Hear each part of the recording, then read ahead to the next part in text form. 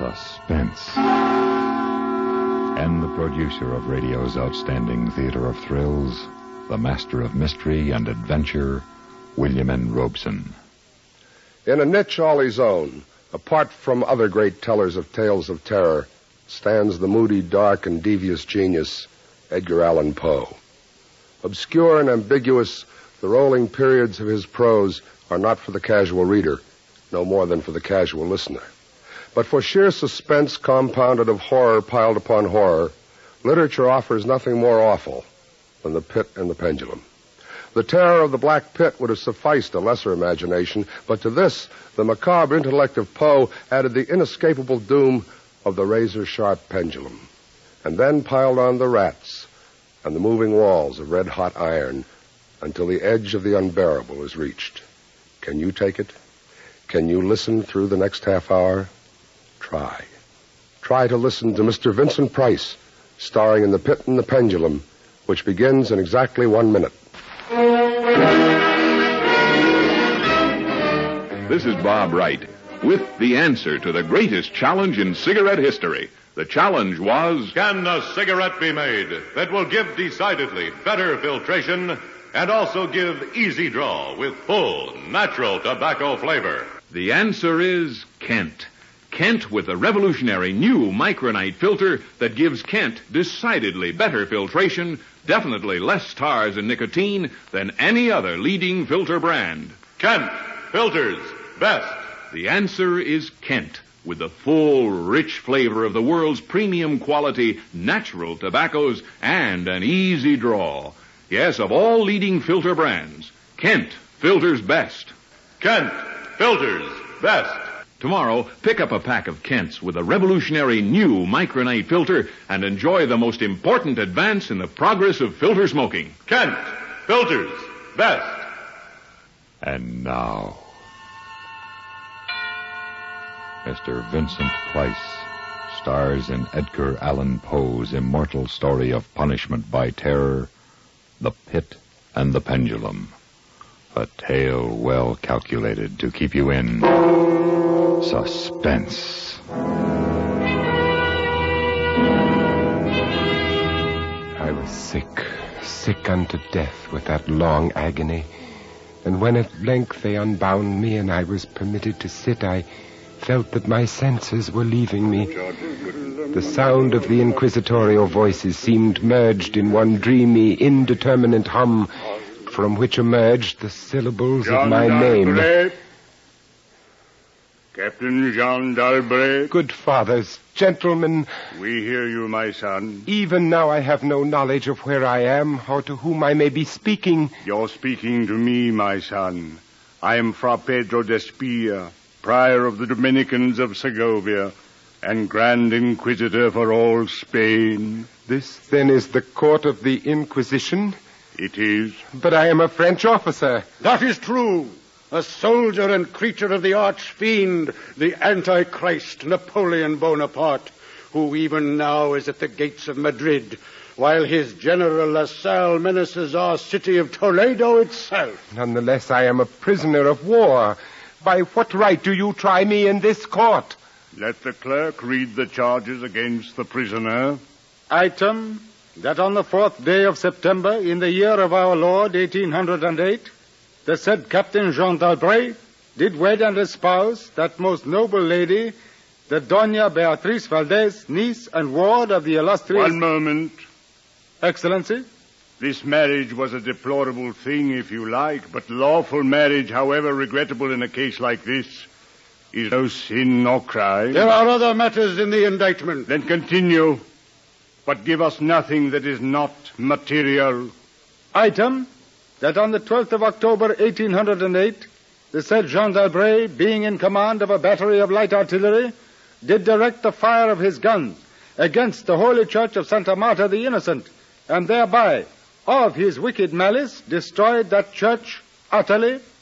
Captain d'Albret, is this charge true? Yes. You admit it. Good father, the church blew up, did it not? Would you boast of your sin, young man? It blew up because it was stored with kegs of gunpowder for your army. I had every right to fire on it.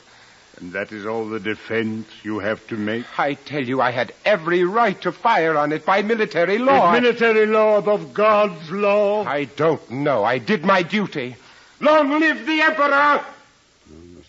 Captain Dalbray, mark what I say. No man, however great his heresy, is condemned to be burnt in the fire if he first recant and acknowledge the error of his ways. Do you so? I cannot. I was under orders. I obeyed them. Then, Jean Dalbray, there can be no mercy, no pity, since there is no atonement. The sentence of this court, therefore, is... I had swooned in terror, yet I will not say that all of consciousness was lost. In the deepest slumber, no. In delirium, no. In a swoon, no. In death, no. Even in the grave, all is not lost. Else there is no immortality for man.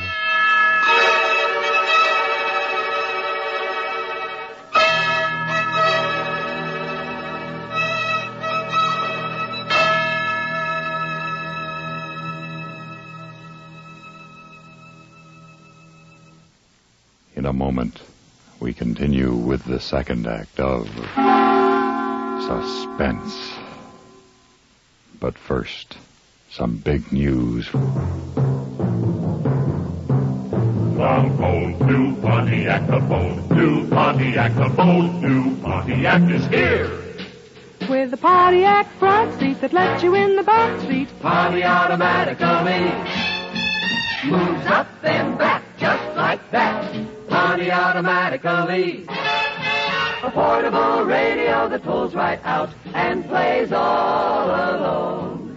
When you plug it back in, it's a car radio, high fidelity too.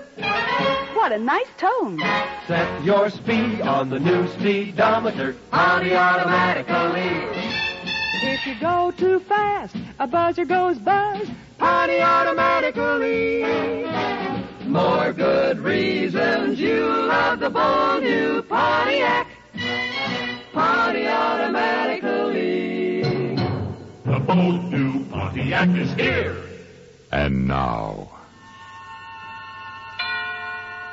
Mr. Vincent Price in The Pit and the Pendulum by Edgar Allan Poe.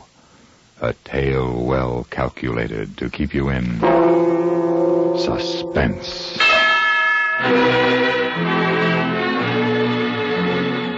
No, even in the grave, all is not lost. There were shadows of memory which told me indistinctly of tall figures that lifted me and bore me in silence down, down, still down, until a hideous dizziness oppressed me at that descent into the earth. There was a vague horror at my heart because of that heart's unnatural stillness. Then, as consciousness swam back to my wits again, darkness, a damp stone floor and darkness. Oh, Beatrice. Oh, my wife. Did you call me, Jean? Beatrice. You here in the dungeons of the Inquisition? No, my poor Jean. I am only here in your imagination. Am I mad, then? No, but your brain is fevered. You only think you hear me. I hear you clearly. You won't leave me. As long as I am in your heart, I shall be here. Have they chained you to the wall? No, they've taken away my uniform. They've given me sandals and a robe of rough cloth, but I'm unchained. Beatrice, suppose they have buried me alive. Have courage, Jean. You must have courage. Then tell me where you are now, Beatrice, in the flesh, I mean. In the old house by the olive grove, scorned of my people. Yes, I know. Each morning I climb to the hilltop and watch for them. Yes.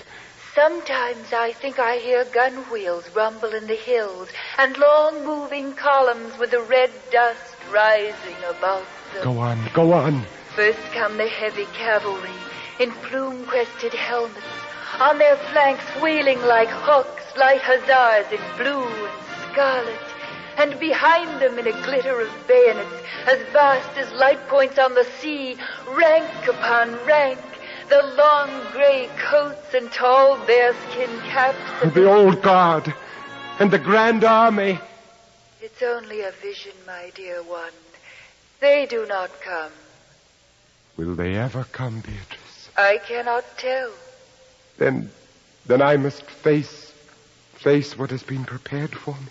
Can you stand up, Jean? I think so. Then walk. Yes. Walk as far as you can. Measure the limits of the cell if this is not a tomb. I'll try, Beatrice. I'll try. This robe impedes me, and the floor is treacherous with slime, but I'll try. Look out! Oh. Jean! Oh. I'm all right. I fell on my face. The robe tripped me. But... What, Jean? But my hand is in front of me, lower than my face, but I feel nothing. Nothing, Jean. It's a pit. A deep circular pit, and I fell on the very edge of it. They would have had you walk into it. Yes. But you didn't. You're saved, Jean. Saved, Beatrice. Saved. My torture has been merely postponed.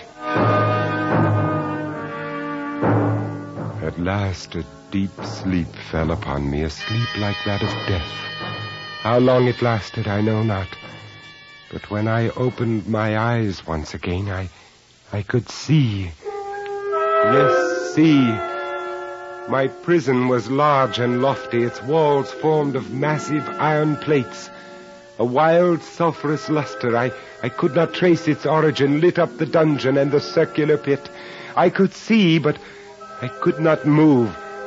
I lay on my back on a low framework of wood, securely bound by a long fastening resembling a surgical bandage. The bandage passed round and round my body, leaving at liberty only my head and my left arm. With much exertion, I could supply myself with food from an earthen dish on the floor beside me. It was meat, highly seasoned, and there was no water. Beatrice, where are you? I am here, Jean. Your voice sounds stronger, and I can see you. You are weaker, my dear, and more fevered. Look, Beatrice. Where? At the ceiling of this room. 30, 40 feet up. What do you see? I see, painted on the ceiling, a figure of Father Time. Yes, but this Father Time carries no scythe. He carries instead what looks like a gigantic pendulum from an ancient clock. And the pendulum is moving. A painting cannot move. But I swear the pendulum did. It swung a little back and forth, just like a real pendulum. Beatrice, take care. Take care of what? Take care of the rats. The rats from the pit. They're swarming out in dozens. You can see their eyes glitter. What do they want? They have caught the scent of the meat in the dish beside you. They'll not get it. Go! Go away, you vermin! Au revoir, Jean. Au revoir. Beatrice, where are you going? I can hardly hear you. You are sending me away, Jean. I'm sending you away. My poor loved one. You can't bear to see the rats running about my feet, can you? Even when you know I'm not here. Beatrice. It is true, Jean.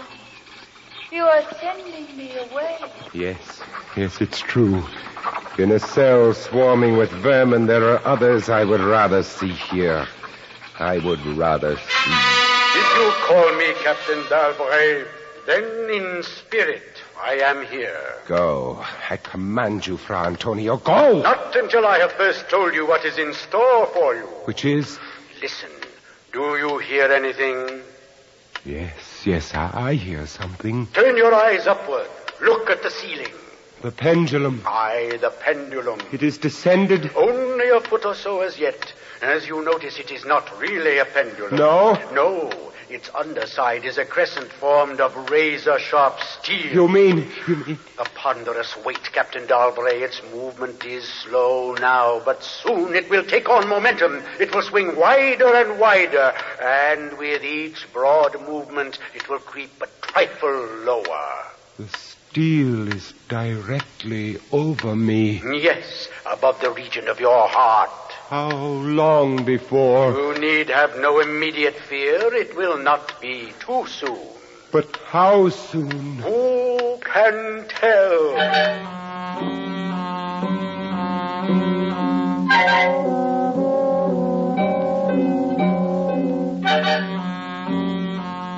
Minutes, hours, days.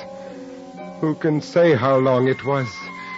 It might have been many days before that hideous blade swept so closely as to fan me with its acrid breath. Down. Still unceasingly, still inevitably down. The sharp steel flashed past within 3 inches of my chest. And then, only then, Beatrice. I hear you calling, Jean. I am here. Oh, Beatrice. Is there no hope, my dear? How can there be? 10, 12 more vibrations and it will fray the threads of my robe, only lightly as a razor in a delicate hand. There will be many sweeps down before it bites deep. I can't escape it, and yet... And yet, if only I could use my wits. You kept me away from you, Jean. You locked me out of your thoughts. If I am here only in your thoughts, why should I fear the rats? The rats? The rats? Do they still swarm here? Across the floor and over the meat platter. Yes. They have taken nearly all your food. Yes, they are ravenous. They have sharp teeth. The meat is oily and spiced. If I take what remains of it... Scatter, you vermin! Rub that meat on the bandages that hold me here. Try it, Jean, try. It may be too late. If I move my body of a fraction of an inch up, Try it, I tell you, try. Can I stand those rats crawling across me? Can the flesh bear it? One of them has leaped on the wooden framework. Another follows. They are gnawing at the bandage. 7, 8 more sweeps of the pendulum. Does the bandage give way? A little. Lie still, Jean, lie still. 10, a dozen rats now. Is death, I wonder, worse than this disgust? A dozen sharp knives could do no better. The bandage has loosened to ribbons. If you move sideways, carefully, and drop to the floor. Beatrice, I can't move. My arms and legs are numb. There is no power The steel has frayed your robe. A minute more will be too late. Try. Then with all the strength that is in me and the hatred I bear my enemies... You're free. Yes, a second time I'm free. See, Jean. The pendulum stops. They are drawing it back up through the roof. Each move I make is watched. You never doubted that? No. Yet with all they could do to you, they have failed twice. They will not fail a third time, my dear. Listen. What do you hear? A groaning. A grinding as of metal. It is only the cogwheels of the pendulum. I think not, Beatrice. Why not? It seems to come from behind these iron-plated walls. It seems to shake the dungeon as a mill wheel might shake at it. Stand up, my poor Jean. Get up off your knees. I can't endure any more. Don't you sense even now the odor of the heated iron? Heated iron? Yes, the walls are beginning to glow red. Oh, Beatrice, I have been much humbled. But I won't have you see me in tears. I order you to go. Jean, in the name of heaven. Yes, in the name of heaven, go.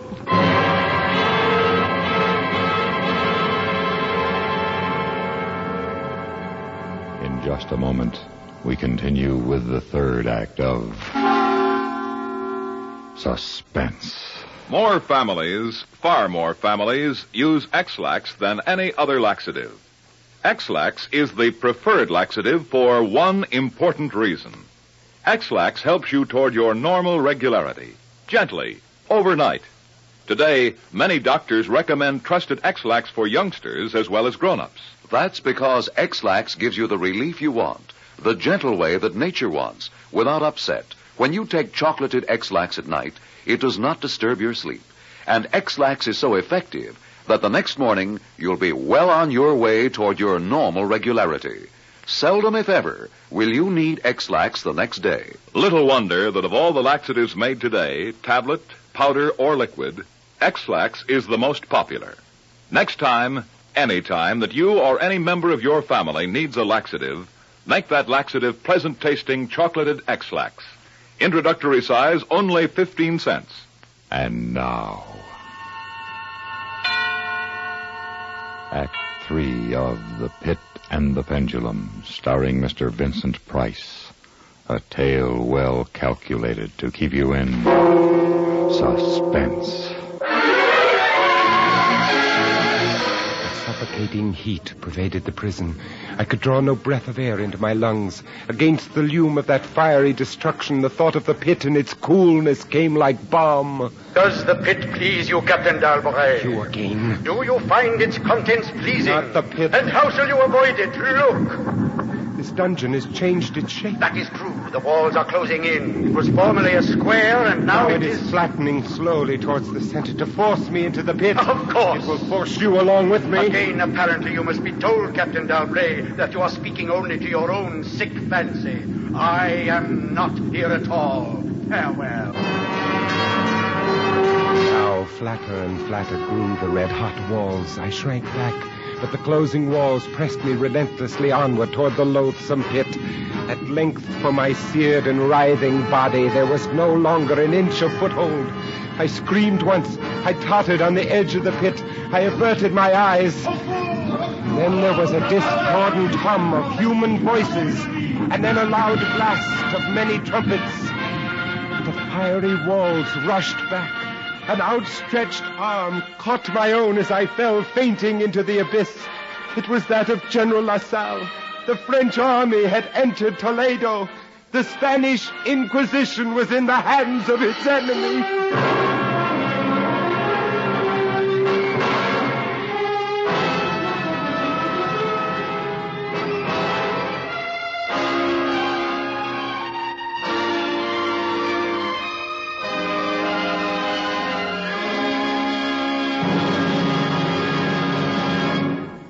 Suspense, in which Mr. Vincent Price starred in William N. Robeson's production of The Pit and the Pendulum by Edgar Allan Poe, adapted for Suspense by John Dixon Carr. In a moment, the names of tonight's supporting players and a word about next week's story of Suspense. Here's good news for everyone who appreciates fine music. Heinz Soups offer you the LP Record Bargain of the Year. The best of 57 in classical music by famous RCA Victor. It's a genuine Red Seal LP of $3.98 quality. Yet it costs you just $1 in cash and 4 labels from any of Heinz condensed soups. That's right, just a $1 bill and 4 Heinz soup labels. Think of it, 43 minutes of the world's great music. Highlights from 8 RCA Victor albums, performed by famous orchestras directed by Morton Gould, Arthur Fiedler, Fritz Reiner, and others. Here's the only way you can get this wonderful 12-inch record. Send a $1 bill and 4 Heinz soup labels to Best of 57, Box 57, Rockaway, New Jersey. I repeat, Best of 57, Box 57, Rockaway, New Jersey. Send for yours right away. Supporting Mr. Price in The Pit and the Pendulum were Ellen Morgan, Jay Novello, Ben Wright, and John Hoyt. Listen. Listen again next week when we return with another tale well calculated to keep you in suspense.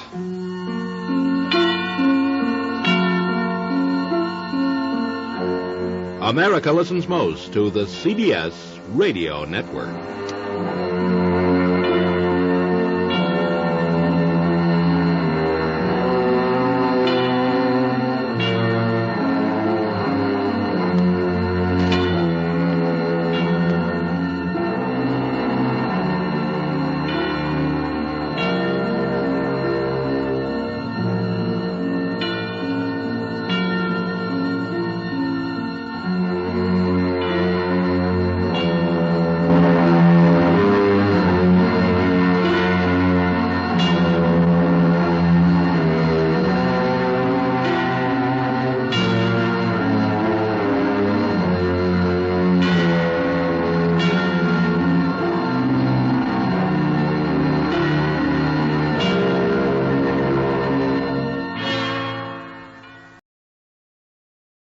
And now,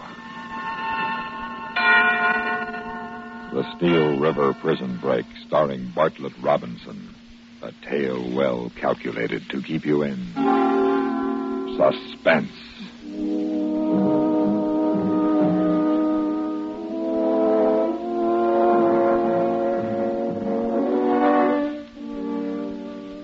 It was set for Friday. And I mean set. We thought of everything. Cronin would be waiting in a speedboat under the wall. We'd make it during the recreation period. Some of the boys would start a rhubarb in the far corner of the yard, and we'd be up and over and in the river before the guards missed us. And Tuesday night, the radio changed everything. Rising. Flood stage is expected at midnight. Rain is still falling in the upper watershed. Flood warnings have been issued along the waterfront here in Frickburg. Elsewhere, rising waters are reported in the upper Allegheny and Monarch. That does it. What? The flood. Did you hear that, Moish? Moish? Huh?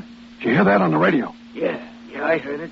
So it's raining outside. Yeah, and it's raining up the river, and it's raining in the mountains. Yeah, and we're mighty lucky to be nice and warm in a comfy little old prison cell. We gotta move up the timetable. Huh? What are you talking about? We walk out of here tomorrow night. Thursday morning latest.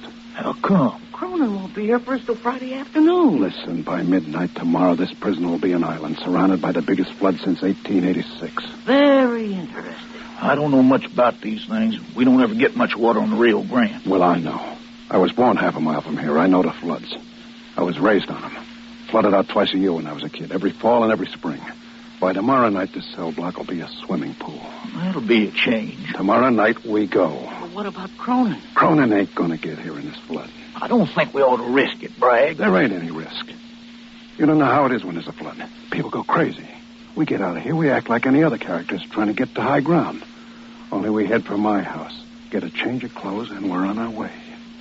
We'll be at Cronin's joint Youngstown before he could ever get started. I don't know, Bragg. If you're going with me, you'll go when I say so. And I say tomorrow. But, Bragg... What, Runt? I can't swim.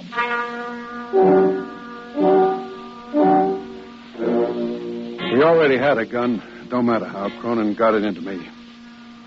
It's hid behind the tubes in my radio. I got this radio in my cell because I've been such a model prisoner. Me. And this was one program I didn't want to miss a word of. Anyway, you couldn't get anything else. All the rest of that day, all night, the next morning. Bridge is now 41 feet 6 inches and rising. Holy. Attention, please. That's 4 the feet above wall flood stage. And Water Street and 4th has given way. All residents of the Brownsville district are advised to evacuate their homes at once. Here we go. Huh? Brownsville. That's what they call the neighborhood around here. Hey, Moish. Yeah, Bragg? Are you getting this? Every word. It won't be long now.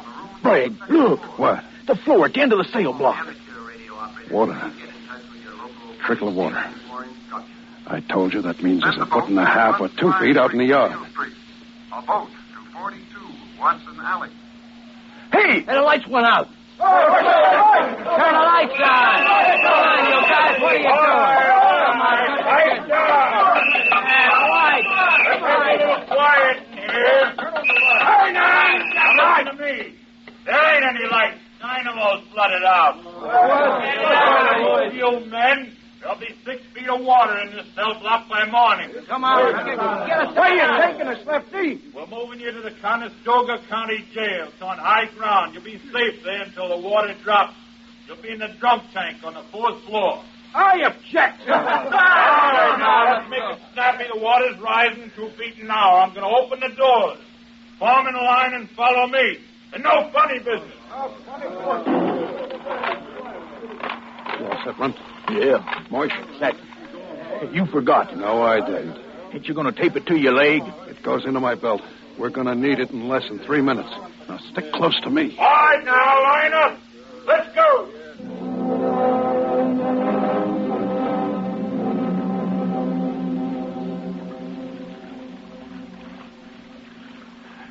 This way, men. The buses are right here at the gate. All right, come on there. Keep it moving. Runt.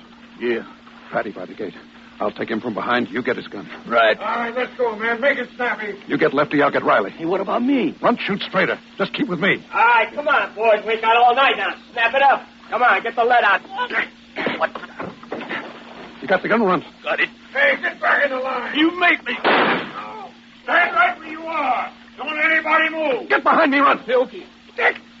Go on, shoot, Lefty. Fatty makes a good chest protector. Relax, Fatty. You might not get hurt. Drop that hand, Fried, and your gun. I just might drop you, Lefty. You know what that'll get you. Sure. But what's the difference? One guard or two guards? It's the same hot seat. We better move, Frank. Every screw in the police will be down here now. Yeah. Let's go, boys.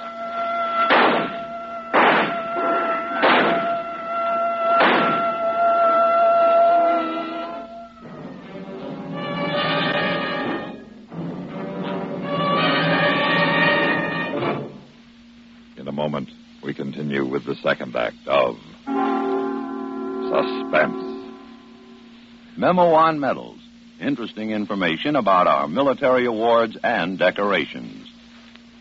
Campaign medals were authorized by Congress in 1905 for all officers and men engaged in specified wars and military action, including such widely divergent battles as the Civil War in the United States and the Boxer Rebellion in China. The Navy and Marine Corps have a special Manila Bay Medal for members of the United States Asiatic Squadron under command of Commodore George Dewey in May of 1898. The Haitian Campaign of 1915 is commemorated with a medal, as is the Santo Domingo Expedition, which suppressed a revolt in that country and preserved order during elections in 1916. The Army has its Mexican Service Medal for those involved in any of several expeditions or engagements from April 12, 1911 through June 16, 1919. There is also the Army of Cuban Pacification Medal for United States troops who, from October of 1906 to April of 1909, helped establish a stable government in that island nation. The Victory Medal was initially awarded to all United States service personnel in World War I expeditionary forces, including, for the first time, women serving in the military units. There is a story behind every American medal, a proud story of devotion to country and unselfish service to keep it strong and free. And now, starring Bartlett Robinson, Act 2 of The Steel River Prison Break.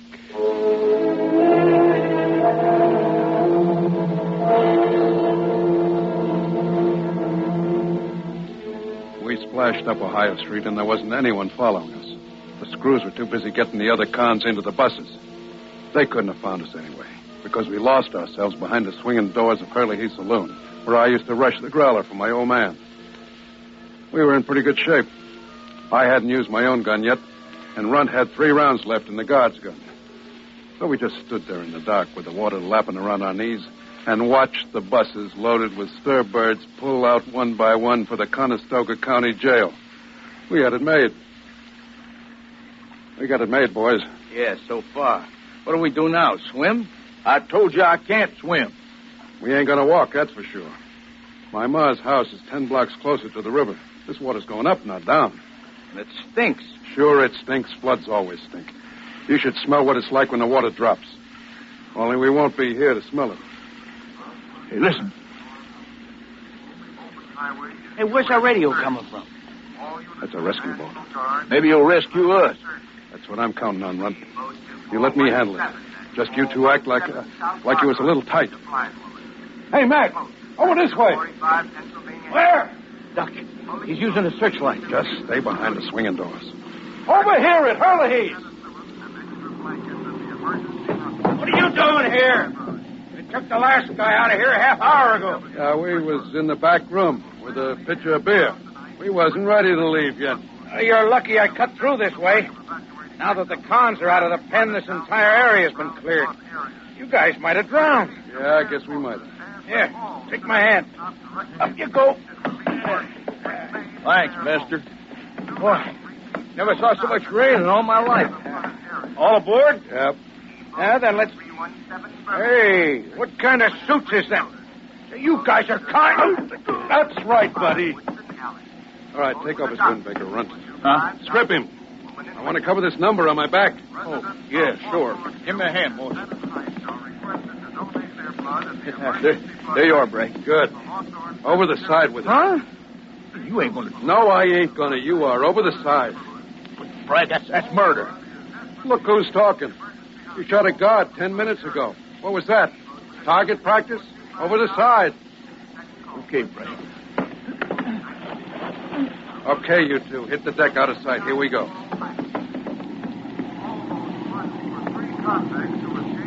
Hey, where we going, Bragg? My ma's house. We're on Ohio Street now. We turn left onto Liberty, and 8 blocks from here, we're home. Oh, turn off that radio. Here's Liberty Street now. Hang on, boys. Hey, take it easy, Bragg. Watch out, Bragg. There's a boatload of people ahead. Get down, Ron. Get down.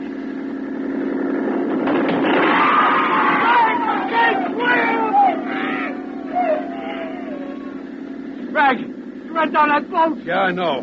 There were women on it. And kids. That's their tough luck.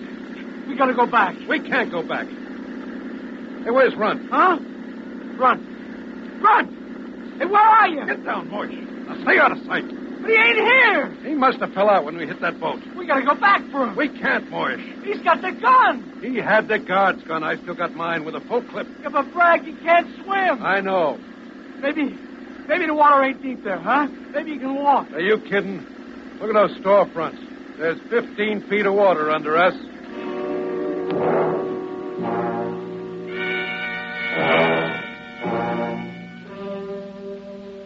We tied up to the front porch roof of Ma's house.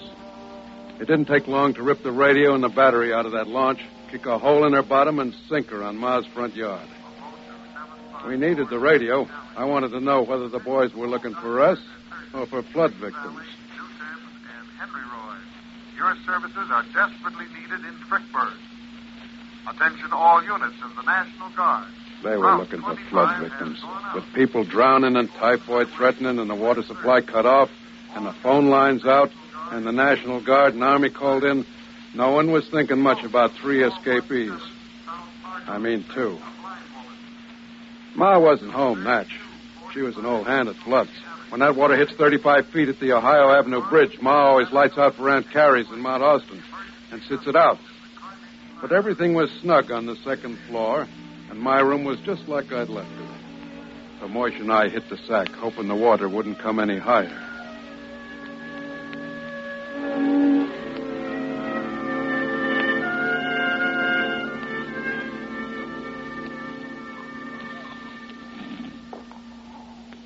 Hey, Moish. Huh?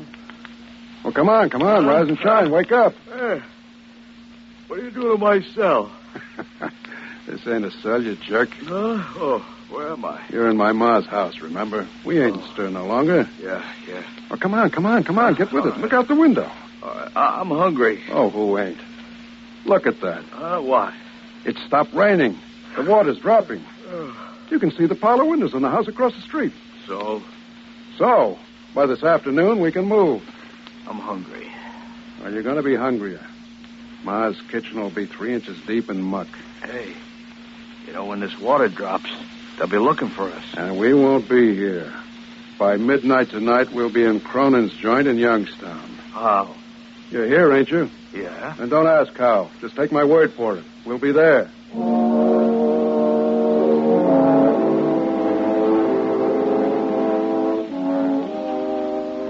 By 5 o'clock that afternoon, we were plenty hungry. But we could stand a little more of that, because the water had drained out of the street and the people were beginning to drift back to their homes, picking their way through the ankle-deep muck. It was time for us to move. Moish and I put on a couple of my best suits while the radio droned on and on. Well past Frickburg. It is expected to reach Steubenville tonight and Cincinnati tomorrow night. Sweetheart, we're in business. Steubenville and Cincinnati. The cops over in Ohio will be so busy they'll never see the all points flash about us. Yeah, mud's going to ruin your pretty pants. Turn up the cuffs and let's go. At the temporary morgue in the McCandless School. Hey, Positive identification. they turned my old schoolhouse into a morgue. Listen. Good of them. Mrs. Mary? Correction. It's Mrs. Margaret Bragg. Margaret Bragg? That's my ma.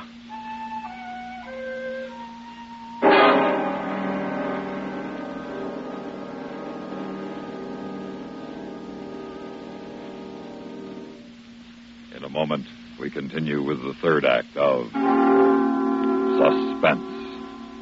We have, together, ample capacity and freedom to defend freedom. This is NATO, the North Atlantic Treaty Organization. NATO possesses a shield of well-equipped, highly trained land and sea forces, plus tactical air support and special units. The NATO shield extends from north of Norway to the eastern mountains of Anatolia in Asian Turkey. Complete disposition of forces is covered by a radar warning system, plus a perfected network of telecommunications, enabling the Supreme Commander to direct operations with extreme rapidity over a 2,000-mile front. The United States of America is a part of NATO. You should be aware of and alert to the programs and objectives of the North Atlantic Treaty Organization. And now, starring Bartlett Robinson, Act 3 of The Steel River Prison Break.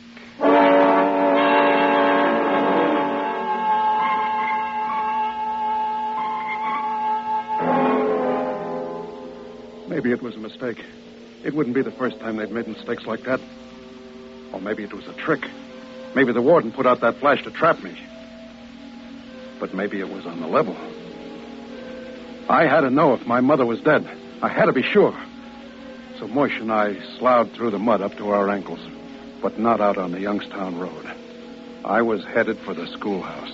And Moish, well, he's a good kid. He come along. They were stretched out in the assembly hall. Row on row of them, on cots, covered with sheets.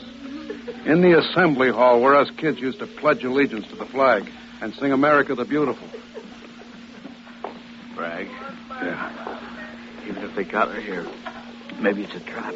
I gotta be sure. I gotta see her. Yeah, I know. If you want to get out, you go. It's okay with me. Oh, no. I'm sticking, but you keep your eyes open. Yeah, sure. What's the tag on that one say? Campanelli, Luigi.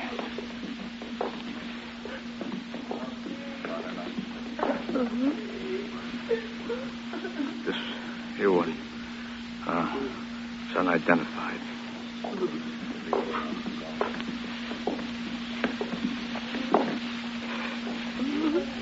Leroy, Sarah Jean. I went to school with her father.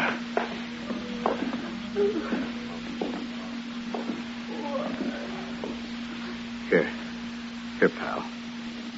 Bragg. This is Margaret. Turn down the sheet, will you, Moish? Huh? Yeah, sure.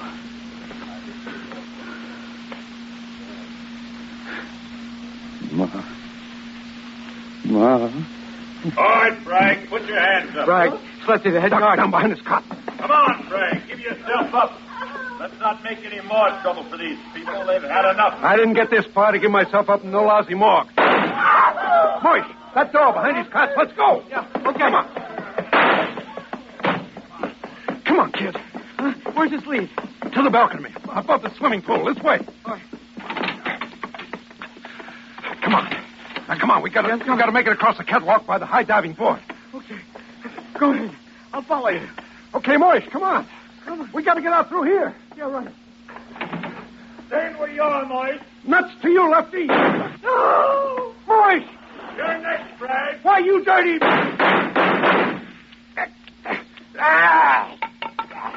You ready to come now, Bragg? Yeah, I'm ready. Hold out your hands. Okay. Let's go. Lefty. Yeah? Can I say goodbye to my ma before I go? Yeah, I suppose so. How did it happen, Lefty? How did she drown? Didn't you read her tag? No. Seems the rescue boat she was in was capsized by an unidentified launch at the corner of Ohio and Liberty Streets last night. You're lying. That's what the tag says. Sort of a hit-and-run pilot. You're lying. I was running that launch. Oh, you were? Well, like you said last night, Bragg, what difference does it make if you kill two instead of one? It's the same a hot seat, ain't it?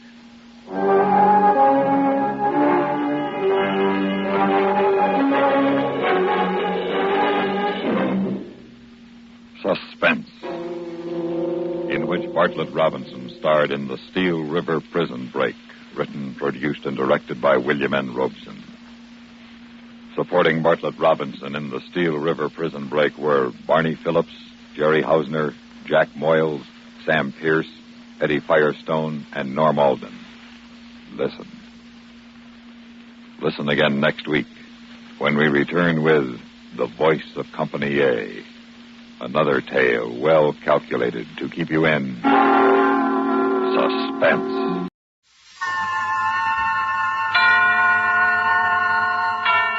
Suspense. And the producer of radio's outstanding theater of thrills, a master of mystery and adventure, William N. Robeson. The security of mankind is guaranteed by the balance of nature. If there weren't bigger fish to eat smaller fish, eventually there would be more fish than water for them to swim in. The rabbit is public enemy number one in Australia because there is no indigenous predator with a craving for Hassenpfeffer. The law of the jungle is implacable, and when it is broken, when nature's balance is upset, man had better head for the hills. In a moment, we bring you a classic story of nature's imbalance. On one side, the frightful Formicidiae doryelinae, ants, millions of South American army ants. And on the other, a man who knew no fear. Listen. Listen, then, as William Conrad stars in Leiningen versus the Ants. And now, William Conrad in Leiningen versus the Ants. A story well calculated to keep you in suspense. I first met Leiningen while performing my duty as commissioner of the Toto Santo district along the upper reaches of the Santissima River. As my boat neared his plantation landing, I saw him upon the river bank regarding me with mild interest. A great hulk of a man with bristling gray hair, bulky nose, and lucid eyes. His entire appearance somehow suggested an aging and shabby eagle. I came quickly to the point of my visit and issued my warning. Leiningen puffed placidly at a huge cigar and seemed unimpressed. It's decent of you paddling all this way just to give me the tip, Commissioner. But even a herd of crocodiles couldn't frighten me from my plantation. You don't understand. These aren't creatures you can fight. These are army ants. They're an elemental force, a gigantic catastrophe, an act of God. 10 miles long, 2 miles wide. Ants. Nothing but ants. And each one as big as your thumb. Why, they can strip a man's body to a skeleton in 6 minutes. Commissioner, in the 3 years I've been here, I've met and defeated more than one catastrophe. Flood, drought, plague. I'm not going to run from this one. I tell you, Leiningen, you don't know these ants. But he merely sat there, puffing at his cigar and regarding me with a grin. But I knew it was hopeless. As I boarded my launch and cast off, I felt a sudden resentment toward this obstinate madman. And yet with it was something else. I'd never met a man like this before. I stood on the bank Couldn't of the help river wondering watching what the commissioner's combination launch until it rounded a bend and was lost to sight. There was a strange look in his eyes as he stared back at me. Clearly, he thought me insane. Well, he would have not been the first to think so. But I knew my own powers. I was sure of myself. I had seen men defeated many times, and always for the same reason. That only strengthened the central argument of my life. That intelligence directed aright, always makes man the master of his fate.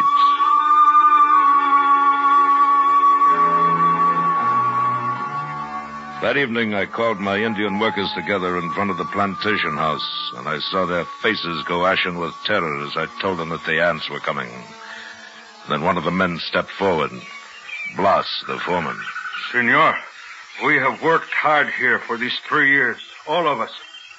We have built the finest plantation in this district. We all share in it. It has been a home for all of us and our families. Now the ants come. Yes, now the ants come.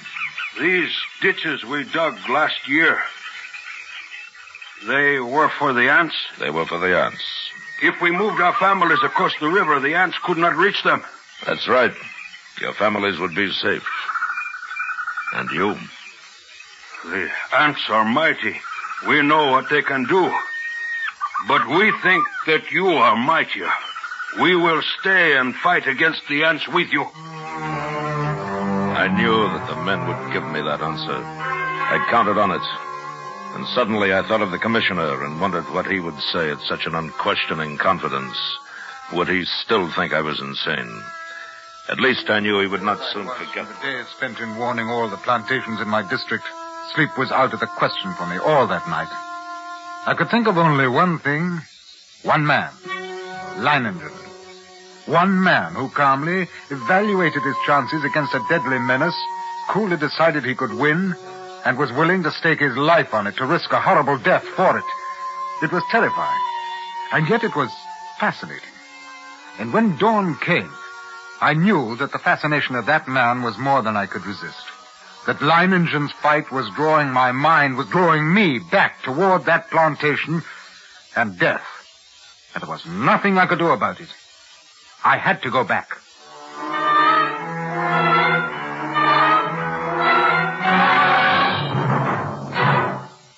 The second act of Suspense continues in 1 minute. House cleaning too hot to handle in summer? Listen to this hot day special from Jet Bonami. There's a real cool way to shortcut household cleaning chores and get that cool, freshly house-cleaned look. It's the new white froth way to clean without water, even without rags. All you need is a can of new Jet Bonami and some Scott paper towels. No pails, no powders, no rags. Saves 2/3 of the work. Hands don't even get wet. Just spray Jet Bonami's magic white froth on glass, painted woodwork or doors, light switches, and porcelain. Then wipe dirt right off with soft, absorbent, but sturdy Scott towels. Surfaces come super clean and actually stay clean longer. Look for this Jet speed cleaning team featured in your grocer's household department. And for cool, shortcut cleaning, for a cool you, get Jet Bonami and Scott towels. Buy them together, use them together. They're real clean-in cousins. And now, we continue with Act 2 of Leiningen versus the Ants, starring William Conrad. A tale well calculated to keep you in suspense.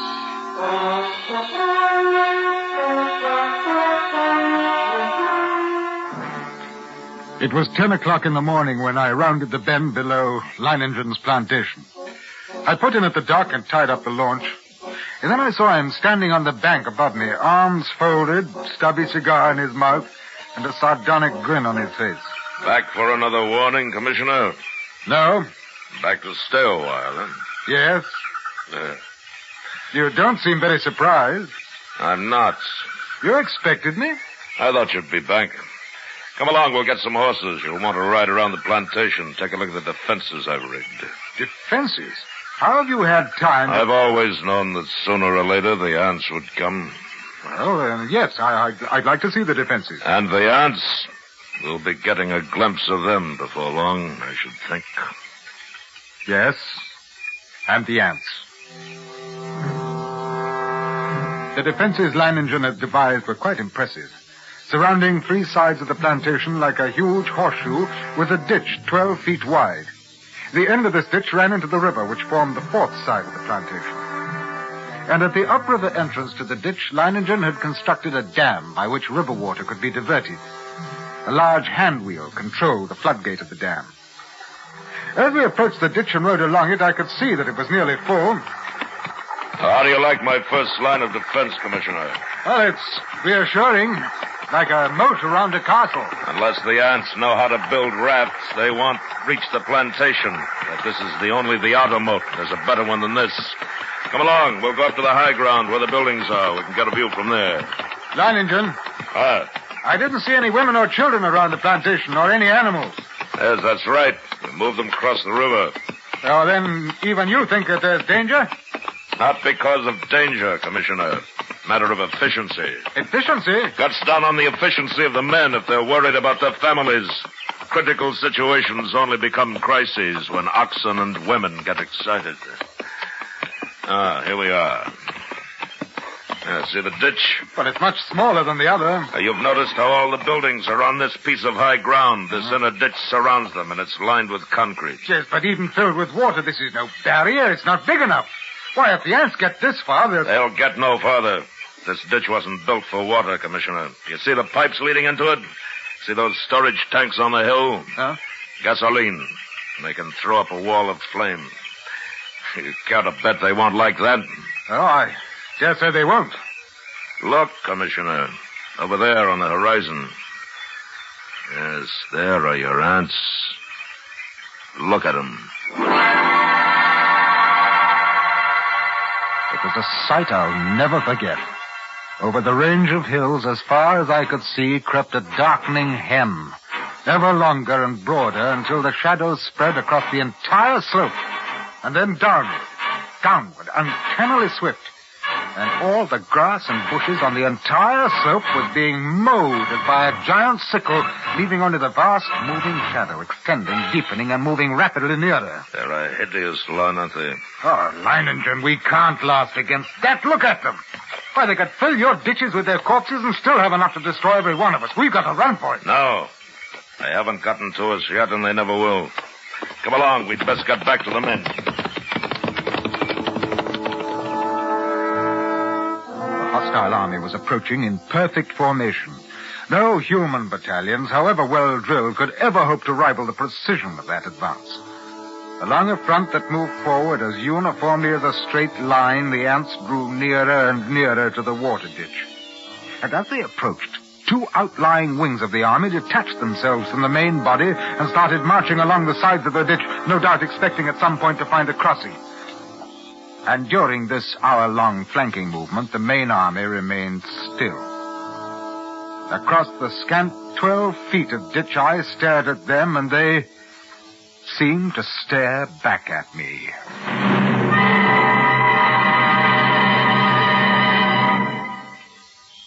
Act 3 of Suspense follows in 1 minute.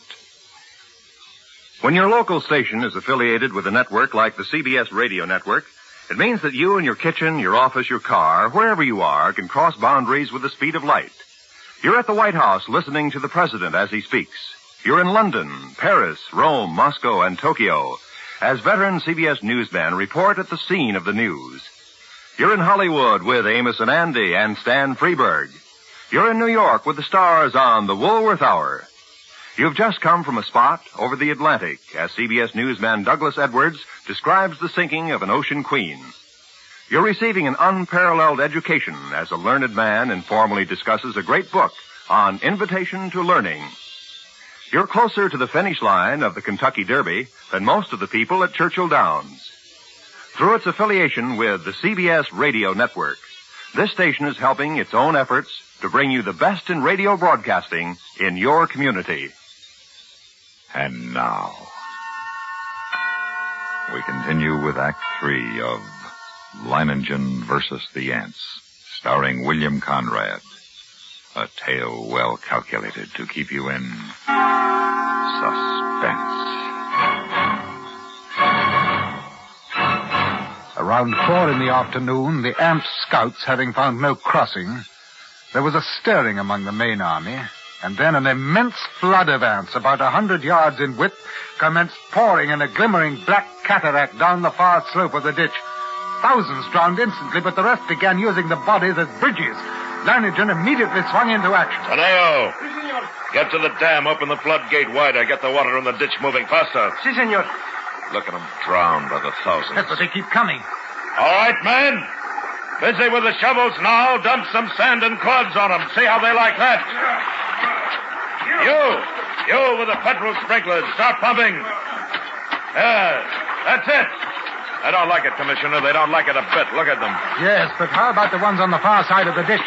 Whole clumps of them rolling into the water. The rest are using them for bridges. Yes.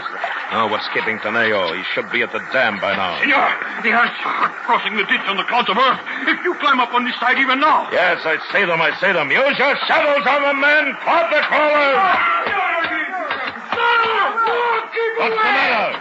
Senor, they crawl up on my shovels. They crawl in my eyes. Into the petrol, you idiot. Douse your paws in the petrol. Don't stop now, the rest of you. Drop them. We cannot hold them back. We must run. Run now and you're doomed, every one of you. You've got to fight them back. Here's your shovels. Senor, it's no use. You did it. You stopped. Keep at it now. Keep at it. Leo got the floodgates open. The water's running faster now. Yes. Look at the ants. They can't hold their own against the current now. They're being washed away. Back them with the shovels.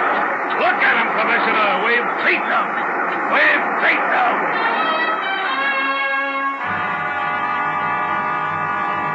It was true. Leiningen had won at least the first round. The floodgates were left open to forestall any night crossing. I allowed myself to hope that the ants would go on, would pass us by. But when the dawn came, the dark blanket was still there, motionless across the ditch. And then we noticed a feverish activity on the other side of the plantation. Here, a grove of tamarind trees lined the far end of the ditch, and every tree swarmed with the crawling insects. But instead of eating the leaves, they were merely gnawing through the stems so that a thick green shower fell steadily to the ground. Well, it looks as if it's feeding time for our friends, huh? Boss. Senor. Have all the petrol pumps brought here and get everyone over here except the lookouts on the other side, and then pass out the shovels. Si, senor. Are you going to deprive them of a meal? Meal? Aren't they cutting down the leaves for food? Wish they were. What do you mean? I said if they wanted to get across, they'd have to have rafts. And that's just what they've got. Those leaves are the rafts. Even as he spoke, the leaves went tumbling down the far bank by the thousands. The current drew them away from the bank, and each leaf carried several ants. Don't worry. As long as you keep spraying them and shoveling dirt on their rafts, they can't land But, now. senor, there will be too many. It's true, look. More leaves in the ditch all the time, while they'll have a solid carpet to walk across in a minute. Not so fast, Commissioner. I've still got a trick up my sleeve for them. The water. The ditch is drying up. Yes, of course it's drying up. That's the plan. Those are the orders I sent to the dam. Are you mad? As soon as it's empty, what's to prevent the ants? Look, the water's way down. It's almost dry. They'll be able to come across the bottom. They'll not make it if the man at the dam carries out his orders. He should have opened the gates again by now. To flood the ants? Yes, right. What a chance to take if anything should happen. Here comes the water. Now we'll give the crawlers in the ditch a good ride out to the river. Yes, there. Look at them now.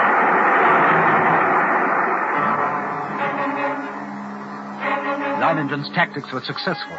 At first, the violent flow of water raced through the ditch, overwhelming leaves and ants and sweeping them along. 3 times the ditch was emptied. 3 times the ants raced across the bottom, and 3 times the water, arriving just in time, carried them away. But the 4th time, as the water lowered nearly to the bottom of the ditch, we waited in vain for the rushing waters. And then... Senor! What's the matter? What's gone wrong at the dam? The ants. Just as the man at the dam lowered the water almost to the bottom, the ants attacked the dam. Before he could open the floodgate, he was almost surrounded. He ran. The ants kept coming. They were across the ditch. Leiningen stood motionless, absorbing the news of his defeat without a word. Then he raised his pistol and fired 3 shots. The prearranged signal for all the men to retreat instantly to the second line of defense, the concrete-lined ditches 2 miles from the point of invasion. Soon after we arrived there, the natives commenced straggling in silently. Leiningen waited until all of them had gathered, and then he spoke to them. Well, lads, we've won the first round, lost the second. But we'll smash the crawlers yet. Anyone who thinks otherwise can draw his pay and push off. There are rafts enough on the river and plenty of time still to reach them. You stay then. Good. Thank you, lads. And you, Commissioner? I can't persuade you to give up the fight. You cannot. Well, then I stay too. Yes, I knew you wouldn't. Senor, a few of the ants have reached the ditch. You're trying to get across? No, senor, not. I didn't think they would. There's plenty of food out there for them. Food I've spent 3 years in raising. It ought to last them until morning anyway. Yes, we were safe for the moment. But the next morning, the black swarm was solid around us, and their shock troops were hard at work. They were dropping shreds of bark and twigs and leaves into the petrol-filled ditches, forming a floating bridge across the surface of the liquid. Leiningen stood silently watching this operation, and I could see a grudging admiration in his face. Then, after several hours, the attack came. Down the ditch they poured, thousands of them, and across the bridge of twigs, rapidly approached the inner side. Leiningen sat motionless, watching them. Uh-huh. Leiningen, for the love of God, don't sit there like a statue. They'll be on us in a moment. Let them fill it first. Now. All right. Everyone back from the ditch. Go on. Blotz, hand me the torch. Now, we'll see how our friends like a little heat around them. Flames from the ditch shot into the air, devouring the ants by the millions. It was some time before the petrol burned down to the bed of the ditch, but when it did, the devils came back for more. Again, Leiningen fired the ditch to destroy them, and still again they came on. But at each successive firing, the task of the ants grew easier because of the film of ash which now covered the petrol. And as they returned to the assault time after time, a slow, sickening horror crept into my mind. I looked quickly at Leiningen and then at the gasoline tanks. He read my gaze and nodded slowly. That's right, Commissioner. We could hold them off forever if our supply of petrol was unlimited. But it isn't. We've got enough to fill the ditch once more. And then? Pickle! Pickle, come back! Now the idiot jumped the ditch. He'll never make it to the river. Pickle! Come back! Merciful God, he's... It's too late. Blotz! Keep the men back with your gun. Don't let anyone else try for the river. Leiningen, isn't there any way at all? We've got to do there something. We can't... There must be a way. There must be. Yes. What is it? We'll flood the whole plantation. Flood? But how? We've got to close the floodgate at the dam. That'll do it. You're mad. The dam is nearly 2 miles away. 2 miles of ants. Lads, listen to me. Listen, lads. I'm proud of you. Now, there's still a chance. By shutting the floodgates in the dam and flooding the whole plantation from the river. The moment I'm over the ditch, set fire to it. That'll allow time for the flood to wash away the ants. Then all you have to do is wait for me. Why, it's impossible. You can't get to the dam, let alone get back. That's where you're wrong, Commissioner. I'll get there, and I'll get back. Take care of things while I'm gone, huh? I watched him as he calmly pulled on high leather boots, drew gauntlets over his hands, and stuffed the spaces between breeches and boots, gauntlets and arms, with petrol-soaked rags. He shielded his eyes with close-fitting mosquito goggles and plugged his nostrils and ears with cotton. Then the natives drenched his clothes with petrol. Leiningen was ready. And as he stood calmly surveying the course... ready for the run, I realized that this was as it should be. I, Leiningen, would meet the ants and defeat them or be defeated by them. Leiningen versus the ants. I ran in long, equal strides with one thought, one sensation in my being. I must get through. I dodged all trees and shrubs except for the split seconds my soles touched the ground. The ants would have no opportunity to alight on me. And I ran on. I was halfway to the dam before I felt ants under my clothes and a few on my face. I struck at them mechanically, scarcely conscious of their bites. The dam drew toward me slowly. The distance drew less and less. Finally, only 100 yards away.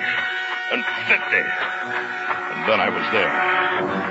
I gripped the ant-covered wheel, but hardly had I seized it when a horde of ants flowed over my hands and arms. I strained, and slowly the wheel turned, and turned more. The floodgate was swinging slowly shut, and then it was shut, and the water was rising behind the breakwater, closer to the top, and closer. And then it was spilling over. The flooding of the plantation had begun, and I let go of the wheel. For the first time, I realized that I was coated from head to foot with the fiends. Tongues of fire stabbed at me, bit through my flesh, and I almost fainted with the pain as I ran, knocking ants from my body, brushing them from my bloody face. And then one bit me just below the rim of my goggles, and I managed to tear it away. But the agony of the bite and its venom drilled into the eye nerves, and I saw now through circles of fire into a milky mist. I was almost blinded. But I knew that if I tripped and fell... I ran on, my heart pounding as if it would burst, blood roaring in my ears, a giant's fist battering my lungs. Then I could see dimly that wall of flame at the ditch, but it was too far away. I could not last half that distance. And I stumbled. Then I fell. I felt myself being swarmed over, devoured, and I tried to rise in great weight, and then I remembered 6 minutes, then nothing but bones. I couldn't let that happen to me. I couldn't die like that. To my feet. Drag myself forward toward the flame in the ditch. Ring of flame. Closer now. Only a little farther. 10 steps.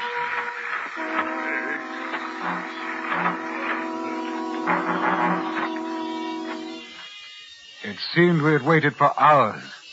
Then all at once, through the blazing ring around us, an apparition hurtled and fell full length on the ground. Leiningen, alive with ants, unconscious, with blazing eyes and lacerated face. We rushed to him, stripped off his clothes, and tore at the ants that covered him. His body seemed almost one open wound. In one place I could see a white bone. Later, as the curtain of flame lowered, I looked out where that blanket of ants had been and saw only a vast expanse of water covering the entire plantation. The ants were gone, drowned, and Leiningen had won.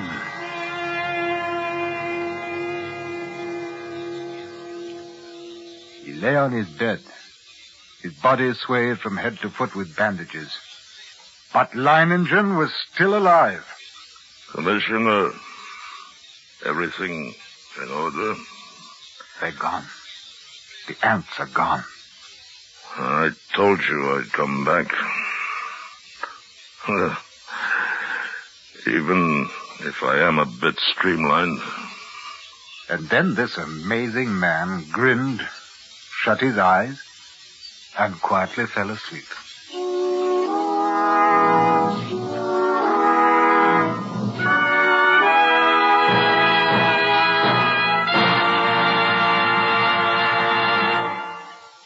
Suspense, in which William Conrad starred in William N. Robeson's production of Leiningen versus the Ants, adapted by Robert Reif from the original story by Carl Stevenson. Listen again next week when we return with Man from Tomorrow, starring Frank Lovejoy.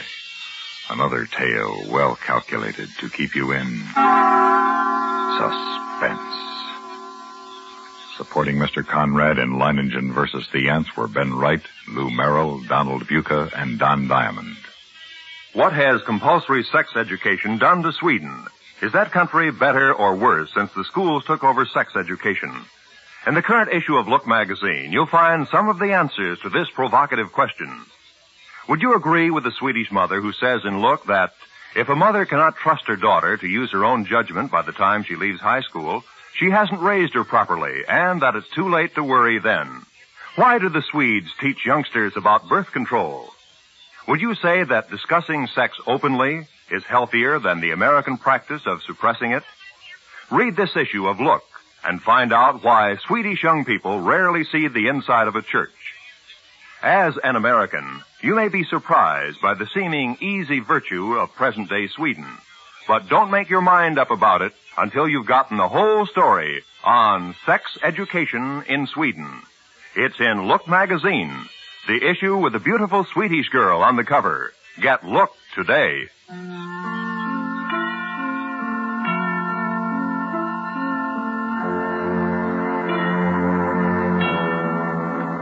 This is the CBS Radio Network.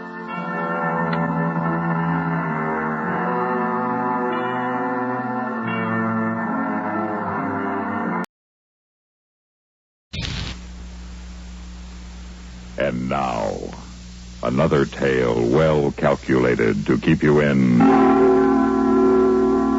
suspense. How often have you felt that you'd like to get away from it all? Just drop everything, move far away, start a new life, maybe even with a new identity. Well, it isn't as easy as it sounds, as the story you're about to hear demonstrates. So before you buy a one-way ticket to elsewhere, listen to Night on Red Mountain, which begins in just a moment.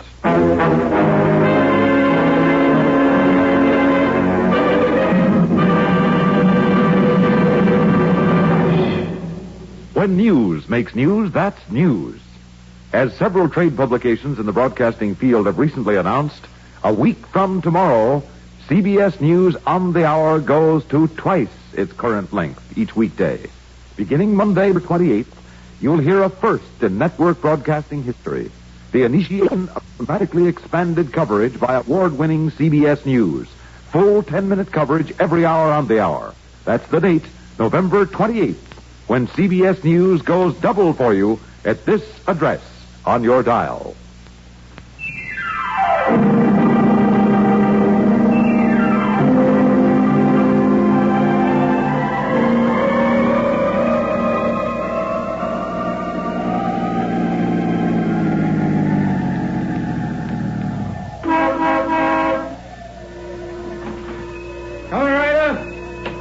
I'm sorry, sir. I didn't hear you drive in. I can't hear much of anything when the wind starts blowing. Fill her up. Yes, sir. Better check the oil and water, too. Any hot coffee inside? Yeah, hot and black. That's for me. Must be close to zero. Oh, not that bad. Down around 20. It'll drop tonight, though. Radio says we might get a blizzard. And they call this sunny California. Well, we're more than 5,000 feet here. 6,500 at the top of the pass up the road a piece. Yeah, I know. I just come off it. Were you heading north? Yeah, Vegas. How far is it from here? Oh, well, about 260 from Victorville, and Victorville's 32 from here. What's the matter? You lost? What makes you think so?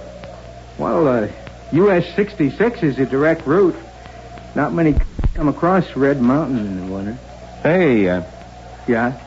ain't I seen you someplace before? Well, not unless you've been through here before. I ain't never. Not back east someplace? You come from back east? No, I never been. I come from up north. Eureka. When they take that mustache off, you'd be a ringer for a kid I used to know once back in Jersey City. Joey Perino. Funny. Yeah. Yeah, lookalikes. You run into him sometime. Sure you was never back east? Sure. Funny, without that mustache, I'd swear. You'd be mistaken. Yeah? Well, where'd I find the coffee? Oh, right inside. Sally will take care of you. Yeah, you better check the battery and the tires, too. Yeah, sure thing.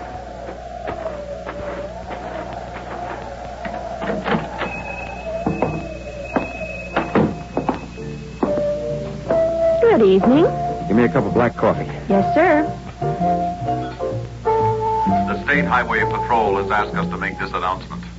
Chains will be required on all cars in the mountain regions. Tonight's storm is expected to bring at least 6 inches of snow down to the 3,000-foot level. Sounds like you might be snowed in. Oh, won't be the first time. It might be dangerous, considering your condition. Oh, no. I'm not expecting until April. We never get any snow that late.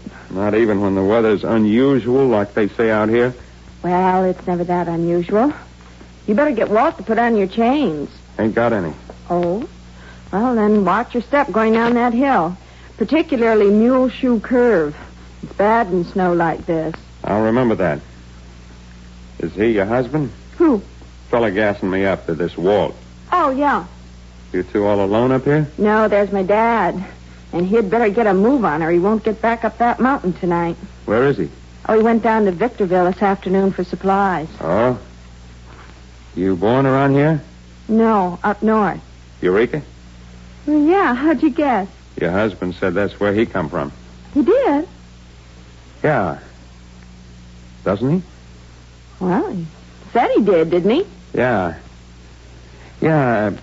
Did you ever hear of a guy named Joey Perino? No. Why, should I? Your husband looks like him. Well, what if he does? Oh, nothing. You ever been back east? Never been outside the state. Gee, you ask more questions than a cop. Oh, don't worry. I ain't no cop. She's all set to roll. How much I owe you? 12 gallons, that'll be $3.95. Plus the coffee. Compliments of the management. Huh? It's a policy of the establishment. Free coffee during blizzard. Isn't it, Sally? Yeah, sure. Here you are, $4. Get your change. Don't bother. $3.95 for the gas, 5 cents for the coffee. I got a policy, too. I don't take handouts. Oh, look now. What I don't want to be was owing that? anybody anything, sister. Particularly rats. Be seeing you, Joey. Joey? What do you mean, Walt? Calling you Joey?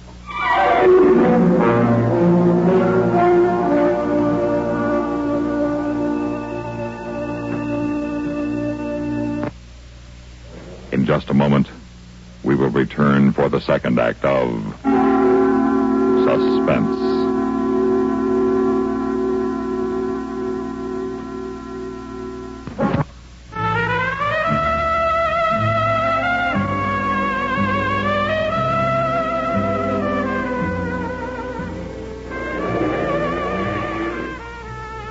Walt, will you tell me what he meant calling you Joey? Oh, the guy's nuts. He asked an awful lot of questions. What kind of question? About me, about you. He said you told him you come from Eureka. Why did you tell him that, Walt? Oh, look, honey, the guy's nuts. I never told him I came from Eureka. You never told me where you came from either, Walt. You just said you came from back east. Well, what difference does it make? Well, it didn't then when we first met. Well, it doesn't now if you tell me it doesn't. I tell you, it doesn't, honey. Okay, Walt. I'm sorry. You better get to bed, honey. It's going to be a long, cold night, huh? All right. You coming? Oh, a little while. Won't be much more business in this storm.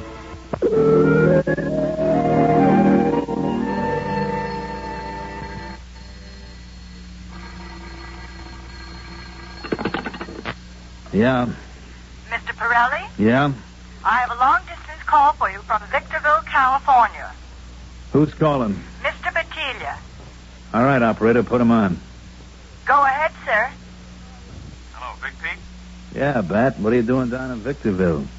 You were supposed to be here in Vegas by dinner time. Yeah, I know, but sort of got lost in the mountains. Now, that figures. I know you to get lost in Jersey City. Yeah, but wait till you hear what I found. Gold mine, I suppose, huh? No. Joey Perino. You're kidding. Where? The gas station back in the hills. You sure it's Joey? Positive. He's got a mustache, he's got a wife, and he calls himself Walt something or other. But it's Joey, all right. He recognize you? Sure he did, but he didn't let on. Thought I'd better tell you. Now, wait a minute. If he recognized you, he'll take it on a lamb. Not a chance. He's up here all alone with his wife. She's in a family way, and it's blowing up a blizzard. He wouldn't risk getting her out in this kind of weather. Where are you? The joint called the White Spot. All right, sit tight. I'll be there in a couple of hours. Well, how you going to do that? Charter a plane? For boss. I'll be glad to handle him for you. I'm sure you would, Bat, but this one I want to take care of myself in my own way. If you get what I mean. Oh, yeah, I get what you mean. I'll wait for you here.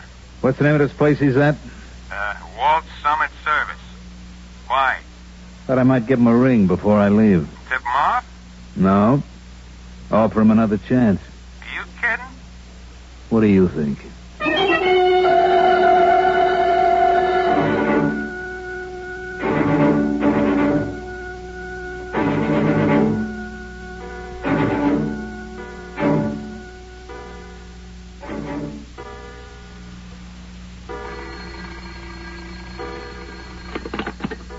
Walt Summit Service, good evening.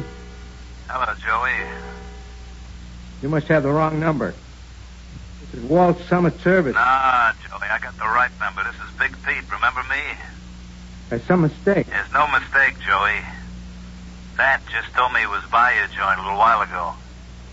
Look, I don't know what you're talking about. This is Walt Summit Service. All right, Joey, if you want it that way, it's Walt Summit Service and you're Walt. But back in Jersey City, you're the boys and Joey, the boys and all of them.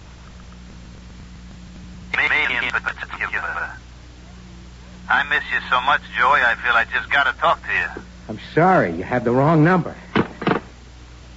Walt? Yeah, honey. Who was that? You're supposed to be asleep. I was just dozing off, and the phone woke me. Who was it, Walt? Oh, somebody had a wrong number. Well, it took you long enough to tell him. Guy was drunk or something. Oh. Go to sleep, honey. Well, aren't you coming? I don't feel very sleepy. I sit up a while. Wait for your dad. Well, all right, but don't make it too late. You know, I get lonely in here without you. I know, darling. Go to sleep now.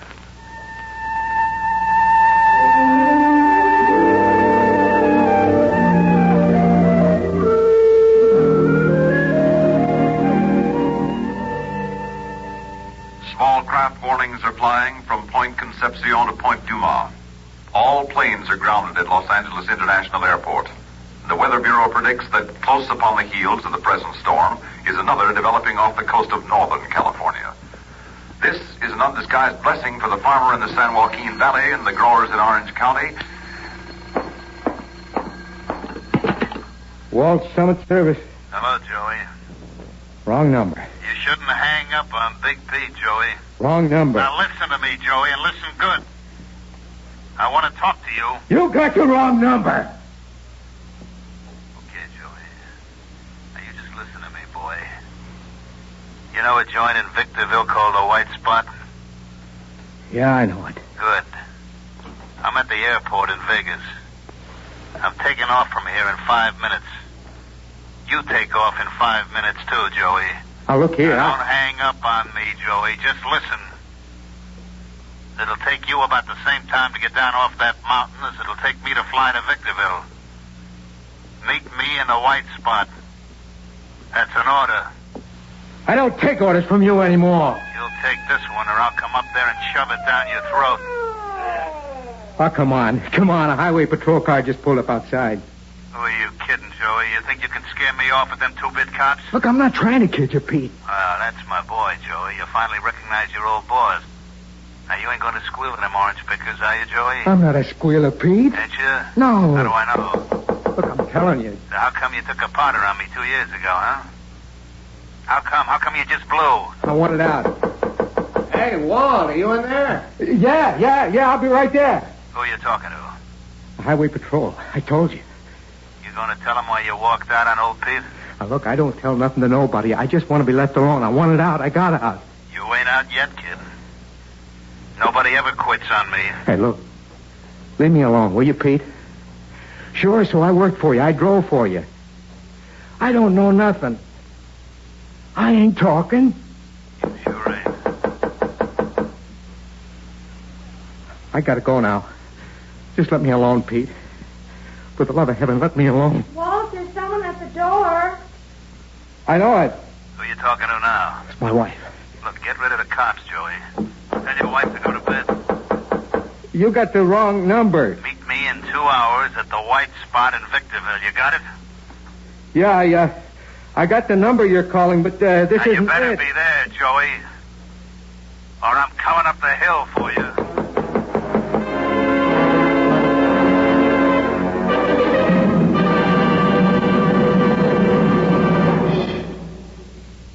In a moment, we will return for the third act of Suspense.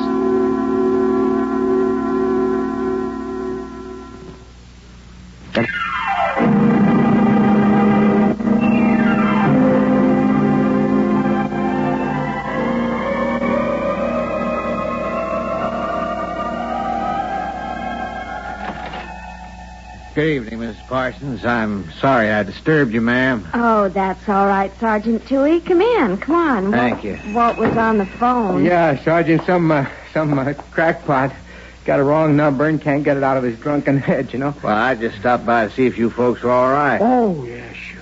Snug as a bug in a rug. Say, would you have a cup of coffee? Why, yes, thanks, Mrs. Parsons. I guess maybe I'd drop by for that, too. Well, there's always some on the stove. Well, how's the weather outside, eh? It ain't a fit night for man nor motor car. Pass is closed, and we won't be able to get plows through from the other side of the mountain until, tomorrow forenoon. Well, that's what you can expect in February. Oh, there you are, Sergeant. Sugar, cream, and hot, I hope. Well, that's wonderful, wonderful, Mrs. Parsons. Thank you. Say, Sally, Yes, darling. like the sergeant says, you know, it ain't a fit night out for a man or motor car.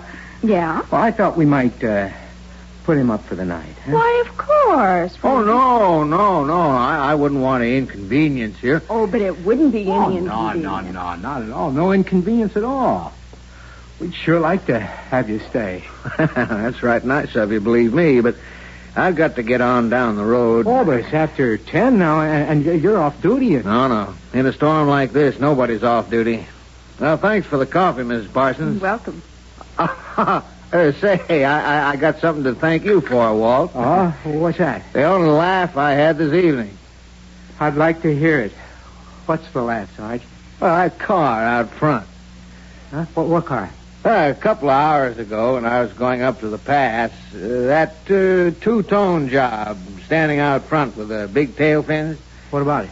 Gold and white, covered with mud and the snow piling up on it. It sort of reminded me like a bathing beauty on a ski slope. Cars like that weren't designed for this kind of country. No, I guess they weren't. Yeah. Well, good night, folks, and thanks again for the coffee. Oh, you're welcome. Good night, Sergeant. Oh, I'll get it, dear. No, I will. Walt, summit service. You ain't left yet, Joey? Get going. You got the wrong number. Again? Yeah, again.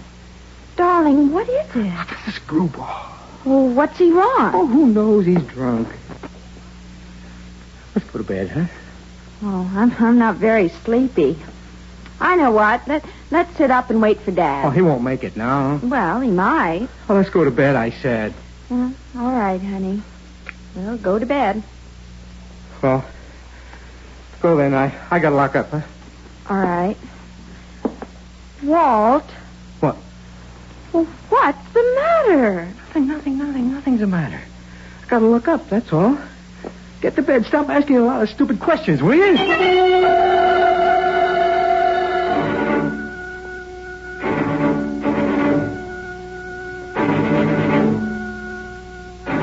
That will be 20 cents for 3 minutes. All right, here you are, sister. Go ahead, sir. Yes, Pete? Well, how'd you guess it'd be me, Joey? Now, look. Let's cut the kid. I ain't kidding, Joey. I'm disappointed.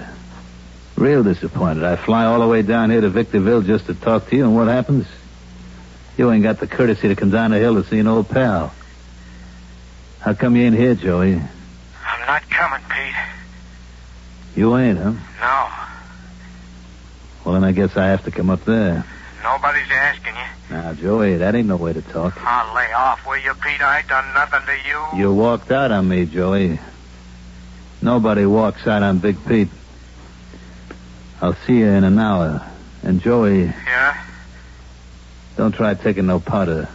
Fella at the bar just told me that the pass is closed. The only way out's down the hill. I know it. You want to change your mind and come on down, Joey? Joey? Joey? Were you flashing, sir? Yeah, I was cut off. Well, just a moment. I'll try to connect you. I'm sorry, sir. There seems to be trouble on that line. Probably the storm. Okay, sister, thanks.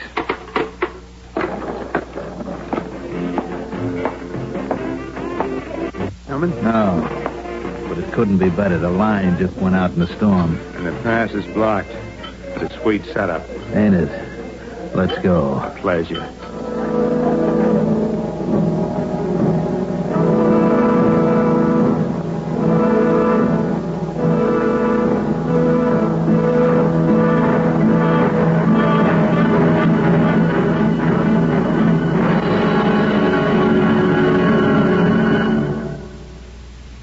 In a moment, we'll return for the concluding act of Suspense. Okay.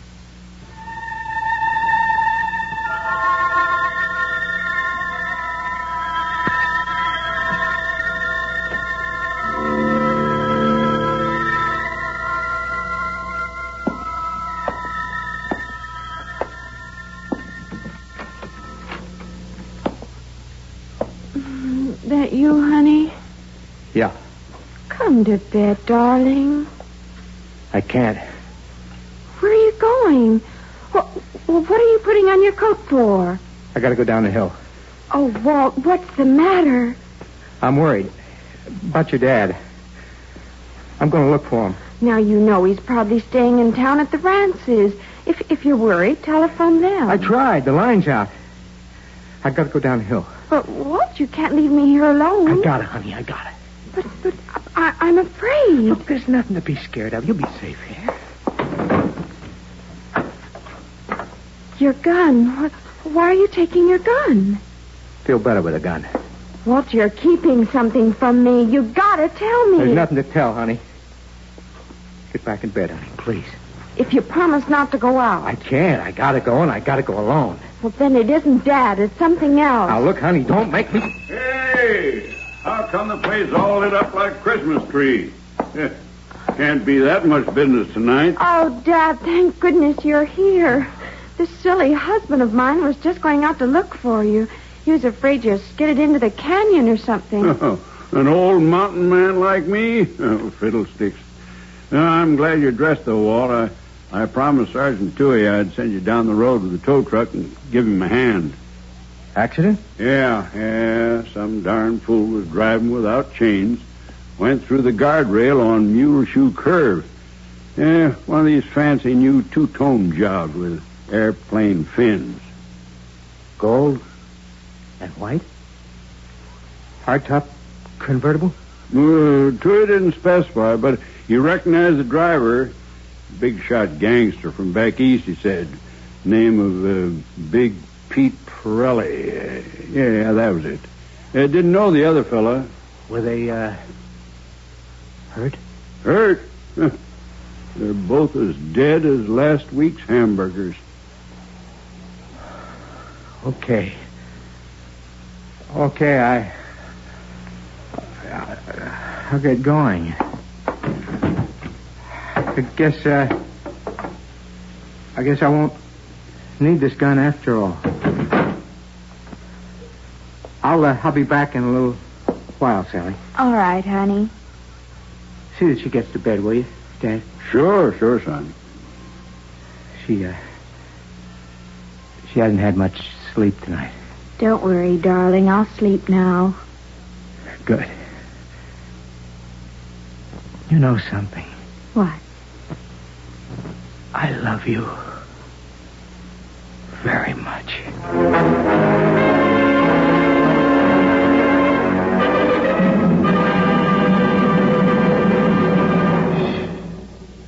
Suspense. You've been listening to Night on Red Mountain, written for Suspense by William N. Robeson. In a moment, the names of our players and a word about next week's story of Suspense.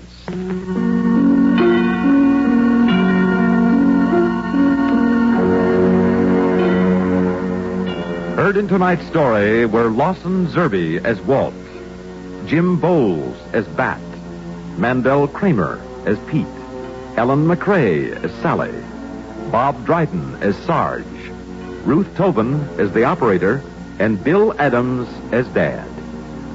Listen again next week when we return with Home is Where You Find It, written for Suspense by Edna Ray. Another tale well calculated to keep you in suspense.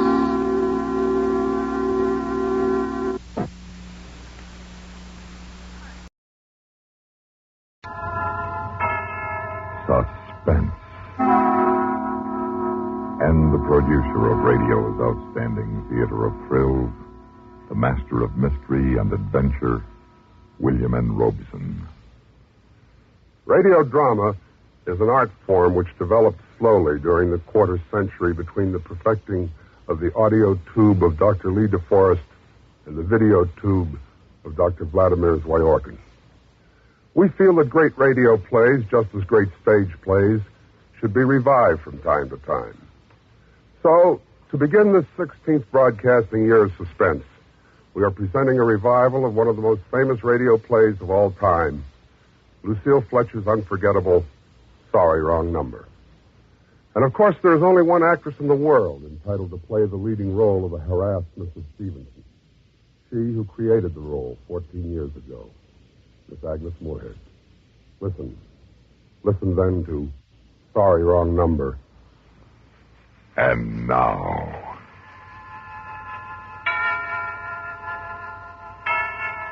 Sorry, Wrong Number, starring Miss Agnes Moorehead. A tale well calculated to keep you in suspense.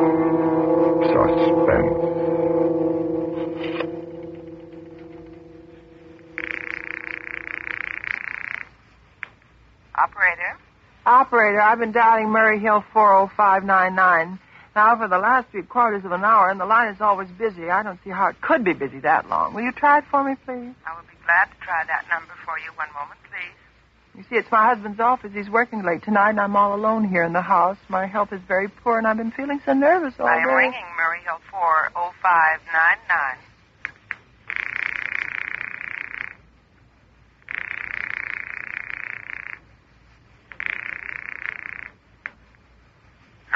Hello? Hello, is Mr. Stevenson there? Hello? Hello? Hello, George? Yes, boss, this is George speaking. Hello, who's this? What number is this, please? I'm here with our client. Oh, good. Is everything set up for tonight? Yes, George. He says everything is set up. Good. What number is this, please? Where are you now? In a phone booth. Don't worry, everything is okay in my department. Very well. You got the address? Sure, I got it all cased.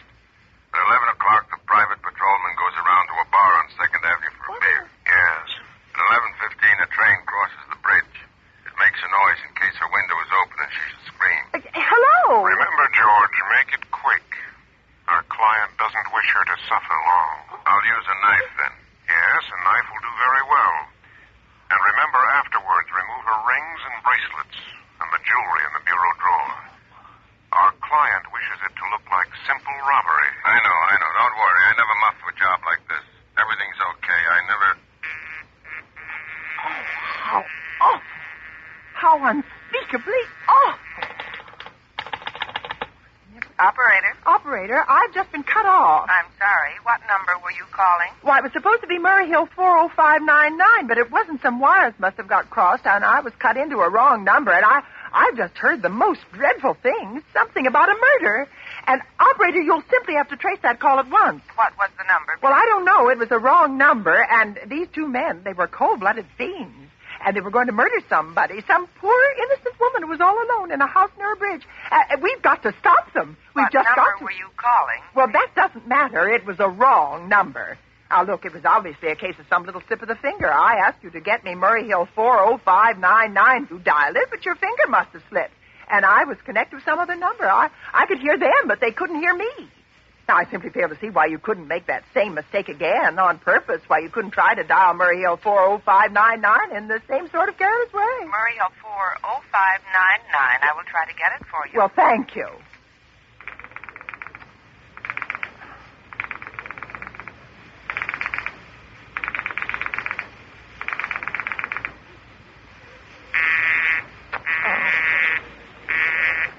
I'm sorry, Murray Hill 40599 is busy. But, operator... Yes, ma'am? You didn't try to get that wrong number at all. I asked you explicitly, and all you did was dial correctly. I'm sorry. I will connect you with the supervisor. Well, please.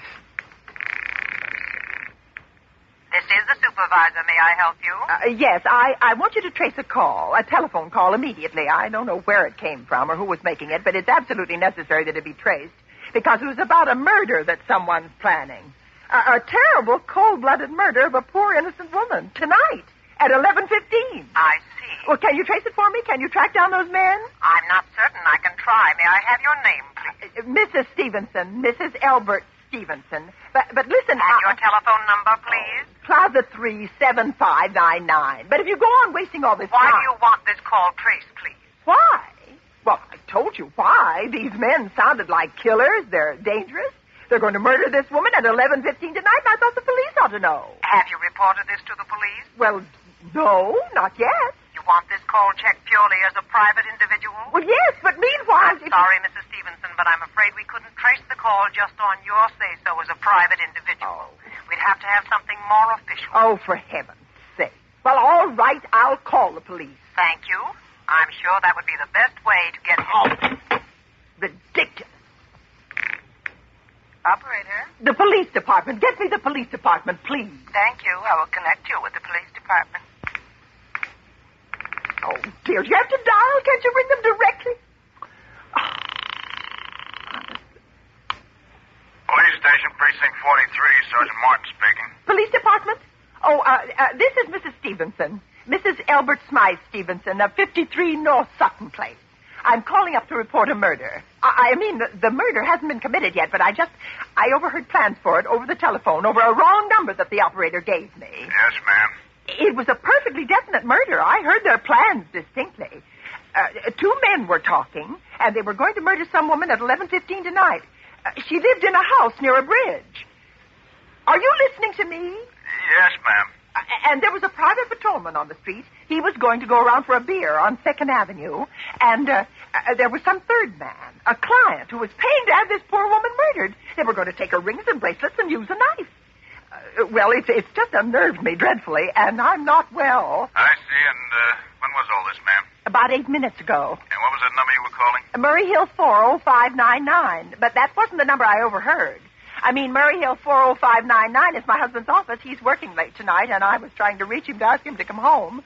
I'm an invalid, you know, and it's the maid's night off, and I hate to be alone, even though he says I'm perfectly safe as long as I have the telephone right beside my bed. Well, we'll look into it, Mrs. Stevenson, see if we can check it with the telephone company. Check it!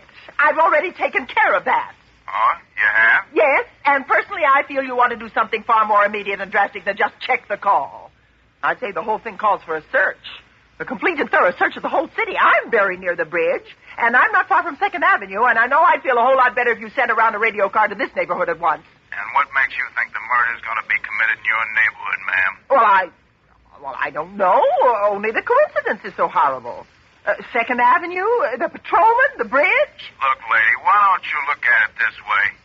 Supposing you hadn't broken in on that telephone call. Supposing you'd got your husband the way you always do. You wouldn't be so upset, would you? Well, I suppose not, only it sounded so inhuman, so cold-blooded. Unless, of course, you have some reason for thinking that someone may be planning to murder you. Me? Oh, no, I hardly think so. I mean, why should anybody? I'm alone all day and night. I see nobody except my maid, Eloise. She's a big girl. She weighs 200 pounds. She's too lazy to bring up my breakfast tray. And the only other person is my husband, Albert. He's just crazy about me, just adores me. Waits on me hand and foot. Has scarcely left my side since I took sick 12 years ago. Well, then there's nothing for you to worry about. Now, if you'll just leave the rest of this to us, we'll take care of it. But what will you do? It's so late. It's nearly 11 now. We'll take care of it, lady. Well, will you broadcast it all over the city and send out squads? And warn your radio cars to watch out, especially in suspicious neighborhoods like mine. Look, lady, I said we'd take care of it. Just now I've got a couple of trunks here that require my immediate attention. Good night, ma'am, and thank you. Oh, you idiot. Oh. Now, why did I hang up the phone like that? Now he'll think I am a fool. Oh, why doesn't Albert come home? Why doesn't he? Get the operator again. Operator, for heaven's sake, will you ring that Murray Hill 40599 number again? I can't think what's keeping him so long. I will try it for you.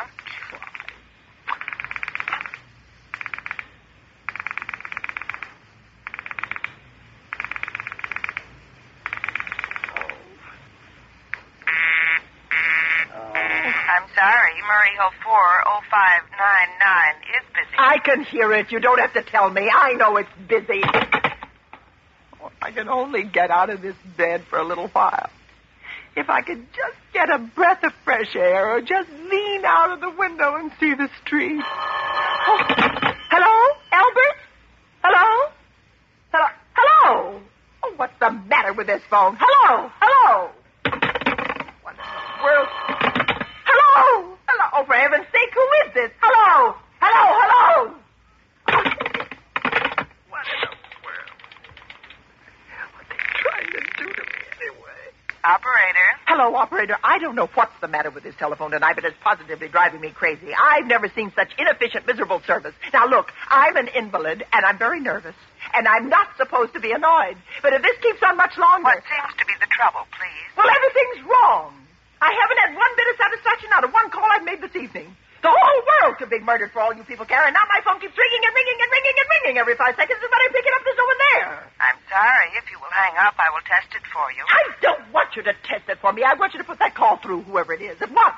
I'm afraid I can't do that. You can't. Oh, you can't. And why? Why, may I ask? The dial system is automatic. Automatic. And meanwhile, I've got to sit here in my bed suffering every time that phone rings, imagining everything. I will try to check the trouble for you. Oh, for heaven's sake, I'm going to go out of my mind. Hello? Hello? Stop ringing me. Do you hear? Answer me. Who is this? Do you realize you're driving me crazy? Who's calling me? What are you doing it for? Now, stop it. Stop it. Stop it. I say, hello? If you don't stop ringing me, I'm going to call the police. You hear? The police.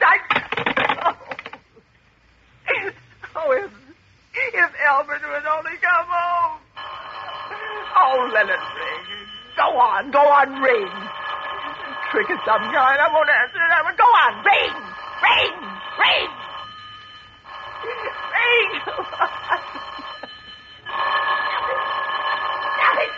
Stop it. I can't stand it anymore. Stop it. Hello. What do you want? Stop ringing, will you? Stop it. Just stop. Hello. Is this Plaza 37599? Oh, yes. Yes, I'm sorry. This is Plaza 37599. This is Western Union. I have a telegram here from Mrs. Albert Stevenson. Oh, well, I'm Mrs. Stevenson. The telegram is as follows. Darling, terribly sorry. Tried to get you for last hour, but line busy. Oh. Leaving for Boston 11 p.m. tonight on urgent business. Oh, no. Back tomorrow afternoon. Keep happy. Love, signed Albert. Oh, no. Do you wish us to deliver a copy of the message? No, thank you. Thank you, madam. Good night. Good night. Oh, no. I don't believe it. He couldn't do it. Not when he knows I'll be all alone. It's some trick, some fiendish trick. Operator, try that Murray Hill 40599 number for me just once more, please. You may dial that number direct. Oh, I can't. No one will do anything for me.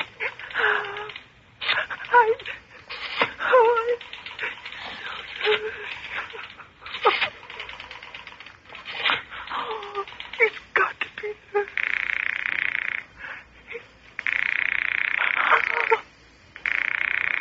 Oh, he's gone. Oh, Albert, how could you? How could you?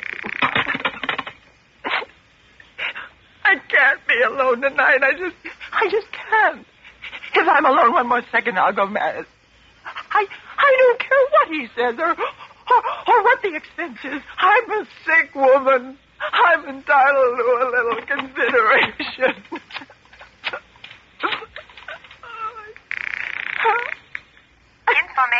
Information. I want the telephone number of Henchley Hospital. Henchley Hospital?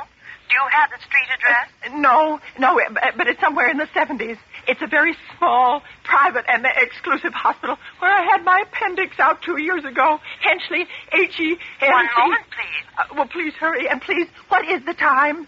You may find out the time by dialing Meridian 71212. Oh, for heaven's sake, I've no time to be dialing. The Henchley Hospital is Butterfield 8. 2598. Oh. Butterfield. 8. 2. 9. 8.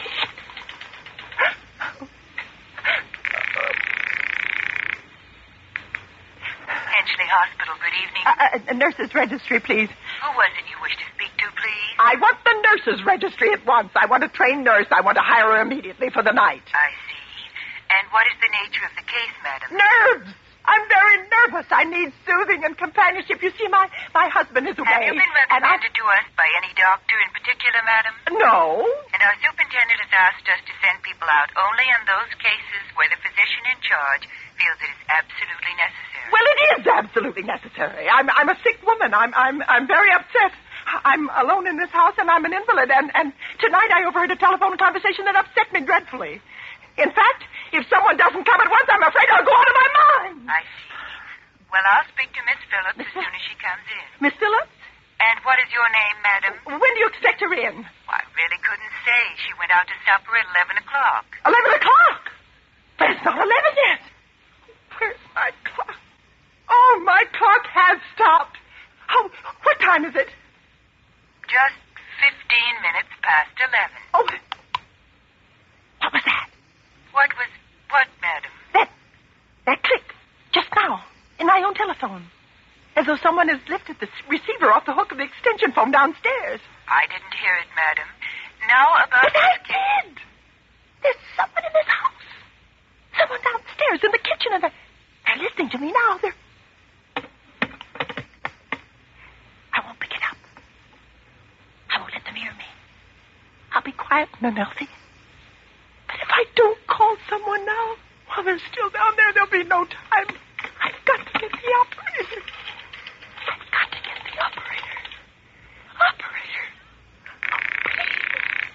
Oh, please. Operator. Operator, I'm in desperate trouble. I'm sorry, I cannot hear you.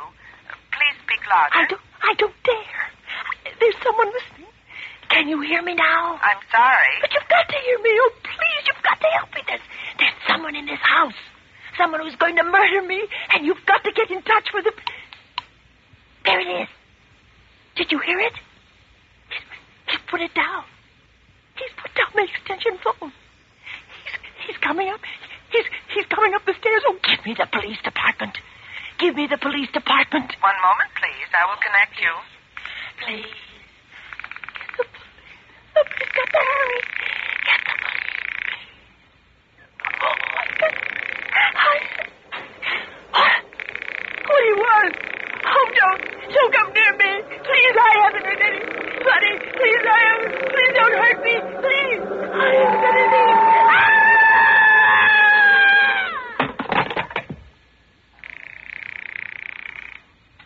Police Department, Precinct 43, Sergeant Martin speaking. Police Department, Precinct 43, Sergeant Martin speaking. Police Department? Sorry, wrong number. Don't worry, everything is okay here.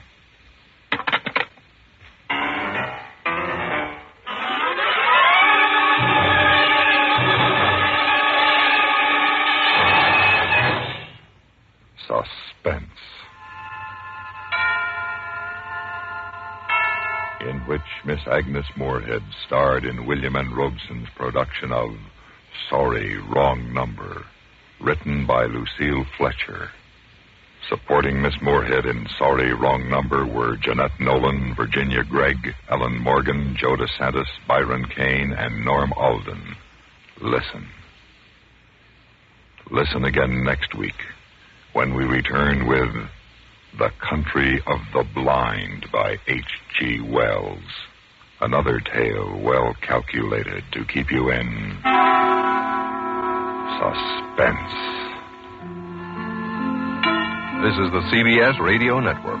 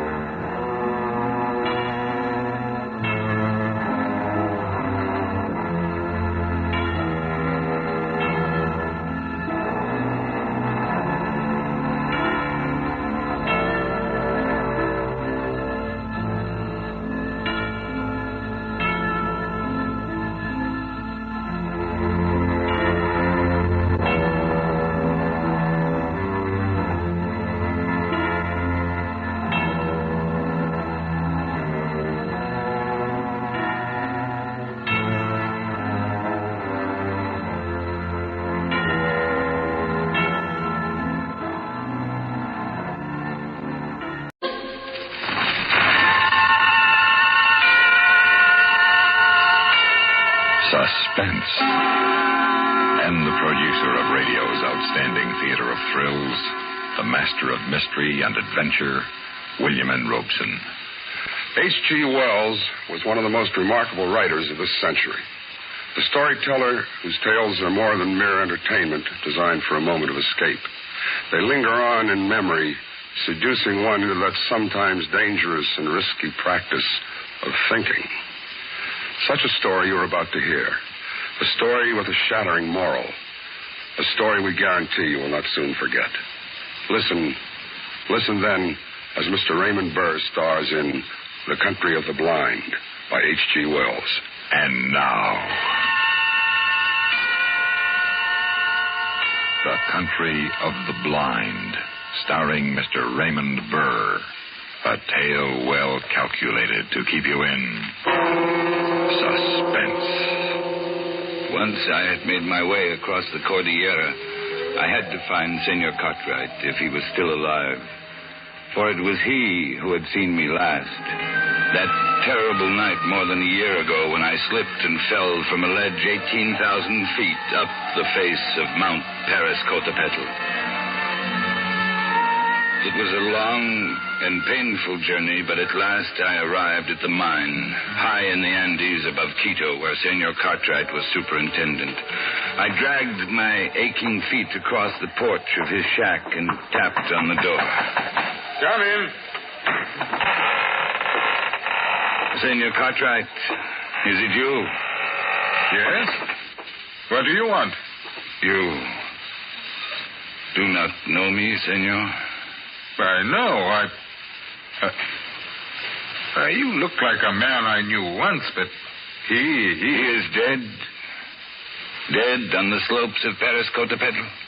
Nunez the guide? Why, no, it couldn't be. Nunez the guide, si, senor. That is what I was called. But you fell. I saw you fall. Yes. Why, it's unbelievable. Perhaps the gods of the mountain had reason to spare me. Nunez, if we'd had any idea, we would have... I know. I do not blame you. You could not have reached me, and if you had, I should not have welcomed you not at first, but later. What do you mean? Senor, you have heard the legend of the country of the blind? Yes, something about a fertile valley high in the mountains which was cut off centuries ago by a great landslide. Yes, the people who lived there had developed a strange illness which slowly made them blind, and after that their children were born blind? Yes. But what has that got to do with... It is no legend, senor. It is true. What? And you have heard the saying, in the country of the blind, a one-eyed man is king? Yes. That is not true, senor. I'm afraid I don't follow you, Nunez. Suppose you begin at the beginning. Very well. You remember that night on the face of the mountain? I'll never forget it. Trapped on a ledge scarcely a yard wide, you, Williamson, and I. You had unfastened your safety rope and were trying to set up a shelter when you slipped. Yes, I slipped and fell. Down through the icy black night. I fell perhaps 1,000 feet before I felt the heavy, stinging impact of snow. I'd fallen onto an almost perpendicular slope, and then I was sliding, tumbling over and over, and under me, around me, an immense avalanche of snow was rumbling, sliding with me. I fell with the snow for what seemed minutes, every second expecting the terrible, final impact. But the impact never came. Slowly, the avalanche subsided, flowing out upon a gentler slope, and finally, mercifully, I lost consciousness.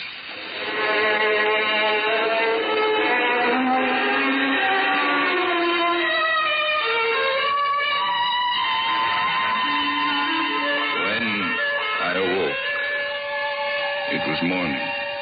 My clothes were torn. I was bruised and bleeding. I ached in every muscle, but I had not one single broken bone. I lay there and offered up a prayer of thanksgiving to the gods of the mountain.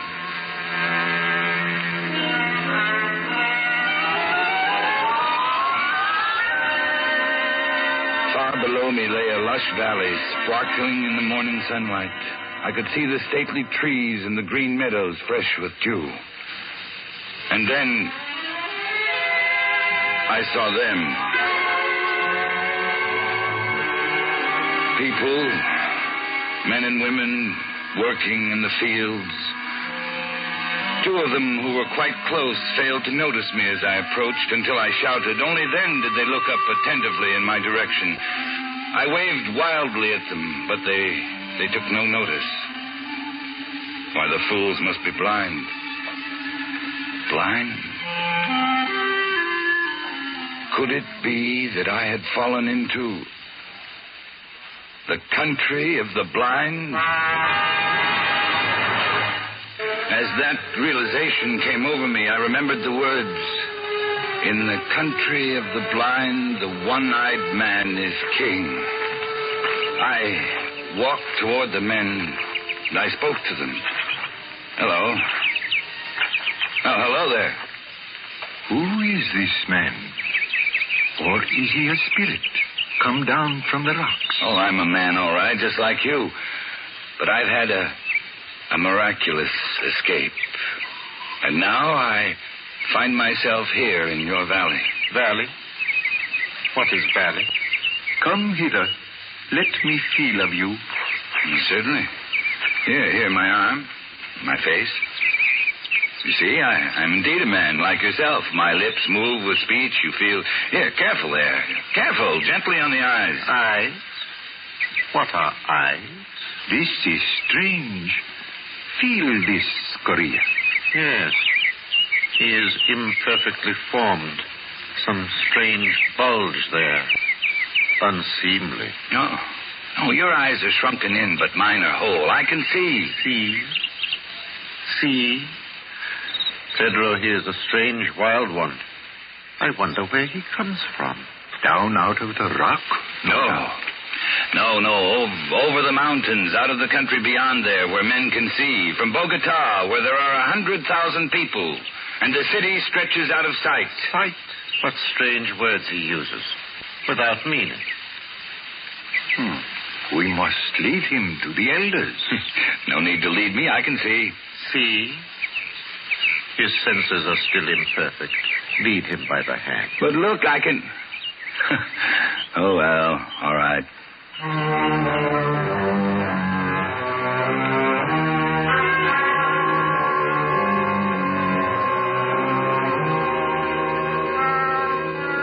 These people had been blind for centuries. They'd forgotten even the words associated with seeing. They did not know what sight was, and they thought me an idiot, only half-formed. Especially when they led me into the pitch blackness of one of their windowless huts, and I stumbled over something. 1,000 pardons, Medina Sarote. He is a clumsy one. I'm sorry I fell down. I could not see in the darkness. Who is this? And what is he saying? He is but newly formed. He has come down from the rocks. He stumbles as he walks and mingles words that mean nothing with his speech. He is a wild man out of the rocks. No, I come from Bogota over the mountains. You hear? Bogota. He uses wild words. That must be his name, Bogota. He stumbled twice as we came hither. He must be taught. No, you don't understand. I can see. But not in the dark. To you, darkness or light, it's all the same. But to me, to us who can see, to us outside in the world beyond the mountain... Mountain? What are mountains? Very well, then, beyond the rocks. There is nothing beyond the rocks. That is the end of the world. But surely you must realize the sky above covers more than this valley. Sky? Above? There is nothing above but the roof of rock. He is very raw, my children. He shall have to be taught from the beginning. Take him away. Feed him. It shall be done. But guide him. See that he does not stumble over my daughter again. I shall guide him myself, Father. And feed him. Very well. Come, take my hand. Yes, thank you. It will be a pleasure to get outside again, out of this darkness. Come this way. What is your name? Medina Sarote. Mine is Juan Nunez. And sunlight. This is better. Now I may look at you. Senorita. You are beautiful. I have not the words to tell you what a wonderful thing you are to see.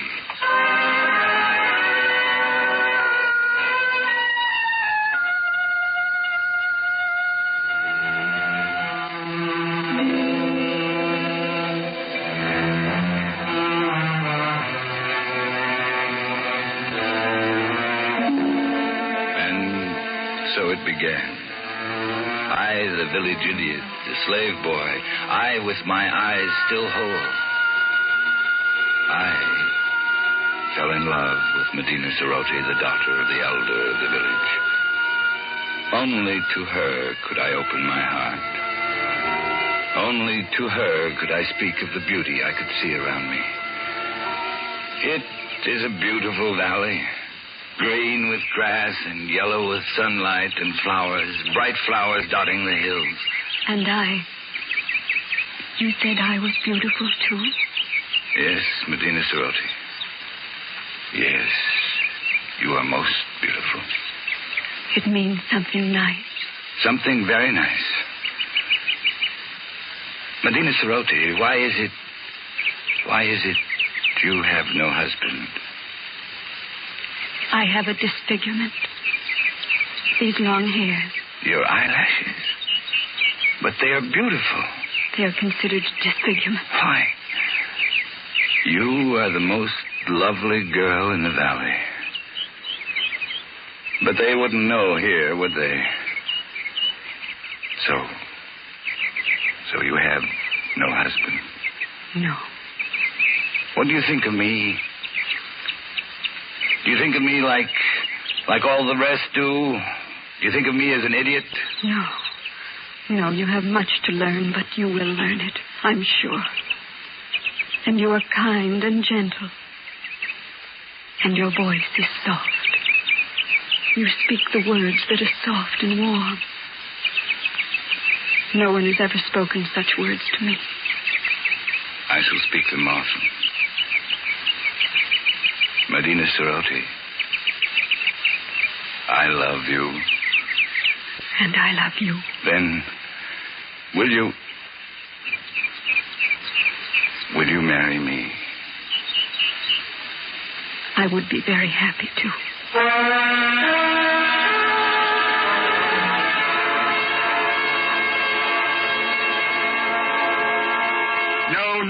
No, I will not have it. But, Father... He is an idiot. He has delusions. He cannot do anything right. But he is getting better.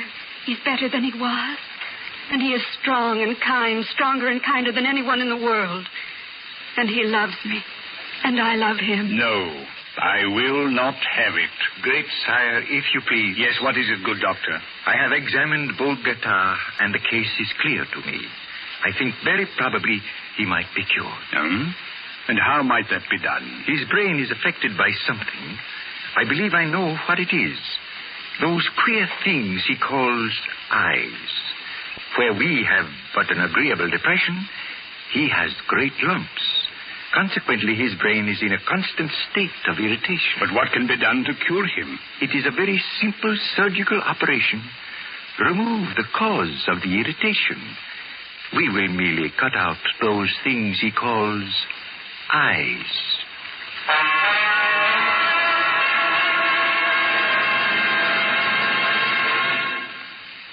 This, then, was the price of my happiness. To marry Medina Sarote, I must give up my eyes and never see her again. But they say it will make you well, my beloved. You don't understand, Medina Sarote. There are so many beautiful things to see in the world. The flowers, the far sky with its drifting clouds, the sunsets, the stars, and you, just to see you. I would never see you again. You will never regret it, my dearest one. My dearest with a tender voice. Medina. Be brave. Carry my voice in your heart. And tomorrow. Yes? Tomorrow will be forever.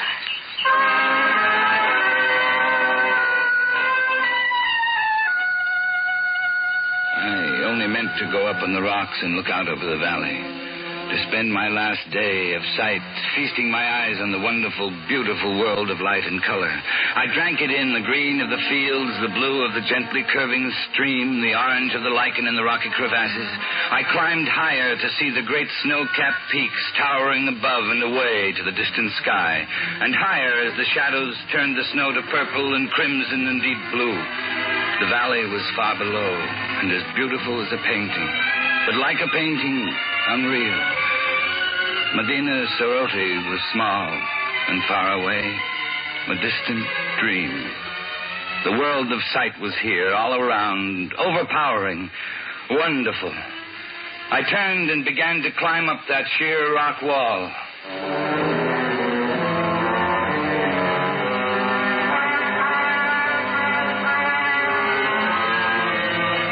Many months it took me to make my way out over those mountains, over glaciers and snowfields and sheer precipices I cannot guess.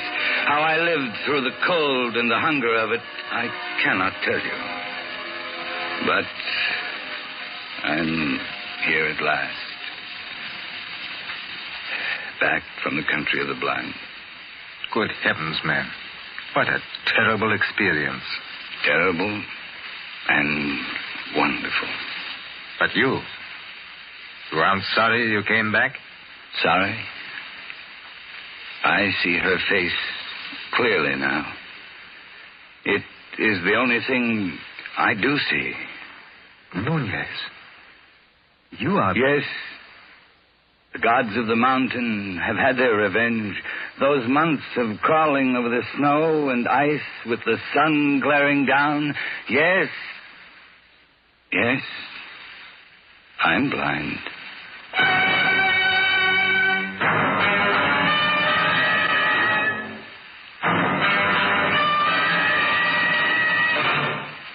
Suspense.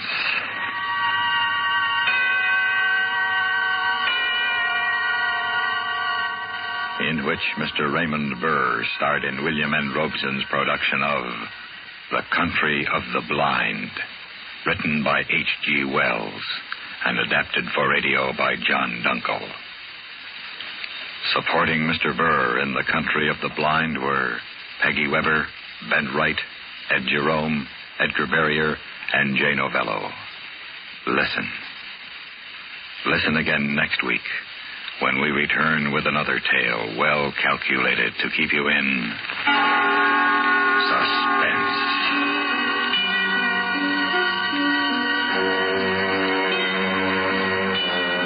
This is the CBS Radio Network.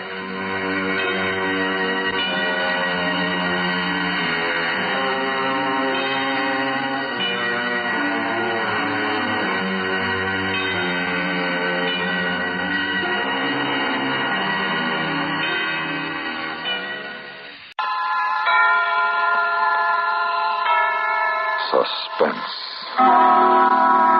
And the producer of radio's outstanding theater of thrills, the master of mystery and adventure, William N. Robeson.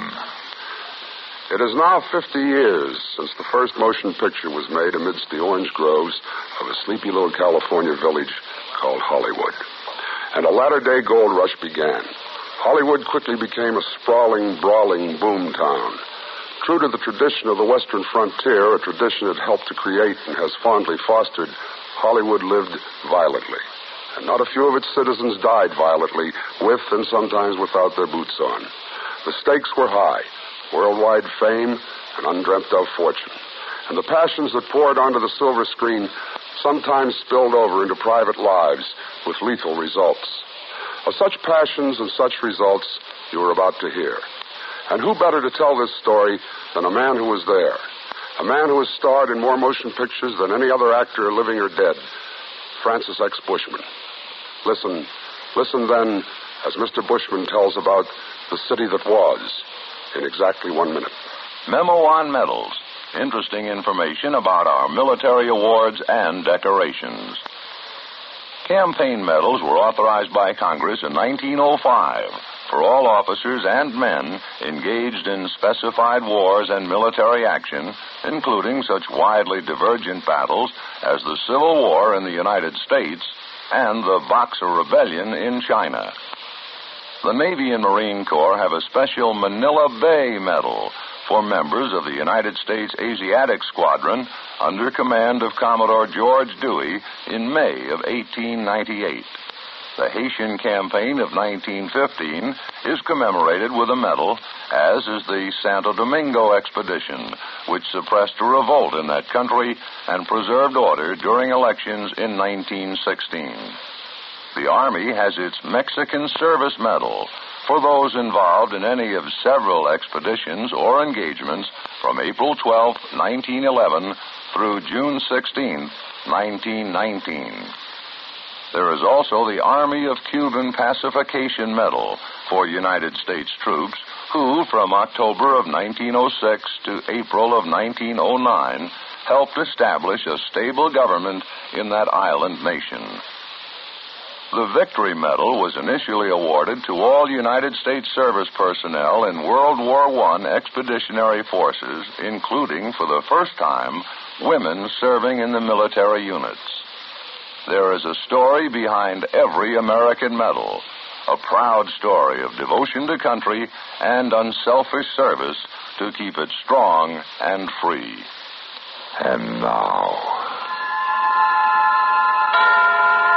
Francis X. Bushman starring in The City That Was.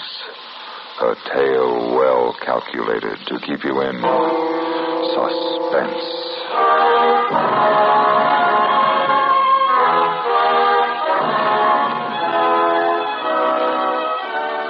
Remember? Yes, I remember the Hollywood of 35 years ago. There was a town for you. It flamed with color, it bubbled with intrigue, and it frequently simmered with sin. Gods and goddesses strolled the boulevard in those days and rode to the studio their $20,000 custom-built Rolls Royce.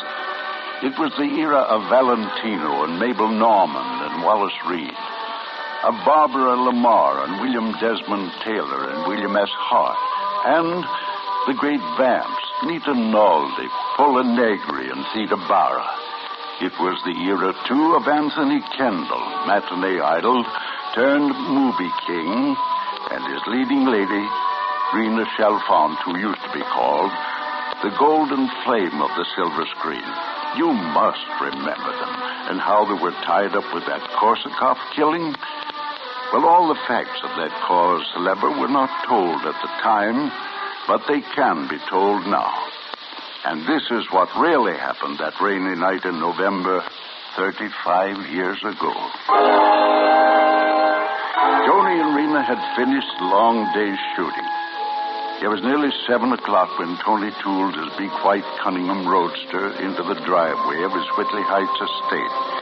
He stopped the car under the arch of the entrance gate and was reaching for the electric control button when a masked figure with a gun stepped out from the darkness. All right, hold it right there. What is this? That's the end of the line for you, big shot. Oh, no. Oh, yes. Here's where your boyfriend gets what's coming to him. Tony, it's Bart Malloy. Oh, wasn't very smart to recognize me, Rena. Now you go with him. All right, Bart. Cut the melodrama. You're drunk. Go on home and sleep it off. I'll see you at the studio tomorrow. There isn't going to be any tomorrow for you two. I'm going to blast you. Bart, behind you. Tony, be careful. Let go of that gun, Bart. Let go. Let go of it. There. That's better. Now, I'll just unload it so that nobody can get hurt. Here. You can have it back now. I'll go home and get some shut-eye. I'll see you in the morning. So you can fire me in front of the whole crew, huh? How did you know that we... Oh, not we. You. I heard all about it an hour ago. Alec Benson didn't want to let me out. You're the one who cut my throat. Oh, why don't you call the cops and do a complete job on me? I have no intention of calling the cops. Why not? That'll make your day perfect. Bart, look, now suppose we forget all about this, all three of us. Right, Rena? Of course. Gee, that's big of you. Both of you. Maybe someday I can pay you back. Now go on home, Bart. You need sleep. Sure. That's all I need. just a little sleep. Thanks, Tony. Thanks for everything. Tony, Yes, darling? would you mind driving me straight on home? Well, what about dinner? I don't feel much like eating now. I just want to go home. All right, honey. Tony, why did you ever put Bart on the picture in the first place? Well, he was on the skids. There wasn't a casting director in town that would hire him. Oh, you and your big heart. Don't you know the surest way to make a man hate you is to do him a kindness? Perhaps, but he promised me he'd go on the wagon. So the first day he showed up pink-eyed as a rabbit and chewing cloves to camouflage the smell of whiskey. He's always chewed cloves as long as I've known him. Oh, sure he has. The trademark of an alcoholic. Tony, he scares me. Oh, now, don't be silly, honey. Bart may be a lush, but he's not a murderer.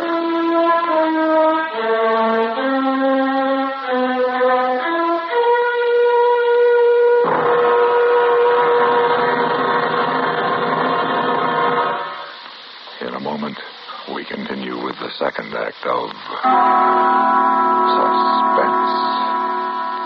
Another visit with Joe and Daphne Forsythe. Ooh, ow, ouch, ooh. What's wrong, Joe? Daphne, have you been using my razor again? Just a little. I was peeling peaches. Oh, fine. Why didn't you change the blade? It feels like you've been sharpening pencils with this thing. Now, just a minute, buddy. It was you who said we could use more economy around here. And I've been saving wherever I can. And by shaving the skin off the peaches... But look at my face. Think how the Red Cross could have used all this blood. It's your own fault. You and your economy. Well, being penny conscious isn't such a bad idea. Not if you use common sense. Take savings bonds, for instance. Here it comes. Go right ahead and scoff. But I got 8 million Americans who agree with me. We all buy savings bonds on the payroll savings plan because we know that investing in bonds is the best way to use our money. We could use some of that money around here. Well, maybe, or maybe we just think we can. When we buy bonds, we guarantee we'll have the money in the future, when we'll certainly need it more. Stop waving that razor. You're splattering me with soap. Oh, I don't mean to get excited, but who wouldn't? Where else can a man make an investment that's guaranteed to pay off $4 for every 3? And guaranteed by the credit of the whole U.S. of A. So there. Bravo! Bravo! All right. Now let me change the blade and get back to shaving. I think I'll stay and watch. Why? Because you're so cute when you cut yourself. Oh, fine. And now, Act 2 of The City That Was, starring Francis X. Bushman. A tale well calculated to keep you in suspense.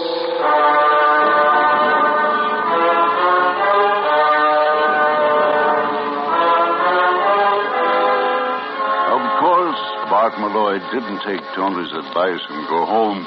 The evening was still young, and in his misery he needed company. So he headed for Henry's on Hollywood Boulevard. Everybody went to Henry's in those days. It was packed every night with actors, directors, writers, producers, come to see and be seen, and to partake of Henry's wonderful turkey sandwiches, his fabulous German pancakes, and his fragrant coffee. Malloy is downing cup after cup of it now, each one generously laced with whiskey from his hip flask. Also, he's airing his grievances to Fritz, the friendly waiter who knows him well. So I take a drink. One measly drink and he tosses me off a picture. He's a louse. That's what he is. He's star-spangled louse. Now, Mr. Malloy doesn't know. Mr. Kendall is a fine gentleman, a real fine gentleman. Yeah, well, I'll tell you something, Fritz. I'm going to fix your fine gentleman's wagon for him if it's the last thing I ever do. Oh, you shouldn't say such things, Mr. Malloy, especially at such a time as this. Now, just as soon as he's finished his picture, he and Miss Chalfont will be married. Yeah, I know. Say, Maybe I ought to figure out a nice present for him, huh? Oh, that sounds better, Mr. Malloy. You know something? Always I think that Miss Chalfont would marry that Russian director. What was his name? Korsakov. Yeah. Sergei Korsakov. Yeah. They sure are crazy about each other until Tony come along. Fritz. You may not know it, but you have just given me a terrific idea. Bart Malloy lost no time in putting his terrific idea into action. First, he telephoned the director, Sergei Korsakov, made a date to drop by his apartment later that evening. Then he called Rena Chalfont and employed his not inconsiderable talent as a mimic. Hello? This is Hollywood 2749. Yes, it is. And may I speak, please, with Miss Chalfont? I am Dr. von Kesselring. Dr. Friedrich von Kesselring. This is Miss Chalfont, Doctor. Oh, I am Mr. Korsakov's physician, Miss Chalfont. I regret to say some unhappy news for you. Is something the matter with Sergei? He has suffered a coronary occlusion. Oh, no. Is there anything I can do, Doctor? Anything at all? Yes, Miss Chalfont, there is. Mr. Korsakov wished to see you before he goes to the hospital. I think it would make him very happy. Of course. I'll come right over. Malloy counted on the rainy streets and the fact that Rena had to come all the way in from Beverly Hills to give him the time he needed with Korsakov. 5 minutes later, he pulled up in front of the Russian director's house high in the Hollywood Hills. Well, not exactly in front of the house, for it perched 60 feet above the street and was reached by a private elevator which opened on the sidewalk. Very futuristic, a Hollywood showplace of the time, this hideaway of the mad Russian. Malloy pushed the bell, the elevator door clicked open, and a moment later, he stepped out of the cage into Sergei Korsakov's living room. Hello, Sergei. How are you, my friend? It's good to see you. Yeah, good to see you. Oh, it's just a lousy night. For me, it's perfect. I sit before fire and try to solve chess problems. You will have tea? Over there, samovar. Tea? Also brandy, whiskey, vodka. Choose for yourself. Oh, well, maybe just a little one, just cut the fog. Good. Now, sit down and tell me why you called me. Well, I need some advice. I'll be glad to give you any kind of advice that you would It's like this, see. I'm going to come out of this picture with a great deal of dough. And you told me you've been buying real estate, remember? I have bought quite a bit of property in Santa Monica. Santa Monica? Oh, that's too far out. Like the San Fernando Valley. Now, you can't tell me people are ever going all the way out there. Hey, I thought you said you were going to be alone tonight. I expect no one. Maybe your luck's changing, huh, boy? Don't get up. I'll send the elevator back down, and then I'll slip out the servant's entrance. But I assure you... Yes, I know. It's probably a maiden aunt just in from Vladivostok. Just the same, I'll go out the back way so as not to embarrass a lady. You have dirty mind, my friend. I would suggest that you... Bart, what does it mean? The gun. I guess you might say it means goodbye, Sergei.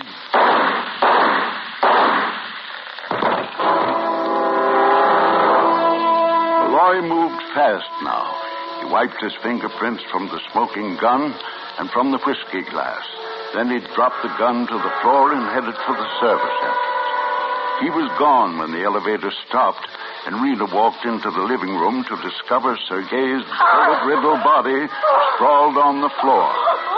When the police arrived, summoned by a neighbor who heard the shooting, they found her there, gun in hand, kneeling over the body, sobbing over and over. Who did it, Sergei? Who did it? Who did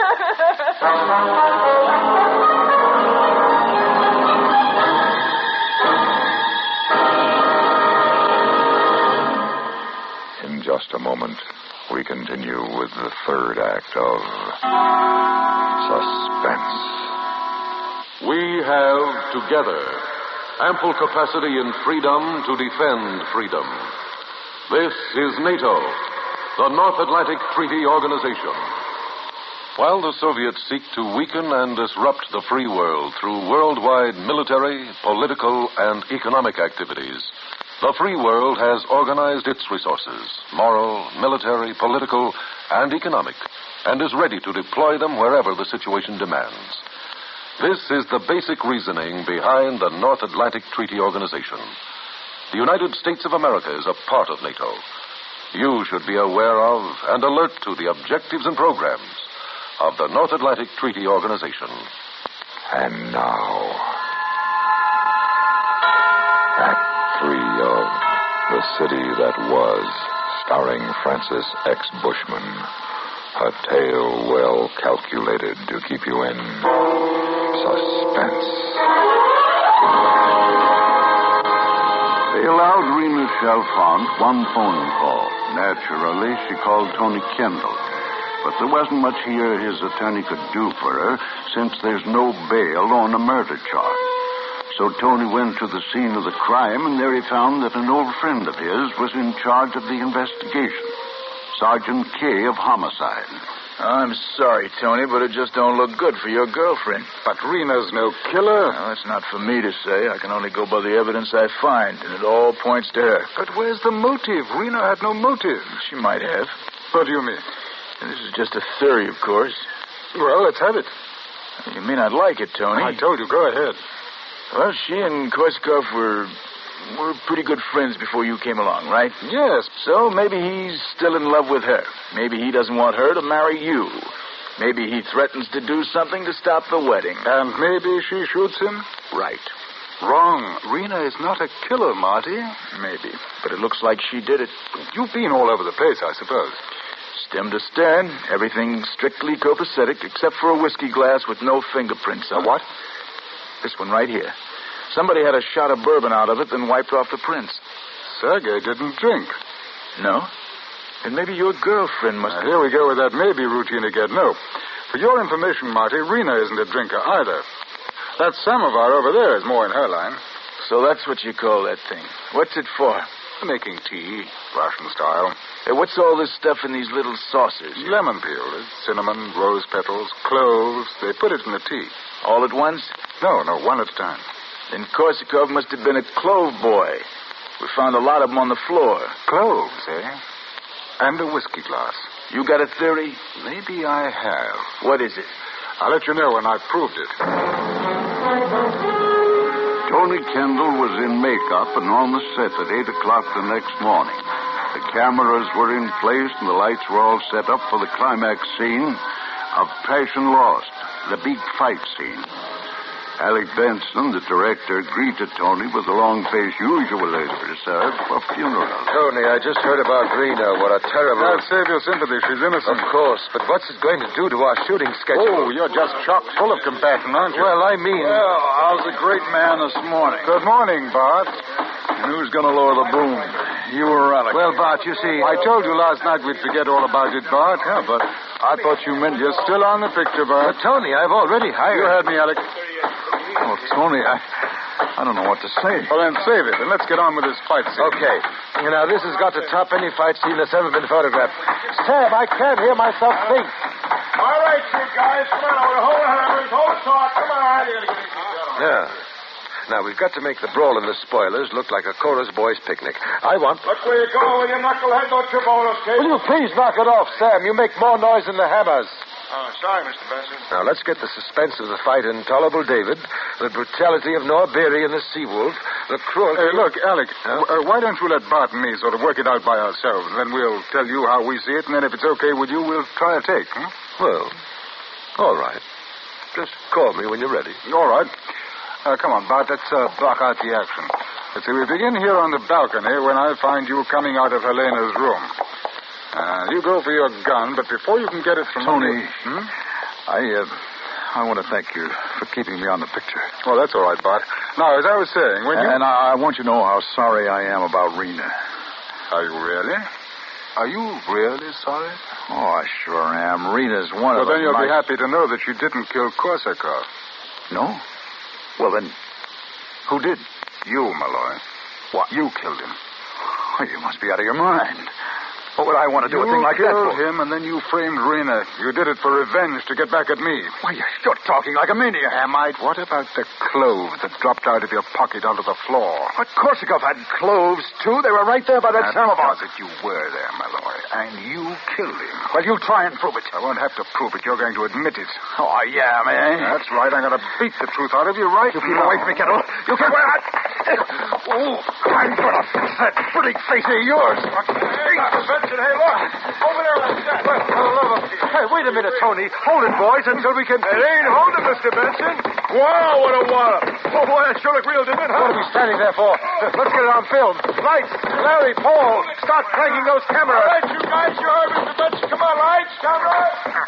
That's fine. That's fine, Bob. Slam his head against the pillar. Good. Now bring it up, Tony. Bring it up from your heels. That's the idea, real haymaker. Oh, you didn't kill you, Malloy. You killed him. Oh, here's your face. All right, tell me the truth, Malloy. You give it to me straight, or I'll kill you here and now. Go beneath you, that strangle, Tony. The senses and I may squawk about it. Come on, Malloy. This is your last chance. Yes, I did it. I did it. Cut. All right, take the light. Oh, now, look, Tony, I realize I'm only the director around here, but even so, would you mind letting me in on... You tell him, Malloy. You tell him, or I'll... I killed Korsakov. Call Monte Kay, will you? Tell him we've got his killer for him, and you better have a couple of the boys keep an eye on Malloy until he gets here. What are you going to do? Me? I'm going over and get my girl out of the jailhouse. And there you have it, ladies and gentlemen, a story out of the Hollywood of the 20s. The city that was. As you know, Rena and Tona Kendall are still one of the film capital's happiest couples. As a matter of fact, I had tea with them last week. Rena served from a great brass samovar. I had my choice of sugar and cream and rum, of course. And then there were small china bowls filled with slivers of lemon peel and dried rose petals and sticks of cinnamon. But do you know something strange? There weren't any cloves.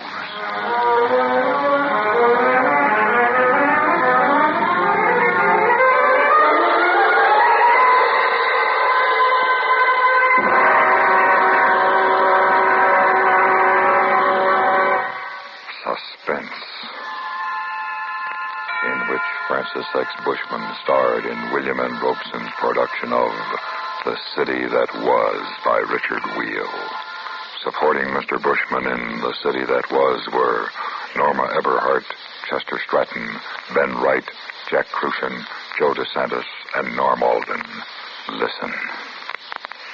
Listen again next week when we return with The Star of Thessaly, starring Ray Noble. Another tale well calculated to keep you in suspense.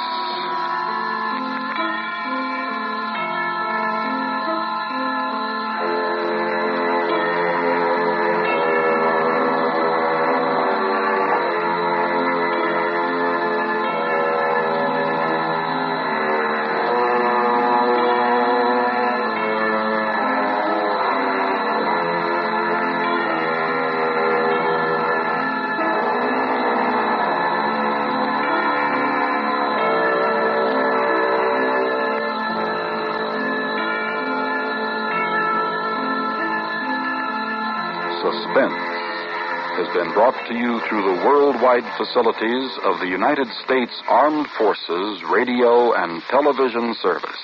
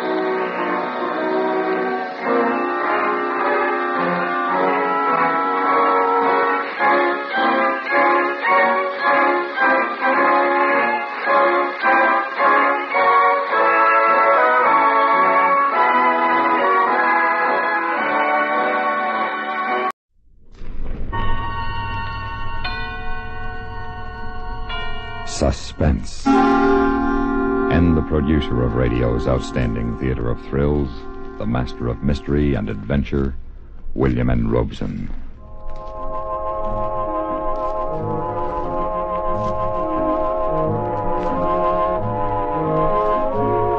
Recognize that melody? Of course you do. How many countless happy dancing evenings have come to a close with Good Night, Sweetheart? But for $64,000, do you know who wrote it? And what, you might well ask, has all this to do with Suspense? Well, it's a tuneful way to introduce the star of the upcoming story, Ray Noble. That's right, Ray Noble, who wrote Good Night, Sweetheart. For years, along with everybody else, we have thought Ray Noble was a very funny fellow as he bandied his egg-headed wit against the wooden-headed quips of Charlie McCarthy and Mortimer Snerd on the Edgar Bergen show. So when Mr. Noble came back from London for a short holiday in Hollywood, we wrote a play for him and persuaded him to essay his first dramatic role.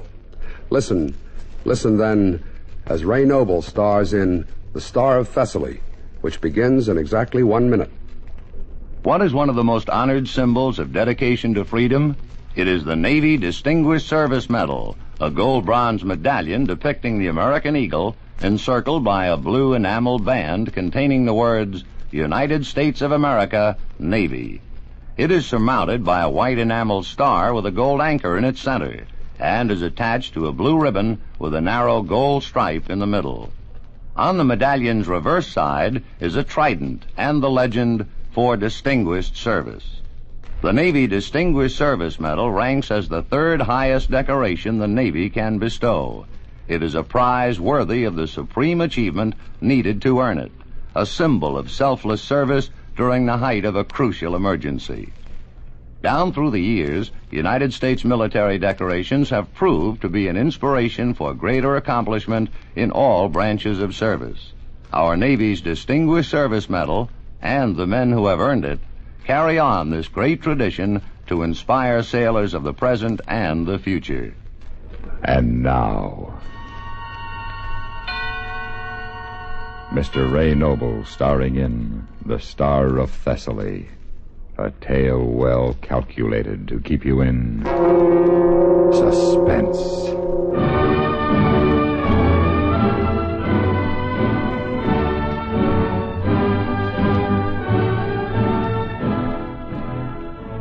The adventure began under the classic circumstances dear to the hearts of the writers of British short stories, and presumably their readers.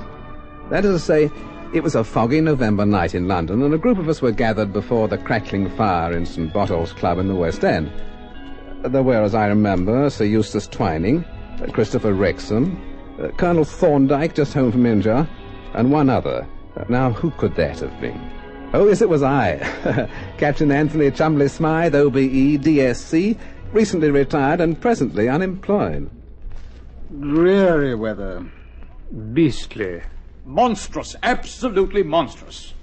Oh, it's not quite that bad, Sir Eustace. The vulgarity of it. The sheer downright vulgarity. Who? This bounder here in the Times. What bounder? This bounder. Just listen to this personal notice on the front page. For hire. Retired Captain Queen's Hussars. Oxonian. Superior intelligence. Superb family connections. Will go anywhere and do anything for a price. Reply box 322, etc. Gentlemen, what is England coming to? Sounds like a rather enterprising chap. Enterprising? He's a traitor to his class, sir. Offering his services like an ordinary domestic. Oh, it pays to advertise, Sir Eustace. Really, Chumley, is there nothing sacred? To parade one's college, one's family, to flaunt one's military service? Here, here. Oh, I don't know. As a matter of fact, I'd like to have a talk with this chap. Oh, really? Yes. My company has a most delicate situation on its hands. The kind of thing we can't entrust to the ordinary detective type. It requires tact, diplomacy, and all that. Do go on, old boy. Well, it involves the Star of Thessaly. And what might that be? Oh, a diamond which our company has insured for £250,000. I say. Well, it's worth much more, of course, though you'd never know it. It looks like a big pebble that one might find on the beach at Brighton. Uncut, you know. Oh, why? Well, the owner, Socrates Melas, is not only one of the wealthiest men in Greece, but he's also one of the most eccentric. He carries the Star of Thessaly on his person as a pocket piece. Of course, we run no great risk on the diamond, so long as Mr. Melas remains in bed. In bed? Oh, yes, he's an invalid. and his villa in Athens is quite competently protected by the local police. However, it has become necessary for him to travel to Paris for an operation, and the old boy insists on carrying the diamond with him. I need somebody just like your advertising friends, you assist? No friend of mine, sir. Somebody suave enough to try to dissuade Mr. Melas from taking the diamond with him on the trip, and failing that, someone resourceful enough to go along on the trip and see that it isn't stolen. That's quite an assignment. Yes, but remunerative. What box number did that chap mention in the Times, Sir Eustace? Oh, box 322. But no need to contact him there, Wrexham. As they say in the American cinema, you've just got yourself a boy. What? Are you saying, sir, that you inserted this notice? Quite right, Sir Eustace. Shame. Gad, sir. It's worse than going into trade. Oh, but much more profitable. And infinitely more exciting, what?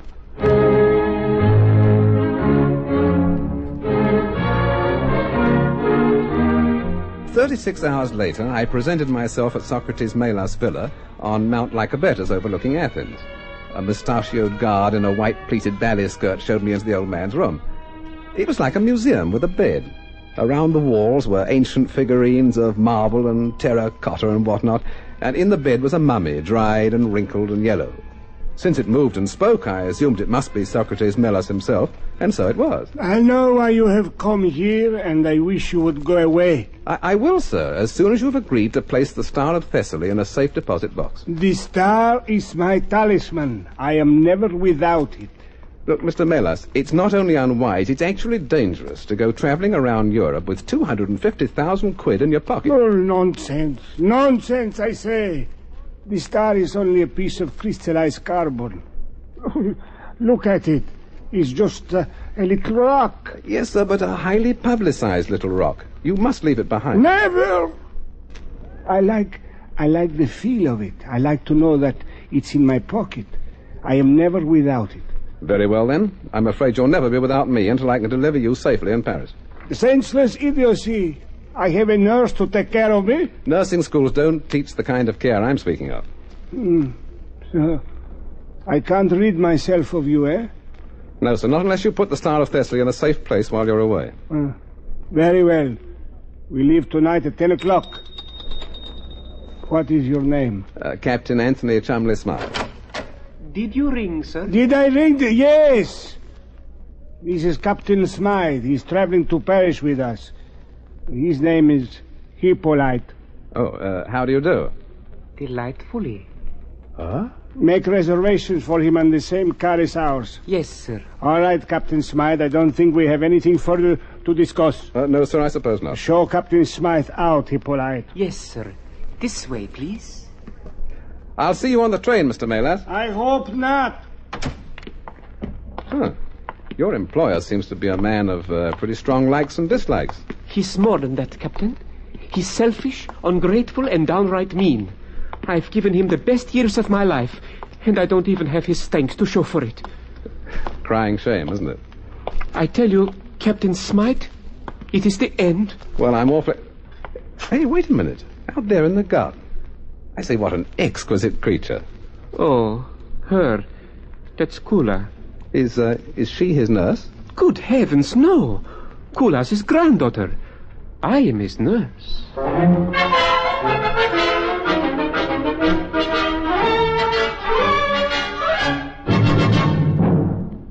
In a moment, we continue with the second act of Suspense. Another visit with Joe and Daphne Forsythe. Overhead, the moon is beaming. Hold it, Daphne, hold it. Oh, hi, Joe. Guess what, honey? I'm trying out for the operetta. As what? A singer. You could have fooled me. I was just practicing one of the songs. Well, I don't think you quite fit the role. Why not? Well, if this version of the Student Prince is like the version I know, that particular number is sung by a tenor. Oh. Not that you don't come close, but I think you better stick to being a housewife. But I want to be a singer. Daphne, honey, a singer you'll never be. I could take lessons. Yeah, but lessons cost money. Money better invested for us in savings bonds. You and your old savings bond. I can't help it, honey. I just can't get over the way those savings bonds pay off. $4 for every 3. That's what I call an investment. What good do they do me now? A lot. the money we put America strong and protects you and me. No bonds, maybe no operetta. Ever think of that? I still want to be a singer. Well, when those bonds start bringing in the green, if you still want to sing, they'll pay for the lessons and more. Good. Gee, if those bonds mature as fast as you say, I better start practicing now just so that I'll be ready. Overhead, the moon is beaming. Daphne, did anyone ever tell you you have a bad voice? Everyone. And now, starring Ray Noble, Act 2 of The Star of Thessaly. Later that afternoon, with time on my hands, I wandered up to the Acropolis to pay my respects to the ruins of ancient Athens. And there, as the setting sun streamed through the columns of the Parthenon, I discovered I wasn't alone on the hilltop. Leaning against one of the pillars was a beautiful dark-haired girl whom I was sure I knew. If I didn't, I certainly wanted to. I beg your pardon, but haven't we... Excuse me? I have a feeling we've met somewhere before. I think not, sir. Oh, then may I correct that lamentable situation? I'm Captain Anthony Chumley Smile. I'm glad to meet you, sir. I'm Kula... Melas? Yes. How did you know? That's where I saw you. You see, this afternoon I visited your grandfather and I saw you in the garden as I was leaving. Oh. Yes, I wanted so to meet you, but your grandfather's nurse ushered me right out of the house. Oh, that Hippolyte, that nasty little man. Absolutely, to say the least. And what, may I ask, brings you up to the Acropolis all alone? Oh, I come here often at the end of the day. It is so beautiful. It certainly is. Oh, wait a minute. What is it? I thought I saw a man's head peering down at us from up there on the roof of the Parthenon. Oh, you must be mistaken. No. The twilight, it was probably a bird or your imagination. Perhaps so. It is getting dark. Well, what say we go back down the hill and have a cocktail? Oh, I'm afraid I can't. I must go home and finish my packing. Oh, packing? Yes, I'm leaving for Paris tonight. With your grandfather? Yes. Oh, wizard! Utterly smashing. I beg your pardon? Well, I'm going to be on the same train, in the same car, in fact. How nice. So, if I may, I'd like to see you... Captain, look out! Oh, what was that? A large marble fragment of ancient Greece. If I hadn't taken your arm just then, it would have splattered me all over the Acropolis. But who could have done it? Your bird. Or that man I imagined I saw up there on the roof. Come on, let's get out of here. Unlike Lord Byron, I have no desire to be buried in the Isles of Greece. At 10:15 that night, a curious procession entered the train shed of the Athens railway station. It was headed by Socrates Melas in a wheelchair, pushed by a perspiring Hippolyte. After them, the lovely Kula, and bringing up the rear, yours truly, carrying his own bags. The old man ignored me, the male nurse virtually snubbed me, but this didn't concern me too much as soon as I'd caught up with Kula. Good evening. Oh, Captain, I thought perhaps you had changed your mind. Oh, about taking this train? Dear goddess, once I learned you were to be a fellow passenger, Hercules himself couldn't have decided... She yanked me to one side as a huge porter pushing a heavy cart of luggage grazed by me and shoved on through the crowd without a by your leave. Following him was a short, hatless, bull-necked man, evidently the owner of the cart full of luggage. Oh, such a careless fellow. If you hadn't pulled me aside, you'd have broken my legs with that truck. That would have been a regrettable accident. I don't think it would have been an accident. Ah, here we are, the Paris car. You know, that's curious. What? Do you see that man tipping the porter? Oh, my hit-and-run porter, yeah. I think I have seen him someplace before, just today. Seeing that one twice in one day is once too many. Now I remember. He was up on the Acropolis earlier this afternoon before you arrived. Oh, he was. And I dare say he was still there after we left. What do you mean? I'll tell you when I'm certain. En voiture! En voiture! There was a pattern here, and it was beginning to emerge. The bull-necked man with the hit-and-run porter had also been on the Acropolis shortly before that chunk of Greece's glory had scored a near miss on my skull.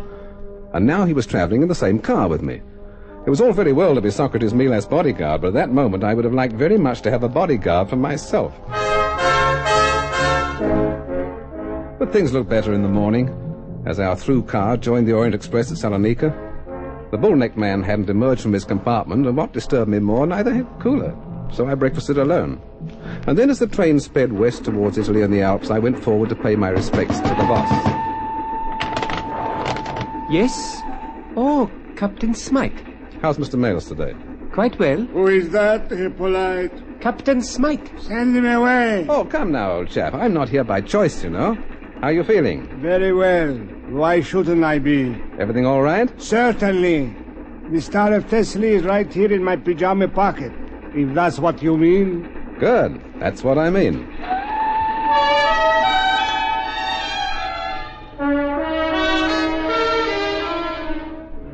The next day and a half were dull. Oh, very dull. Kula remained in her compartment pleading a migraine. The bullet-headed bull-necked man stayed in his, for reasons best known to himself, so I stayed in mine, except for meals and the periodic and unwelcome checkups I made every few hours on the whereabouts of the Star of Thessaly. Then, on the afternoon of the second day, while the train was snaking upwards through the Italian Alps, I was idly leafing through some magazines I'd picked up in the Milan station when the train attendant came in. Scusa, signore. What do you want? Well, we come subito to Simplon Tunnel. I'm going to turn on the lights. Oh, the Simplon Tunnel? Yes, si, signor. The longest tunnel in the world. 12 miles all uphill. She start in Italia and she come out in Switzerland. My. Well, thanks for the travelogue. Che, signor? Nothing, just thanks. Oh, prego, signor. A moment later, the Orient Express was swallowed up by the Simplon Tunnel. A moment after that, the door of my compartment slid open again. And there stood my bullet-headed bull-necked neighbor pointing a very efficient German Luger at me. Now, Captain Smythe, you will get down to business. Who are you?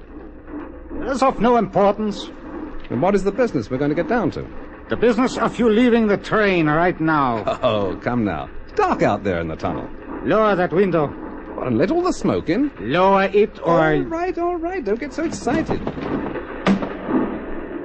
There. See? Smoke. Very annoying. Now, out of the window. House. Look, before I do, would you mind telling me why? You are in my way. I beg your pardon? Before this train emerges from the tunnel, I intend to have the Star of Thessaly. Oh, I see. You weren't by any chance crawling around the roof of the Parthenon the other night, were you? Of course. And of course you paid the porter to try and run me down in the railway station? Of course, and each time that girl saved you. But nothing can save you now. Out of the window with you. While I had kept him talking, the compartment had been filling with train smoke, and I'd been calculating the lurch of the car. Now I turned towards the window slowly, waiting for the car to lurch once more. I braced myself at the window. The car gave a jerk, throwing Bullneck slightly off balance. I whirled, grabbed his gun arm, thrust my knee into his middle, and rolled over. Unfortunately, the train lurched a little more than I expected, and poor old Bullneck kept going right on through that window. I tore out of my compartment and down the corridor to Mayliz's room. The light was out. If the light wasn't there, the old man was lying on the bed, breathing shadowily, obviously doped. I felt in his pajama pocket, and I felt around the bedclothes. It was nowhere. It was gone. The Star of Thessaly was gone.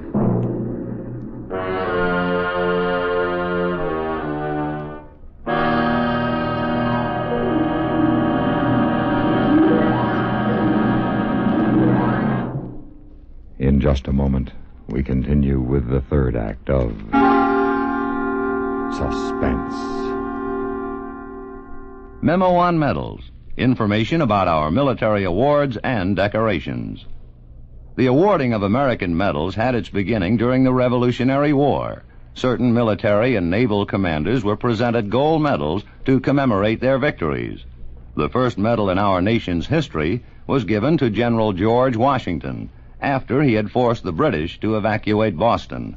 That medal is now in the Boston Public Library, where it was placed on exhibit in 1876, 100 years after the historic event it commemorates. Technically, early medals were not decorations in the strictest sense. They honored both the victorious event and the officer in charge. Also, they were not designed to be worn, as later medals were. Therefore, they were presented in a suitable case for safekeeping. What we now know as the Purple Heart Medal was originally a badge of cloth material, specified in Washington's establishing order to be a figure of a heart in purple cloth or silk, edged with narrow lace or binding. Foreign decorations and medals are worn to the left of all American decorations. They are never worn alone, but must appear with at least one American medal. Few tributes are as meaningful and as cherished as the awards and decorations of our armed forces. And now, starring Ray Noble, Act 3 of the Star of Thessaly.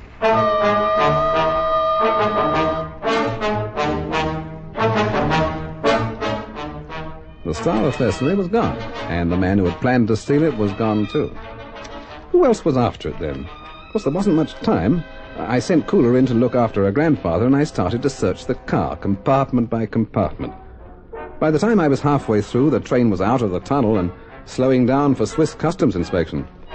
I heard a door open at the forward end and saw a figure slip out of the WC. It was Hippolyte. He threw open the vestibule door and dropped off the train, stumbling as he hit the gravel of the roadbed. I jumped after him, but he was on his feet and running, his left leg limping badly. I nearly caught up with him when he turned suddenly. I saw the gun in his hand and dived in a flying tackle as it went up. All right, Hippie, old boy. I want two things from you. That gun. Please, let me go, Captain. And the Star of Thessaly. Let me keep it, Captain Smythe. He does not need it. He has millions. Let me keep the star. You know that it would probably kill him to lose that diamond. It is only a pocket piece to him. He owes it to me. I've given him the best years of my life. Let me keep this star, Captain Smythe. Please let me escape. Come on, Hippie. Crying will get you nowhere. You are just a heartless brute, Captain Smythe. Yeah, I know. But let's go, sport.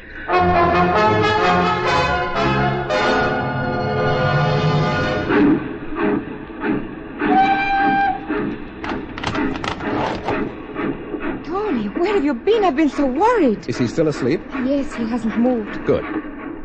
What are you doing? Putting the Star of Thessaly back in his pocket. It was misplaced for a little while. Oh, and Cooler, I'm afraid you'll have to take over as your grandfather's nurse. Why? Where is Hippolyte? Well, he fell in love with the Alps, so he's stopping over for a while in Switzerland.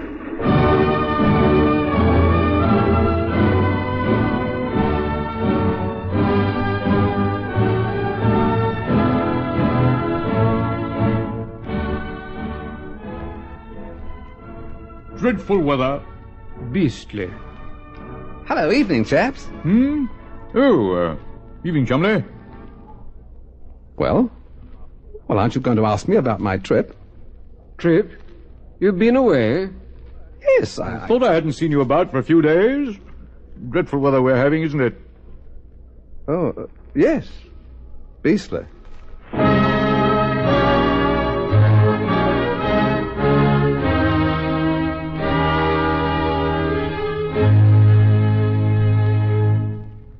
Suspense.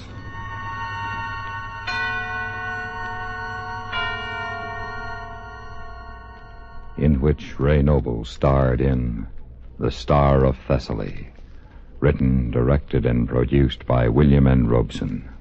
Supporting Mr. Noble in The Star of Thessaly were Lillian Bayef, Ben Wright, Jay Novello, Byron Kane, and Abraham Sofair. Listen. Listen again next week, when we return with another tale well calculated to keep you in suspense. Suspense has been brought to you through the worldwide facilities of the United States Armed Forces Radio and Television Service.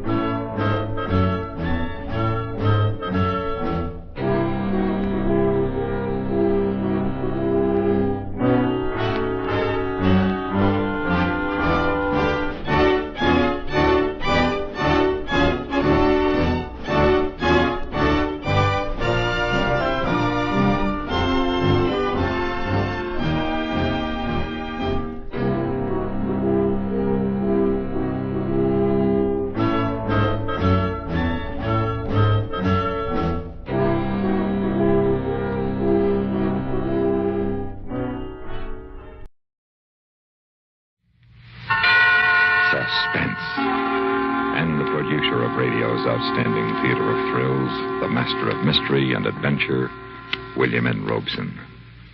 There are many kinds of suspense, but the happiest suspense is the kind we share at this time of year with our children. The suspense which has its denouement next Wednesday morning. The suspense of what Santa Claus is bringing for Christmas. For the little girl in the upcoming story, however, there is no such suspense. All she wants for Christmas is a dog, and a dog she is certainly not going to get. To play this unhappy little girl, we have invited a most talented little girl to make her first appearance on radio. Already a star of TV and motion pictures, 7-year-old Evelyn Rudy now adds another medium to the domain of her talents. Listen then as Evelyn Rudy stars in Dog Star, which begins in exactly 1 minute. When the United States was still a young and growing nation, there came forth from all parts of the country idealists to create utopia. For example, there was John Humphrey Noyes, who dreamed up the Oneida Community in New York in 1847. It was designed to do away with sin and greed. In order to keep the community alive, small manufacturing industries were started. By 1880, the community living plan had died, and the industries had grown to great proportion and nationwide reputation. Had backfired, his efforts provided a contribution to American industry. Another idealist who seemingly had in mind the health and happiness of Americans was Henry Clubb. About 1855, Mr. Clubb got the idea that people would be healthier if they were vegetarians. He thought they'd be happier if they lived in octagon-shaped houses on octagon-shaped parcels of land in octagon-shaped cities. Unfortunately for Mr. Clubb, he decided to establish Octagonal City, the center of the Vegetarian Settlement Company, in a pretty dusty spot in Kansas. After one look at the hardships to be encountered on the barren plains, nearly every one of the subscribers to the vegetarian community went back to the non-vegetarian East Coast. One after another, communal living experiments bloomed, faded, and disappeared. There were the Shakers, the Separatists of Zoar, the Rapetite Harmonists, Brook Farm, and many others, all planned toward better living and better people. Dreamers of the American dream can't be judged merely on the basis of success or failure, for failure can show people of the future what not to do. American men and women built the United States into a great nation because they conceived their ideas and tried them out. This is indeed part of the great American dream, a dream which has become a decisive reality. And now, Dog Star, starring Evelyn Rudy. A tale well calculated to keep you in suspense.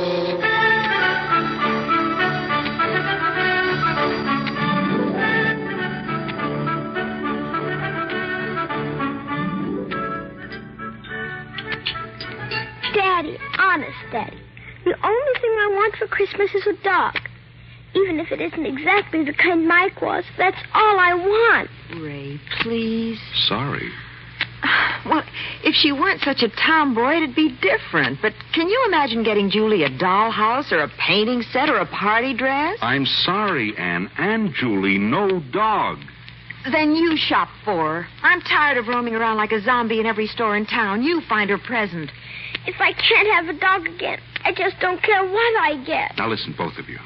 I like dogs just as much as you do. I loved Mike, too. But Julie loves them too much. She hasn't eaten a decent meal since Mike got killed. And it's not going to happen again. We're not going to put her happiness at the mercy of another brainless pup and every idiot speeder in town. It wasn't Mike's fault. It was my fault. I should have kept him in the yard. It was my fault, but honest, I'd never, never, never let my pup out again if I could just have one. Julie. Honey, suppose I got you a bike. A big bike, a 26, okay? But, Daddy, I don't want a bike. I want a dog. Julie, come back here. It's getting dark. Let her go, Ray. I said she could play with Timmy. Let her go. Hey, Julie, what happened? Are you going to get a dog for Christmas? No. Hey, Julie, I got an idea. See, I asked my dad for a dog, and we moved Mike's doghouse over to my yard, and we can both play with him. How about that? Thanks, Timmy, but no. It just isn't the same. No, I guess not. Hey, Julie, I got my flashlight with me. You know what? What? Let's go up to Palmer Canyon and see if any ducks have flown onto the pond this evening. I don't feel like it, Timmy. Honest. Oh, come on. We might even see a goose.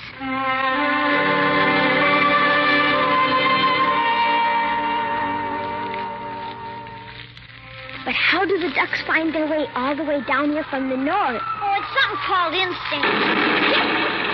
Hey, what was that? Golly, I don't know. Sure was close. Sure was. Oh, it was a tree falling, I bet. Hey, here's the pond. Come on, Julie. I'm coming.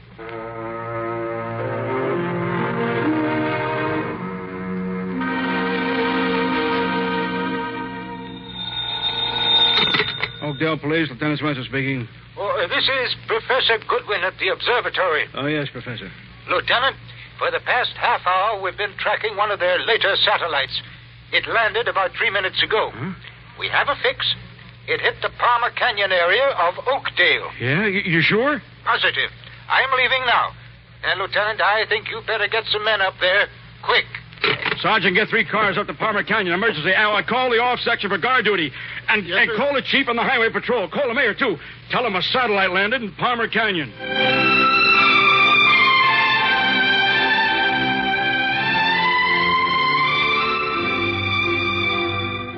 I guess it's getting too late in the year for the ducks. Yes, we better start back home. What was that? What? I thought I heard a dog crying. I didn't. It is too. There's a dog down there by the pond. Where's the flashlight? Here. A little white dog. Oh, his legs are hurt. He can hardly crawl, it looks like. Oh, he's bleeding. And he's wearing something all torn up. Timmy, somebody must have tortured him. Yeah, poor fella. Hey, his tail's wagging. He likes you, Julie. Oh, poor little thing. Timmy, I'm going to keep him. What'll your dad say? We'll hide him. They won't torture you anymore. They won't hurt you anymore. We'll hide you. Where will you hide him? Like you said, we'll put Mike's old doghouse in your yard and take care of him there. Maybe when he's well, Daddy'll let me keep him. Okay. Well, come on. Here. No, I'll carry him. Look, Timmy. What? He licked me. He licked my face.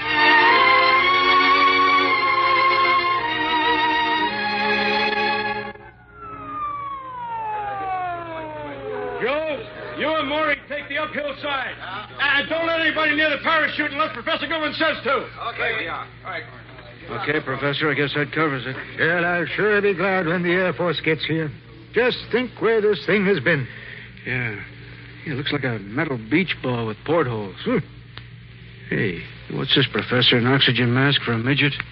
Why, there was something in here. A dog, I bet. And this got knocked off its head. Yeah, it chewed its way out of its harness. Here, look. Here, we got to find it. There's blood on the ground, Professor. It won't go far. We have got to find it, Lieutenant. We've got to find it.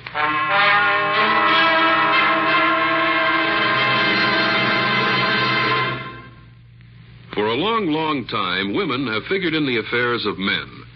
Yes, even in that masculine-dominated activity called war. And not only since World War II. During the Civil War in the United States, the battlefront saw many women laboring as nurses and sanitary workers. Quite a few others disguised themselves as men, enlisted in the infantry, and charged into battle until they were discovered to be women and were sent home to tend to their knitting. But some women were used as spies by both sides. And when it came to spying, Mata Hari was a slouch compared to Emma Edmonds. Emma had originally prepared to become a missionary nurse in Africa. But when the Civil War broke out, she changed her plans and signed up as a Union Army nurse. After months of nursing and fighting, at Bull Run and other battles, Emma Edmonds heard that General George McClellan was looking for a replacement for a Yankee spy who had been executed in Richmond. She volunteered for the job, suggesting that her gifts of mimicry and disguise, which she had used to entertain the soldiers, might be put to some use.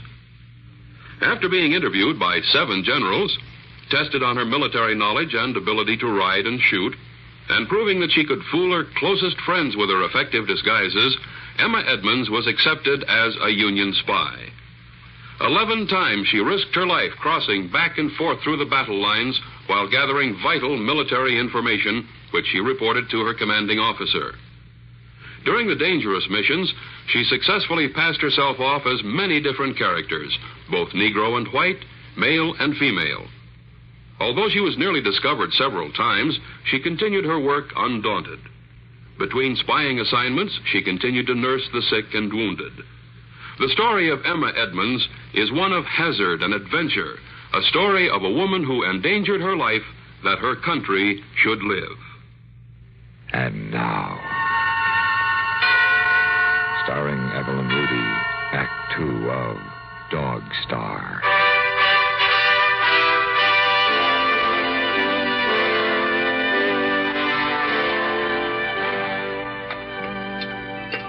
More coffee, Ray? And late as it is. Imagine that satellite practically landing in our backyard. What an age. Well, I've got to get down to the office. I'll be back early to help with the tree. Goodbye, Julie.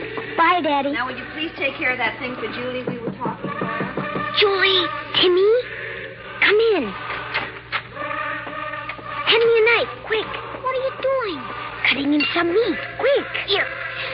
I was just looking at him. I got him a blanket like you said. How is he? Oh, he's asleep. Hey, here comes your mother. Give me the meat. Here, put it in your pocket. Hello, Mrs. Roberts. Hello, Timmy. What are you two up to? Nothing. Now, here is further word on the satellite, which returned to Earth last night in Palmer Canyon. An overseas monitored report confirms the guess that there was a dog in the parachuted container. Julie! It is a small white husky similar to Laika, the ill-fated first space traveler. This one is called Chitka and wears its name on its collar. It was announced that it is trained to react to this name. Julie, I was listening. I'm sorry, Mommy. Can I go out and play? You didn't finish your cereal. All right. Julie, did you hear what he said? It's not the same dog. It sounds like it is. It does not. Now shut up. Okay, Julie. And here he is.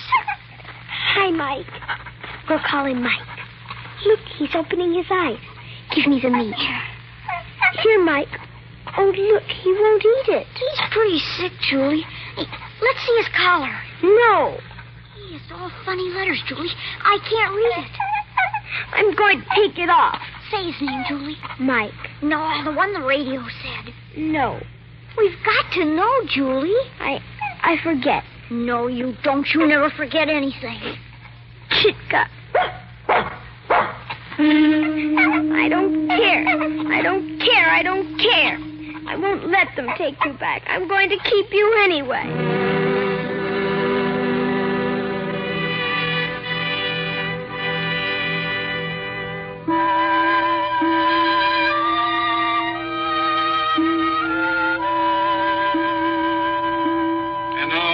Chitka story.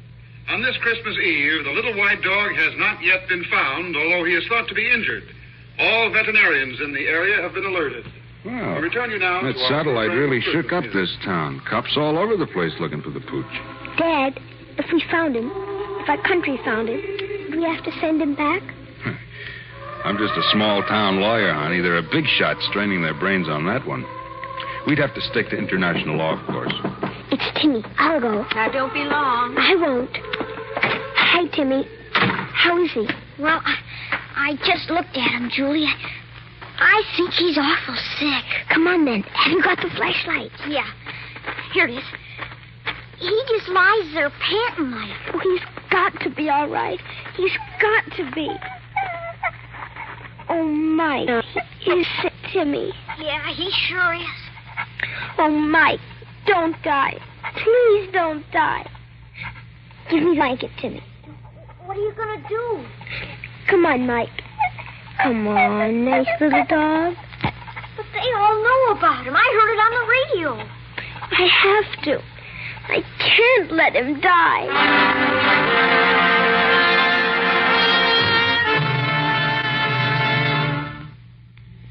The Republic of the Philippines has been described as the most luxuriant group of tropical islands in the world.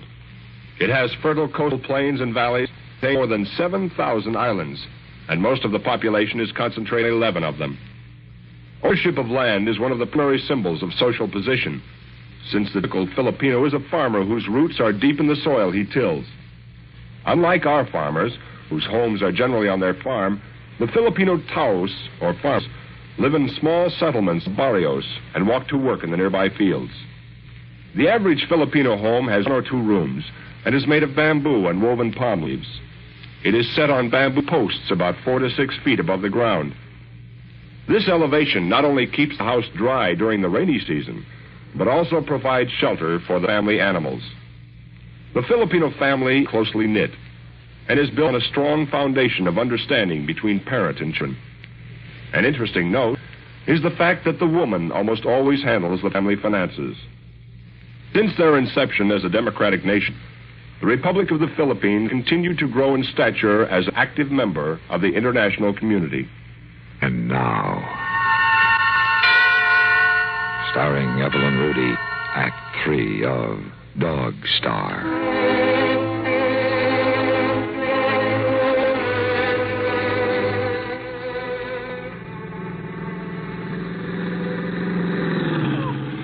Don't worry, Mike. Somebody will give us a ride. They've got to. Please stop this one. Please stop. Yeah, kid. Where you going? Central Avenue, sir. Anywhere on Central. Okay, hop in. What do you got there, kid? My dog? He shed any of that fur? No, sir. Central Avenue? What are you going down there for on Christmas Eve? A short beer, huh? No, sir. A vet. I mean... A vet? Hey, that dog hurt? Hey, look, he's bleeding from the mouth. Okay, kid, up.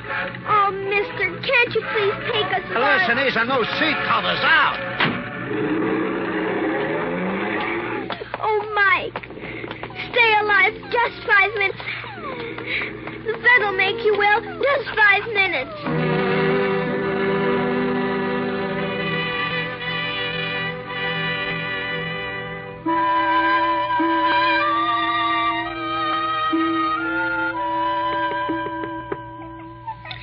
There's a light there. Somebody's home. They've got to be. I'm off, sorry. We're Oh, I see, honey. Doctor. Coming. What seems to be the trouble, girl? I'm Julie Roberts. And this is Mike, and I'm afraid he'll die. Oh, now isn't that too bad? Say, what kind of dog is that, Julie? A sort of a husky. Yeah? Where'd you get him? My dad got him for me. And tonight a car hit him and... Yeah? Martha, hand me that police circular. Here you are, Doctor. We'll just put him on the operating table. Chitka? Call the police, Martha. Right, Doctor. Then I want you to take its blood pressure while I get a sample of blood and... let's see. Call the Air Force Base and ask them to send a flight surgeon down here. Yes, sir. Just tell them to hurry. I bring him away. I'm sorry, Julie. Putting him away? He's paralyzed, Julie. He couldn't run and do anything you'd want him to, even if they'd let you keep him. But I'd care of him anyway, Doctor. I'd bring him his food and take care of him. Don't call them. Don't kill him. Give him back. Honey, it's no use. He'd just suffer. You wouldn't want that. Oh, Mike, nice boy. See, Doctor, he licked me. He'll get better. No, he, Julie. You wait in the hall, and I'll ask the police to take you home. Oh, Mike.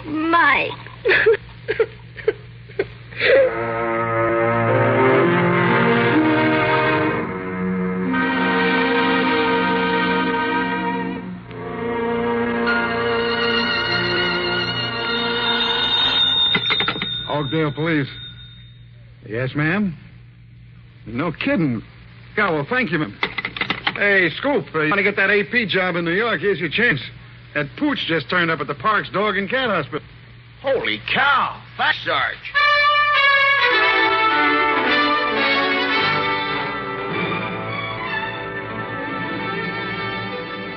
That is right, operator. I want embassy. I don't care what time they tell you is in Washington. Tell them he's about Chitka. C-H-I-T-K-A. Tell them he's colleague.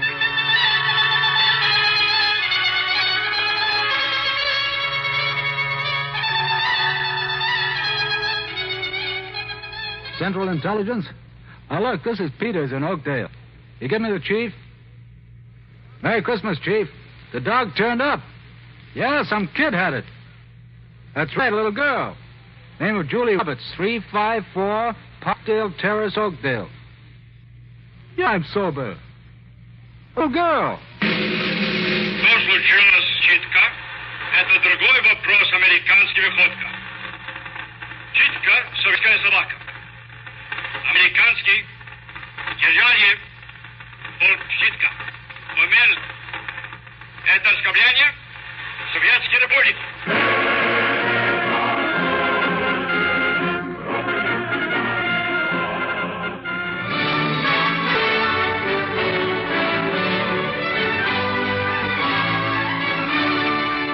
And, June, here's the present from your mother and me.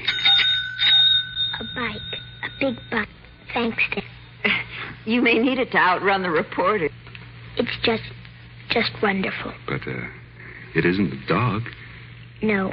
Well, your mother and I were talking, and I think, wait. Yes? Washington? Who? And get me a drink. For breakfast? Well, what is Get it? me a drink. Yes? Yeah. This is her father. Oh, sir, I can't believe... A crate? No, sir, not yet. Yes, sir, we'll be expecting it. Oh, thank you, sir. And a very Merry Christmas to you. Ray, what's wrong? White as a sheet. And give me that drink. Dad, what's the Air Force car doing outside?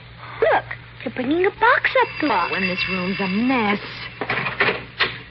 Yes? Major? Merry Christmas, sir. Is this where Julie Roberts lives? Oh, yeah, yes. Did the White House call? Yes. Okay, open it up, Sergeant. It's a puppy. A little white puppy. It's for you, Julie. If your folks don't mind. They don't. Major, would you sit down? No, ma'am. I have a girl to get back to myself. Merry Christmas, folks. Ray, who was that on the phone? And when I tell you, you'll never believe me. You'll never believe me.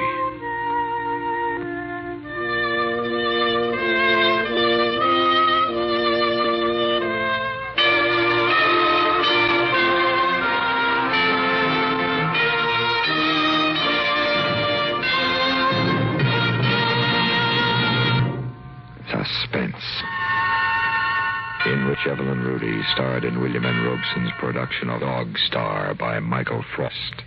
Supporting Evelyn Rudy in Dog Star were Shirley Mitchell, Dick Beale, Shep Ming, Jack Crucian, Sam Pierce, Ben Wright, Lou Krugman, and Norm Alton.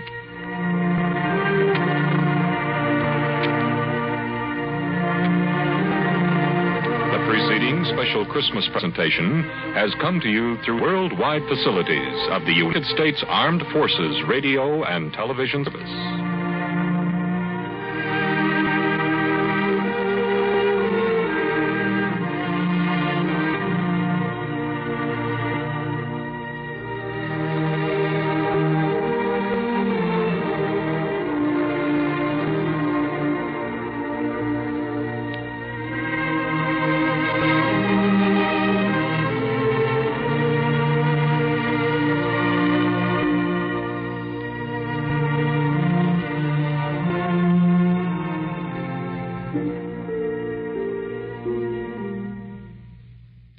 One of the many useless nuggets of soi-disant philosophy that clutter the mind of man is the half-truth that what you don't know won't hurt you. The story you're about to hear categorically denies this eternal verity. In it, a man meets death face to face because of what, or rather whom, he did not know. A girl he had never met, but whose haunting beauty led him to the brink of doom. The role of the hapless and harassed victim is played by an actor well known to American audiences as the newspaper correspondent in Foreign Intrigue. Tonight, he doffs his trench coat for a pitchman's benny and abandons the cobblestones of Stockholm for the sidewalks of Chicago's Loop. Listen then as Jerome Thor stars in 19 Deacon Street, which begins in just 1 minute. As most of you know, G-Man is a nickname tacked on FBI agents about 20 years ago by some gangsters, and the name stuck. The FBI, Federal Bureau of Investigation, is part of the Department of Justice. It's a detective agency that goes after people who break federal laws. The FBI also does counterintelligence work, ferreting out spies and saboteurs. An amazing thing is that despite the extreme dangers of their responsibility, it wasn't until 20 years ago that they were given authority to carry guns. With no other weapons than courage, resourcefulness, and determination, they had to track down and bring in dangerous racketeers and spies whose business was wholesale murder.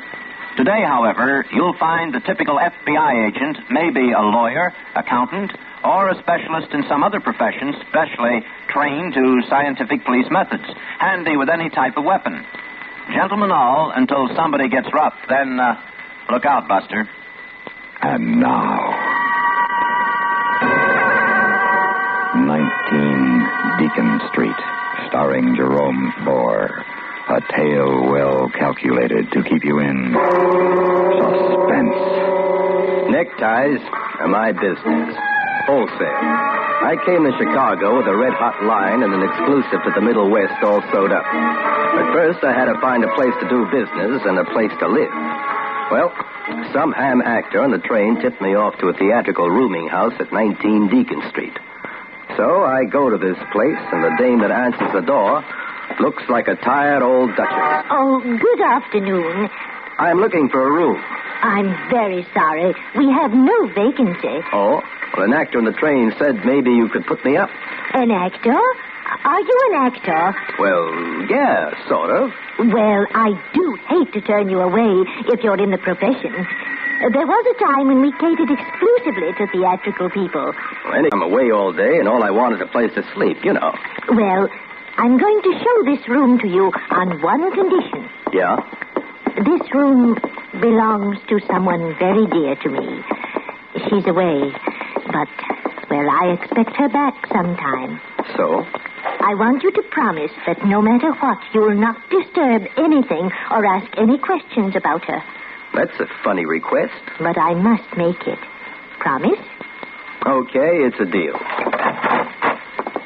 I'll turn on the light.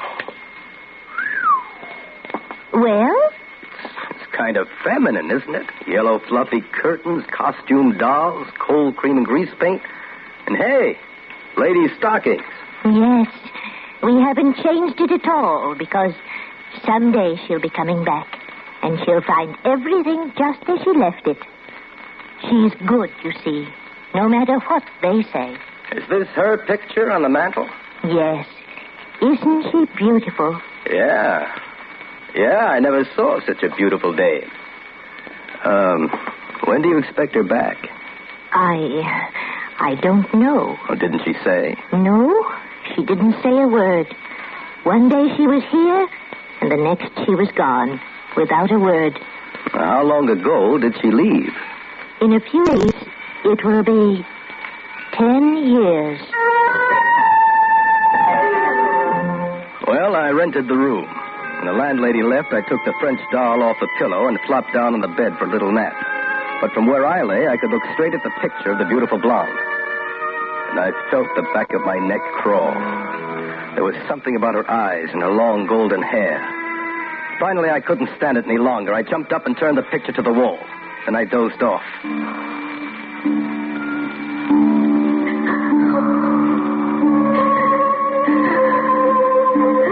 There she was. My dream. Crying. Just her face. Soft gray eyes and the golden hair. What was she crying about? What was wrong? What's wrong, Laverne? Laverne! Laverne! What's the matter, Laverne? Mr. Schwartz! Mr. Schwartz! Laverne, what are you crying? Oh, Mr. Schwartz! Are you all right? Yeah, I'm all right. Just a bad dream, I guess. But I heard you calling out. You were calling Laverne. Who? Laverne. That's the name you were calling, wasn't it? Well, I don't know. Laverne. Yeah, I guess I was. How did you know, Mr. Schwartz? How did you know her name was Laverne? Well, I don't know. I don't know how I knew. I knew her name. I knew the name of the blonde, but I'd never met her. I pestered the landlady for details. Begged her to tell me Laverne's last name and how she had disappeared. But the old dame wouldn't talk. So when I finally got rid of her, I locked the door and went to work to find out for myself. I went through that room with a fine-tooth comb. But I couldn't find a thing to tell me who the girl was. Not a letter, not a card, not an envelope. Nothing. But I did find a key in a jacket pocket. Had a tag on it, and the figure 9 was written on the tag. There was nothing in the room the key would fit. But maybe someplace I'd find a lock it was made for. And then, high on the closet door, I found a telephone number scrawled with eyebrow pencil. Aragon, 8612. I went downstairs to the whole phone, dialed it, and got a busy signal. Well, at least the number was still alive. And maybe, just maybe, somebody on the other end could tell me about Laverne. An hour later, I was still dialing that number and still getting a busy signal. So finally, I went up back to my room. After all, what business was it of mine if some babe disappeared 10 years ago? I had my own headaches. I had 400 dozen fancy neckties to get rid of. But Laverne was still in that room. I felt it in my bones, and I couldn't sleep. In the morning, I started scrounging around the loop, looking for a place to set up shop. And I finally found it down on South State. A building all boarded up. It looked like it was once a theater, and it looked like it hadn't been used for 50 years, so the rent couldn't be too high. And it was big and central. So I just ankled around to the alley and tried the stage door. Hey, anybody in there? Hey, just a minute. What do you think you're doing? Oh, hello, officer. I was looking for the janitor. Does it look like there'd be a janitor around with the doors all padlocked like this? Yeah, but there's a light burning inside. It's just a work light on the stage. Burns all the time. What do you want, mister? I want to rent the joint. Where can I find the owner? Rent it, huh? You better get in touch with Jasper Florence. The big stage producer? That's right. Used to run this little burlesque house before he was in the chips. Got his start here. You can probably get him on the phone at his office. Okay, pal. Thanks a lot.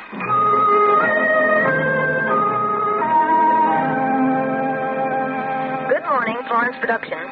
Hello. I'd like to speak to Mr. Florence, please. Who's calling, please? My name's Schwartz. What do you wish to talk to Mr. Florence about, please? He's very busy. Yeah, I know, but I ain't no ham actor looking for a job. Tell him I want to rent some space from him. Rent space? Yeah, the old Florence Theater on State Street. Oh. Well, hello? I'm sorry, but the Florence Theater is not for rent. Not for rent? But why? Mr. Florence orders.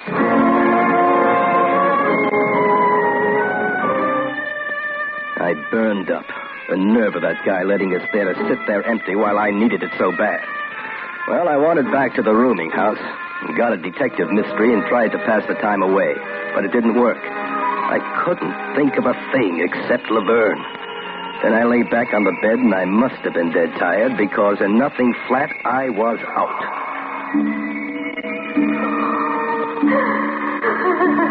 And there she was again. That beautiful girl sobbing.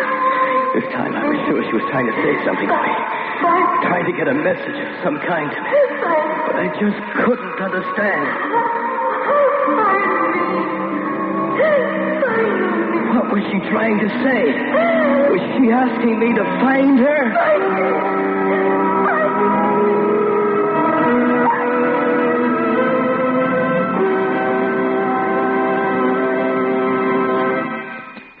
In a moment, we continue with the second act of Suspense. As the door closed, I watched Leonard leave for maneuvers with Sergeant Harlan. There was something I couldn't understand. Leonard was intelligent.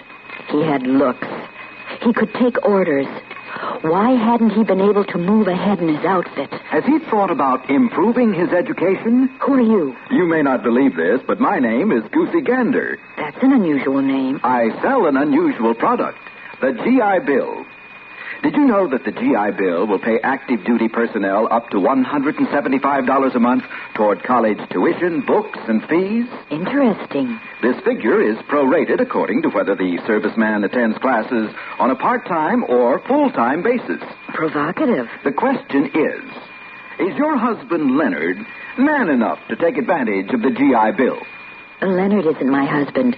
He's a poodle in the canine corps. And now, starring Jerome Thor, Act 2 of 19 Deacon Street. It took 2 sleeping pills before I got rid of Laverne. The next morning, I set out to see Mr. Florence. Personal. He lived in a very classy pad up on the Gold Coast. He looked just like his pictures. Tall and gray-looking with a nice sort of a smile. But his necktie was lousy. I believe my secretary told you yesterday that I'm not interested in renting the theater. Sure she did. But, Mr. Florence, did you ever have a hunch? A hunch? Yes, of course. Well, I got a hunch about your theater. I see. I'm afraid it's out of the question. But why? Well, it's where I produced my first shows, and it has memories for me. Some pleasant, some not so pleasant. Opening it up again would be like opening up a part of my past that I'd rather keep closed. But ain't that kind of silly, Mr. Florence? I wouldn't put on shows there. All I want to do is sell neckties and wholesale lots. I admire your persistence, Mr. Schwartz, but the answer will always be no. Okay, you win for now. But I ain't giving up, because when I want something real bad, I usually get it. Now, here's my card. I've written my phone number on it in case you change your mind. And you'll change your mind, Mr. Florence. You think so? Yeah, I think so. As you say, I'm persistent. So, with nothing better to do, I spent the next couple of days on the phone, bugging Mr. Florence about his theater and trying to get the Aragon number I found in Laverne's closet. Florence kept telling me no, and the Aragon number keeps on sending a busy signal. But, like I say, I'm persistent. And finally, it answers. Hello, Little Joe Sorrento. Huh? This is Little Joe Sorrento. Who you want? Is Laverne there? We got no Laverne. What the number you call? Aragon 8612. You got the number, but we no got no Laverne. And where are you located? Corner North Clark and Willoughby. Thanks. I'll be over for a pizza. Little Joe Sorrento was a run-down spaghetti joint. I went inside, and right away opened the corner, I saw the telephone that had been giving me the busy signal. And no wonder. It's a public phone booth, and right now one guy is in it and 2 others are waiting for it. I go over to the bar and cut up touches with Little Joe, the proprietor. How long you had this place, Joe? 14 or nearly 15 years. Why? You've seen a lot of people come and go, huh? Sure, plenty. You got a memory for faces? Look, you see I'm busy, mister. Here, take a look at this picture. So what? You recognize her? Well, sure, she's been in here a long time ago. What's her name, Joe? I can't remember her name. I expect she was a showgirl, I think. Claire something. Wasn't it Laverne, Joe? That's right. Laverne Claire, yeah. She always come in with a big shot. The big shot? Well, it wasn't so big shot then, but he was going to places. Then she jilted him and run off with another guy. Yeah, I remember very good because he used to come in here. After that, he get drunk all the time. She break him up pretty bad. And who is this big shot? You remember that, Joe? Sure. A big producer, Jasper Florence.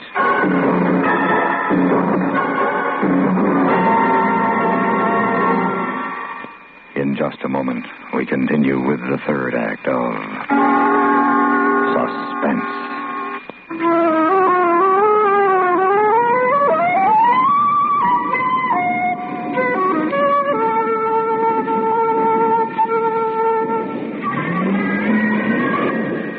Who is the man, content to slightly heal the hurts of others, crushed with fears, torn with bitterness, choosing smooth things rather than right things? who saw a lie raise its ugly head and did not honor the truth. Who is this man? He is the flat man, the to and fro man, whose life is blown like chaff in the wind as vagabond travelers in the night.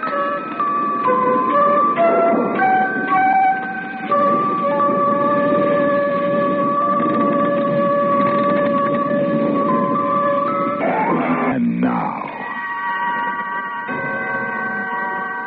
starring Jerome Four, Act 3 of 19 Deacon Street. Well, that was that. So, first thing tomorrow, I'd go out and find some other place to peddle my ties. But when I got home, I found a note from my landlady. It said, Jasper Florence called. He's changed his mind about the theater. We'll meet you there at 8 o'clock. Well, I hot-footed it over there. The padlocks were off the front door, so I walked in. No one was in the lobby, so I went into the theater. And there in the center of the stage was the one big work light the cop told me Florence kept burning all these years. I started to get a feeling in my stomach. Sort of a scary feeling. There on that big stage is where Laverne danced.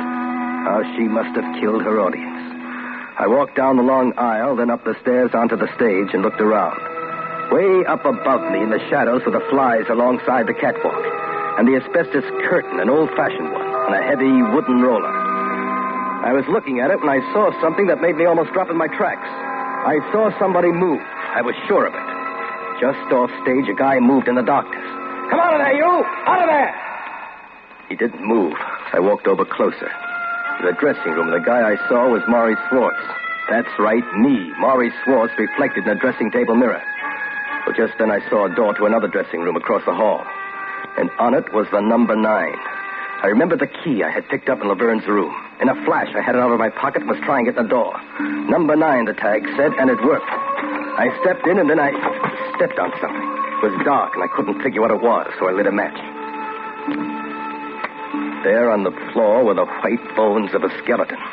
Beside them, long golden strands of hair. Then I knew. Florence had killed her.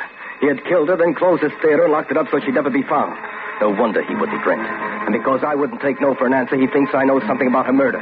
That's why he called me down to the theater. That's why he left the door unlocked. To get me in here and never let me out. He's in here somewhere now. But where? I had to get out of there fast. There was only one exit across the stage, over the footlights, and out the door I'd come in. I crossed to the stage and reached the footlights when suddenly the master curtain was unrolling, crashing down on me. I jumped back just in time. Come on, Schwartz. If that roller had hit you, it would have saved me the trouble. Florence, where are you? You can't see me, Schwartz, but I can see you. I'm on the catwalk in the shadows, but you're well lighted by the work light. You make a very good target. I will do that, Schwartz. If you make one move to put out the light or to get away, I'll cut these counterweights and you'll be smashed to nothing. You can't get away with this, Florence. Can't I? I got away with it once and I will again. You don't have much of a chance, do you? The master curtain has you fenced in on the stage and you can't get over the footlights. I can get out by the side, Florence. That's a long walk, my friend. And long before you take it, I'll drop these sandbags on you. Maybe I'll be faster than you will. Then what, Florence? Then you'll fry for killing that girl. She had it coming. And so have you, my friend, for meddling. And you're going to get it. Because I'm cutting the weights loose now. Look out, that railing!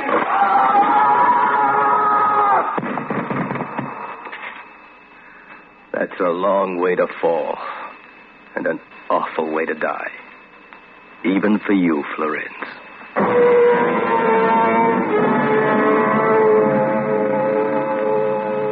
Well, there's the story. If you don't believe it, I wouldn't blame you. But that's the way it happened. Oh, by the way, if you happen to need any ties, I got a nice new line in. Hope you won't think it's in bad taste. But these ties, and they come in all colors, got a girl's picture on them. I call it the Laverne tie. So don't forget, look me up. I got a little stand in Rosenblatt's department store. You can't miss it. in the bargain basement.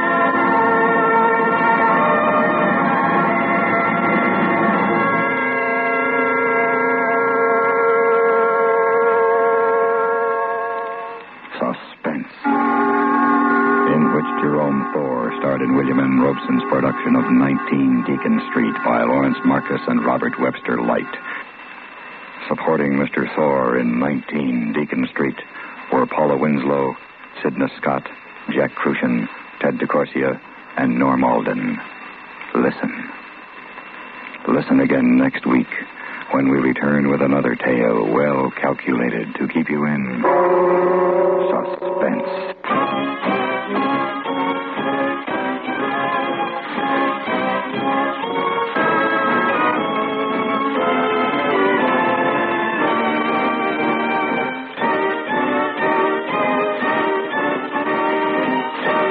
Suspense has been brought to you through the worldwide facilities of the United States Armed Forces Radio and Television Service.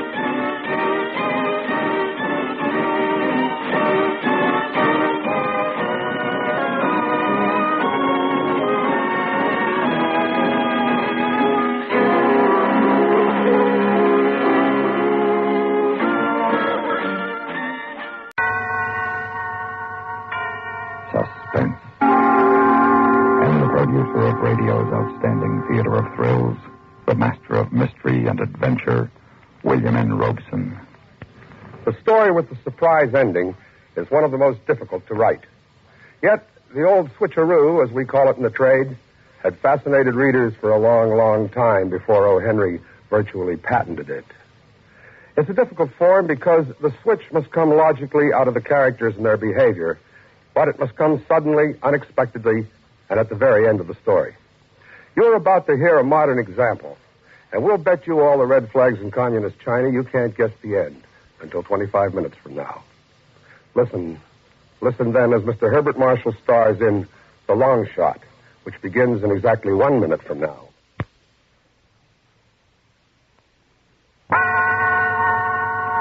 The Long Shot, starring Herbert Marshall. A tale well calculated to keep you in suspense.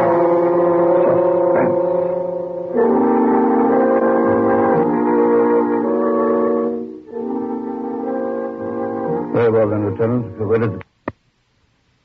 Here's my statement. It seems a year, but I guess it's only 10 days since I was sitting in the lobby of the Astor Hotel in New York with 28 cents in my pocket. It had been a dreadful season at the track. So there I was, stony. Somebody had discarded the afternoon paper, and I picked it up. It was folded to the classified section, and my eyes fell upon a most intriguing ad in the Help Wanted column.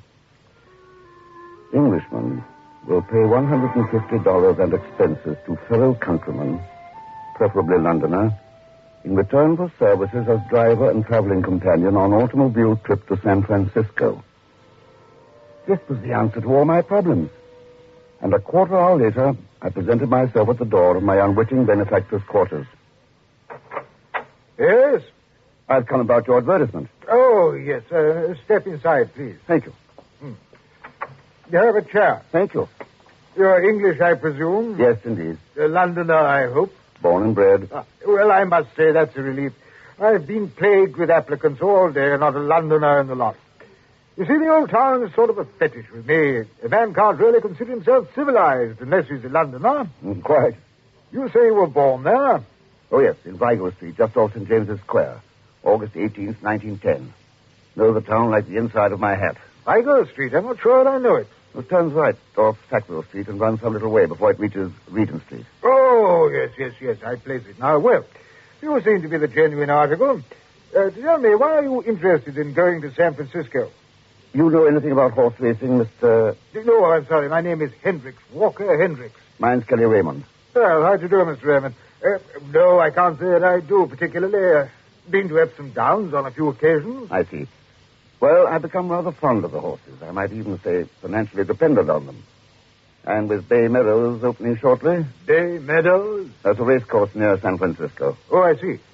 Well, you have business that takes you to San Francisco, and so have I. But I just couldn't face making the trip alone, or even worse, with an American. That's why I advertised. What a stroke of luck to find you. Not only a fellow countryman, but a fellow Londoner. Excuse me. Hello? Oh, yes. Well, I'm dreadfully sorry, but I just hired a man. I was sitting pretty. The only thing I was afraid of was death from sheer boredom, because from the moment we started out, all Mr. Hendricks talked about was London. Have you spent much time in Soho, Raymond? I never lived there, if that's what you mean. No. I mean the restaurants and so on. Do you know them? You see now, there's the Moroccan... No, what was it? Oh, the Algerian Cafe in Dean Street, isn't it? Quite right, the Algerian in Dean Street. A big French woman ran it. We used to call her Madame Couscous. Quite. As a matter of fact, I saw her there only a short time ago. Huh? Seems to be she died a few years back. Oh, really? Yeah, you probably met her daughter. No doubt. There's a sign. Cleveland, 38 miles. Spend the night there, I expect. Good idea. Now, let's see, where were we? Oh, yes, we were talking about Soho. Yes, we were talking about Soho, and we continued to talk about it the rest of the way to Cleveland and most of the night in the hotel room. I began to think the man doubted my authenticity and was trying to trip me up. Next day, we covered Whitechapel, Fleet Street, Bloomsbury, Mayfair. He still hadn't struck me, but I was beginning to feel like a well-found Baedeker's guide by the time we reached Chicago. As soon as we checked into our hotel room, I tried to get away from him for a while. Say, Mr. Hendricks, I wonder if I might have a small advance on my salary. Well, I suppose so. Still rather early, and I thought I might look over the windy city. Yes, of course, Raymond. Here, let me open my valise. Now, this infernal lock is always acting up. There we are. 20 be enough? Fine, thanks. Hey, look here, I believe I'll join you. Stretch the legs a bit, eh? There was a horse-choking wad of bills in that valise, but I was so burned at him tagging along, I didn't give it a thought then. My favorite joint was just around the corner from the hotel, a hangout for touts and bookies. But I didn't see anybody I knew at first. We had a club sandwich, and at Mr. Hendricks' request, I was expounding scholastically on the difference between Chicago and London bacon when... Kelly! Tommy! Good to see you, Kelly. I thought you were in Miami. Leave in a couple of days. How about coming along? I can't. I'm on my way to San Francisco. Oh, this is Mr. Hendricks. Tommy DeWitt. How are you? How do you do? Listen, Kelly, I got to talk to you. I got a big deal cooking. I'm afraid You don't mind excusing us for a minute, do you, Mr. Hendricks? No, go on, please. Look, Kelly, I'll get right to the point. We bought us some jockeys. Mm-hmm. It's coming up next week at Hialeah. 500 will get you 10 grand on the parlay. But I've got to drive that stiff to San Francisco. Well, what if you just walk down? I suppose I could. But where'd I get 500? Have you got any money? No, I don't. Wait a minute. That valise. Huh? You're sure this can't lose? I'm positive. Right, listen.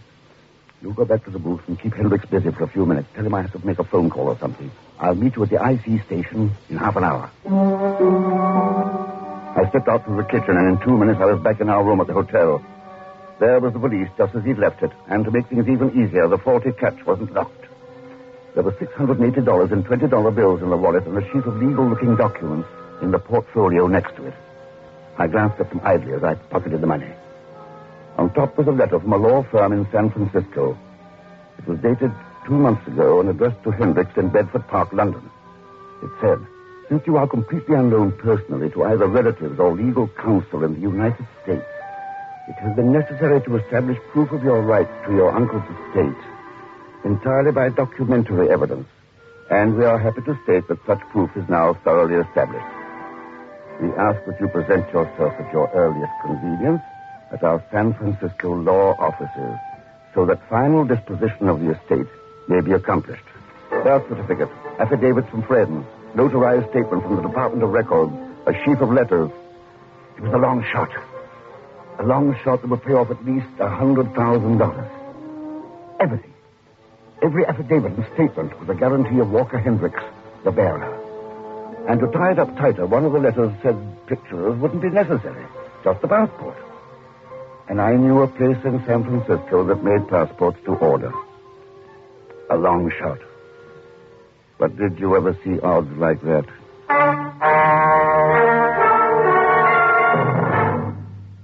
In a moment, we continue with the second act of Suspense. Memo on medals. Information about our military awards and decorations. The highly honored Legion of Merit is a 5-pointed white star of heraldic form bordered by purple-red enamel. In the center of this beautiful decoration is a constellation of 13 white stars on a blue field, breaking through a gold circle of clouds. Backing the star is a green enamel laurel wreath, interlaced with crossed war arrows in gold pointing outward. The ribbon is purple-red, edged with white. The Legion of Merit can be awarded to any personnel of the Armed Forces of the United States and of the government of the Philippines, and to personnel of the armed forces of friendly nations who have distinguished themselves by exceptionally meritorious conduct in the performance of outstanding services. When awarded to the military of other countries, the Legion of Merit is divided into 4 ranks: Chief Commander, Commander, Officer, and Legionnaire, depending upon the degree of the service we honor. Since its creation by Act of Congress in 1942, the Legion of Merit has become a highly honored symbol of our nation's acknowledgement of the bravery and dedication of free men. And now, starring Herbert Marshall, Act 2 of The Long Shot. Yes, it was a long shot.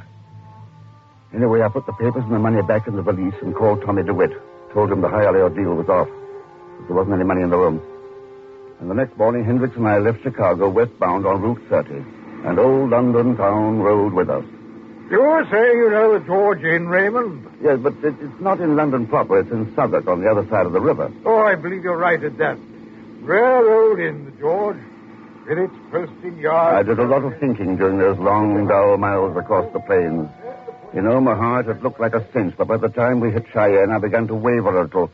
And when we rolled into Salt Lake City, I was almost ready to give up the whole idea. It was too cut and dried.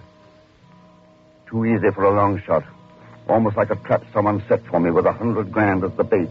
And once I went for it, there'd be no turning back. It was a good gamble. But the stakes were too high, and there was no way of telling what the payoff would be without tossing everything on the line. That's what I was thinking at about 6 o'clock last Wednesday night when we pulled up in front of the Wasatch Hotel in Salt Lake. By Jove, I'll be glad to wash up. That prairie country is appalling. It's good to have some trees for a change. Yeah, pretty town, Salt Lake. I have an aunt here, you know. How long since you've seen her? Well, never seen her. I don't intend to. She's a sister of my mother's, Marguerite Stoddard. Thoroughly Americanized, I understand, and probably a frightful bore. Probably. That was just as if I'd asked for it. A way of telling about that payoff ahead of time. A laboratory test right there in Salt Lake City with nothing to lose if it didn't work out. I got away from Hendricks after dinner, found Marguerite Stollart's address in the phone book, and took a cab out to her house. Yes? Good evening. Are you Mrs. Marguerite Stoddard? Yes. I'm Walker Hendricks. Walker? I just can't believe it. Come in. Please make yourself comfortable. Thank you. Well, you're a pleasant surprise, Walker. I suppose I am, Aunt. I may call you Aunt Marguerite, mayn't I? Of course you may. Well, I expected you to be a little more like, Like who? Perhaps I'd better not mention it. Oh, please do. I think we should discuss everything, don't you? Of course I do. You'll never know how much your Uncle Gerald regretted what he did. You mean the will? No, long before that. Your mother never told you, I suppose? No, she never mentioned her family. I don't suppose she would. After all, she loved your father. And your Uncle Gerald hated him. And so Uncle Gerald forced her to leave home? Yes. I know Gerald would have been the last to admit it. But I've always felt the will was his stubborn way of making it up to her. Perhaps. Well, I'm sure of it. But at least you will benefit, Walker. Now that there's nothing any of us can do for your mother. If there was any doubt in my mind, it disappeared then and there. The American branch of the family knew absolutely nothing of Cecily Hendricks from the time she left home until her brother, Gerald, died, leaving her $100,000. At that point, they made a pretty thorough search, found both she and her husband had died in England, and their son, Walker, was the only heir. Everything I needed was back in the hotel in that valise. It's 521 miles from Salt Lake to Reno, but I convinced Hendricks we could make it in one jump. I had a special reason. We had to hit the desolate section of central Nevada about midnight. When you get right down to it, killing a man is a pretty tough job, even when it's as perfect as this was going to be. For once, I was thankful for London. It gave us something to talk about, and there was so much in my mind that I might have given myself away in silence. So I prattled on like a phonograph. Oh, good old Wappy. Yes, Wappy. There's a lovely pub there called the Prospect at Whitby. Oh, don't believe I know it. No, I'm not surprised. There's an amazing thing about London. It seems that the greenest tourist knows more about it than the Londoners themselves. Well, I'd say you've done rather well. Mainly because I've been on my own since I was 14. Now, you take yourself, for example. 10 to 1, you've never been in Petticoat Lane. It's a very marvelous place. Regular Oriental bazaar right in the heart of the city. Booths and peddlers selling every kind of junk you can imagine.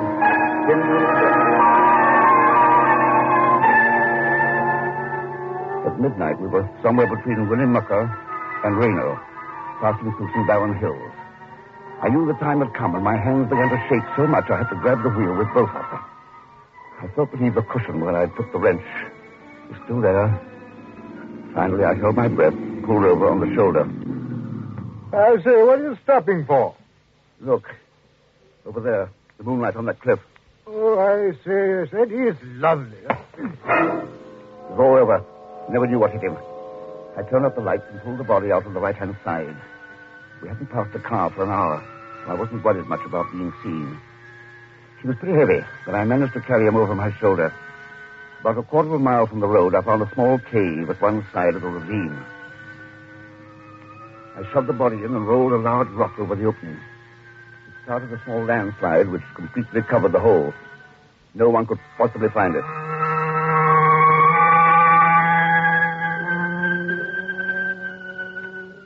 I had just about gotten back to the road when I saw something that stopped me dead in my tracks. There, behind my car, was another one. There was a seal on the door. The seal of the state of Nevada.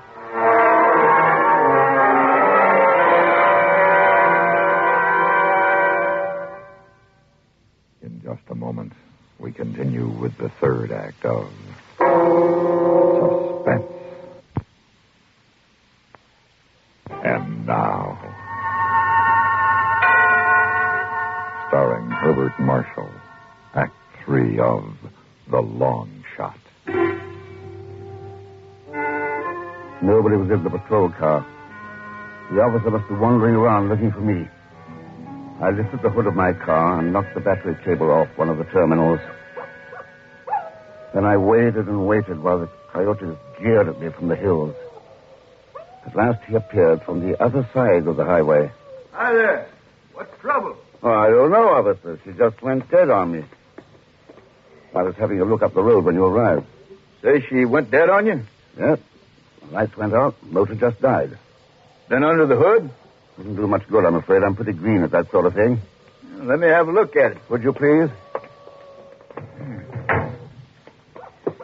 See, Hey, battery cable's jarred loose, mister. You got a wrench? Yeah, here. Thank you.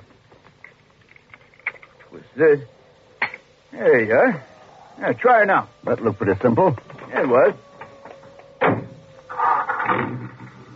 Ah, there she goes. Thanks ever so much. That's okay. Let's see, your name's Hendricks, huh? Yes. Check your registration slip. You're a long way from home. Yes, I am. Yeah, that's right. Thanks a lot. You're welcome, sir. Good night.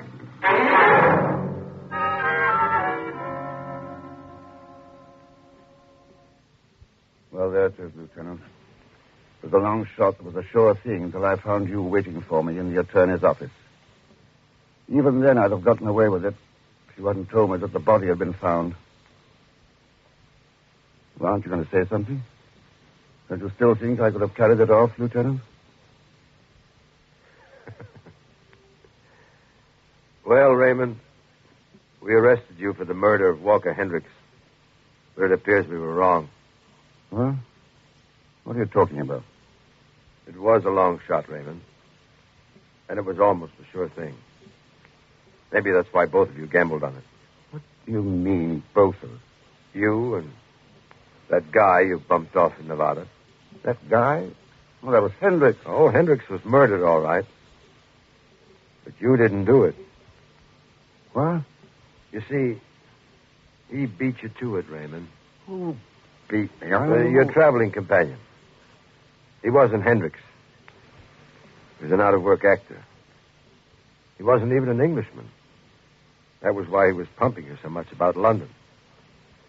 He was, what do actors call it? Getting up in his part? What are you talking about? I thought you found Hendricks' body in Nevada. We haven't found a body in Nevada yet. But one thing's sure. Hendricks was never in Nevada. Poor guy never left New York. The New York police turned up the real Hendricks in the East River the day after you left town, chauffeuring for the guy who killed him.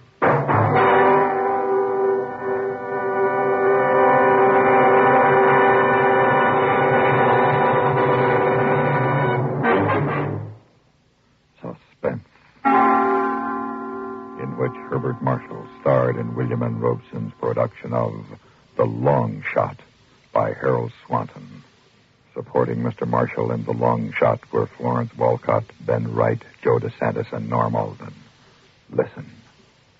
Listen again next week when we return with another tale well calculated to keep you in suspense.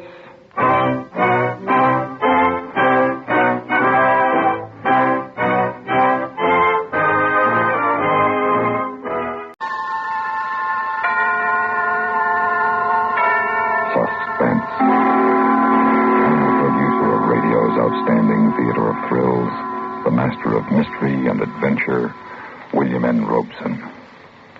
We who manufacture thrills and chills for you sometimes weary of the guns and knives and blood and gore.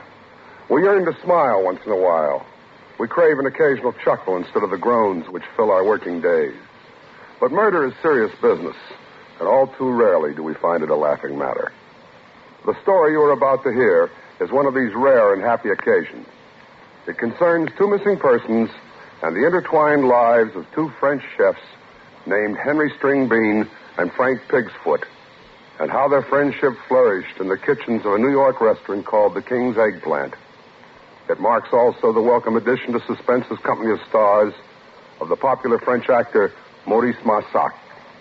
Listen then as Monsieur Marsac stars in One Chef, Well Done, which begins in exactly 1 minute. And now, One Chef, Well Done, starring Maurice Marsac. A tale well calculated to keep you in suspense. Many times it is asked of me, how is it that you, Henri Haricot-Vert, have risen to the exalted position of chef de cuisine at such a tender age? And I, Henri Haricot-Vert, shrug with modesty and reply, It is because I began my apprenticeship in Paris when I was but 11. It is also because your America is the land of opportunity. It is also because Monsieur François Pied de Cochon is no longer in the kitchen here at the restaurant Les Aubergines du Roi. You do not understand concerning François? Permit me then to begin at the commencement. It was in the spring of 1901 that I applied for a position to Monsieur Smith, proprietor of Les Aubergines du Roi. Me, I'm a meat and potatoes man, Henry. Meat and potatoes fried in plenty of bacon grease. But I'm running this restaurant for what they call the 400. Folks with more money than brains, and they want French grub. So, I hire the best French chefs I can get, and then I leave them alone. Entendu, Monsieur Smith. Now, we'll start you on sauces. But if you can cook like your recommendations say, you can move right up to the top. The great Escoffier himself once complimented my riz de veau au queue d'écrevisse. Okay, if your sweetbreads satisfy Escoffier, they ought to satisfy Francois. Monsieur Francois, he is the chef de cuisine? Yeah. And you won't find a meaner one in all the 45 states. And until I can find somebody half as good and twice as pleasant, I gotta keep him. I am pleasant. I wish to be friends with everyone. Okay, friend. Now, you prove to the customers and to Francois that you're a first-class saucier, and I'll hope by that time the cops will have saved me the trouble of firing him. The cops? The police, the gendarmes. You see, Henry, Francois drinks. But surely it is no concern of the gendarmes if one takes a little wine de temps en temps. Of course it ain't. But me and the cops got a strong hunch that Francois also murders. Sacre bleu. Yep. That's why we're looking for a new sauce chef. Sacre bleu. Don't you worry. The way I got it figured, he just scares most people. The only ones he murders are his best friends.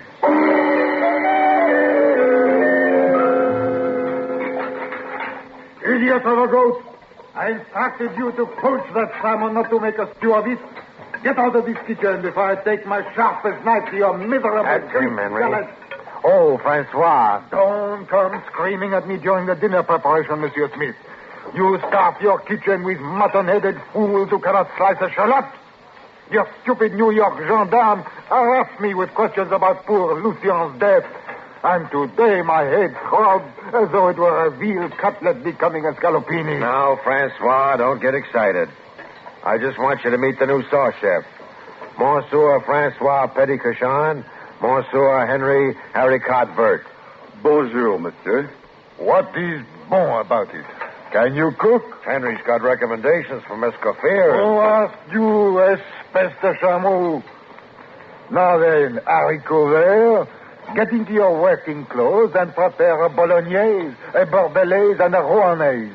And if by some happy accident all three do not taste like raw flour paste, you and I shall be the best of friends.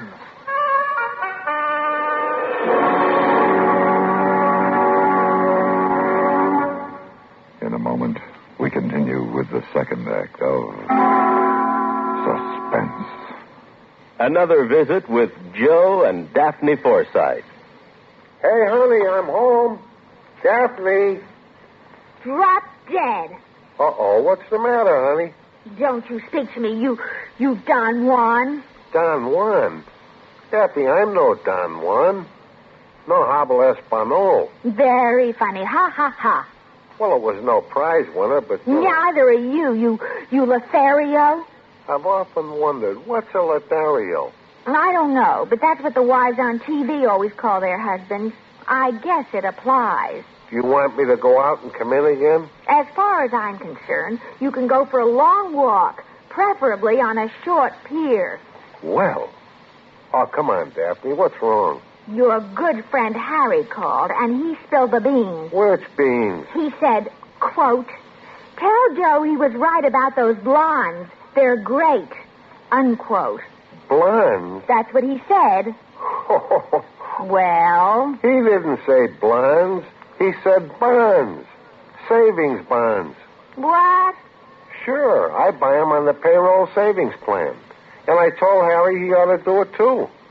Savings bonds have a guaranteed interest that pays back $4 for every 3, which is a pretty good investment. That's a pretty good story, too. It's true, so help me. That's why Harry's so happy. Savings bonds are great. Well, maybe you're right. You wouldn't really fool around with blondes, would you? You're too faithful and sweet and kind and... Fast talking. And now, starring Maurice Marsac, Act 2 of One Chef. Well done. A pinch of mignonette peppers, so. A pinch of chovel, one of tarragon, so. Hello. What are you doing? Preparing a bordelaise. Kindly permit me to concentrate. Oh, you must be the new fellow from Paris. My name's Shirley. Bonjour, mademoiselle. I scrub the vegetables. Then go scrub them. Why? Old Francois ain't around. I guess he's got such a hangover he had to lay down for a while. Gee, that stuff smells delicious when you whip it up like that. I trust Monsieur Francois also will approve. You better trust he won't. If he thinks you can cook, he'll pretend to like you. And if he pretends to like you, the same thing might happen to you as happened to Lucien. Who is this Lucien? He was the last sauce chef. Old Francois and him got to drinking together, and one time they went out on a terrible spree, and poor Lucien never came back. Oh, quel dommage. And they never found his body, neither. Francois must have sliced him into tiny bits and threw him off the Brooklyn Bridge. Now, please, if you must weep, do not weep in my bordelaise. I have already salted it correctly. Francois! Oh, the boss had to scrub some vegetables. Where's Francois? Francois is said to be temporarily indisposed, Monsieur Smith. Shades of William McKinley, the August Belmont J.P. Morgan party has just arrived. Well, I do not comprehend. The richest people in New York, and Francois was supposed to cook up a fancy fillet of beef Goddard. This matter sounds of importance. Filet de boeuf Godard. What'll I do, Henry? Remain calm. Tell Monsieur Auguste and J.P. Shades of McKinley all is well, and trust Henri. I guess I'll have to. Great Garfield's ghost. Filet de boeuf Godard. Oh, Maître Escoffier, watch over your humble disciple now.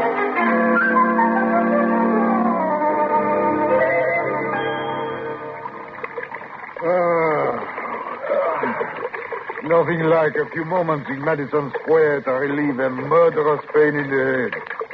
Hey, you. What are you doing? Making the several sauces you requested, Monsieur Francois. When did I...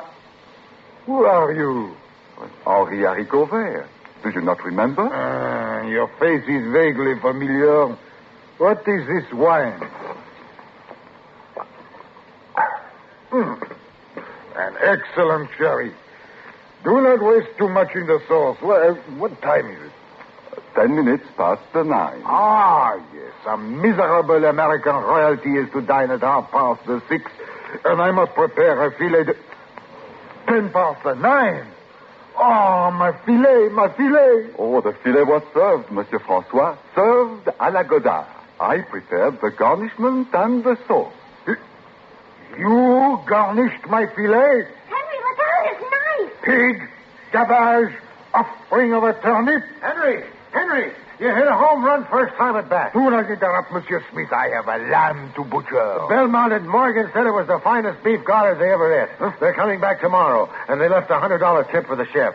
Here you are, kiddo. The gratuity must be given to Monsieur Francois. Why? He wasn't even here. But he returned at the moment you left the kitchen. I did? Certainement. Okay, then, Francois. It's your $100. Good thing you came back. This kid might have got your job. Mon ami, we French must stand side by side in this strange country. What you have done is what Lucien would have done. What you have said is what Lucien himself would have said. Come, we shall toast the dear departed Lucien in his magnificent sherry. Francois, what happened to Lucien? I do not know. All I recall is that one night Lucien and I went on a magnificent soiree from which poor Lucien never returned. You remember nothing else? Only this. Somewhere in the dim, dark caverns of my memory, the two of us enter a large, dark room with a row of white beds. Some sort of transient hotel. We fell asleep, and I think that when I woke, His bed and all the other beds were empty, and I think I left rapidly and silently through a side door. I think. Francois, my friend, could you by any chance have murdered Lucien? Oh, Dieu, no. At least I don't think I murdered him. But one day, you shall help me to find out. Poor Francois. If he did not think he murdered Lucien, then I, Henri Haricot, also refused to believe it. In spite of our employer's views and those of the gendarmes. In spite of the views of Shirley, the vegetable bather. You could be head chef here if you wanted to, Henry.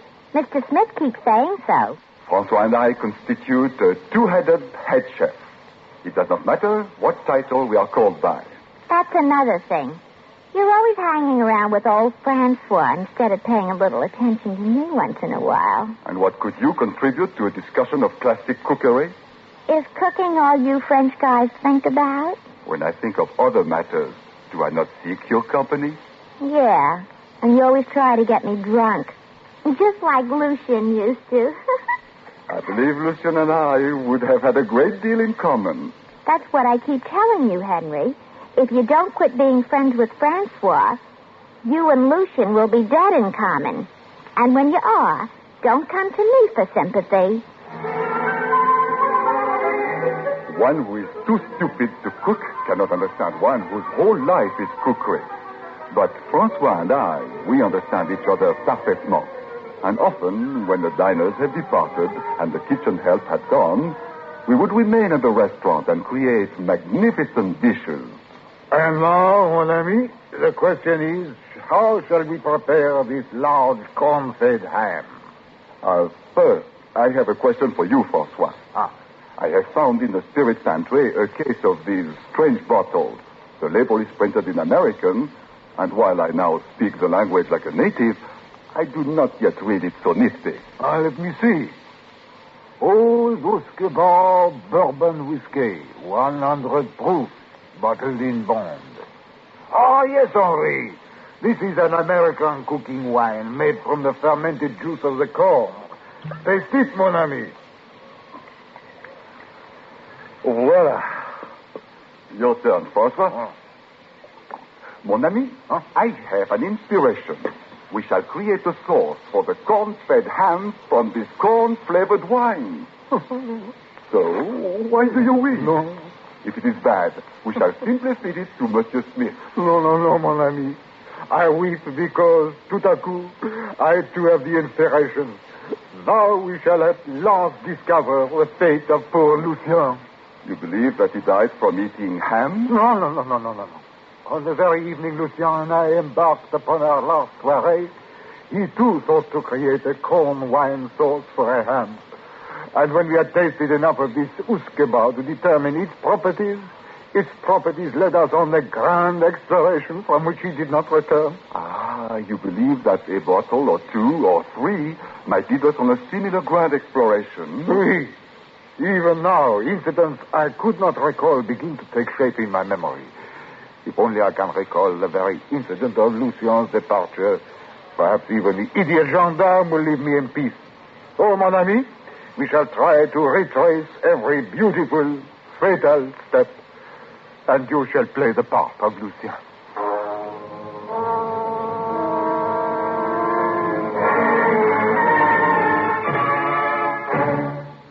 In just a moment, we continue with the third act of Suspense.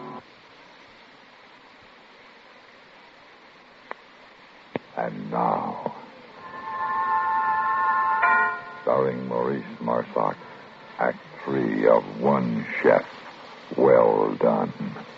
And thus, after the third bottle of old Usquebaugh bourbon corn wine, the thought was not completed, for I dimly remember that at this point, Francois and I, we were somehow standing in the corner of 14th Street and the Broadway, and 7 horse cars already had gone by. Now, the 8th approached. It cannot be any Oscar, Henri. The one on which Lucien and I embarked was driven by an old chestnut mare named Mabel. Well, we must await the same car. This car is in Delancey Street, Mark Street, and Port and Fish Market. Pardon, monsieur. Who is the noble horse who pulls your conveyance? Her? That's old Mabel. Voila! Off with you, my hound of my Hey, what's the idea? Hello, Mabel. Allons-y, your boy. Come back, your horse, Stephen Strong.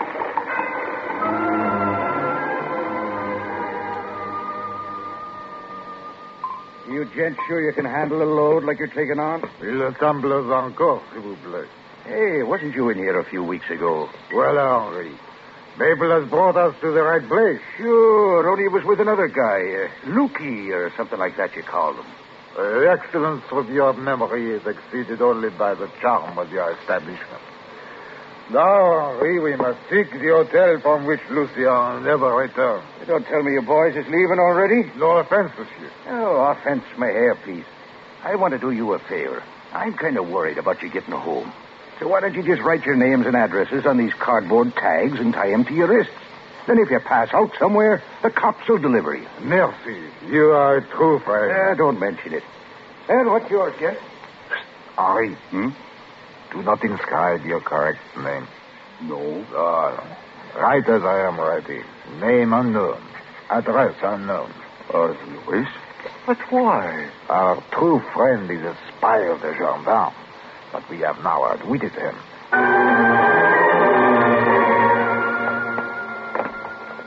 You are sure this is the street? I think I am sure.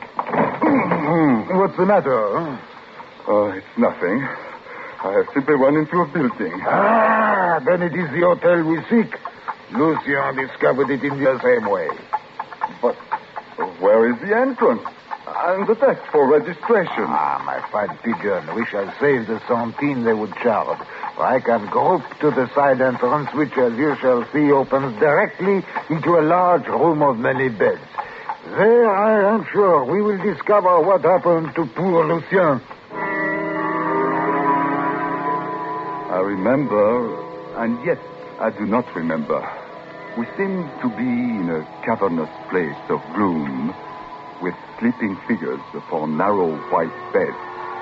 It seemed that we found two beds, empty, and side by side.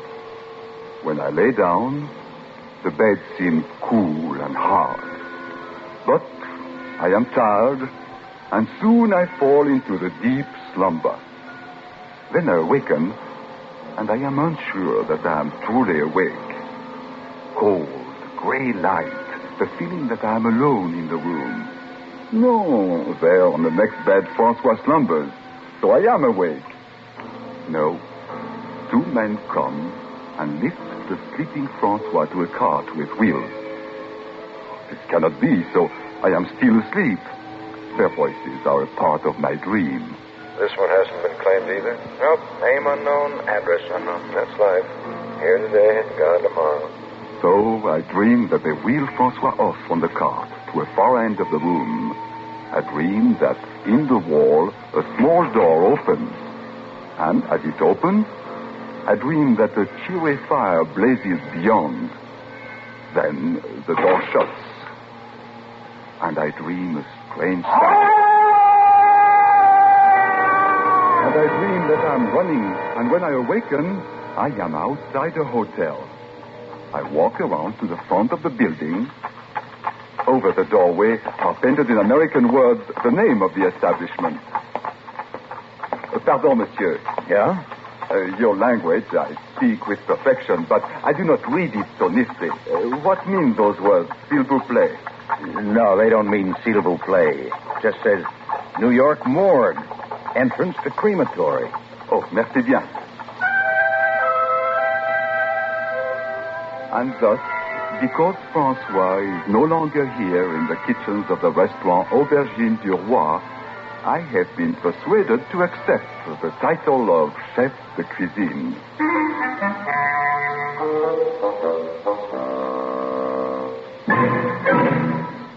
Suspense, in which Maurice Marsac starred in William N. Robeson's production of One Chef Well Done by Francis von Hardesfeld. Supporting Mr. Marsock in One Chef Well Done were Sandra Gould, Joe DeSantis, Ben Wright, and Jack Moyholt. Listen. Listen again next week when we return with another tale well calculated to keep you in suspense.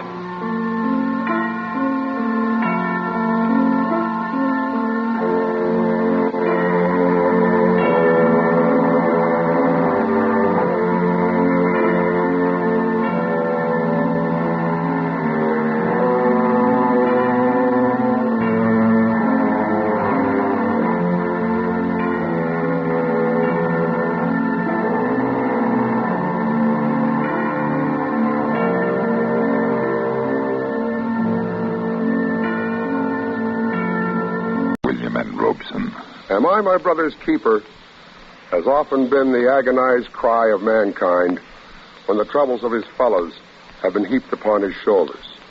Our story tells of a man who was not his brother's keeper, but who was designed to be his brother's corpse. And it requires one actor to play identical twins. Now, dual identity roles are difficult enough in the visual medium, but they can be solved by technical tricks.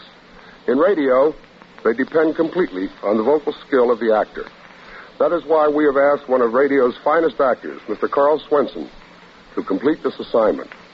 Listen then as Mr. Swenson stars in The $5 Tip, which begins in exactly 1 minute.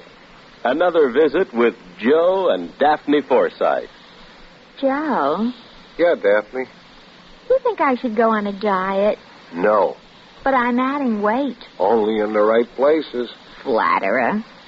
Seriously, if I put on any more pounds, I'll be out of style. What style? The current one. It calls for that slim, chic look. The beanpole look, you mean? Well, I don't get it. Here we are, citizens of the healthiest country on earth, with hundreds of different kinds of good food. And what are Americans doing? They're starving themselves. Well, it's fashionable. I don't want you to lose interest in my figure. Don't worry, I won't. Say, speaking of that, look at this. Here's a figure with real interest. Oh? $45 billion. It says here in the paper that the investment in United States savings bonds has reached more than $45 billion. What do you think of that figure? That's a lot of money. And just think, every $3 invested in bonds pays back $4. That's real interest for you. I know. And every savings bond is guaranteed by the government. Right. Oh, Joe, I wish you cared about my figure the way you do about those bonds you buy every payday. Honey, I've got great interest in both. Well, you just see that you stay that way. And now, $5 Tip, starring Carl Swenson. A tale well calculated to keep you in suspense.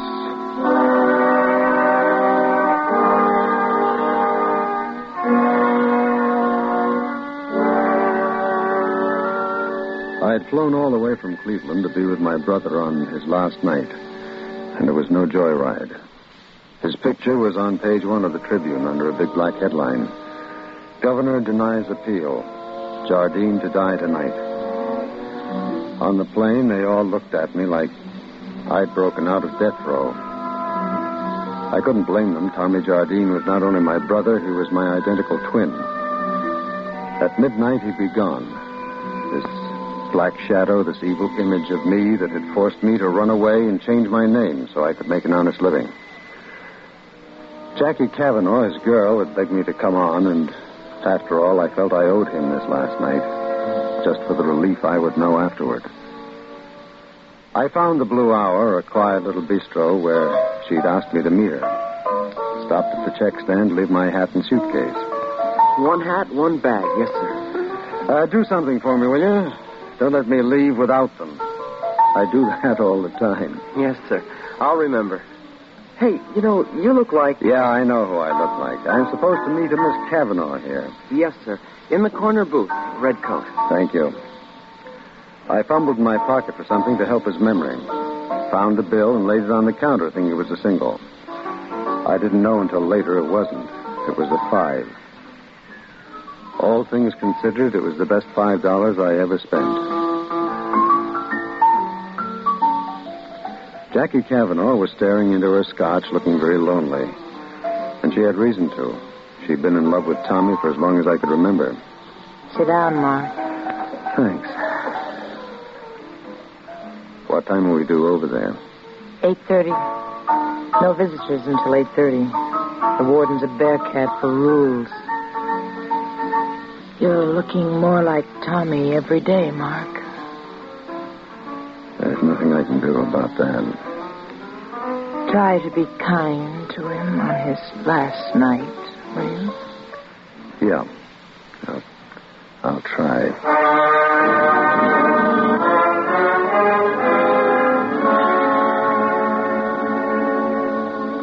I had a double scotch, and then another one.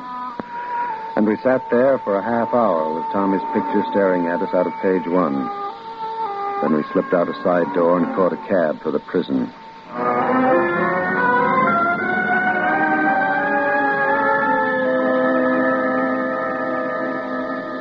The warden was a thin-faced, white-haired man with a tired, worried look in his eyes. I'd like you both to know you're legally entitled to visit Tommy Jardine tonight. But I must also make clear I don't approve of it. Why not? He's facing the greatest trial a man can be put to. He can do it best alone. He's called for his parish priest. 2 of them are down there now.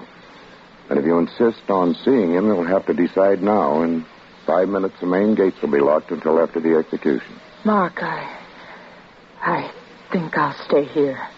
Well, I thought... So did I. But I just can't bear to go through with it. I understand. All right, Warden, I'll see him alone.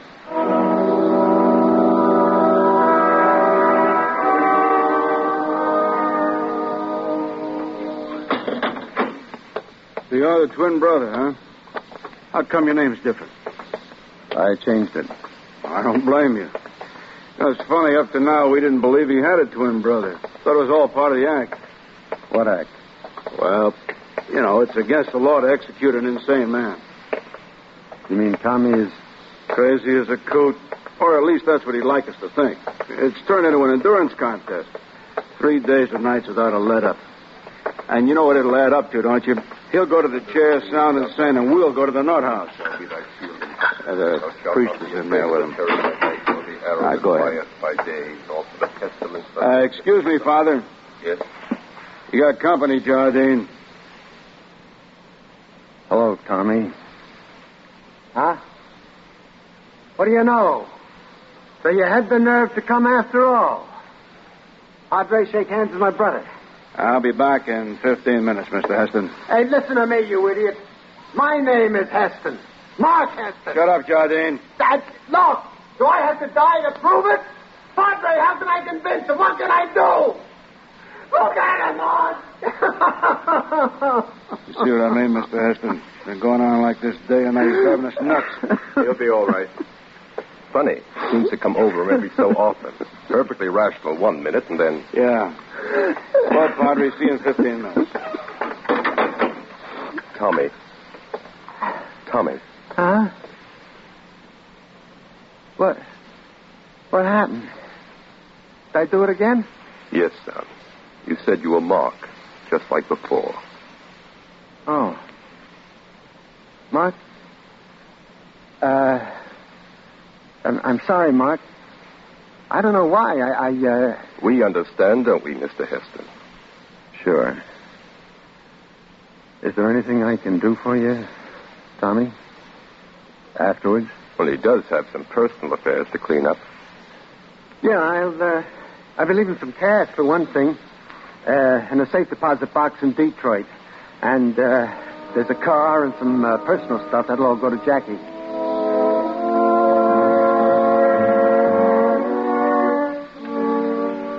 I took a pencil out of my pocket and looked around for something to write on. Sticking out from under the Bible on the table was a blank card, so I picked it up and turned it over idly as I waited for Tommy to go on. There was printing on the back. It said, Fingerprint Record, State Penitentiary. And it had Tommy's picture and history, but the spaces for the fingerprints were blank. Then they jumped me. I got him, Tommy. The arms, Mike. Get his arms. Got him. Get the needle inside the book. Pages cut out. Okay. Hold him still now.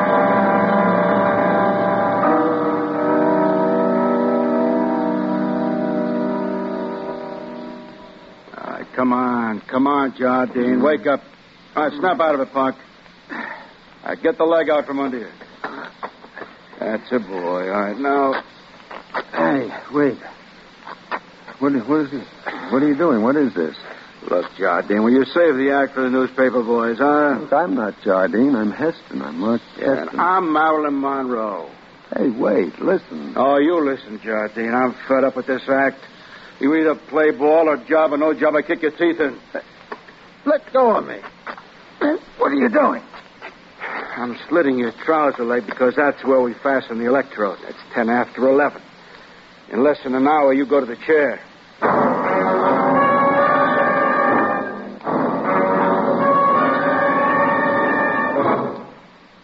In a moment, we continue with the second act of Suspense. Memo on Medals. Interesting information about our military awards and decorations. Campaign medals were authorized by Congress in 1905 for all officers and men engaged in specified wars and military action, including such widely divergent battles as the Civil War in the United States and the Boxer Rebellion in China. The Navy and Marine Corps have a special Manila Bay Medal for members of the United States Asiatic Squadron under command of Commodore George Dewey in May of 1898. The Haitian Campaign of 1915 is commemorated with a medal, as is the Santo Domingo Expedition, which suppressed a revolt in that country and preserved order during elections in 1916. The Army has its Mexican Service Medal for those involved in any of several expeditions or engagements from April 12, 1911 through June 16, 1919. There is also the Army of Cuban Pacification Medal for United States troops who, from October of 1906 to April of 1909, helped establish a stable government in that island nation. The Victory Medal was initially awarded to all United States service personnel in World War I expeditionary forces, including, for the first time, women serving in the military units. There is a story behind every American medal, a proud story of devotion to country and unselfish service to keep it strong and free. And now, starring Carl Swenson, Act 2 of $5 Tip. Slowly, one by one, the facts came into focus. I was in cell 4 of death row, in Tommy's prison uniform. The guard was shaving my leg because in less than an hour, I was going to the chair in my twin brother's place. Hold still now, Jardine. I'm not Jardine, I tell you. I'm Mark Heston. Now get that through your thick skull, and then bring the warden here. You'll see the warden in 45 minutes. The law says he's got to be there when they pull the switch. Look, do you see this on my arm here? What about it? That is a mark from a hypodermic needle. That was why I was asleep just now. Uh-huh. The Padre, do you remember him? Yeah. He's a phony. His name is Mike, and he's a friend of Tommy's. And he had the needle inside the Bible that he was carrying. Is that so? And they hit me right after you left. Now, I know it sounds crazy, but they pulled it off. Oh, they should have known better than to try a wild thing like that, now shouldn't they? You don't believe me. This mark on my arm. Now, look. You gotta believe that. Oh, I believe it. You showed it to me yesterday. I wasn't here yesterday. Uh-huh. Listen to me. That was part of the build-up. Can't you see that? Like the Insanity Act and everything else. Listen to me, you stupid jerk. The rule book says we don't rough up the customers, Jardine. However, in your case, I'm going to make an exception. Please believe me. My name is Heston, Mark Heston. I've got an apartment on Riverdale Avenue in Cleveland. I work for the Ohio Indemnity Company. I said I had enough talk. We went through that yesterday, too. Now, wait. One more thing. You picked me up at the warden's office tonight. Do you remember? Tommy wouldn't know what we talked about. About my name first You asked me why it was Heston, why it was different. Then about Tommy's act. Oh, sure. You pumped your brother about that stuff while he was here. He told me when he left with the Padre. All right. Put down that chair. Get the warden. Give me that chair. Get the warden. Okay, Jardine. I'll get the warden.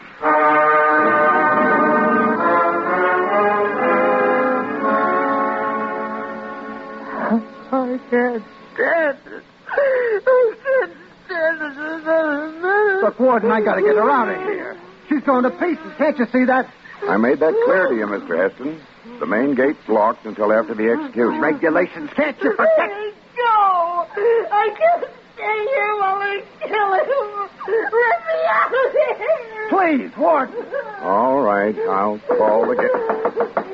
Come in. Warden, can I talk to you for a minute? What is it, Louis?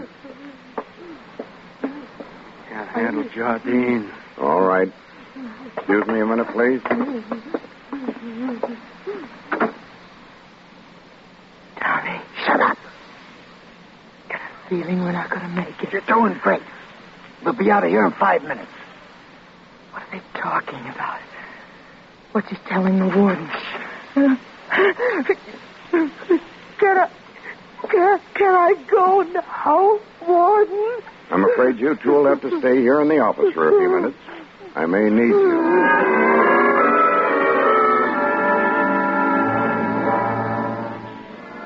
Well, let's see now. I got off the plane at the airport and took a cab to a bar called the Blue Hour.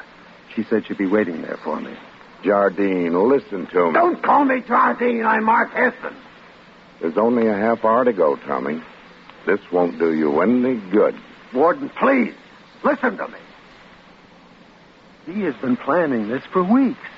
The girl, too, and that phony Padre. They had it all worked out right down to the pinprick in his arm. Now, please, just let me talk to them. Give me 2 minutes with them. That's not much to ask, is it? The girl couldn't take it. That's an act. Can't you see that? It's an act. Louis. Yeah, what? Mr. Heston and Miss Cavanaugh are waiting in my office. Bring them down here. Yes. Well, what about Mike? Mike? That phony Padre. He left. He said he couldn't do anything more for you. Said it was up to the prison chaplain now. Chaplain, Warden, can't you... Tommy, listen to me. Tommy, I'm not Tommy. I'm Mark Heston.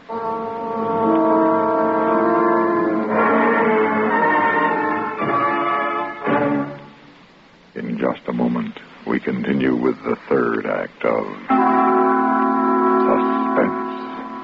We have together ample capacity and freedom to defend freedom.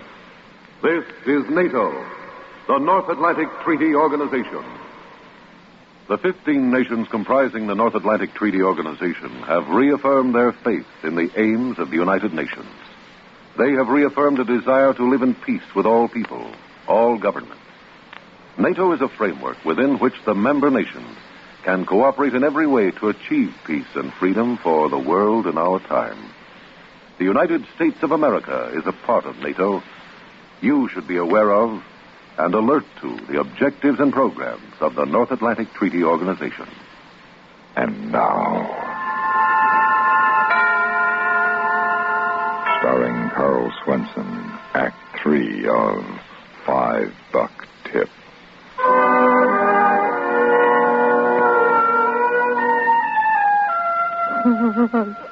I'm sorry, Tommy. I'm sorry. Jackie, I want you to realize what you'll be doing if you keep on lying. You'll be killing.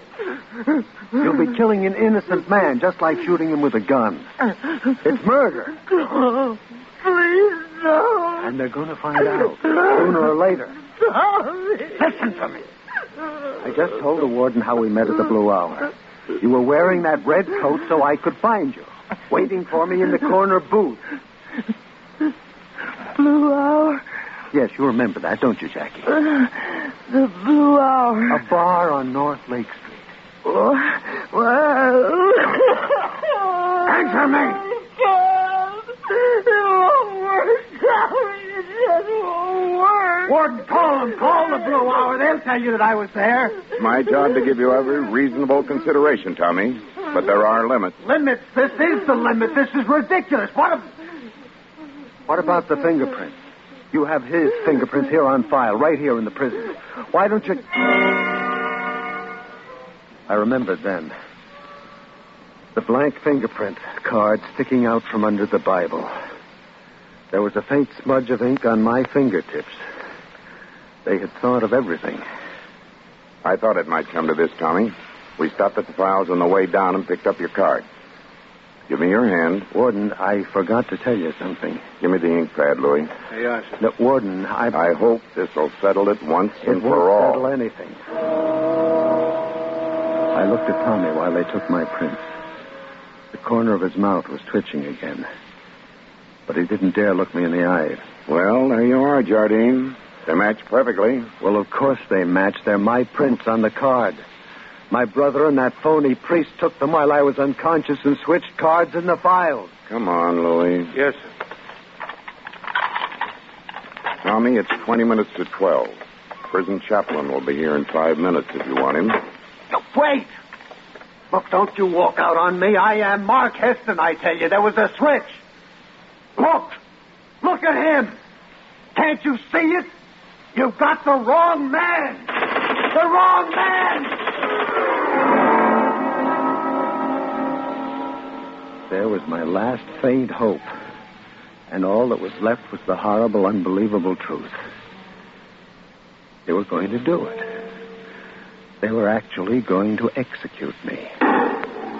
The lights dimmed, then brightened, and then dimmed again. And from down the corridor behind the door came a faint whine. With 15 minutes to go, they were testing the chair.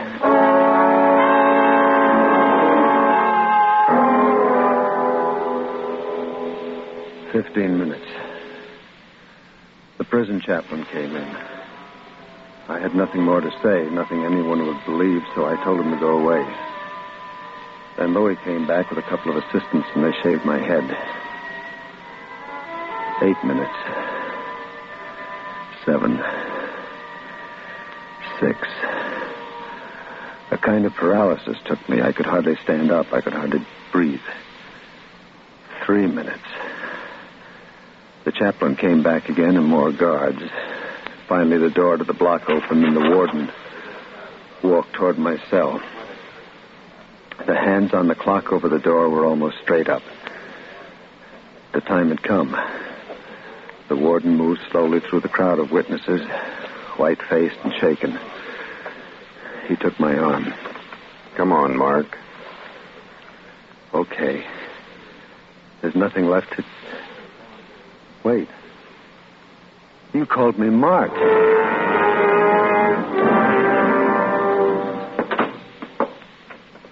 Sit down, Mark. Where are my brother and the girl? They're holding them downstairs. There he is, Warden. Name is Woolley. Thank you, sir. Oh, Mr. Heston, I know it sounds kind of stupid to say I'm sorry, but... No, forget it, Louis. Thanks. You probably don't remember me, mister, but... Sure, you're the hat check kid at the Blue Hour. I was reaching for the phone to call the gate so your brother and the girl could leave when it rang. They were calling about Willie here. He was at the gate trying to get in. Well, Willie, how did you... I waited till the taxi you took came back, and I asked the driver where you went. Yeah, but why? Well, you left your hat and bag. Well, why did you bring them here? Well, I didn't know what was in the bag, but I knew it must be awful important. You told me not to let you leave without them. Well, I might have let it go, but after all, mister, you left me a $5 tip.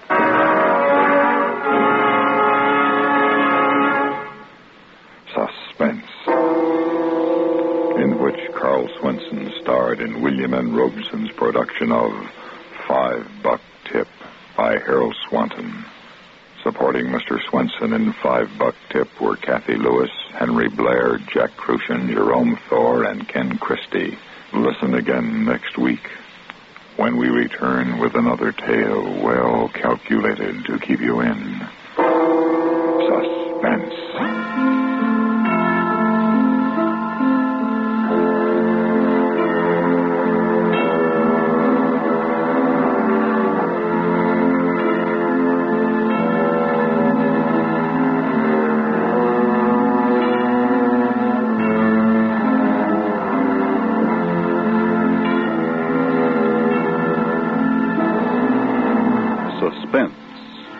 been brought to you through the worldwide facilities of the United States Armed Forces Radio and Television Service.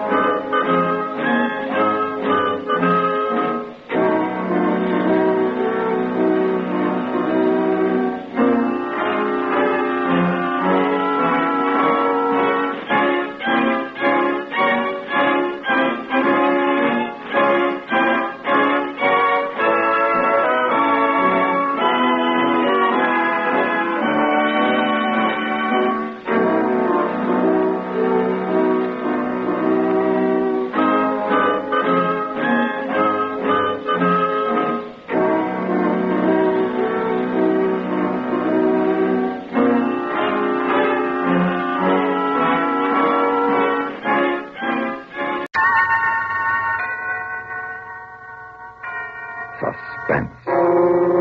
And the producer of radio's outstanding theater of thrills, the master of mystery and adventure, William N. Robeson. There are several areas in which the human race splits into antithetical groups. Cats, for instance. A person either likes cats or he hates them. Or the moon. There are those who want to visit it, and there are others who prefer to use moonlight for the purpose God intended. And then there's hunting. Some men must prove their manhood by bagging bigger and bigger game. To others, wanton killing is sickness. Our story concerns two such men and a wounded lion. A story we believe will indeed keep you in suspense. Listen then as Everett Sloane stars in Game Hunt, which begins in exactly 1 minute. And now, Game Hunt, starring Everett Sloane. A tale well calculated to keep you in suspense.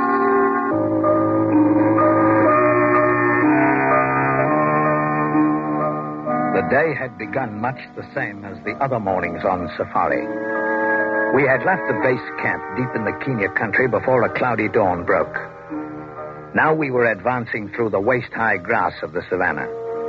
There were three of us. Howard Babson, a rich American from Chicago. Elims and kudos and gazelles are all very well, but I came down here for lion. And there was a mission-educated native tracker whose unpronounceable Maasai name had been simplified to Charlie. You don't worry, Buona. This lion country. Good lion country. And lastly, there was me, Jeffrey R. Cross. I'm a white hunter, professional. For a price, I will lead anyone to big game, see that he bags it, and send him home loaded with trophies and convinced that he's the world's most fearless marksman. But the business is not without danger. That's why we start a customer off killing harmless animals before we lead him to the man-eaters, hoping that he will gain confidence in himself and his gun before he's called upon to make the shot he must not miss. Let's get on with it, R. Cross. We're waiting for Charlie. But why? Our eyes are as good as his. I'll know a lion when I see one. Oh, yes, I'm sure you will, Mr. Babson. But the lions you'll see are not behind bars in the circus. It's one thing to recognize a lion. It's quite another to understand him. Charlie understands him. What was that? Charlie, behind you. You see, Mr. Babson? You didn't hear him. Neither did I. Neither does a lion. Buona, big one, not far. He feed on zebra in clearing. He carry great mane. Well, let's go then. Shell in your chamber? You think I'm stupid, R. Cross? Just wanted to be sure. That's why you're paying me. All right. Let's go. The wind is shifting some, Charlie. It will work with us long enough, I think. You think that because you're a lazy beggar and you want to stay on the game trail instead of fighting the bush? No. Wind will help us long. There, Buona. Let's go.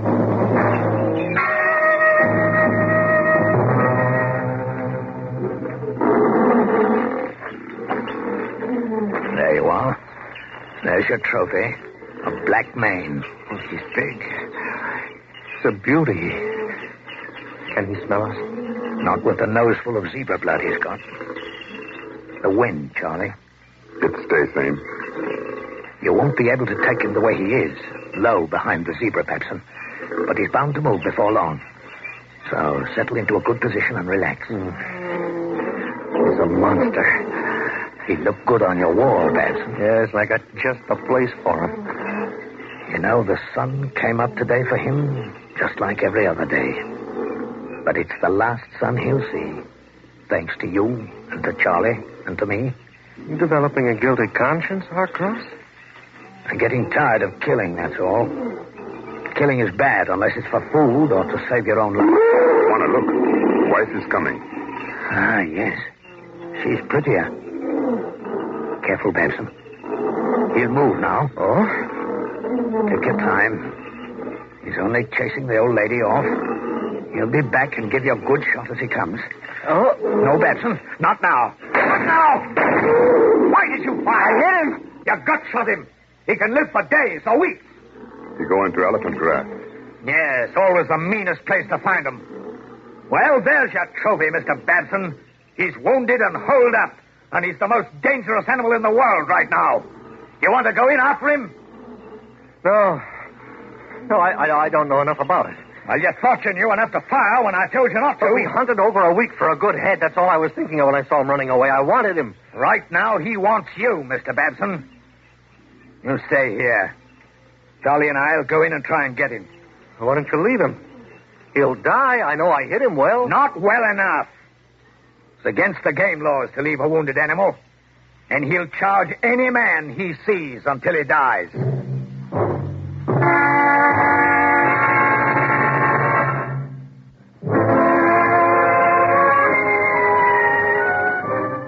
Along with my services and my knowledge, Mr. Babson had bought my courage. And I was cheating my customer because I no longer had that much courage for sale. When Charlie and I entered the high grass, he was carrying not only my heavy rifle, but my canteen filled with brandy. I finally got so I hate him, Charlie. I've disliked them for a long time, but now I hate them. Which one? The trophy hunters, the lords and the movie stars and the millionaires, the complainers about the sun and the rain and the flies. I hate them. For me, I hate tall elephant grass. The elephant grass belongs here. It grows so that gut-shot lions will have a place to hide. This lion knew all along that one day a gut shooter had stopped making money in Chicago and come to visit Africa. That way. He went into grass beyond High Ant Hill. A nasty stand of cover. Grass over 8 feet high. Yes, Warner. You can't see 15 paces into it. It'll take our friend only the time of a breath to cover that distance. Well, let's look for signs. Look, Warner. Blood. Dark, thick. Come from deep inside. No artery cut, though. He's a slow bleeder. A ruddy slow bleeder. Give me the canteen, Charlie. We could wait, Warner. Our friend will stiffen. Yes, only the wind isn't for us now, Charlie. Coming in from every quarter. You'd get our scent from any direction. The smell of rain now, too. I don't catch it. Are you sure? It comes soon, I think. If you smell up a rain, the blood spore will be washed away. You smell too much. You've smelled the fear that's in me, haven't you? For first time. You're an insolent beggar. You asked me, Buana. Look ahead where he lay down. See? His head was here, looking this way. Yes. Down the back trail, waiting for us. See? Claw signs. He is close enough that he caught our scent and got up and ran. He has not stiffened. And he's waiting again. Up ahead. He has nothing else to do. No. You've got a wife and children, Charlie. How are they? They eat well. The doctor has done much to stop sickness. When did you see them last? Before this hunt. You must want to get back to them as quickly as possible, huh? Yes, Juana. The lion's wife. She come closer. What direction? Where is she? The wind is against us now. You don't know where she is? No, Buana. Give me the canteen.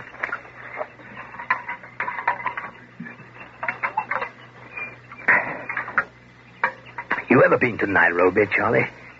Yes, Buana. Did you like it? No. Too many people, too much noise. I hate the city, too. But I found something there. A reason to live, I mean. A woman. She said she'd be my wife. I've never had a wife. A wife is good. Not with this kind of business in the elephant grass. When you think of a wife, you don't do well with a gut-shot lion.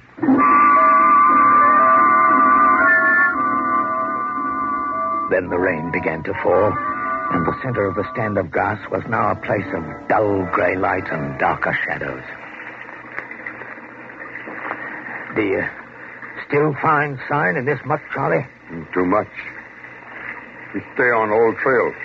His wife has been to him. Has been to him? See? His tracks.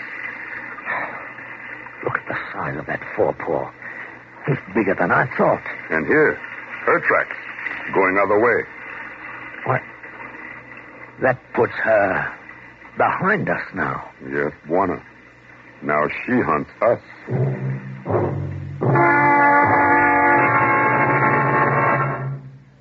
In just a moment, we continue with Suspense.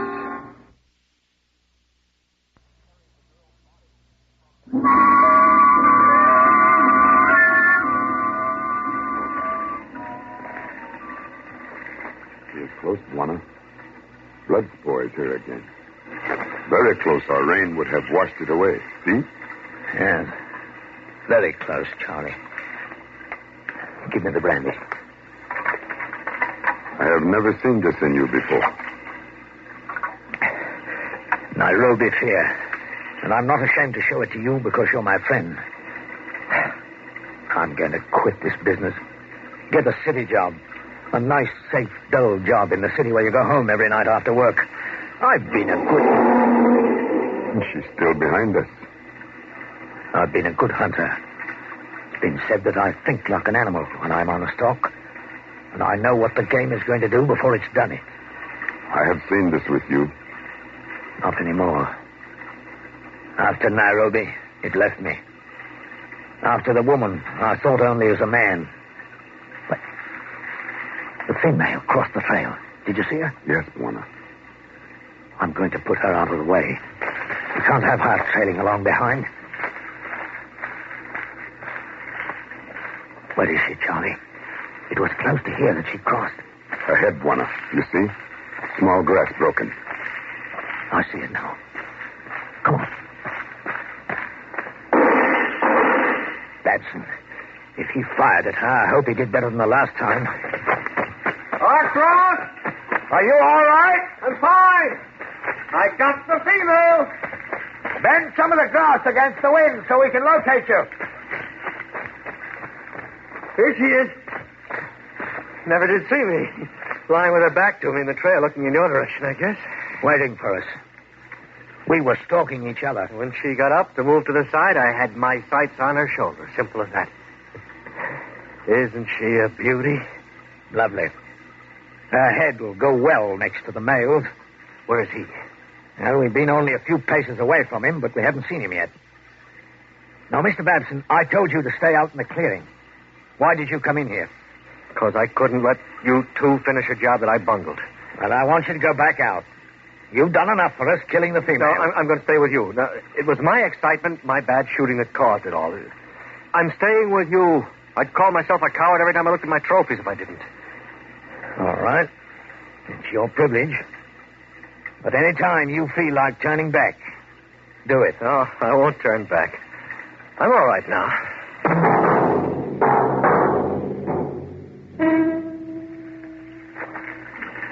Buana, Here's where we were close to him. Rain washed away blood, but marks still show. Yes, and they stay on the trail. Not for long, I think. Let's find out how long. Here we are. He's off to the left. His back leg very bad now. I feel good now, Charlie. No Nairobi. What does that mean, no Nairobi? No. A vague term we sometimes use in our trade. Sort of uneasiness. Now, we'll move in a line a few paces apart. You on my left, Batson. Charlie on my right.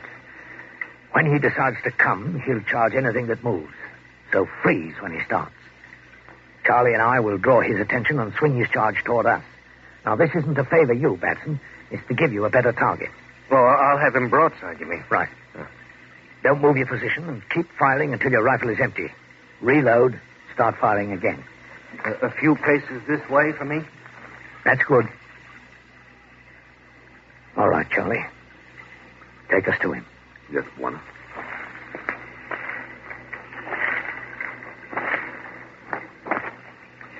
Charlie, ahead.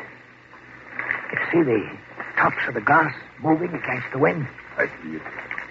It could mean he's down and can't get up. At any rate, we know where he is. Carefully now. He'll be less than 20 paces away when we first see him. There he comes. Don't fire. We want him closer. Oh, good Lord. Now hold. Hold that. No. We'll swing him this way. I can't stay. Freeze. I can't hold. Don't run. Open up, Charlie.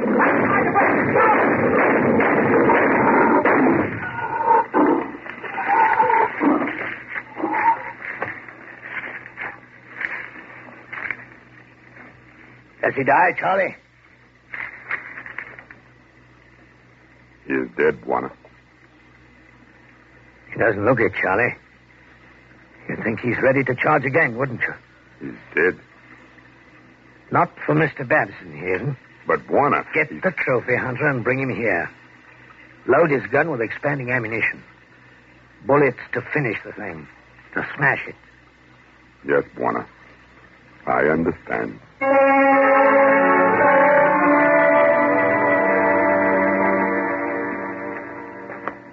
I'm sorry that I ran across it.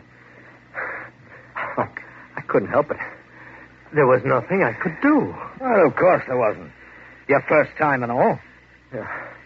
Well, where is he? Come here, I'll show you. Over there. You can just see his head. Yes. He'll be ready to charge again if we let him rest. I thought you'd like the final shots. I would. All right. Put your sights right under his ear and a bit to the front. Check the safety. Mm-hmm. Go ahead. I hit him. Again. Don't take any chances. One more. That will do it, I think. Well, let's look at him. Well, congratulations, Mr. Babson. You've killed your lion. Oh, but his head... He's worthless as a trophy. His head's blown to bits. Yes, it's a shame. One of those things. I'm afraid it had to be this way.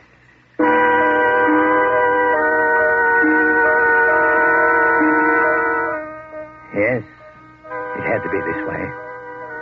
Mr. Babson had not deserved his lion, and it seemed right to me that he should destroy it. It was not the first time that an already dead trophy had been ruined to show contempt of the millionaire gut shooter. It was a thing that the other white hunters would understand. About the other thing, the fear. Only she will understand it someday when she's my wife. Understand and condone it, because it brought me back to her alive.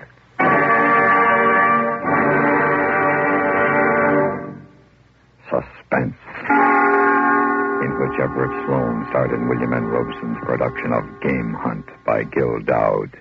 Supporting Mr. Sloane in Game Hunt were Lawrence Dobkin and Roy Glenn. Listen again next week when we return with another tale well calculated to keep you in suspense.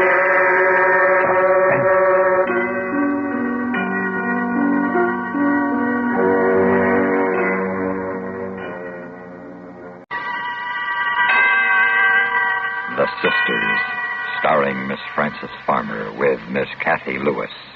A tale well calculated to keep you in suspense.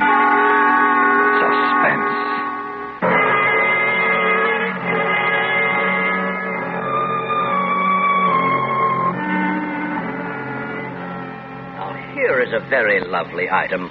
The lining is pure silk. Yes, that's very nice. But I believe I'd like to see something perhaps even a little better. Oh, of course. If you will just step over this way, Miss Haskell. Now, here is an exquisite casket, something that really honors the departed. It is beautiful. Now, the interior is just the same as the last one you looked at, but the casket itself is of bronze, solid bronze. And notice particularly the seams, guaranteed airtight and watertight. You know, of course, how important that is. Oh, yes, of course. In 100 years or even 200 years, this casket will be just as strong and look just as beautiful as it does on this stand today. You couldn't buy a finer piece of workmanship. How much would this one be, please? This casket, a Duravo, by the way, Duravo for durability, as we say in the trade, is expensive, but it is such a solace to know that one has given the dear departed the finest possible last honor. This Duravo is priced at $750. Very well. I'll take it. I'm sure you'll never regret it. In all my years as a mortician, I've never found a family that has not been completely satisfied with the Duravo. And now, do you wish us to handle the funeral arrangements? I don't know yet. If you'll just hold the casket here for me for a while, please. Hold it? But for how long? Not more than 3 weeks. 3 weeks? I don't understand. Who is the party, the deceased? Who is the casket for? It's for me.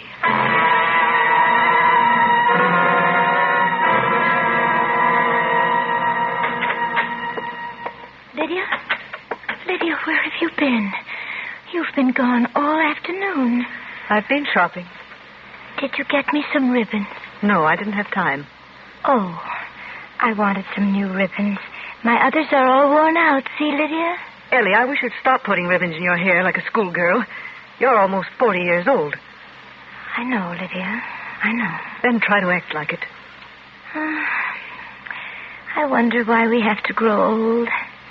Wouldn't it be wonderful if we were young like we used to be? Well, we're not, Ellie, so stop talking nonsense. It is nonsense, isn't it? Indeed it is. Oh, the doorbell rang while you were out, just before you came home. You didn't answer it? Oh, no. You told me never to answer it. I just looked out of the upstairs window. Did you see who it was?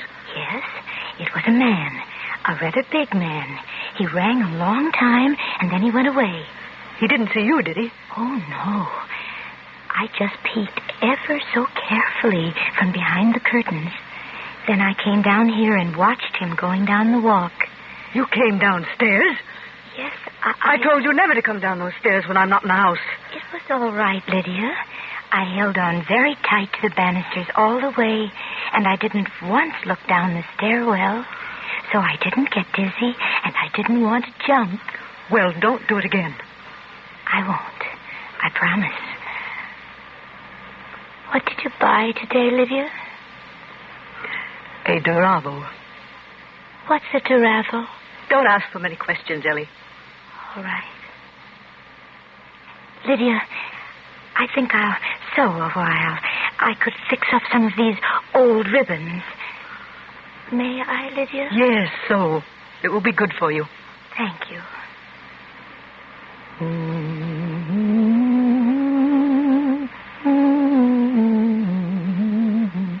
Lydia? Yes? Lydia, could I go shopping someday? Don't be a fool. I'm sorry. I just thought...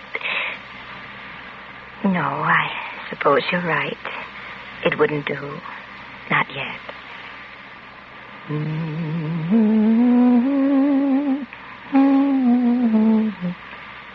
There wasn't any mail today. Wasn't there? No. I thought perhaps there'd be a letter from David. It's been such a long time since he's written. I haven't noticed. Oh, yes. He used to write every week on Tuesday, and I'd get the letter on Thursday. But there wasn't one this week, or last, or the week before that. It's strange, isn't it? But perhaps he's been busy. Perhaps.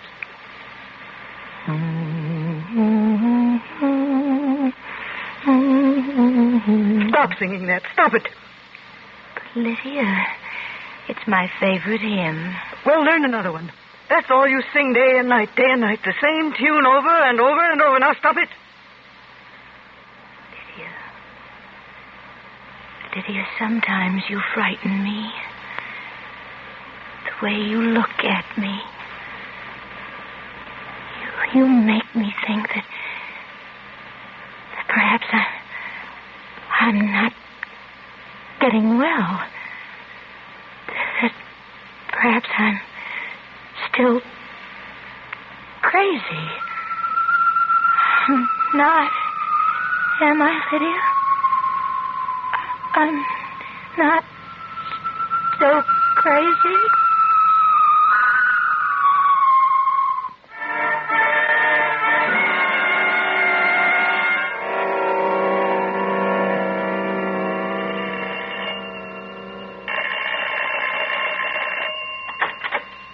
Yes?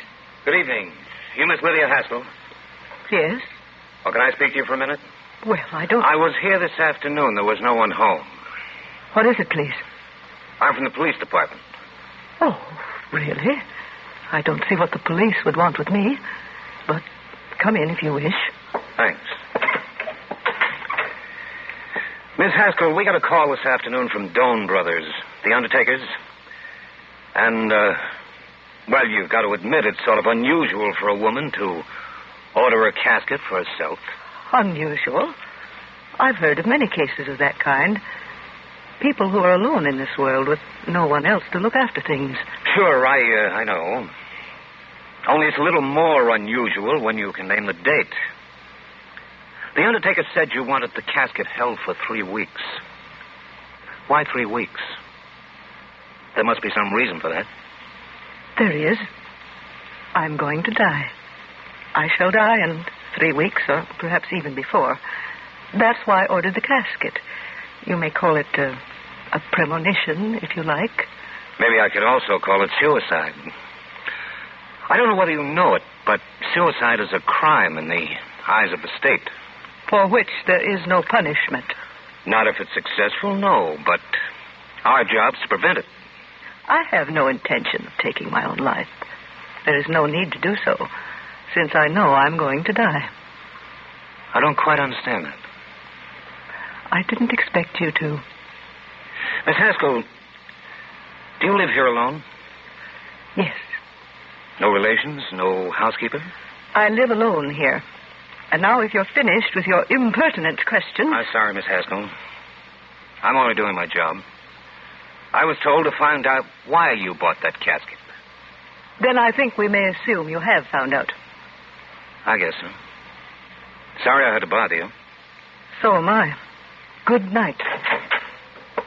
Oh, Miss Haskell, how are you going to die? I don't know. Nor do I consider it important. Why should you? Yeah. Well, good night. Good night. Lydia? Ellie, what are you doing sitting on the stairs in the dark? Lydia, I heard what that man said. Lydia, why did you buy the casket? Why are you going to die? You mustn't, Lydia, you mustn't die. I'd be alone if you died. Go up to bed, Ellie. Oh, Lydia, you won't die. Promise me you won't. I promise you. Now go to bed. Why did you buy the casket? Why, Lydia? Why do you want to die? I don't want to die. No one does. You have such a lot to live for, haven't you, Ellie? Yes, I have, Lydia. I've been happy. You've made me happy. And someday when I'm well again, David will be waiting for me. You know he will be. You've always told me he'd be waiting. And he'll see that I'm well again, and he'll take me back. I know he will. I'm not that much older. David won't see me as old. He told me that when I was well, no matter how long it took, he'd still see me as a young girl. Haven't you learned yet? Don't you know yet that you're mad and you'll always be mad? No. No. No, I'm getting better, Lydia. You know I'm getting better. Yes, putting bows in your hair, sewing ribbons all day long, sneaking about the house at night, spying on me, singing the same hymn over and over and over, until I think I'm going mad, too. Oh, yes, you're getting better. Is that why you want to die? To get away from me? I thought you loved me, Lydia. Why should I love you? I gave you the best of everything I had. I've given you my whole life. I even gave you David. Lydia, you were in love with David? He came to our house. Was it you he came to see? Yes. But I had to stand by and watch you take him from me. And when you had your first attack, I was glad. People said what a shame it was. But I was glad. Lydia. Because I knew then that he could never have you. Oh, yes, you were going to be cured, and he was going to wait. But it won't matter now how long he waits, because you'll never be cured, and he'll never have you, never. You hate me. You've always hated me. You didn't bring me here so I'd be cured. You wanted to keep me this way. Mad. That's why you took me out of that place. Because they might have made me well again. Go upstairs.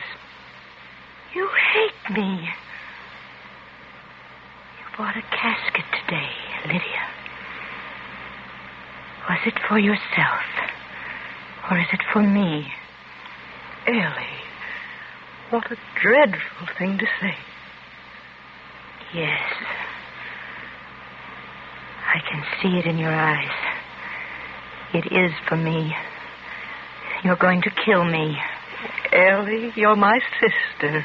My twin sister. And you want to get rid of me because you hate me. Yes. Yes, because you love David. You're going to kill me, and they'll come and find me and bury me.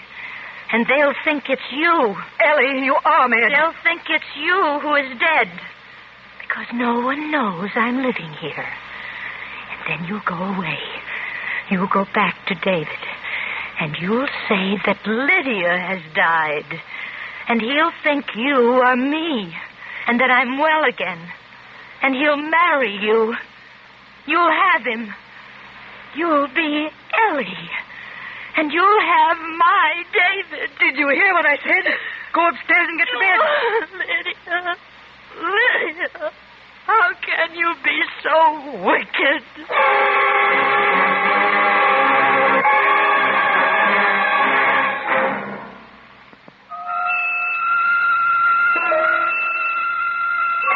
She's just pretending to be asleep.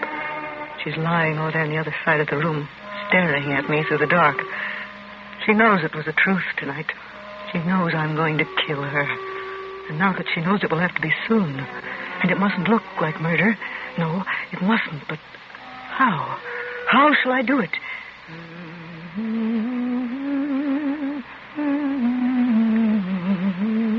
That hymn. That hymn. I could kill her for that. Just for singing that hymn. I could kill her. But how?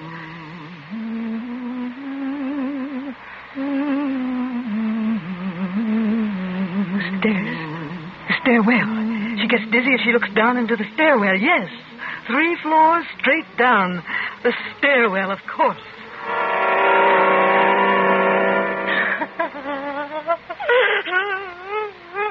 Ellie, you mustn't cry anymore. Do you hear me?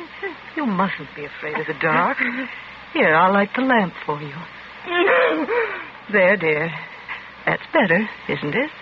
Why, you're shivering. We'll go down to the parlor and light a fire, and I'll make you a nice cup of hot milk. Come, Ellie. No. Now, Ellie, stop acting like a child. I am a child. Mommy, I'm your little Ellie. Now, come, dear. Here's your wrapper. Put it around your shoulders. That's my little girl. Get up now. Give me your hand, dear. Now, be careful. Walk slowly. There we are. Now, hold on to the banister, dear. That's right. I'll hold the lamp up high so you can see better.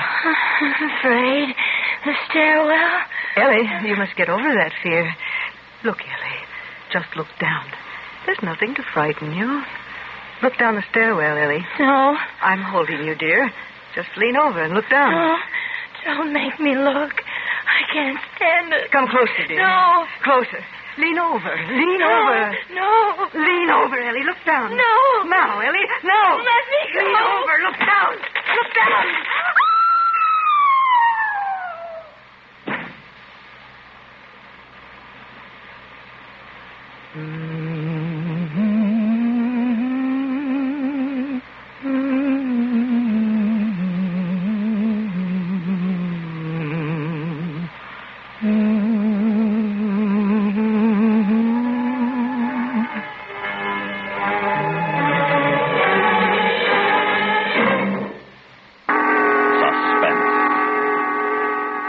CBS Radio. Suspense. And the producer of radio's outstanding theater of thrills, the master of mystery and adventure, William N. Robeson. One of the most unpredictable things about this business of entertainment is talent. We've seen singers become actors. Example, Frank Sinatra. And actors become singers. Example, Jeff Chandler. Steve Allen composes music. Ernie Kovacs writes a novel. Jackie Gleason conducts an orchestra. And now we present the latest talent turnabout, Stan Freberg, satirist, whom you are about to hear in a new identity, Stan Freberg, actor. Listen then as Mr. Freberg stars in Alibi Me, which begins in exactly 1 minute. Another visit with Joe and Daphne Forsythe. Joe. Joe. Huh? Come on, Joe. Get up. It's 2:00. What do you want? Joe, you got to get off that couch and fix up the yard. Oh, Joe. Saturday. Let me sleep. No, we've got to keep the place in good shape.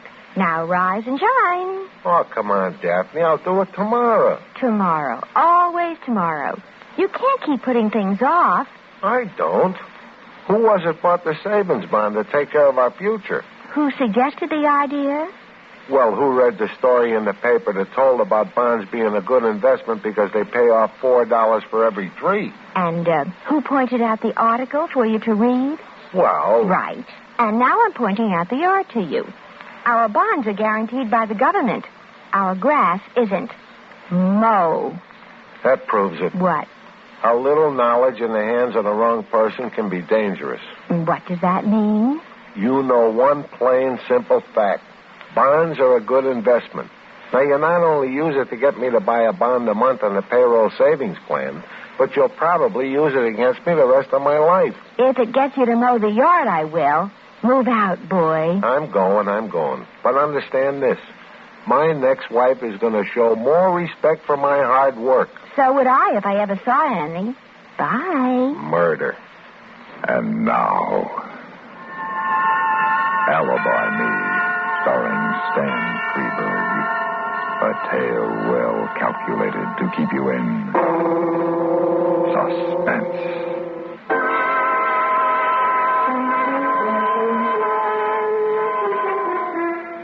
This time it's a showdown. I've took all I'm going to take from Julie. Tough enough to hustle a buck even without interference from him. This time it's a showdown for real. Julie, I want to talk to you. But look at you. No manners. No knock on the door. No could I come in. No good afternoon. No manners. No class. Always on the muscle. I want to talk to you. A little more relaxative with a voice. This ain't no candy store in Brownsville. Now, listen, Julie. Didn't you hear what I said? Keep it quiet. Keep it class. I want to know what's the big idea, you hear me? I just come from Pitkin Avenue. There ain't a candy store. There ain't a pool room. There ain't a bar that'll handle my punch boards anymore. Not one. We now take from Julie, they said. They said correct. But that's my territory. I build up the punch board business there. I know. I watched. You hustled good. You built it up real nice for me, and I appreciate it. I already sent you the biggest lollipop in town. The biggest lollipop in town for the town's biggest sucker. Julie, I'm warning you. You're warning me what? What'll you do? Give me a double whammy like in the funnies? Ever since we was kids, you hate me, I hate you, and it's like a kind of mutual life insurance. That punch board business is mine. I need it. I need that dough. You need dough? I'll tell you what. Here's $50. Run down, get me a corned beef sandwich, and keep the change. Here, catch. Julie. Julie, I told you I... Look at the face on him. If looks could kill, huh, kid? I'm not kidding, Julie. Now put that phone down, Georgie. No. Put it down, kid. Now remember Larkin. 6 o'clock, I got to report to Larkin on my parole. They're going to know you done it. Georgie, Larkin is going to know it. Georgie!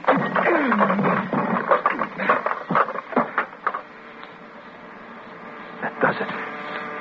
No pulse. Nothing. Not a flutter. Just one stinker less in the world. I looked down at Julie, and I remember standing next to him in Larkin's office in the precinct station house years ago. And Larkin saying, "If one of you punks is ever knocked off, my first suspect will be the other. I better have a good alibi, whichever one of you does it. Because I'm warning you now, once I get you down to headquarters, you're a hot seater." I need an alibi. A good alibi. How much time do I have to set one up? Let's see, 10 after 4. And at 6, Julie's supposed to report to Larkin. Till 6. Okay, that's an hour and 50 minutes. For an alibi, I need people. Who'll alibi me? Who? Leo, the bartender down at the Shamrock. He's the one. He'll alibi me. Good old Leo. Georgie! Oh, Georgie, Lord love you, boy. You're a sight for sore eyes. Hey, what'll you have, huh? Just name it. It's on the house. Scotch. Scotch. Sure. Leo, yeah, boy. We've known each other a long time, yes? I hate to think of the years that's passed since we met. I'm getting old, Georgie, old. Not too old to remember a couple of favors I done for you. Georgie, boy, not if I was to live to be 100. Hey, here, drink hearty, huh? Thanks. Look, I want you to do a little something for me. Oh, well, look, kid, I'm a little short right now. No, it ain't money. It's just, well, in case you should be asked, I've been sitting here since 3:30, huh? Yeah? Why? What's the difference, why? Anybody special you want me to say it to? You gonna do it or no? Well, look, Georgie, I got a right to know what I'm getting into. You want me for an alibi? I want to know why. Well, let's not make a production out of it. Chances are you won't be asked. But if you are, I've been here since 3:30. You know what I mean? Okay? Would Lieutenant Larkin maybe be one of the ones who might ask? Could be. Look, Georgie, you want money? I'll find you money. I don't know where, but I'll find it. You want food? I'll feed you. You want clothes? Just say the word, huh? But if Larkin is looking for you, I ain't alibying you.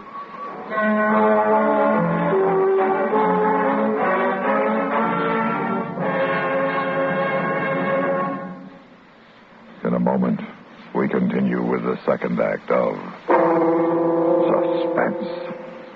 Memo on medals. Interesting information about our military awards and decorations. Campaign medals were authorized by Congress in 1905 for all officers and men engaged in specified wars and military action, including such widely divergent battles as the Civil War in the United States and the Boxer Rebellion in China.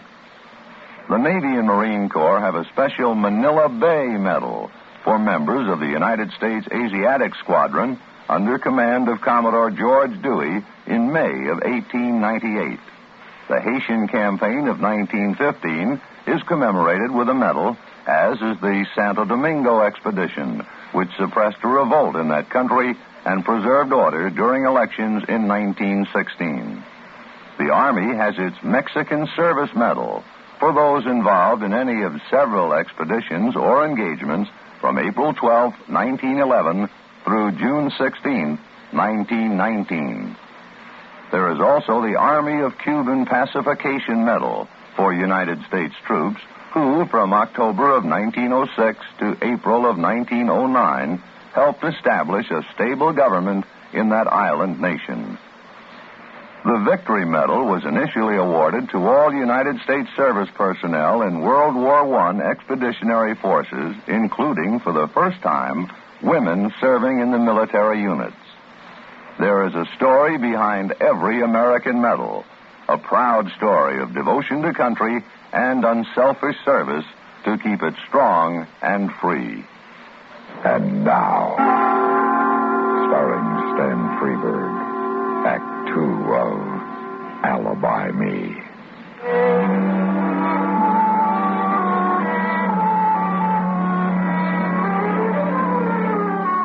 It's 25 past 4. We've got only 95 minutes left till 6 o'clock. When Julie don't show, Larkin goes looking. First for Julie, then for you. You gotta be ready for Larkin when he finds you, and you gotta have a pretty sensational alibi. You won't settle for less. Not him. Think, Georgie. Think. Who do you know? Who are your friends? Georgie, think. Who? You see?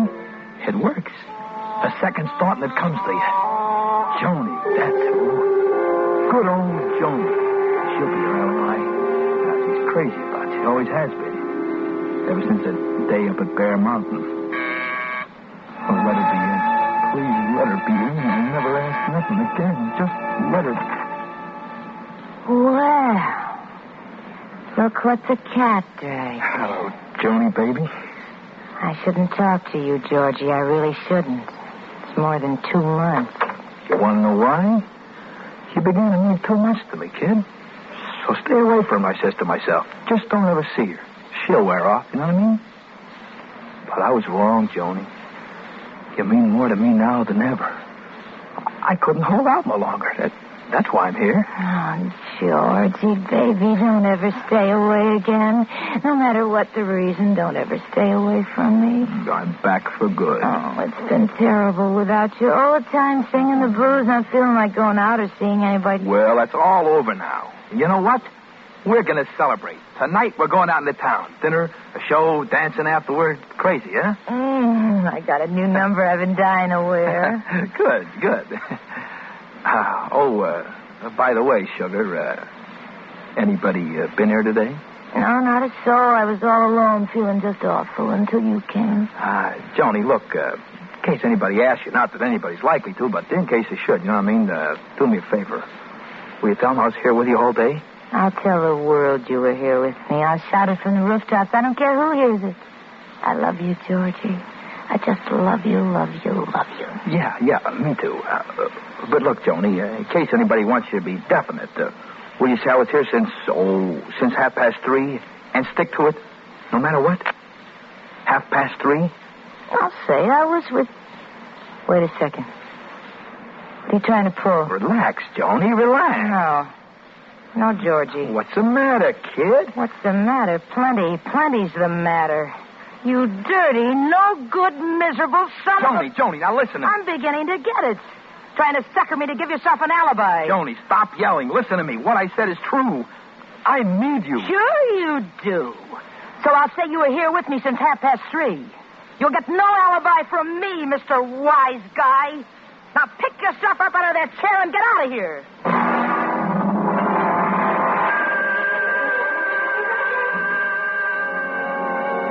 How do you like that? You do things for people all your life, and when you want something from them, an alibi, for instance, what do you get? Nothing. That Leo, that Joni, I'll fix them when they get out of this. How do I get out? Only an hour and 5 minutes left before Julie's due to see Lieutenant Larkin, and he ain't going to make the meet. Only 65 minutes.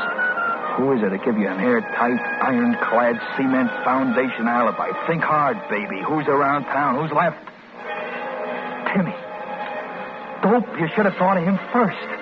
Timmy, laying there in the hospital, of course. Good old Timmy. Georgie. Hey, it's good to see you. Hi, Timmy. Look 100%. Sorry I didn't have time to bring candy or flowers, you know what I mean? How you doing? Oh, not bad, not bad. At least I'm alive. Doctor said it was a miracle. How's things with you? Tim, I'm leveling with you. I come up by the back stairs. I didn't want no one to see me. Oh, yeah? In a spot, Georgie? I need an alibi for this afternoon. Since 3:30. Oh, you got it. You got it. In this private room. Nobody comes near it. Nurses, orderlies, I don't come unless I give out a yell. And I can have visitors any time I like. No one was here all day. Gee, Timmy, I'll never forget you for this. You know, you got one of the oldest alibis in the world. You were sitting up with a sick friend. Anybody doubts it, you send them to me. Shows you. You never know who your friends are till you're in a jam. I'll have a nurse come in so she can see you. And then you take the elevator down and ask some dumb questions so the operator will remember you. Boy, you don't miss a trick, do you? Thanks again, Tim. I'll ring for her now. Judge. What is it? My ticket. Tim, what is it? You want a drink of water? Timmy. Timmy. Tim, don't die now. Tim, answer me. Say something, please. He's dead. My alibi is dead.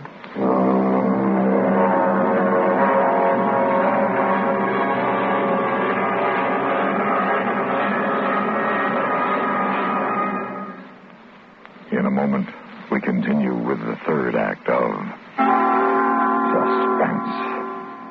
Another visit with Joe and Daphne Forsythe. Joe, honey. Uh-huh. Joe, darling, put down the paper. I've got something important to ask you. Okay. Joe. All right. What? How many savings bonds do we have? What kind of a question is that? A good one. How many? I'm not sure. I'd have to count. And I'm reading the paper. Now, what do you want to know for? Have we got enough to make things comfortable for us? Very comfortable. That's why I buy on a payroll savings plan. A bond a month will give us quite a nest egg for the future. Enough for a college education? Eventually. But who's going to college? Our children, silly. We don't have any yet. Oh? What do you mean, oh? Better buy some more bonds, honey. Daphne, you mean? We've got a new investment. How about that? Bonds, honey. Daphne, you mean? We've got a new investment. How about that? And now, starring Stan Freberg, Act 3 of Alibi Me.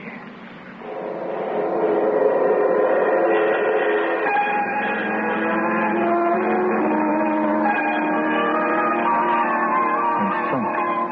It's 5:06 and I'm sunk. In 10 minutes, maybe Larkin will be looking for me and they got no alibi. So I've come home. So I'm walking up the stairs. And I hear a sound.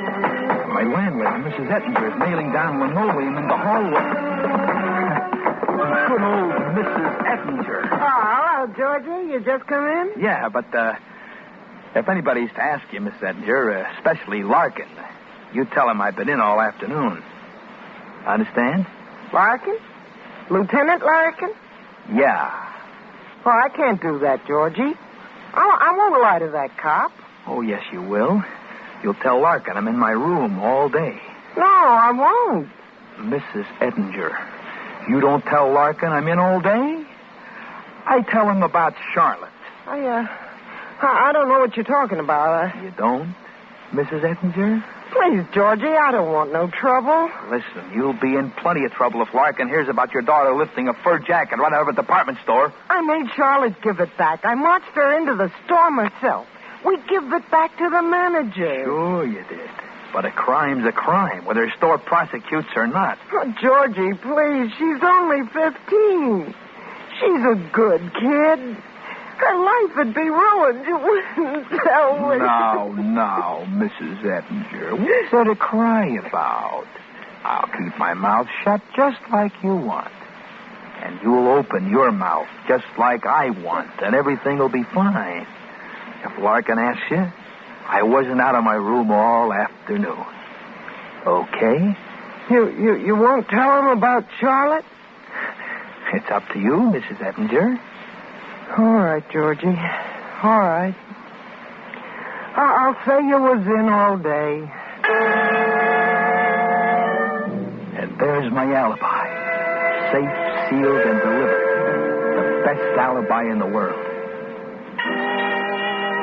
6:15. It won't be long now. I gotta watch myself when Larkin's here. Just the right attitude. Not too anxious, not too casual. Just right. Yeah? Who is it? Open up, Georgie. It's me, Larkin. Lieutenant Larkin? Well. What a surprise. And to what do I owe this great pleasure? Remember I once told you, Georgie, if anything happened to Julie or to you, my first pickup would be the other one? I remember. So what? Yeah. Oh, you mean Julie is... He's been made dead. No kidding. Well, what do you know? And you've come to offer me your shoulder to cry on. You're not surprised. I'm not the only guy who hated Julie, you know. Tell you what, let me know who did it. When you find out, I'll contribute a sawbuck to his defense. Save your money, Georgie. You might need it. Yeah? How come? Remember I told you at the same time you'd better have a good alibi? Because once I got you down at headquarters, I'd prove you did it. The words strike a bell. Give, Georgie. Where were you today? I was nowhere. That's a fact. That's a fact. I was right in here all afternoon. Can you prove it? Well, it ain't easy to prove you were somewhere alone all day. Can you prove you were here? Well, I didn't see anybody except... Oh, yeah. Mrs. Ettinger, my landlady. Yeah? All right. Let's hear her version. All right. Mrs. Ettinger? Mrs. Ettinger? What is it? Come in here a minute, will you? Oh, now what? It's always something. What do you want, Georgie? This is Lieutenant Larkin. I won't keep you long, Mrs. Ettinger. Just a couple of questions. Were you in all day? The whole day. Was Georgie in all day? Yeah, sure, he was in. You're positive. I'm positive. What makes you so positive? What makes me so positive? I cleaned his room, that's what makes me so positive. And I pressed a suit for him later, that's what makes me so positive. And when I was sweeping the hall, his door was open and I saw him. How positive can you get? You're prepared to swear to that in a court of law? Go ahead, Mrs. Ettinger. Swear. Swear by your daughter's head. I swear. All right. Thank you. You can go. Thanks, Lieutenant. That's it then, Georgie. Meaning? Meaning your alibi stinks as far as I'm personally concerned.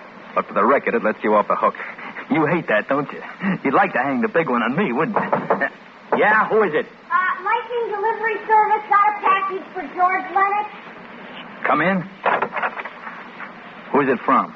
Mr. Moore, Mr. Julie Moore. Julie? Open it, Georgie. Go on. Go on, open it. I want to see what Julie sent you. Well, okay. It's only a lollipop. I never seen such a big one. All right, who asked your opinion? Beat it. Go on, get out of here. What are you waiting for? What do you think he's waiting for, Georgie? Stake the kid. Stake him? What am I, the mint? You stake him. Okay, cheapskate. Okay, keep your lousy tip. Fine thing. I'm here twice this morning and 3 times this afternoon, Shut and up. you're not in. 5 times up and down them stairs, and not even a nickel. Will you shut up? Here you are, kid. Here's your tip. Thanks, Mac. A whole buck. Thanks. Don't mention it, kid. You earned it. Oh, thanks. Hey, oh, I almost forgot. There's a message goes with the lollipop. To the biggest sucker in town, from Julie. That's all there is to the message. It's enough. Get your hat and coat, Georgie.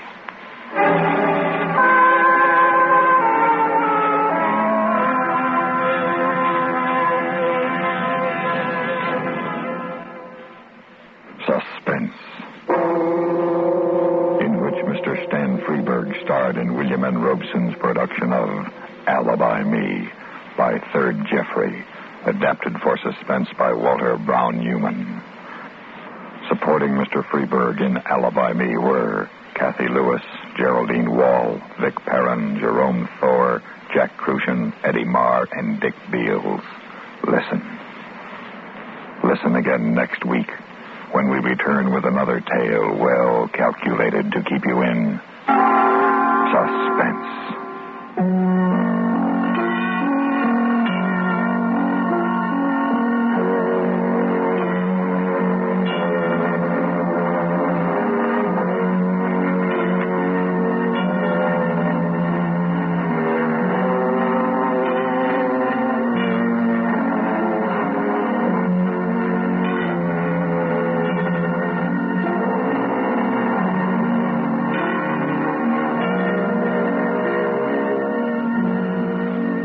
Is the United States Armed Forces Radio and Television Service. And now, Winner Lose All, starring John Lund. A tale well calculated to keep you in suspense.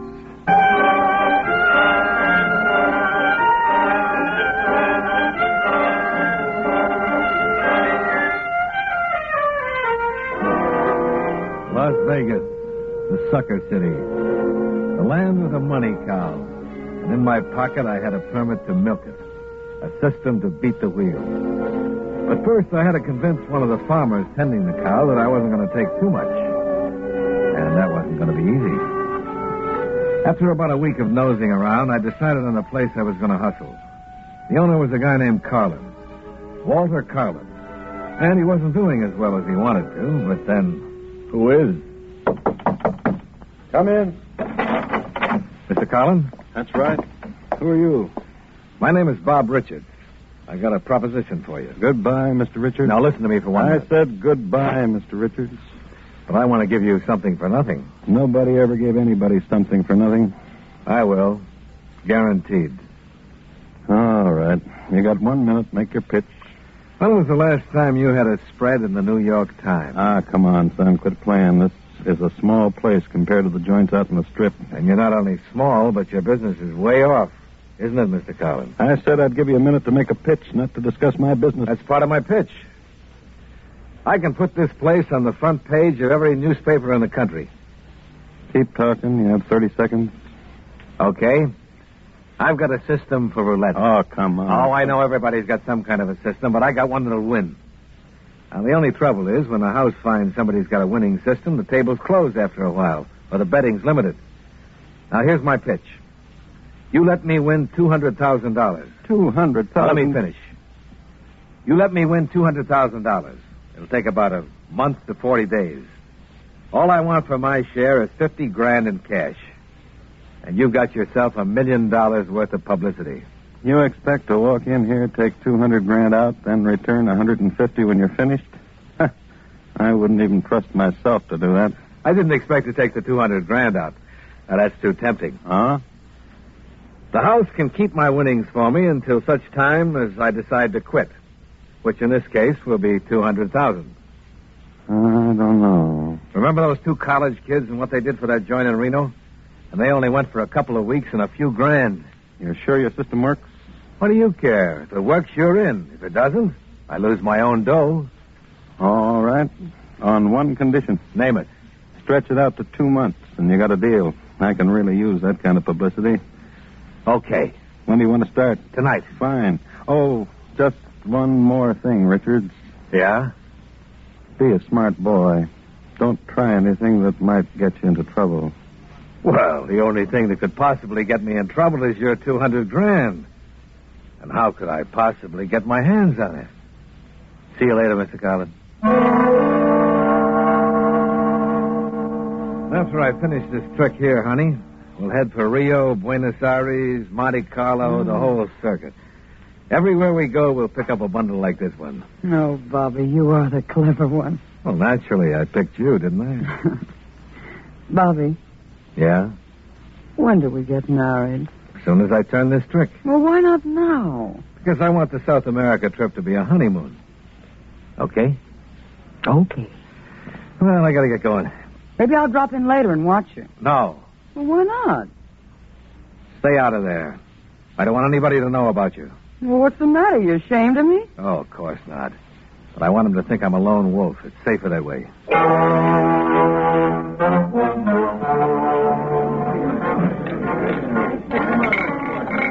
Be there, baby. Be there. 24, Blackie. That'll cost you $1,080, Doty. Yes, sir, Mr. Richards. You've got a real hot streak going. A real hot streak.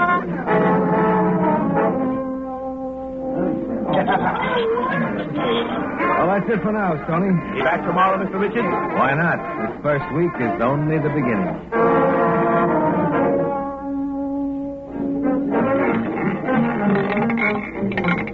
00 green. Baby! I guess I'm just lucky, Stoney. Just lucky. Here are the figures for the week, Mr. Collins. You want detail or a quick rundown? Just a quick rundown. Okay. This is for the third week of operation since the kid came in with his system. Mm-hmm. He's into the house for about $83,000. And it? In that same period, our gambling gains have doubled. The bar is 500% over, and see right here, the morning business is almost triple what it was 4 weeks ago. Mm-hmm. Oh, there's another magazine crew coming in to do a layout this evening, too. Well, take care of them. Give them everything they want, and don't let them spend a dime. Mm-hmm. It's cheap enough for the publicity we're getting.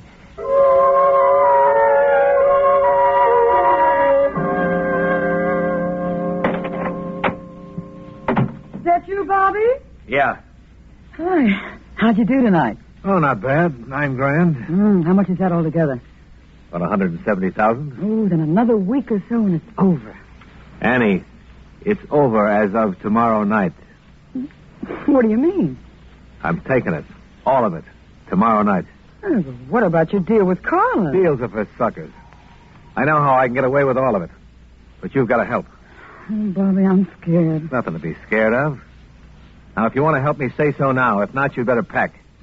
Sure, I'll help, but I'm scared. All right. I want you to buy a good used car tomorrow. Well, why? We've got a car. Will you stop arguing and listen to me? Sure, Bobby. Okay. Now, you leave here at 9:30 tomorrow evening. Drive north on Route 95. Mm-hmm. Now, 5 miles out of town, you turn around and park, heading toward town. When I leave, I'll drive to the same spot. Then I transfer to your car, and we head right back through town to L.A. And then? We're on our way to South America, baby. Free and clear.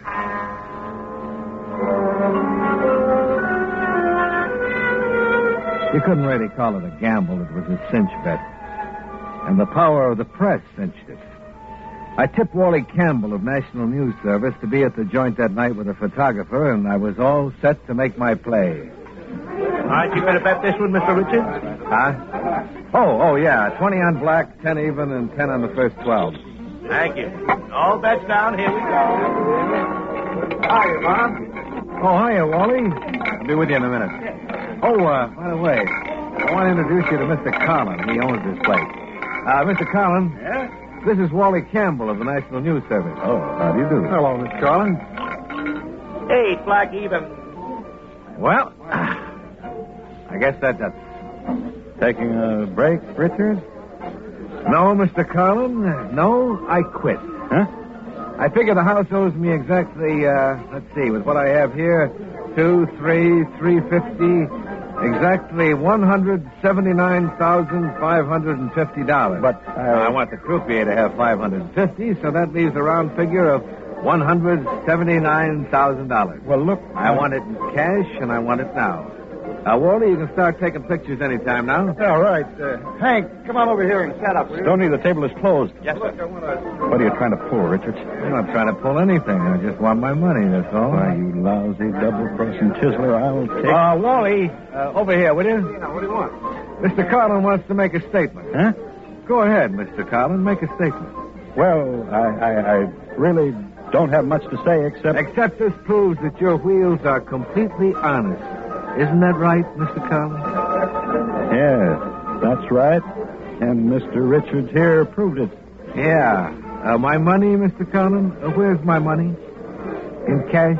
Stoney? Yes, sir. Get $179,000 from the cashier. Yes, sir. Now, look, the two of you stand in front of the wheel by that pile of chips there, will you? No, a little to your right, Bob. Here? Yeah, that's it. That's fine. You sure you know what you're doing, Richards? I knew when I came here. I won't quit looking, you know that. Sure, but you won't find me. Now, look, pick up a handful of chips, Mr. Carlin, and give it to Bob. I'll find you. Yeah, that's right. I wouldn't bet on it. I would. In fact, I'm betting $179,000 on it.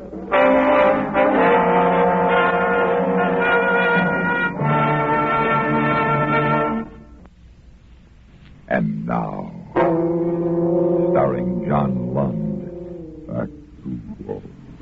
winner lose all.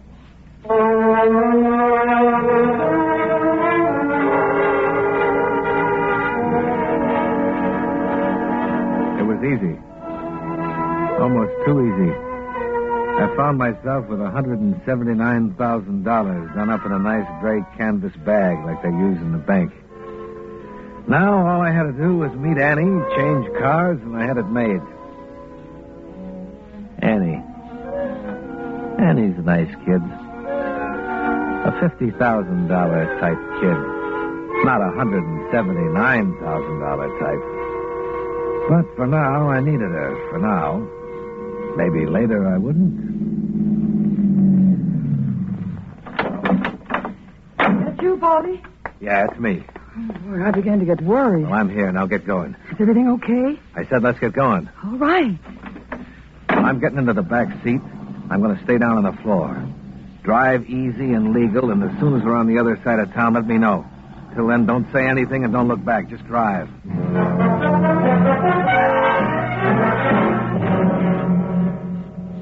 His car was found north of town, about 5 miles out. I guess he got into another car there. Well, then where'd he go? Name it and you can have it.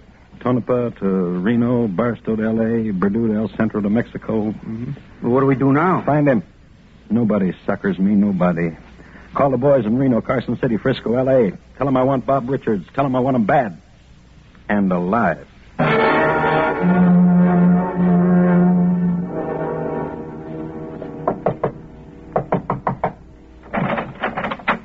Bobby? Bobby? Hey, Bobby boy, where are you? Bobby!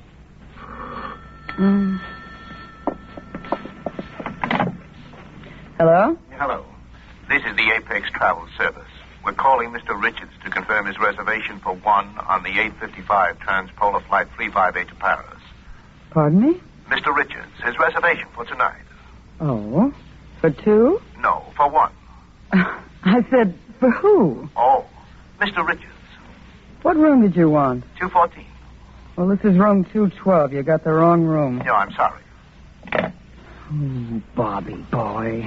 Bobby boy, what a rat you are.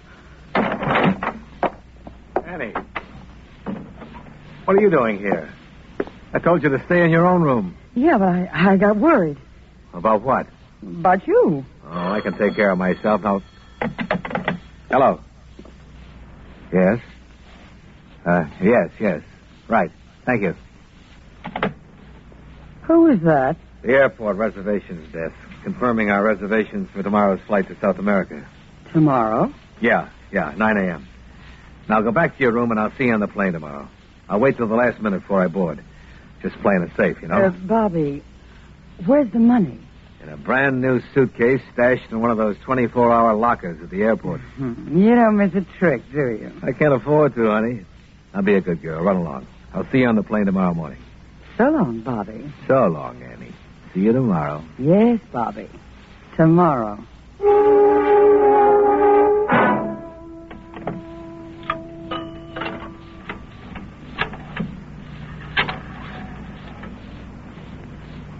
Operator, I want to make a person-to-person call to Mr. Walter Carlin in Las Vegas. Mr. Frighten, please hurry. Oh, why did you have to be such a rat, Bobby?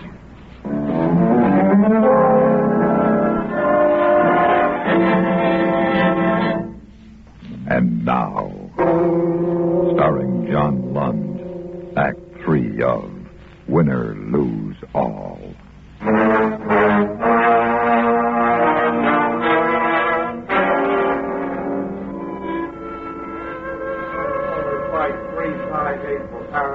Please report to Customs Gate 21. Say there, pardon me, but is this Customs Gate 21? Yeah. You taking the transpolar? Yeah.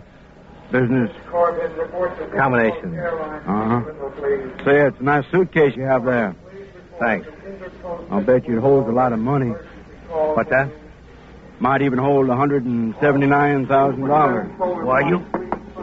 Right now, you're lucky. Don't stretch it. Get on that plane and you're dead.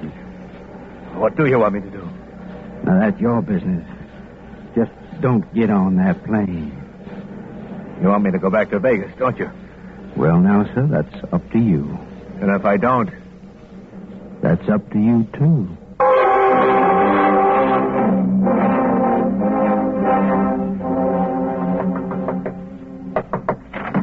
Let me in, quick. What's the matter, Bobby? You look pale. They found me.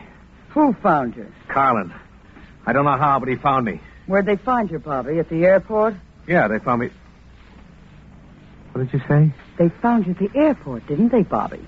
Getting on the Paris plane just as I told them to. Why, you Mr. Carlin was very glad to know where to find you.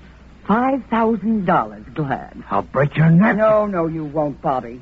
Mr. Carlin sent me a bodyguard, too. He's in the next room. Of course, he isn't as clever as you. But what good is clever? Do something clever now, Bobby. Better give Mr. Carlin his money, or bang, you're dead.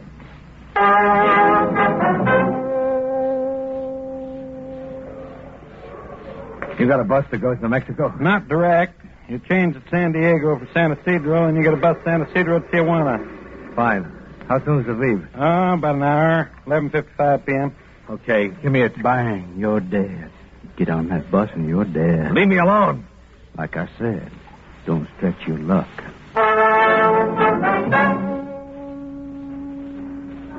Taxi. Where do you want to go, mister? Take me to Las Vegas. Hey, that's more than 300 miles. Plus your bundle. I don't care what it costs. It's not my money.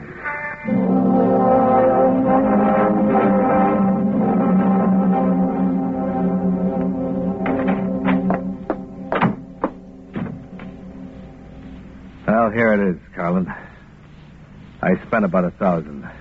No, Bobby boy, I don't want it this way. What? Not this way. Well, then how? Go downstairs to one of the roulette wheels and start playing. What, with your money? That's right. But don't bet more than $50 at one time. You got a system, lose with it. Lose the whole $178,000. But that'll take months. That's right, Bobby boy. Months. But think of the publicity I'll get.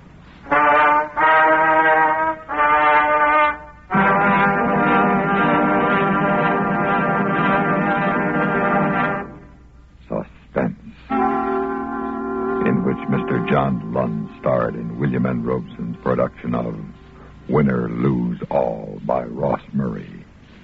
Supporting Mr. Lund in Winner Lose All were Rita Lynn, Lou Merrill, Eddie Marr, Jack Crucian, and Sam Pierce. Listen again next week when we return with another tale well calculated to keep you in suspense.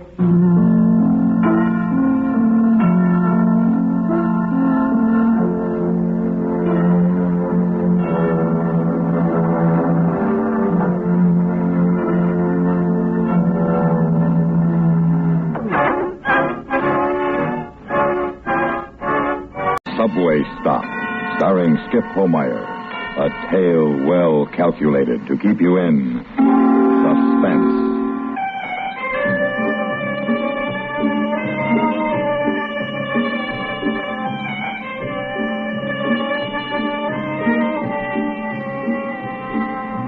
The party, if you could call it that, was strictly stag.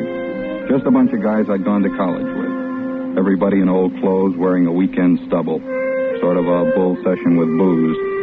And even though we all had to go to work the next morning, it was past 3 o'clock when we broke up. Mike and John walked me down the empty street to the subway station. The city's strange in the middle of the night. Strange and unreal. It seemed to belong to the tipsy three of us. Its streets empty, save for a couple of characters standing at the corner. The stoplights blinking in automated precision, controlling the traffic that wasn't there.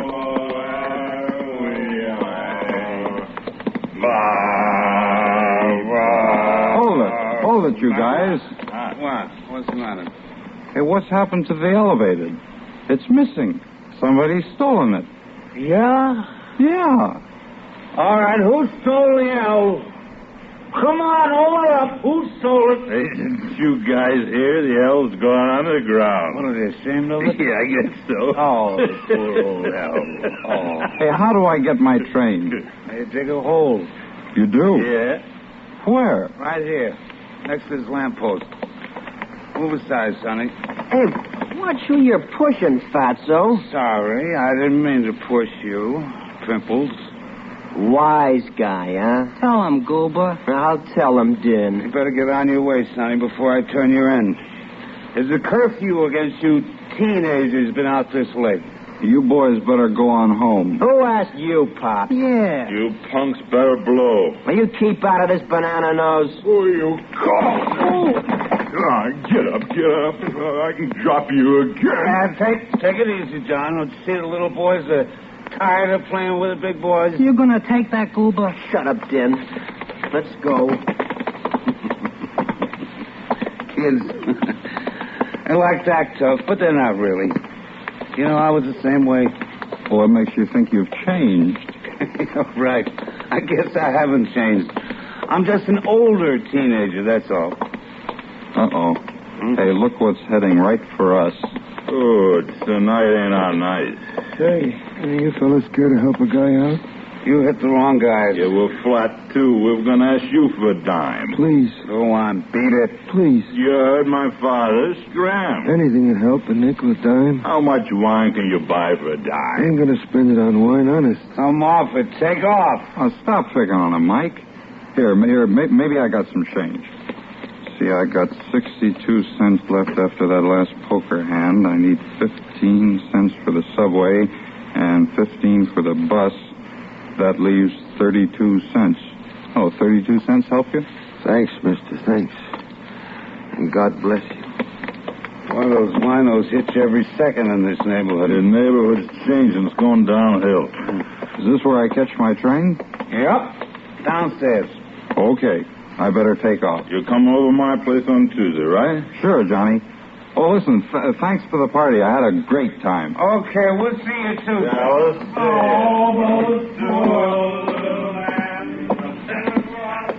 Ooh.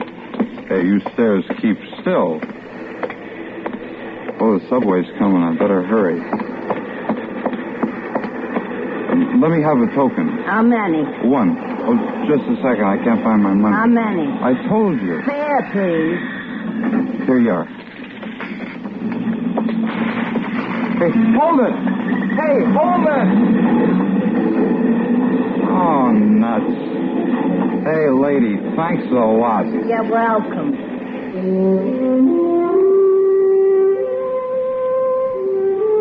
Maybe it was the stale smell of the subway, or the excitement of the near fight. Maybe it was all I'd had to drink. The men's room was located at the dimly lit far end of the platform. I ran to it. Afterwards, I felt better. I was washing the bad taste out of my mouth when the door opened. I turned, and there were the two teenagers. Hold it, Pops. Hey, get away from the door. Just step back, Pops. You ain't going nowhere. Well, what do you want? Are you listening to the little man, Den? I'm listening. Don't sound so tough, does he? He ain't got the big boys around. And he needs the big boys. Don't you, Pops? He needs them. 'Cause he's a small one, ain't you, little Pops? Yeah, little Pops. He's a small one. Real small. Like as not, I could break him up myself. Easy. Like as not, you could too, huh, Den? Easy. Look, I'm not asking for trouble, but if you guys want it... You gonna give me a hard time, Pops? Get him, Goob. I'll get him. I've been choked, huh, Pops? See this, Pops? Right here, under your eyeball. That's right. That's a knife. Use it, Gooba. Cut him up a little. Look at him, Den. Oh, Pops is a sweating and a sweating. Go, man, go. Yeah, man, yeah. Look out, Gooba. Oh, you hit me, will you? Hit his arm, Den. For Christ's sake, hit his arm. Yeah. There, now. Once upon a time, Pops, there was this little boy, and he didn't like his Pops. Because his Pops spoke bad like.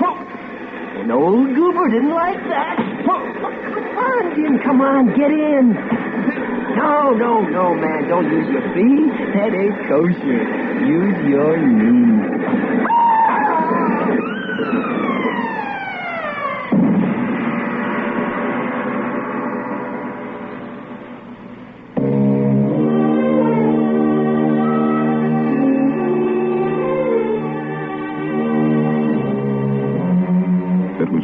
For a long time. I knew I was lying on the floor of the men's room in the subway.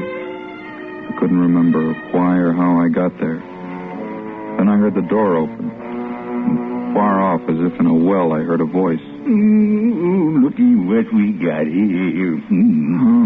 What's the matter, son? Help. Oh, what's wrong? You had too much. Oh, it's too bad. Let's just look for your wallet, See if we find out where you live, son. No money. Now, that's not so good, son. Now, here, let's just turn you over. No, let's see. See, nothing in that pocket. Cigarette lighter. Cigarettes. Half back. Oh, you smoke too much, son. I'll just keep these. Now, let's see what's in the other pocket. No! What's the matter, son? I ain't going to hurt you. Let's see. 15 cents. I'm kind of disappointed in you, boy, but that watch might make up for it. Let's see it. Do you mind if I take it off here? Good. Thank you. Oh, here comes my train, son, but before I leave, a piece of advice for you. Don't drink. It ain't good for you, son. Help!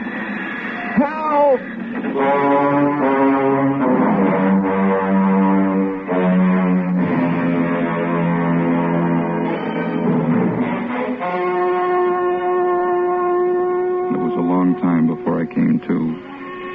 I was awakened by the stench of the room, cold stab of the floor. I had to get up. I had to get out of that room. Somehow I pulled myself up and staggered to the door. I opened it. As I did, I could feel sharp, shooting pains cut across my abdomen. I couldn't breathe. Each breath was like a cutting jab in the ribs. I realized I was badly hurt. I should keep still. I knew if I stayed in that room, I'd die. The platform was empty, completely empty. I leaned against the wall, waiting for someone to help me. I heard the subway train coming. People would be getting off. They'd help. Slowly pulled myself toward the center of the platform.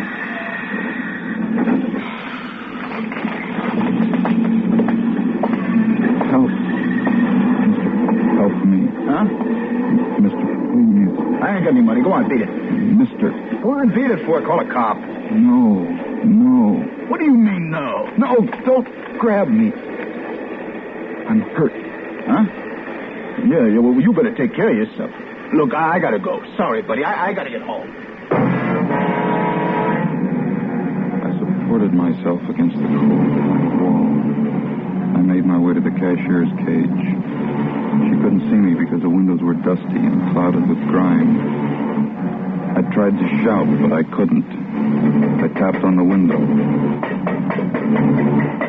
I tapped for a long time before she noticed me. Huh? What do you want? Help. I can't hear a word you're saying. Come over here by the turnstile.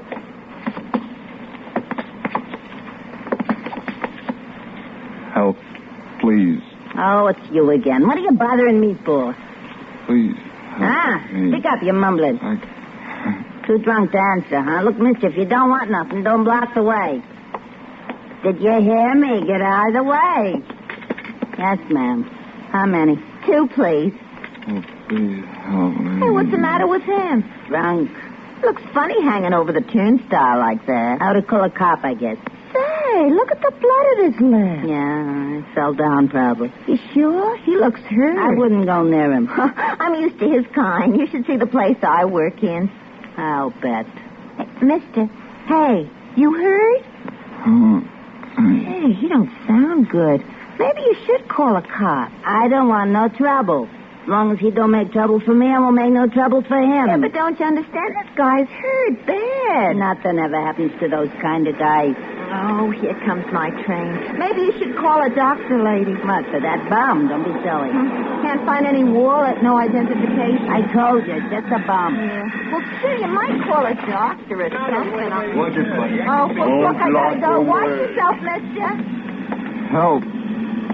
Block some the exit, brother. I need help. We all do, brother. We all do. No, you Step don't aside, brother. I'm hurt. Dying. Wages of sin is death, brother. The wages of sin is death. Remember that, brother. Hey, mister, you better beat it. You can't hang around here all night. You hear me? Give me 2 tokens. Yeah. Go right through, honey. Yeah. Oh, we just missed it, Jim. We are always just missing trains. There'll be another one along in a minute. Well, what's he staring at? Huh? Who? Him, that bum. Hey, what are you staring at? Oh, he's just drunk, honey. Well, I don't like him staring. Okay, buddy. You heard the lady.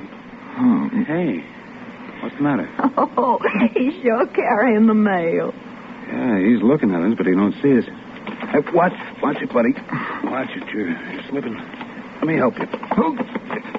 Hey, you're hurt, aren't you? Honey, I'd better go get some help. Come on, Jimmy. We don't want any trouble. But, honey, this guy's hurt. He's hurt bad. I know that. I just can't leave him here. Look, Jimmy, he's probably a crook or something. Him? Oh, come on. Be sensible. I am. And I want you to be sensible. You bother with him, you're going to have to bother with cops, courts maybe, and the newspaper. Newspapers? You think so? Sure. Supposing that guy dies, it's sure to get in the paper that you found him, you and me. I don't want my name in the paper, do you? Oh, but, honey, he's hurt. Do you want your name in the paper? Well, no, I... Darling, it wouldn't look too good, would it? Supposing your wife read about it, huh? Now, look, Jim. He's a bum. You going to throw everything away for a bum? Oh, I don't know. Our train's coming. He'll be all right. But this guy... Come on. Look, buddy, I'm sorry. Oh, he can't hear you? Come on. Oh, I'd hate to leave him like this. What's the matter with you? Was he your brother or something? You don't even know the guy. Don't buy trouble, Jim. Maybe you're right. Come on, darling. You understand, Mac? Don't you? Help.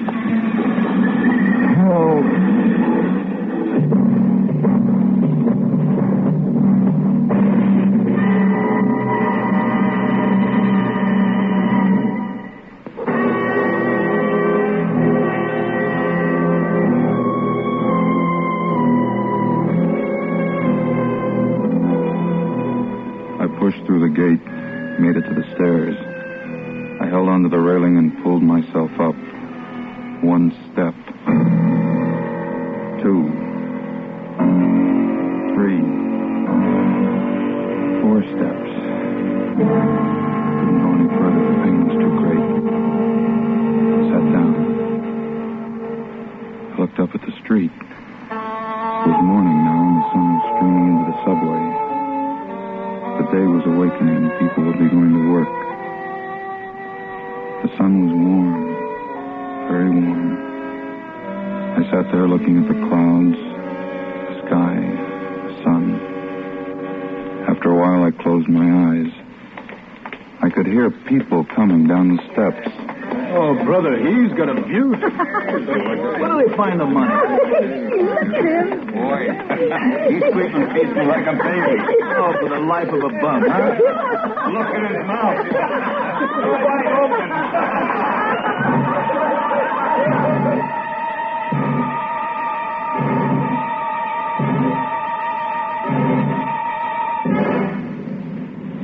People of the city going to work, laughing, ignoring me, leaving me to die.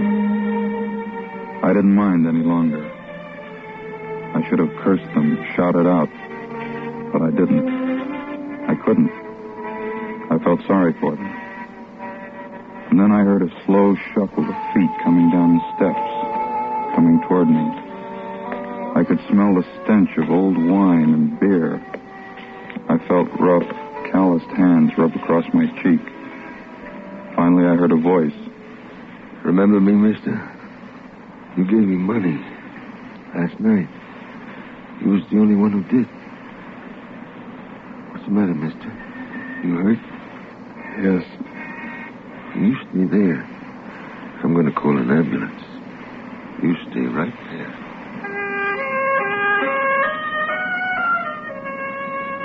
I heard him move away, and then, after a few minutes, he came back and sat beside me.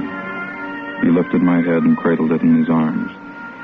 I knew that it was going to be all right. I wanted to thank him. Don't try and talk, mister. You don't have to say anything. Thanks. You don't got to thank me. I got to thank you. You gave me the money. I used your dime for the phone call. Hey, you two, get out of the way. You bums are always cluttering up the steps. Mister, my friend and me ain't bums. He's sick and I'm helping him. I ought to call a cop. You, mister? You're the bum?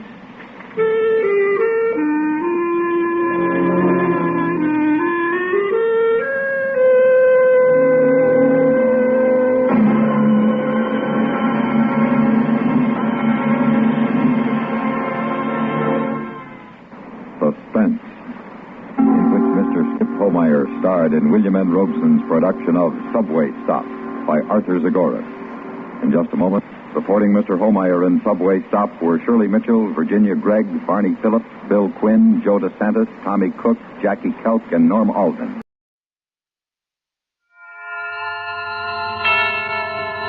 Suspense. And the producer of radio's outstanding theater of thrills, the master of mystery and adventure, William N. Robeson.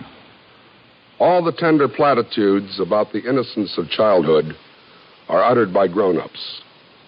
As any realistically observant parent can tell you, small children are thieves, liars, and potential murderers. And no grown-up can hope to understand the savage jungle in which the little one struggles to exist. There is no line of communication. Words are useless.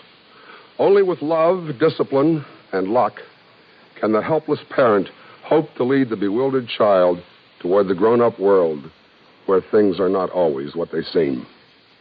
But what if the parents were to be denied that opportunity?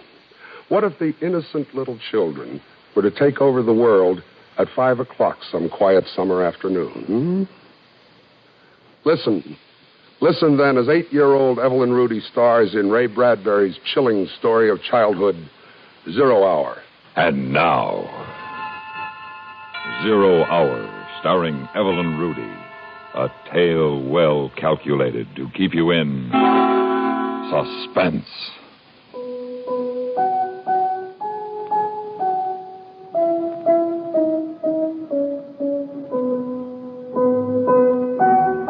What a game. Such excitement the children hadn't known in their whole lives.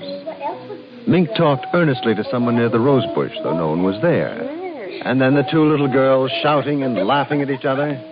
Such fun, such tremendous joy. It was all Mink's mother could do to get her grimy and excited daughter in for lunch. Goodness, Mink, I've never heard such a racket out in the garden. What are you and Anna up to? The most exciting game ever. Just ever. Oh, and what's the name of the game? Invasion. Invasion? Well, invasion will just have to wait until you've eaten your lunch properly. Now, slow down, young lady. Do you hear me? Can't. Drill's waiting for me. Drill? Well, what a peculiar name. Is he a new boy in the neighborhood, dear? He's new, all right. I don't think I've seen him. Which one is Drill? Oh, he's just around. I've got to go now, Mom, if we're going to have the invasion. You finish your milk, miss. Now, who's invading what? The Martians are invading the Earth. Oh, I see. And Drill's a Martian, I think so. He's had a very hard time getting here. I should imagine. They couldn't figure out a way to attack Earth, how to get in or something. And Drill says they have to do it by surprise, and even get help from your enemy. Oh, a fifth column. Yes, and all this time they haven't been able to figure out how to attack, until one day they thought of children. Well, that was bright of them. And they thought of how grown-ups are so busy they never look under rose bushes or on lawns. That's where Drill is now, under the rose bush? Mm-hmm. With all his friends, too. And he says there's something about kids under 11 with imagination. It's real funny to hear Drill talk. It must be. Well, you can run along now, so you can have your invasion before dark. Bath tonight, school tomorrow, you know. Drill says I won't have to take any more baths. Oh, he does he? And we can stay up till 10 o'clock. Well, your friend, Mr. Drill, better mind his P's and Q's, or I'm going to call up his mother. That's just it. Drill says you're dangerous because you don't believe in Martians. Just like you think Drill's a kid. Well, he's not. And they're going to let us run the world when they get in. All of us kids. And I might even be queen. Well, that's nice, dear. Now run along. Mom? What is it, dear? Mom, when the invasion comes, we'll have to get rid of you and Daddy. But I'll be sure it won't hurt very much. Well, thanks. Thanks a lot.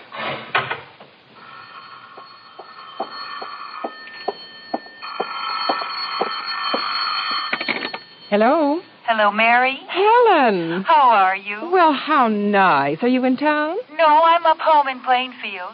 I was just thinking of you. Thought I'd call. Oh, it's long distance, though. You shouldn't. Oh, I can afford 3 minutes.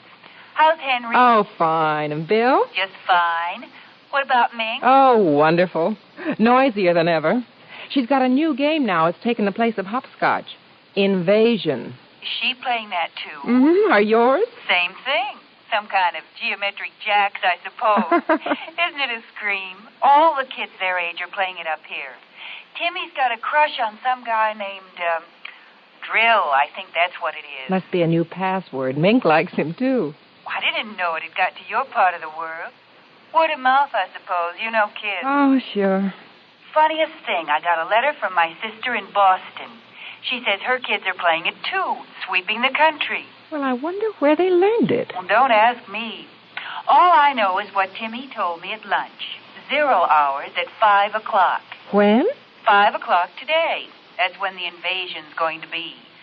These kids and their imagination. Oh, I wanted to And they tell you talked a about little Ray more. and John. Schoolgirl friends. So excited about it. Casual woman talk, but Mrs. Morris was thoughtful.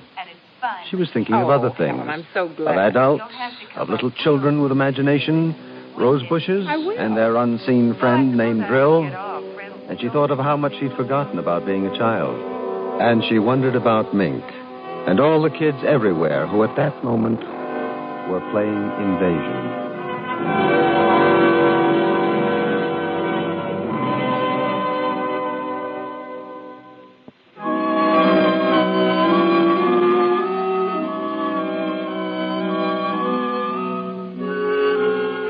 Inside the Morris house, an hour drowsed by, while all across the town and other gardens and other backyards, little children were excitedly playing a game, talking to rose bushes and grass lawns, trees and shrubs.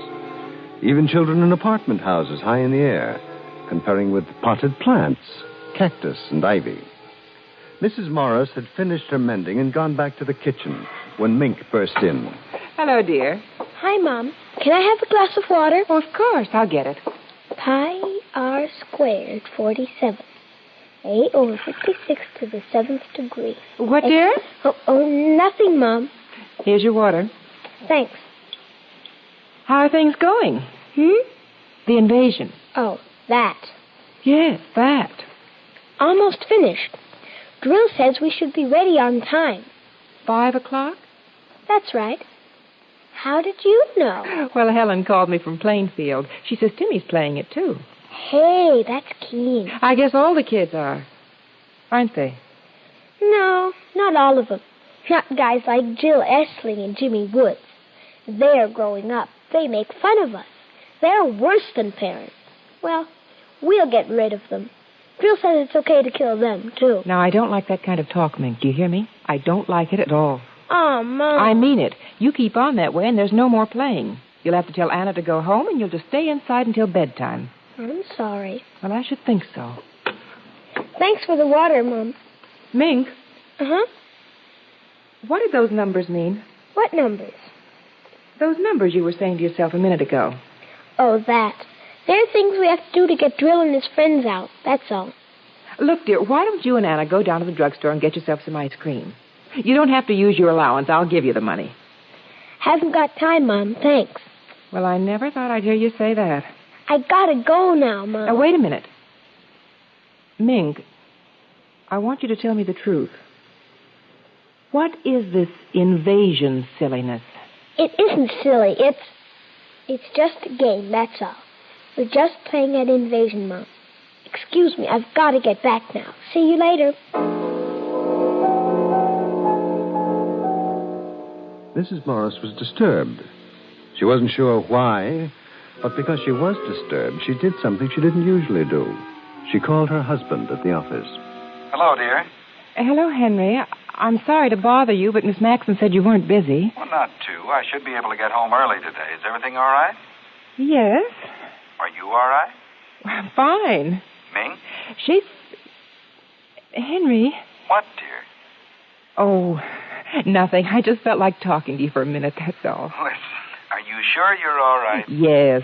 Mink been getting on your nerves? No, not really. She's playing outside. She's fine.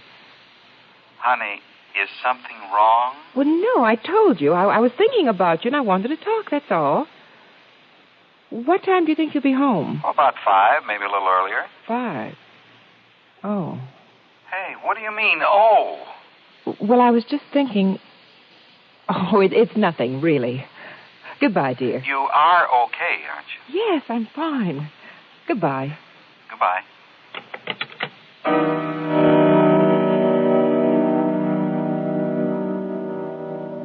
Another hour passed, and it was 4:30. Outside, it was quiet, the two little girls more intent than ever upon the endless movement of their game. Mrs. Morris watched from the window, and she had never known Mink to have such powers of concentration. She had turned on the radio and sat drinking a cup of coffee, turning over her thoughts. Children. Children. Love and hate, side by side. Sometimes children love you and hate you, all in half a second. Strange children. Do they ever forget or forgive the whippings and the harsh, strict words of command? I wonder. How can you forget or forgive those over and above you? Those tall, silly dictators. Those parents. Mom! What is it, dear? Have we got a piece of lead pipe and a hammer? Well, I don't know. There might be in the garage. What do you want them for? Oh, we just need them. Well, if you tell me, I can go I can get them. Thanks, Mom. Is something wrong? Yes. Drill's stuck halfway. If we could get him all the way through, it'd be easier. Then all the others could come through after him. Oh, can I help? Thanks, Mom. I can do it. Well, you better hurry, Mink. I want you to take your bath before your father comes home. All right. He's coming home early, and Mink? Mink had disappeared behind the shrubs, and Mrs. Morris knew it was ridiculous to make an issue of it. And besides, what was the issue? Invasion? Drill? 0 hour? Just a child's game. Time passed. A curious waiting silence came up on the street, deepening. Then from the living room, Mrs. Morris heard...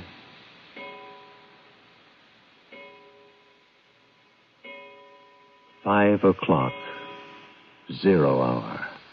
It had come. And now it had gone. But was the clock right? And Mrs. Morris, knowing how foolish it was, knowing it was 5:00, went to the phone and dialed. Silly. Silly.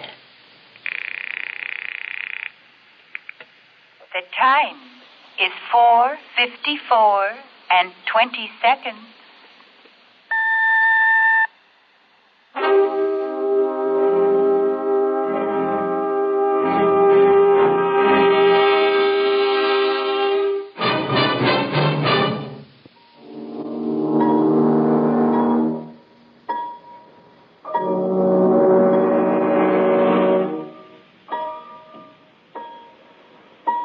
.54 and 20 seconds. And Mrs. Morris knew that it wasn't as silly as she had thought, because it wasn't 5:00 yet. Not 0 hour yet. And then she heard the car drive in, and her husband greeting her daughter. Hi, Meg. Hi, Daddy. How's it going? Fine. You got a kiss for me? I haven't got time now, Daddy. Now, that's a nice thing. What are you doing? We're playing Invasion. Swell. Your mother in the house? Yes, Okay, be good. I will. 0 hour in a few minutes, Daddy. All right, I'll be ready.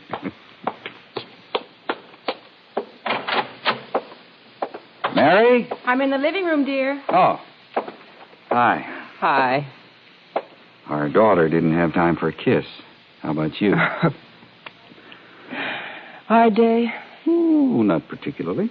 Would you like a cocktail? You read my mind. Martini? Perfect.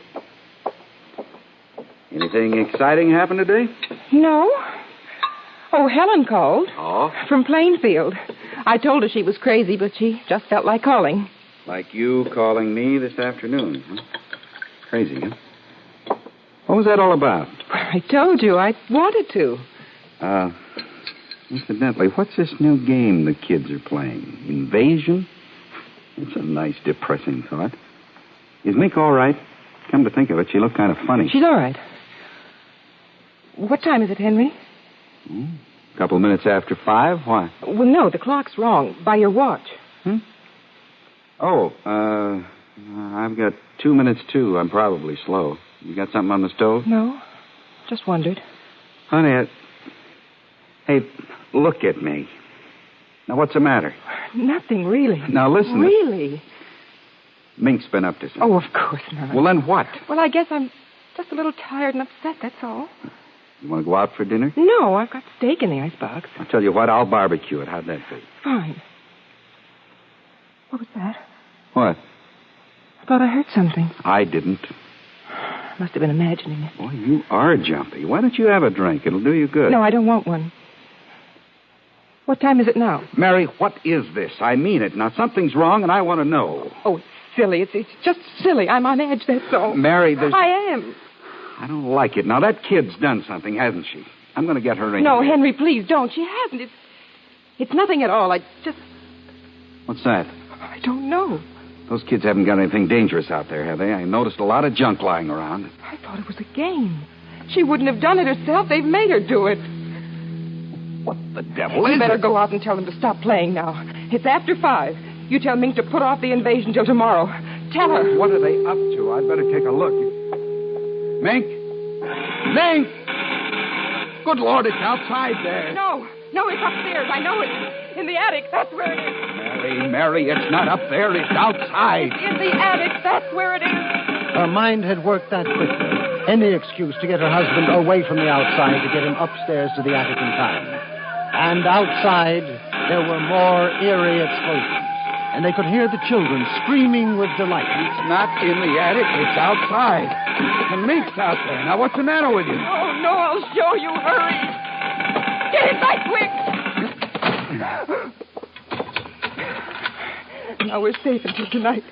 Maybe we can sneak out later. Maybe we can escape. Are you crazy? Why'd you throw the key away? For heaven's sake, the kid's out there. You want her to get hurt? No, you don't. We've got to stay here. We've got to. got to stay here with me. I don't know how I can get out. Where's that light switch? Shh, quiet. Please be quiet. They'll hear us. They'll find us. Please. There's noise again. It's in the house now, Mary. Mary, what is this? What's happening now? You know. Answer me. No.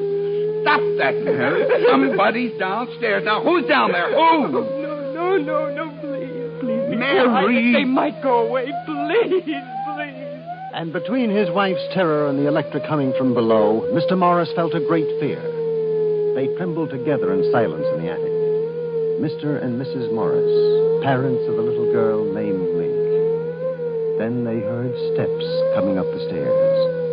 And a voice. Daddy, where are you? And a queer, cold light became visible under the door crack. A strange odor and the alien sound of eagerness in Mink's voice was almost more than they could bear. Mommy? Daddy? And another sound. And the lock to the attic door melted. Mink, with bright little eyes and tousled hair, peered inside. And behind her, tall, wavering blue shadows. Frightful shadows.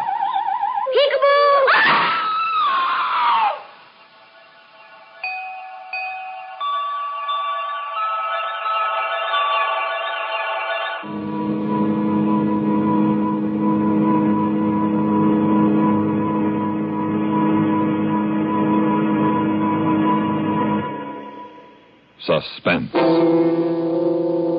in which Evelyn Rudy starred in William N. Robeson's production of 0 Hour, written by Ray Bradbury. Supporting Evelyn Rudy in 0 Hour were Lillian Bayef, Ellen Morgan, Carl Swenson, and Vic Perrin. Listen.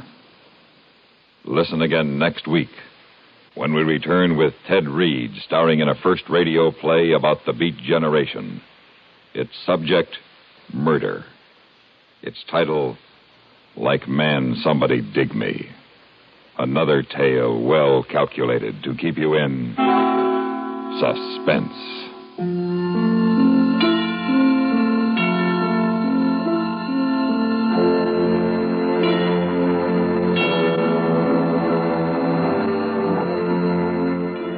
For top reporting, hear the news on the CBS Radio Network.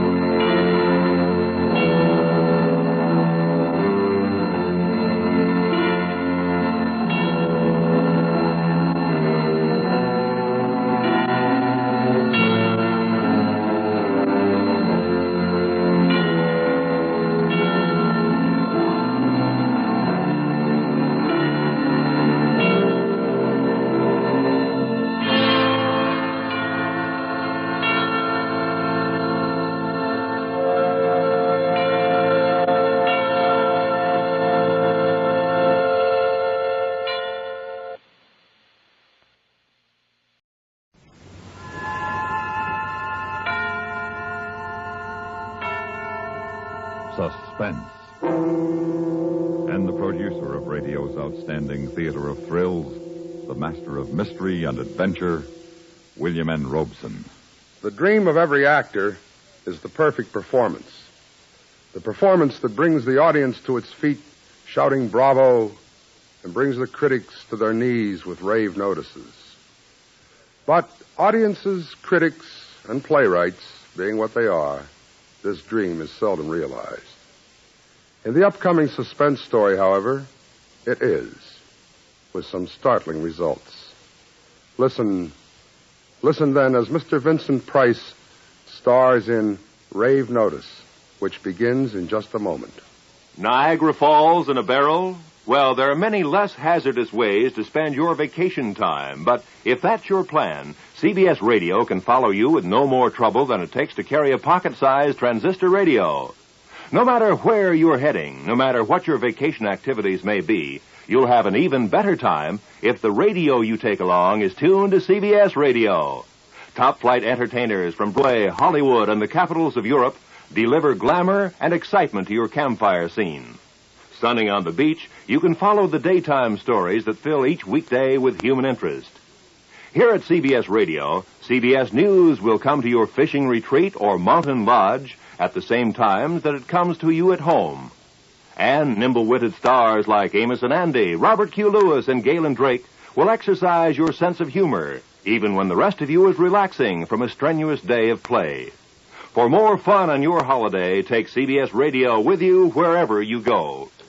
And now, Rave Notice, starring Vincent Price. A tale well calculated to keep you in suspense.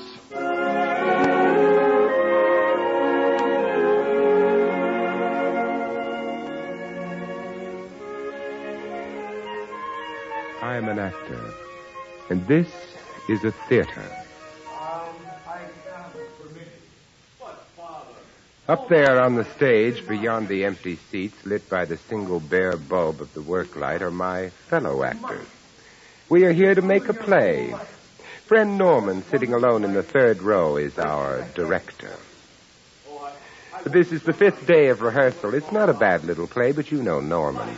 Norman will manage somehow to spoil it. Norman will misdirect the actors and lose the values. No. But, Norman, why not? Why not?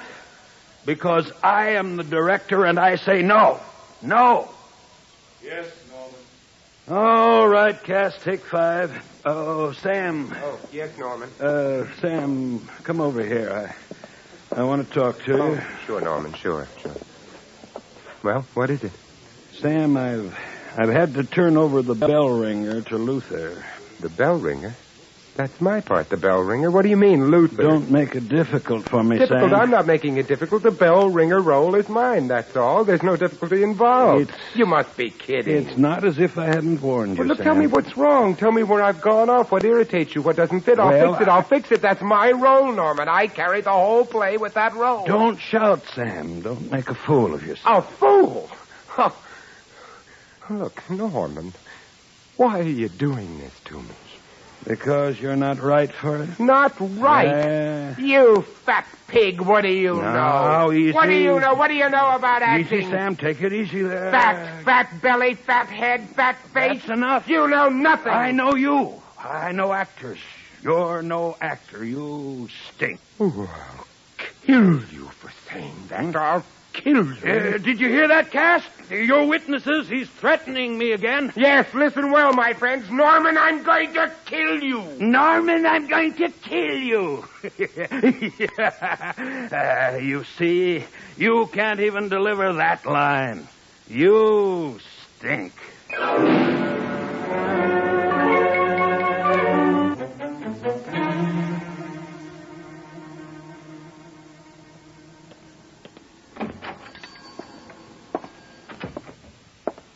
Yes, gentlemen. I want to buy a gun. Yes, sir. And what sort of gun did you wish to buy? One that'll shoot through fat. Sir? Oh, pardon me, I was thinking. What have you got? What was it you wish to use this gun for? I want to kill a rat. Oh, I think then maybe 22, huh? Now then, let me see here. It's a nice little gun. That looks pretty small. This is an awful big rat, a fat rat. Mm-hmm. Oh, well, I think a shotgun then, or 410, yes. You think that'll do it? It should. Bullets. You have bullets? Shells you use in this gun. Very well, I want one. One box? No, one shell. Only one? Yeah, this rat I'm not going to miss.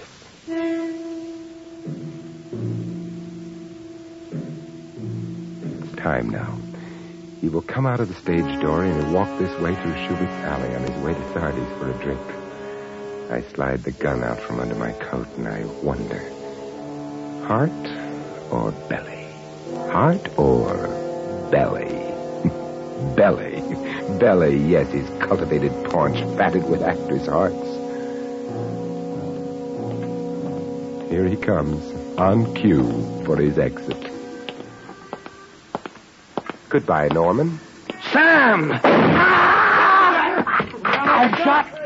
I'm shot. Norman, you're dying. Please, somebody call an ambulance, please. Is this how you play your death scene, Norman? You're dying, Norman. Play it. Play it! He didn't die right away. He just lay there in Schubert's Alley and bled. And then they took him to the hospital, and they took me to Tombs Prison, and they got me a lawyer. I suppose when he dies, I become a murderer, huh? Yes. They'll electrocute me. Yes? I must have been crazy. I thought of that. What do you mean? Temporary insanity. I thought we might plead that. Well, why don't we? Because you threatened him before witnesses at least twice, went to a store, chose a gun with great care, waited for him to appear. You did all this, and then you shot him. Well, that's right, I did. That's premeditated murder. First-degree murder. So the temporary insanity thing is out. Huh? Way out. The only other thing I could think of is if we could prove you were insane all along. What would happen? I mean, what would happen if I were? Then they couldn't execute you. Of course. You seem very calm. I'm an actor. Insane. Mad. I know a joke. A wonderful joke. I'm going to beat Norman even in his grave. I'm going to have myself exonerated of his murder. Yes, freed of the charges. It's so simple. I'm going to play the greatest role of my life. Play it without makeup, without lights, without script or cue. I'm going to play a part strangely foreign to my nature. I'm going to play a homicidal maniac.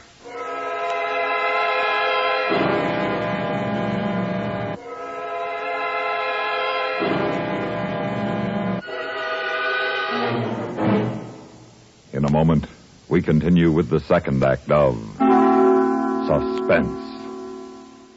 If trucks are a vital part of your business, your GMC dealer offers you the big challenge. Take any truck on the market, match it feature by feature with a GMC. Compare the cost with what you get. Then see if you don't agree. GMC gives you more for your money. Take GMC pickups, for example. At no extra cost, they give you 22 extra quality features.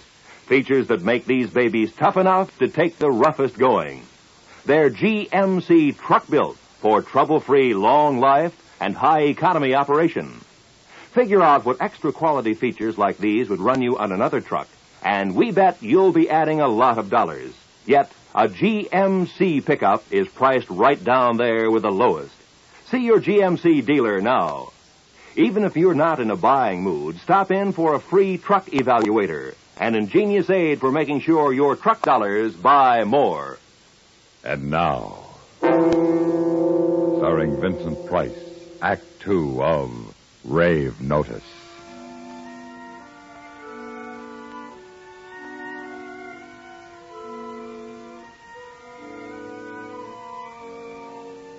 I'm going to play a homicidal maniac.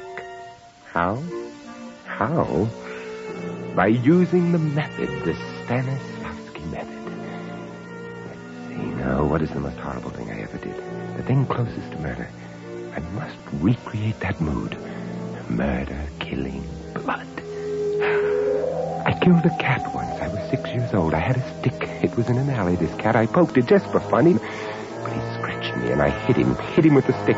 He started squalling, and I thought, I'm going to get in trouble. Stop that noise. So I hit him again to make him stop, and again to make him stop, and there was blood, red blood on the gray cement, and I struck out the screams, struck out the life, struck out the awful gaze of those great yellow eyes, struck out the light, struck out the spirit, the spark. I killed. A murderer am I. I killed for the thrill of the silence of the cat. I am a murderer. A murderer I am. I kill without reason. That's it. That's the character. All I need for turning it on is the memory, those key points, gray cement, cat's eyes, my feelings as a 6-year-old. Oh, there'll be refinements. I'll refine it. Oh, Norman, if you were only to see this scene. Dim the house lights. Raise the curtain. And now to bring in the audience.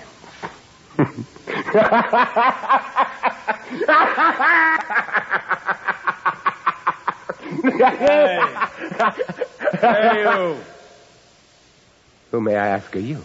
What's going on down here, Murph? I don't know. Who are you? Who are you? Who are you? Who are you? Come on, now, will you, Mark? I ask a civil question. I expect a civil answer. Who are you? Who are you? Who are you? Who are you? So nice and quiet for a while. Just answer my question. That's all I ask, and that's not much for a hero to be asking now, is it? You don't know who we are. I think he's putting on an act. Hey, don't turn your head away. We know you hear us. Yeah, leave him be. You think he's kidding? Who cares? Yeah. That was very weak. You can do better than that. You're supposed to be a murderer, a homicidal maniac, so what's the emotion? Guilt. You've got to be guilty, guilty. Smear yourself with the stuff. Guilty, bloody hands, guilty, and you want to be punished. Yes, punish yourself. That'll do it. But it'll hurt. So what?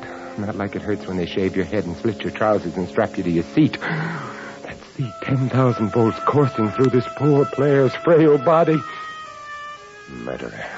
Guilty. You should be punished. 1, 2, 3. Curtain going up. I'm guilty. I'm guilty. There's blood on my hands, blood and filth and disease. I smashed him on the gray cement and smashed him. I murdered him. I'm a murderer. I confess it. It. Oh, look, I want to confess to purge myself of this guilt. Oh, come on. I am guilty, Theater. I smashed him. I smashed him. What are you getting so worked up about? The guy ain't even dead yet. Not dead. He is dead. He's been dead these past 36 years. 36 years. Oh, if you don't punish me, Hey, what are you doing? Hey, will you quit beating your fist against the wall? I am guilty. And I shall be smashed as he was smashed. Hey, you're going to put your hand on that wall I there. shall be smashed. It is written. You know the writing in blood that lies across the counterpane in the bed under the window when little boys are supposed to be far away in slumberland. Mahoney? Yeah? Get the doctor. This guy flipped. Good. My hand is killing me. It's something broken. I don't mind the bloody scraped knuckles or even breaking the nails, but not the bones. 2 cats dead. Murdered by my stick. 4 cats dead. Murdered by my stick.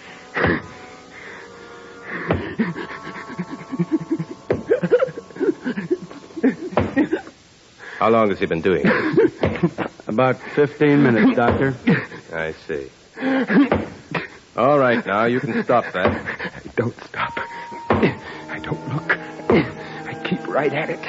Keep it apart. Murderer. Guilty. Stop it. It hurts, but I'm paying a price. Stop it. I am buying my way out of the electric chair. All right. Grab him. No, please. Please. I want to pay. I'm the guilty one, and I want to pay my debt to society. Hold him. No, let me go. I must pay. It. Steady.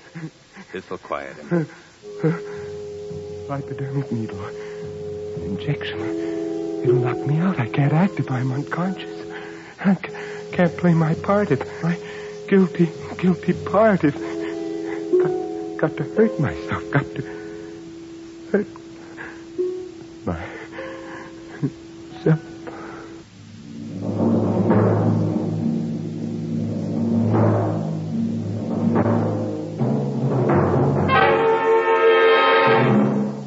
In a moment, we continue with the third act of Suspense.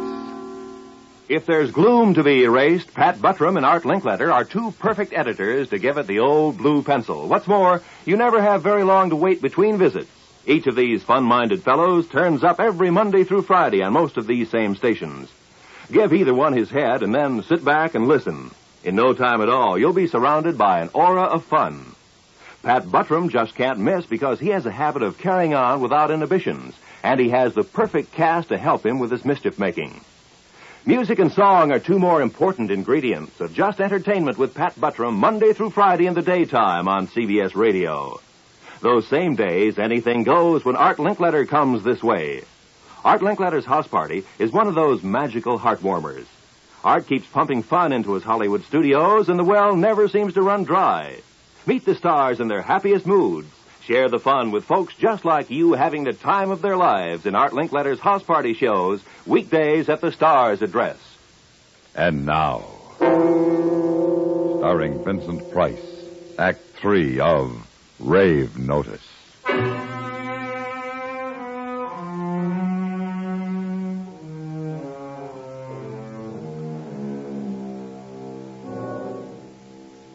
It's so quiet here, so white. Such sweet stillness and peace. Gone the darkness of the cell, steel and concrete. They're watching me very carefully. The taller one, he's new. The other gave me the hypodermic, yes. Hypodermic? How long have I been out? Did I say anything while I was out? Perhaps if I keep still, they will let me know. Say, your definite suicidal tendencies, Doctor? Well, to put it another way, obsessive guilt with a compulsion to self-destruction. Nothing new about that. Look, he's opening his eyes. Hello? You awake?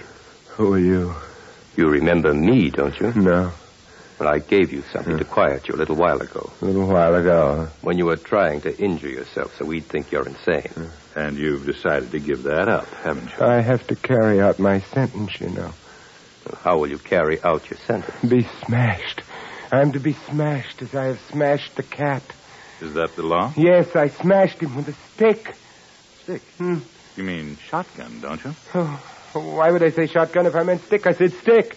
But you shot the man with a shotgun. It was a cat, and I smashed him with a stick. Well, after you smashed him with the stick, what happened? What? What happened after he was dead? I was frightened. I went home. Mama was there. She said, "How did you get blood on your hands?" I said, "A dog licked my hand, and he had blood on his teeth." I understand you're an actor. Oh, aren't we all actors? We try to act innocent when we're guilty. Doctor, will you step outside a moment? I've got them. What are they talking about out there? I wish I knew. It doesn't matter. I've got them. I know that. I've got them. I've got them. Well, I guess you'll be leaving us soon. Oh, thank you. Thank you. Thank you. You're very understanding, Doctor. I'm guilty and I must pay. You know that. What the doctor means is that you're going to a place where they'll help you to get well. Get well, huh? Yes, of course. Doctor, if you'll have the affidavits drawn up, I'll sign. We'll get a court order committing him. Right. Seems you were right all along. You know, I wasn't sure until you told me about the man he shot being out of danger. Oh, yes. The guards told the patient his victim had recovered. But he didn't comprehend, of course. Went right on screaming and punishing himself. I see. What would they have given him if we'd found him sane? Well, that depends. The injured party refused to press charges. He'd be out of here in an hour. Recovered? They didn't tell me Norman had recovered. How could he have recovered? I shot him in his fat paunch. When did they tell me? It was while I was screaming, maybe. I was really into the part and deep in it. I couldn't have heard them, and now he'll be free and I will go off to an insane asylum married to a role that I loathe, that I hate. No. Doctor! Doctor, come back. It was all a joke, Doctor, a game. Come back. What is it? Listen, Doctor, I have a confession to make. I'm not insane. Please believe me. Oh, of course you're not. Just a little confused, that's all. Oh, no, you're wrong. Don't you see? It was all a gag. Just a gag. Yes, of course it was. Now you're going to a place where you can rest and everything's going to be all right. No, believe me, I am sane. Why shout? I'm not shouting. I only want to impress on you. You were shouting rather loudly. Look, my lawyer said if I could prove insanity, I wouldn't go to the chair. Chair? Yes. I thought you were to be, you said smash. Oh, forget that. That was a part of the method. Method? The Stanislavski method. It's a system of acting. What do you think, Doctor? I don't know. Well, the patient seems to be telling the truth. Yes, he does. I can fool you all over again if you feel it's necessary to prove my point. No, I don't believe you'll be able to fool us again. Doctor, what's your opinion? I say the man's in full control of his faculties, is aware of his crime, and committed it out of what society calls a sober motive. I say the man is sane. You, sir? Do you agree with the doctor? It's what I've been telling you. And I say same. That makes it unanimous. Gentlemen, never in the history of the theater has such a performance been rendered, nor under such adverse circumstances. Just one more question. Of course. Why did you kill him? Kill him? But I didn't. I shot him, that's all. Shot. You mean shot, don't you? Don't you? No. But Norman, he is dead. Yes, and you were sane. And you were going to repay society with your life. Norman is dead. Treacherous, lecherous, body villains! Ring down the curtain! The play is ended!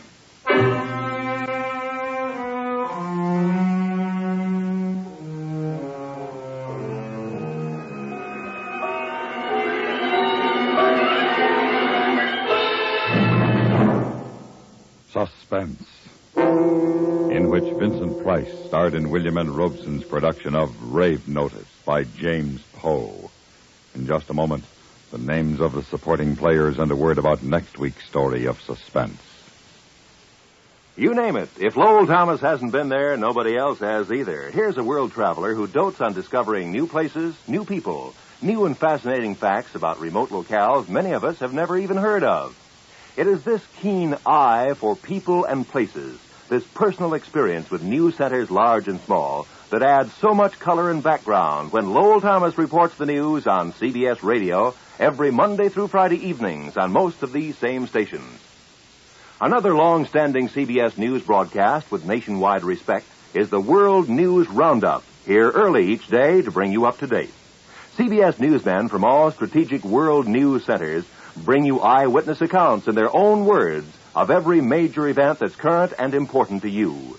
Each morning, start your day fully informed by checking with CBS Radio's superb World News Roundup reports. And each evening, Monday through Friday, keep up to date when Lowell Thomas reports the news at the Star's address. Supporting Vincent Price in Rave Notice were Lou Merrill, Peter Leeds, Barney Phillips, Jack Crucian, Jim Nusser, and Jerome Thor. Listen. Listen again next week when we return with Mr. Larry Parks in The Invisible Ape, another tale well calculated to keep you in suspense.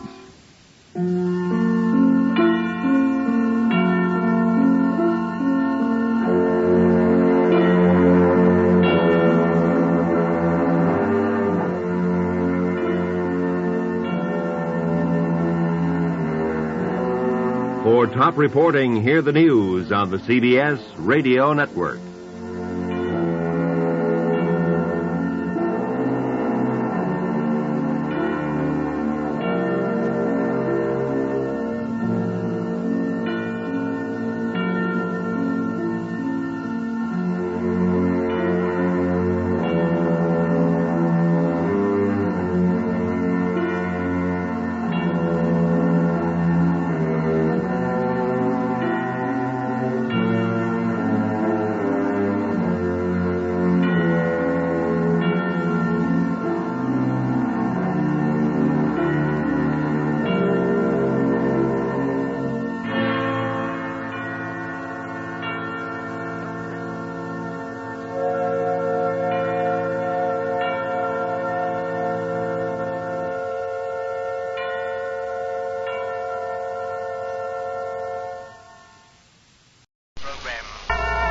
The Invisible Ape, starring Larry Parks. A tale well calculated to keep you in suspense.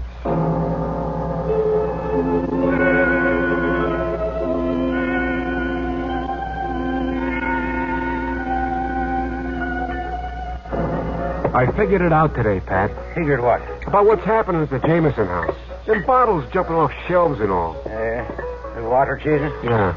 I figure the whole Jameson family's been hypnotized, that's what. Hypnotized, all of them. Well, first today. Cheers. Cheers. Pat? Yeah, what is it? Look at that bottle. No, down there, at the end of the bar. Saints preserve us. Floating down from the shelf. And there's nobody in this bar but us two. Hey, I'm Joe Taylor. You know me. Gillette. Let me out of here. I work at the Optical Foundation up the street. I'm Dr. Bernstein's assistant. They can't see me, so they won't listen to me. Nobody will listen.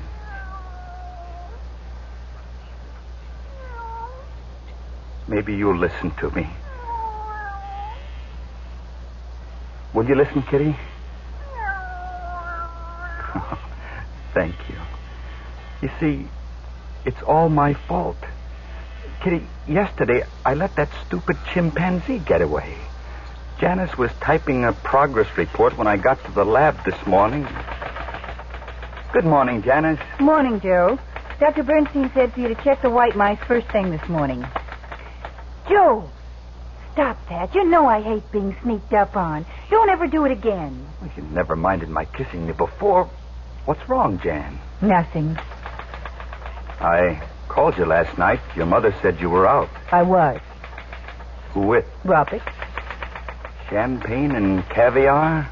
He asked me to marry him. And? I told him I'd think it over for a couple of days. Think it over? But we're engaged. Oh, who are we kidding, Joe? Let's face it, you can't even afford a ring. Suppose I could get you a ring. Any ring you wanted. Anything you wanted. I'm $53 a week take home. No, listen, Jen. Stop that typing and listen. I've given this a lot of thought. I've been thinking about it ever since we first treated those mice and then Chico. Jan, do you realize what it would mean to be invisible, like Chico, wherever he is? You mean treat yourself? Make yourself invisible? Why not? Then I could do anything I want, take anything I want, and nobody'd be able to see me. Gives me the shivers. Think what it would mean if I was invisible. Engagement ring, the biggest diamond I could find. Money, I could steal all we could spend. Janice, I could run the world. Oh, you're out of your head. And we don't even know if it works. On people, anyway. Flesh is flesh and bones are bones. It worked on the mice and it worked on that stupid ape. It'll work on me. What about Dr. Bernstein? I'll buy him off. With the money I can lift, I'll be able to buy anybody off. Oh, no, Joe. Not Dr. Bernstein. You couldn't buy him off. We'll see about that. Oh, good morning, Joe. Good morning, Janice. Good morning, Doctor. You checked the mice, Joe? No, sir. I just got in. Oh, well, let's take a look. Yeah. Seem to be all right. Well, except this little character. Come here, Buster. Now, let's see. Specimen 438, male.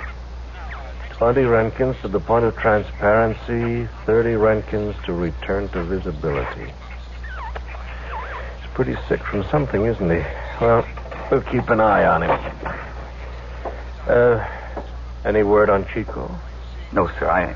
I'm awfully sorry about that, Doctor, about him getting away. It was my It could have fault. happened to anybody, Joe. You're dealing with an almost human intelligence when you handle chimpanzees. You give one an advantage like we gave Chico. You can't be blamed if he gets away. But you know, Joe, I couldn't sleep last night. Why not, Doctor? Oh, I kept thinking about what's happening out at the Jameson house. I've come to the conclusion that it's Chico. Oh, Doctor, couldn't be. No, I'm sure of it. Anything new happen out there last night? I don't know. I haven't seen the morning paper. Well, let's try the radio. The news ought to be on. But, Doctor, if Chico's out there, somebody would have stumbled over him by now. Not necessarily. Remember, he can see, Joe. He sees somebody coming towards him. He moves out of the... Oh. Well, another puzzling night for detectives staked out at George Jameson's house on Carlisle Avenue. Detective Murdoch reports that last night he saw a bottle of cough medicine jump from a medicine cabinet and crash into the sink. Now, this is nothing new lately in the Jameson house, but this bottle wasn't broken. And when the detective picked it up, it was warm to the touch. And so the mystery deepens. Well, that's all on the local news front. All in right. the Far East... That does it. I'm going to have to make it public. But, Doctor, we still don't know for sure. Of course we do. Remember how Chico loved cough medicine? Janice. Yes, sir? I want to dictate a press release. I knew he meant it. I knew I had to move, and quick. I carry a .38 in the glove compartment of my car. I slipped out and got it. When I came back, the doctor was still dictating. mice were exposed to a radioactive isotope. Their cell structure was modified to permit their organs and bones to transmit light, like a bottle of water or a chunk of glass, rather than reflect light as the body surface of an ordinary mouse or ape or human being will do. The mice were brought back to opaqueness by a reverse process. But before the chimpanzee cells could be returned to normal, it escaped. Yeah. All right, Jan, you type that up right away and let me see it. Yes, Doctor. I'm going to go across the street for a couple of minutes. Where have you been, Joe? You look like you've just run a mile. I went out to the car. I got this. Gun. That's right, in case he won't go along with it. First, I have to get that ape before somebody else finds out about him. What are you doing? Stripping. I want you to handle the control board. You remember the procedure? Same as Chico. No, I won't stay here while you undress. What kind of a girl do you think I am? But it's for you. It's for us, Jan. No, it's wrong. I don't want any part of it. Okay. All right, I'll do it myself. I put the gun in a drawer, then I moved the reactor table closer to the control board. I climbed up on it and began to turn the knobs. I didn't feel a thing except for a little tingling up and down my spine. Not a thing. Let's see, 75 Röntgens for 5 seconds. 1, 2, 3, 4, 5. Then I was afraid to look. I forced my eyes from the dials toward my feet. Knowing what to expect, I still could hardly believe what I saw or didn't see. It was like I wasn't there. I looked down at my legs. Where my legs should have been, all I could see was the white enamel of the reactor table. I ran to the mirror in the washroom. As if I wasn't there at all. I've done it. I've done it. I'm invisible.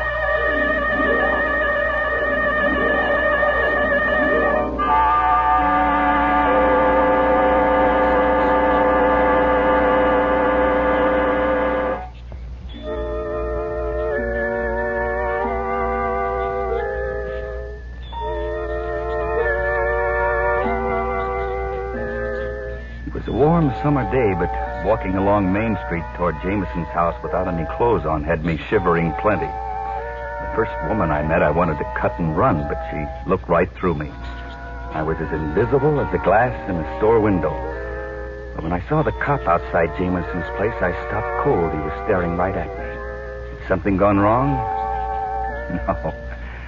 No, his eyes traveled past me. I turned around. He'd been staring at a doll across the street. The door of the Jameson house was open. I went in. Mr. Jameson, who runs the local men's furnishing store, looked kind of tired and rumpled. They were shooting newsreels, and he was facing a battery of lights. Okay, Mr. Jameson. Camera. Sound.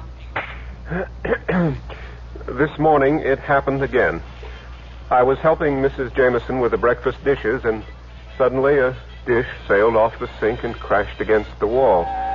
My wife and I crossed in front of the camera, and the cameraman never even batted an eye. I went into the bathroom and looked in the medicine cabinet. I found a bottle of cough medicine and put it in the middle of the floor. In a minute, I heard something breathing. There was no one in the room, no one I could see. I backed up next to the door and watched the bottle. Suddenly, it popped into the air and tilted. As the cap began to screw itself off, I moved toward it. Then I grabbed for the air around it. I felt a furry arm. Come on, Chico. Come on, you idiot. What is that? In the bathroom. Let's go, Chico. Hand in hand, invisible as a couple of ghosts, Chico and I went back to the lab. Janice was still out, but the doctor was there. He jumped when he heard me close the door. What's that? It's me, Doc. Me and Chico. Joe. Joe, you didn't. Yeah, Doc, I did. Why, Joe, why? To catch Chico for one thing, so he couldn't see me coming. Well, what difference did it make? He wasn't hurting anybody. They'd have caught him sooner or later. I had another reason, Doc. What was it, Joe? I wanted to try it out, this transparency. I wanted to see how it would work on a human being. And now that you know it works? I've got plans, Doc. We might as well get that straight. I've got plans. I thought it might be something like that. What plans? Plans to cash in on this. Doc, I'm tired of working for peanuts. You ought to be, too. I can't buy decent clothes. I can't get a ring for the girl I love. We've developed something here that's worth money. Oh. There isn't a bank. There isn't a jewelry store. There isn't a mint that's proof against an invisible man. The sky's the limit, Doc. You handle the equipment. I'll take the risks. I see. And if I won't go along with you? There's always this, Doc. A gun. Well, what are you going to do with it? Well, first we're going to take Chico out in the woods and shoot him just so he won't give us away. Oh, why not just bring him back to opaqueness? Why bother? Why strain the equipment? We're going to need it.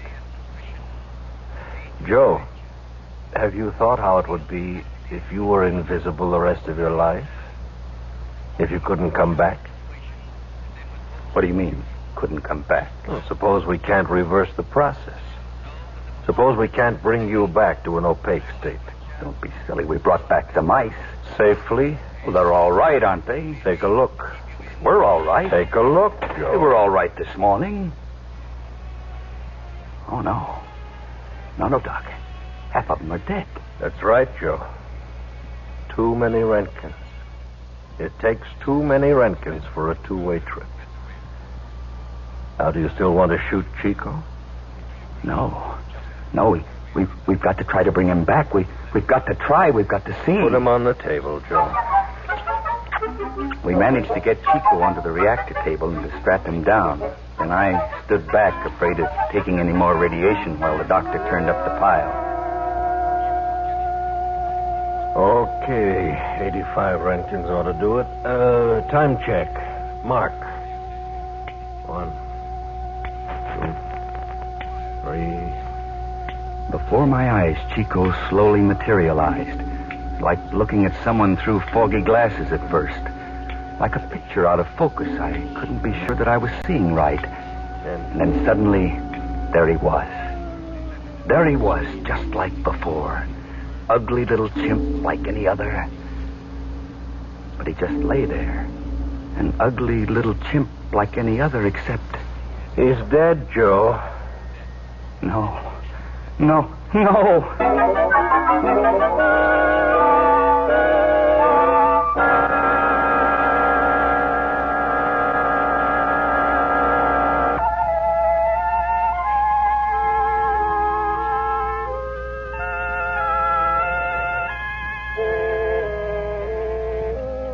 I found myself walking up Main Street, passing people I'd known for years, wanting to grab them by the arm and talk to them. Tell them, just explain to them that I was really here, that I was still alive. I stood outside Carter's jewelry store looking at the diamond rings in the window. At least this was one thing worthwhile taking.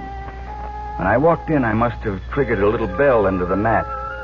Carter looked up from the newspaper he was reading at the counter. He stared right through me for a second, frowning, then he shrugged and went back to his paper.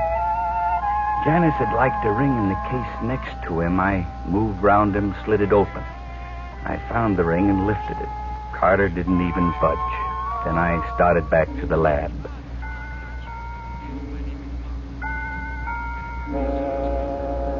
Jan was alone in the lab. I walked up behind her and put the ring on her desk.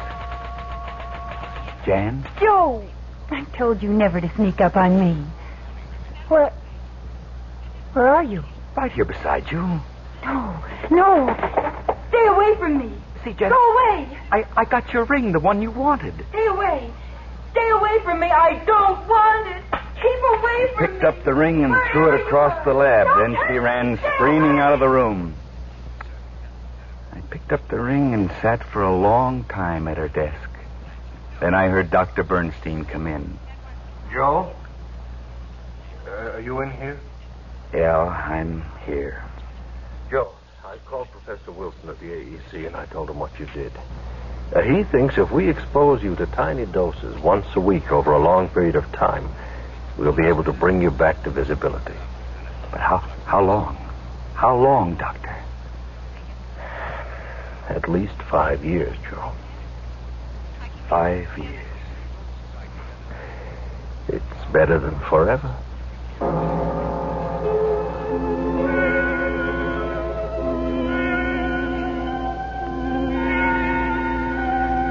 I wandered down Main Street again, put Carter's ring back in his case, then I went by Pat's Tavern. More than anything in the world, I wanted a drink. Pat was shining glasses talking to some guy at the end of the bar. I didn't see any way to get a drink except to swipe one, so I reached up on the shelf and grabbed the bottle. I figured it out today, Pat. Figured what? About what's happened out at the Jameson house. Them bottles jumping off shelves and all. I figured the whole family's hypnotized. All of them.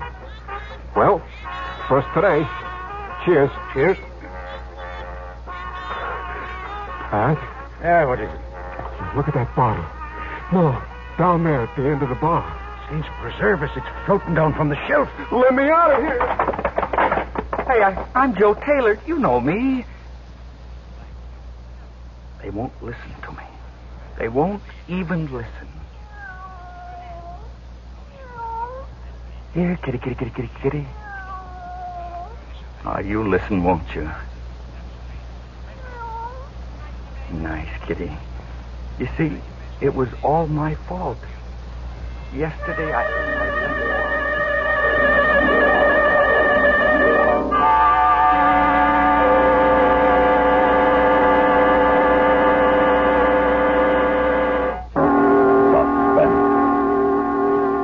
on CBS Radio. Rain for a Killer, starring Dan O'Hurley. A tale well calculated to keep you in suspense.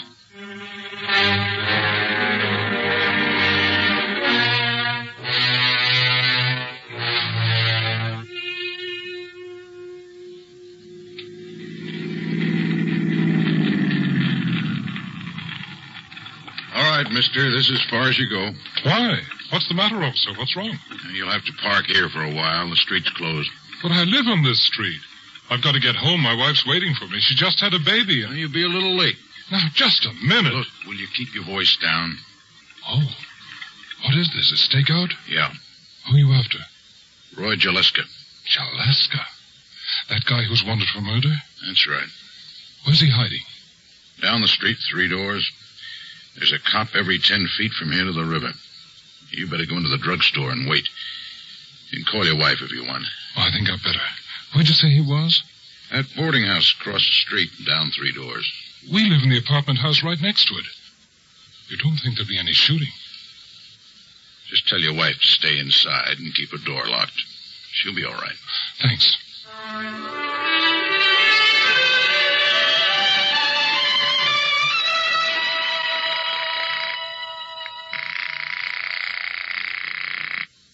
Funny.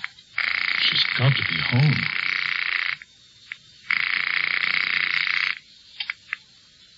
Hello? What's the matter, honey? I thought you weren't going to answer. I was looking after Johnny. He okay? Yes. Just getting hungry. Well, go ahead and feed him. I'm going to be late. I don't want to scare you, Jess, but there's going to be a little trouble next door. I don't want you to leave the apartment. Trouble? The police are after someone who's been hiding out in the boarding house next to us. The whole block is surrounded, and I won't be able to get home till it's over. And remember, you're not to come out. All right. There's nothing to be afraid of, Jessie. Just stay inside and keep the door locked. There's no need for that now. Goodbye, dear.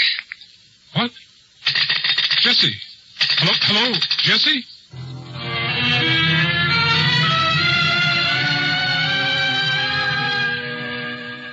I tell you, Sergeant, I'm positive there's something wrong up there in my apartment.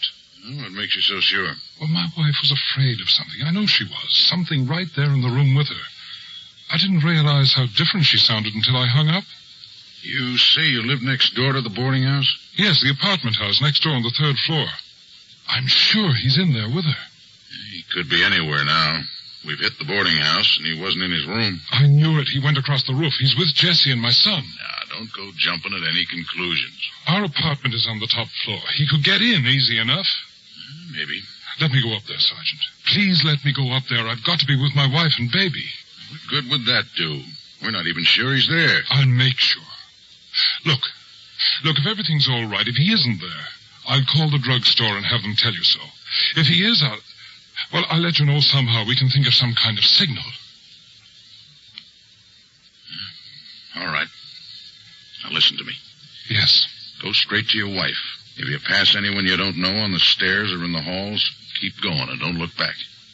He's trapped and he's scared now, and he'll kill you if he thinks you're onto him. I realize that. If he's not in your place when you get there, call the drugstore. If he is there, well, there's nothing I can tell you. You'll be on your own. But don't try to signal. You wouldn't get away with it, and it's not necessary. If I don't get your call 10 minutes after you go in, we'll know. Yes, sir. Remember this, mister. If he's there, don't try to be a hero. Just do whatever he tells you. Keep a good distance from him, and don't make any quick moves. He's been in spots like this before, and he'll know what it means. I know. That's about all, I guess. Just be careful. We want this man. We want him bad. But we don't want anyone hurt getting him if we can help it. You understand? I understand. And thanks. Okay, mister. You can get going.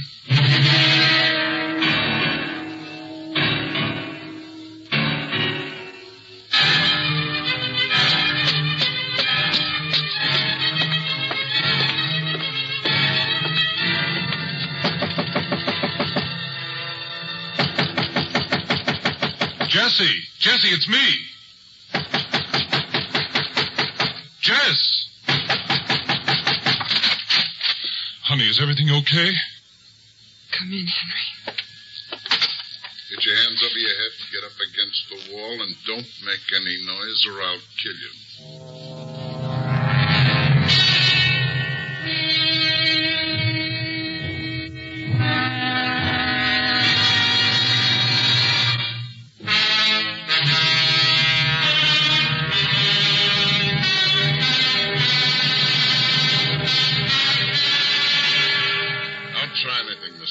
I'm not afraid of your gun.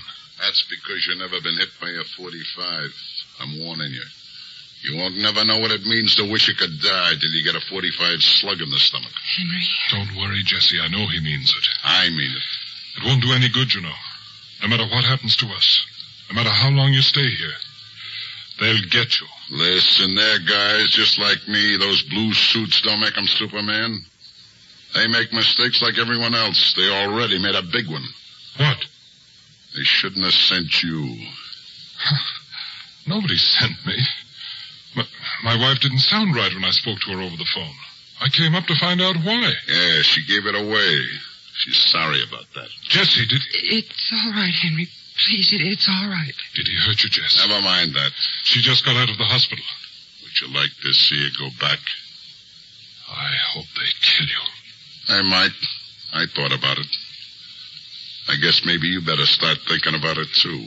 It'll happen next time you make a crack like that. Henry, don't. I'm going to ask you a couple of questions. You're going to give me the right answers. The right answers, mister, the first time, or you'll get hurt bad. What do you want to know? Where were you when you made that phone call? Drugstore. At the corner. And your wife don't sound right? You think maybe something's wrong? Yes. You want to get up there. You want to find out why? Yes. What takes you so long? What? We don't hear you coming up the stairs till almost 10 minutes after she hangs up. What are you doing all that time? Well, you see, at first I wasn't sure she sounded like there was something wrong. It was only after I hung up and got to thinking about it that I started to worry. And then I made up my mind to come up. You don't stop to talk it over with the cops? Well, why should I? How could I know it was you in here? Cops all over the block looking for me, searching every building. Streets probably closed off, and your wife sounds scared over the phone. She don't say why. Sounds like someone's with her, and she don't say who. And you don't think it might be me? Well, yes. Maybe. You don't say nothing to the cops, though? No. You just come up all by yourself? Yes. You're sure of that? Yes. Okay. No. No! Henry! Oh, Henry. It's all right. I'm all right, Jesse. What do you think I am? There's a line of cops 5 feet thick around every building in the block, and no one gets through unless they let them. You're here because they put you here. I'm giving you just 5 seconds to tell me why. What's the big plan? He's hurt. Can't you see you've hurt him? I don't know about that plan. I don't know what they're going to do. But they know you're in here. Go on. I did go to the police when I thought you were here with my wife. I don't think they believed me at first. But I talked them into letting me come anyway. If you weren't here, I was supposed to call them right away. And if I was? Nothing. Just wait. And if they didn't hear in 10 minutes, it meant I couldn't call. That you were in this room. What time is it? Too late. Much too late. They know Jaleska. They've stopped searching. They know you're here. You haven't got a chance. I got a chance. As long as I ain't alone, I got a chance. You, lady. Go get that kid. No. Why do you want him? We'll do anything you say. You look okay. You don't want to hurt the kid. Nothing will happen if you do like I tell you. Get him, lady. All right, Jesse. Henry. It's all right, I'm sure of it. You haven't got much time, Jaleska. You know it. Killing our baby is something you wouldn't do. You can bring him in, Jesse. If you say so. You're so sure this is the end of the line for me. And those cops down there, they're so sure. Well, I'm telling you, I got lots of time. And you're going to help me take it. Yeah? That's right. Now back up to the wall and peel off that jacket. What? You heard me. Take off the jacket. And throw it on the floor. Sure. All right. What are you going to do? I'm not going to do anything. You're going to take it for a while. Well, what do you mean? You don't get it, eh? I'm kind of surprised. I don't see any way out for you, if that's what you mean. They know you're here. Yeah. They know I'm here. You made sure of that, didn't you? So they're covering every way out. Doors, windows, alleys. What do you suppose would happen if I tried one of them? They'd probably kill you. Yeah. I start out that window and every cop comes running to the bottom of the fire escape to see I don't finish the trip. There won't be any cops anywhere else, see? In the alleys or on the streets or down near the river. They'll all be watching the guy on the fire escape, won't they? And the guy on the fire escape, he don't need to be me, does he? It won't work. You're crazy to think that'll work. I got to take that chance now. You're going out that window, mister. And you're going to take your time doing it. They've seen me. They know what I look like. They saw a guy in a leather jacket right close up. Now you're a guy in a white T-shirt 3 stories over the street coming down a fire escape. That makes you a different guy. That makes you Roy Jaleska. Well, what if they start shooting? The minute I step out in that window. What if they do? It's a chance you gotta take. You don't want me to take all the chances, do you? A little guy. All right, bring him in. He's asleep. He's asleep. What's his name? Johnny? Johnny, eh? It's a nice original name. His little kid, too. I don't guess you'll put up any arguments, will you, mister? No. No arguments. And I'll be right here with your wife and kid till I see our little schemes working, so don't try no tricks on the way down. I won't. What does he mean? Henry, what are you going to do? You can read about it in the papers, lady. Now go turn out the light. The light? Turn it out. But don't try nothing, neither one of you. You got your kid in here now, and there's no telling who'll get hit if I had to shoot wild. Turn it out, Jesse. Henry, The lights, come on. Now, you, the window.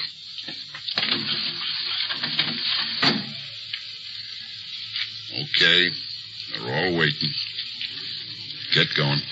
You can't let him go out there. They'll think he's you. They'll kill him. I stepped out onto the slatted platform and started toward the flimsy iron ladder. The cops had seen the light go out, and I could hear quick moving in the street. I could feel every eye focused on me. Jaleska was right. It was going to work. All right, hold up there. We see you. Don't take another step. And then I discovered there was a part of the plan Jaleska hadn't told me. The part that would guarantee his escape. From the window behind me, he fired down into the police. Their guns flew up automatically, and every one was aimed at me.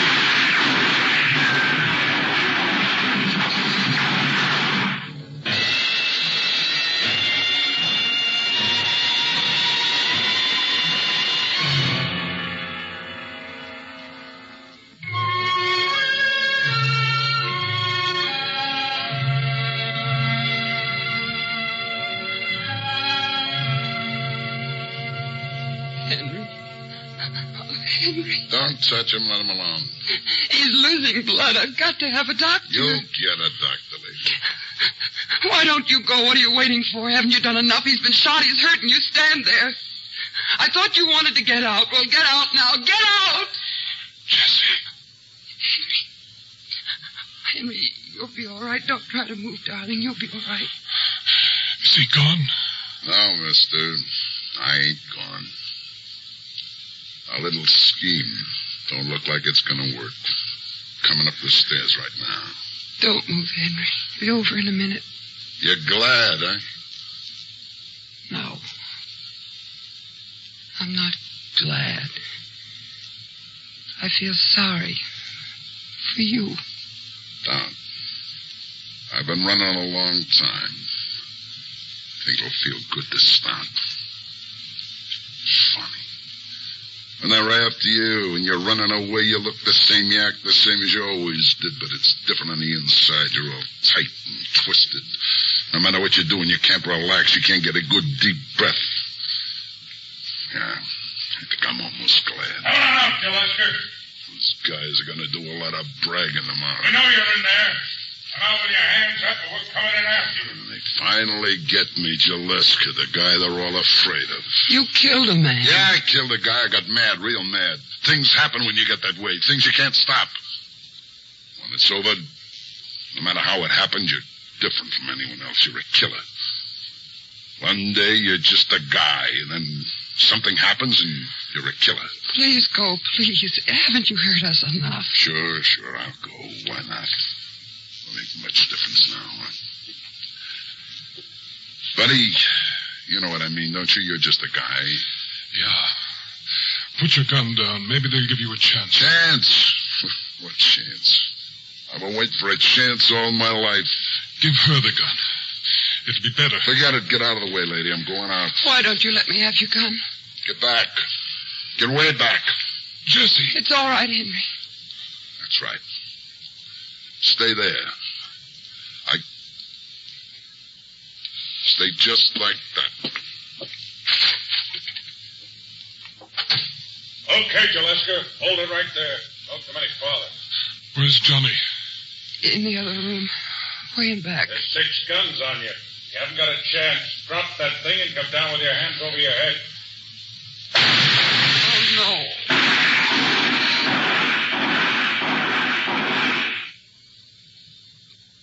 We shouldn't have tried. Jesse. Yes. Why didn't it work? They shot at me. And then there was at least a half minute when he could have got out that door. Why didn't he? What made him wait? Don't talk, darling. It's all over now. What happened? Tell me. When the police fired at you, he started for the door. He was almost out. And then he stopped. He came back, Henry. They were still shooting. He went out onto the fire escape and lifted you into the room. Then he started for the door again, but we could hear the police on the stairs. It was too late. Is your husband all right?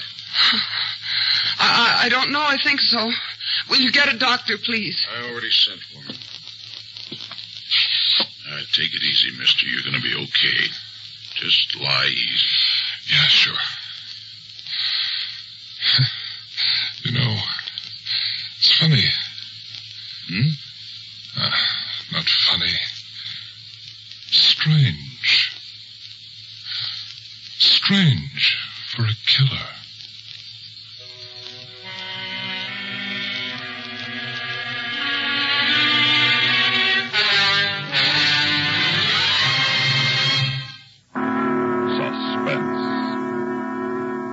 On CBS Radio.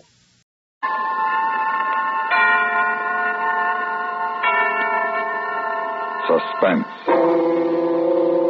And the producer of radio's outstanding theater of thrills, the master of mystery and adventure, William N. Robeson.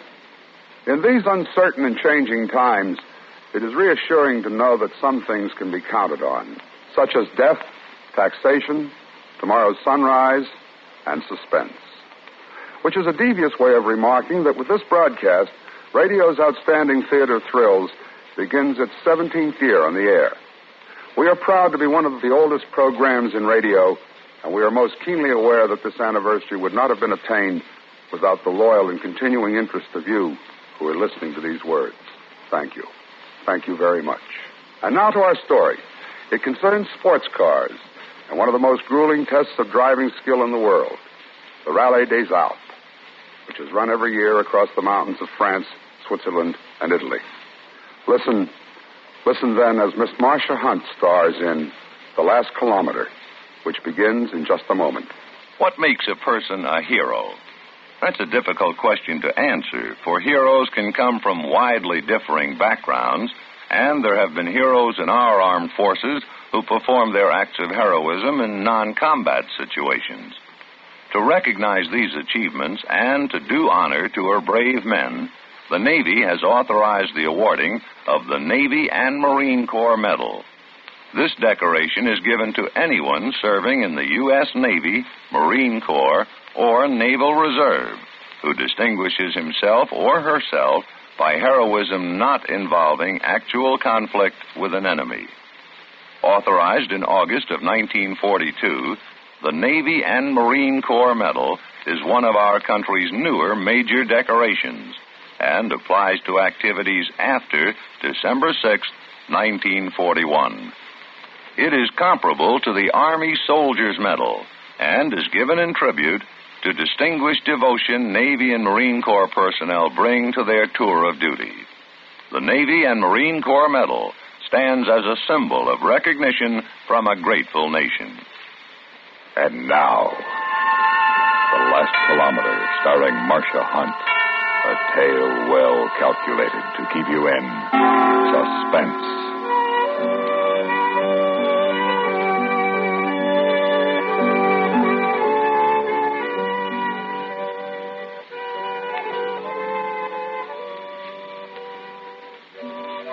The party was nice. The champagne was lovely. Renee's family was sweet. But something was wrong. There was a mysterious, curiosity in the way people would look at me and then look away. Especially his younger sister, Marie. I began to wonder if my lipstick was on crooked or my slip was showing. Marie? Oui, mademoiselle? What's wrong with me? Do I look all right? Ah, but mademoiselle, you are beautiful. No, I'm not, and that's not what I mean. It's just the way all of Renee's friends stare at me. Oh, perhaps it's the resemblance. What resemblance? But of course it's only imagination. You are Suzanne, the American girl my brother is going to marry. Marie, do you think I can make him happy? I hope so, Suzanne. It frightens me a little. After all, I will be his second wife. And yes? Tell me about her. About Claudette? Yes. Did she make him happy? Oh, yes, Suzanne. Always they were laughing, even then when they would lose. Lose? The races and rallies. She was his, comment dit-on, his navigateur in the rallies. Was she a good navigator? Oh, Marie. They almost always won. Until she died 4 years ago. He has not entered a rally since then. Until now. Now? The Rallye des Alpes. He's taking me as his navigator. Oh, no. Why, no. I can read a map. But, Suzanne, have you ever ridden in a rally? Well, no, but... Then please don't go on this one. Why not? Suzanne, je t'en prie, don't ride with my father in this rally. It's perhaps a later one. But please, not the Rallye des Alpes. But why not? I'm not afraid. Not afraid of what, ma chérie? Riding with you in the Rallye des Alpes. And why should you be? Oh, Marie's been trying to talk me out of it. Oh? Little sister should be seen and not heard. Come, darling. Let me take you on a tour of the chateau of my ancestors. Perhaps we can discover a ghost or two that will really scare you.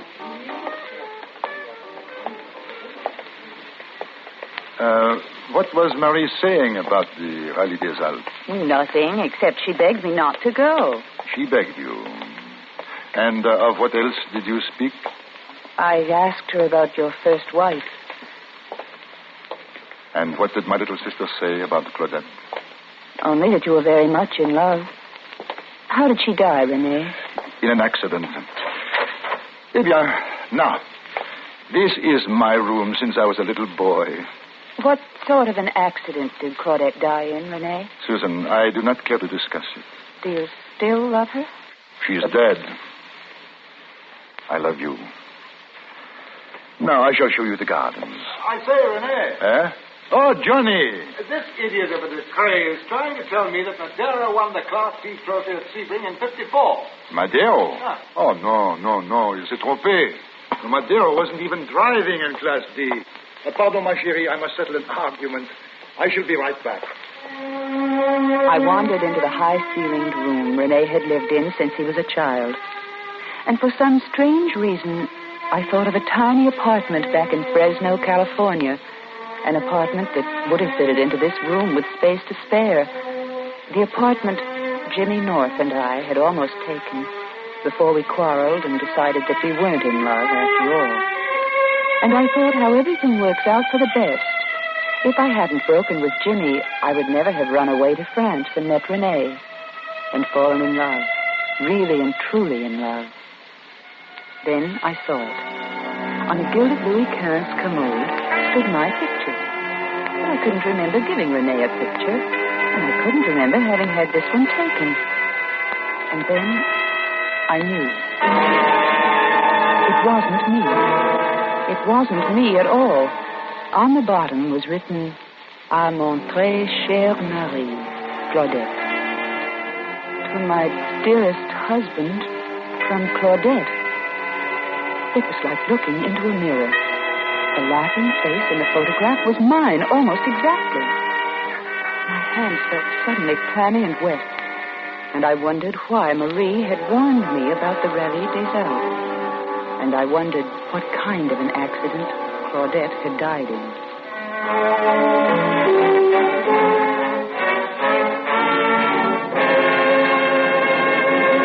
In a moment, we continue with the second act of Suspense.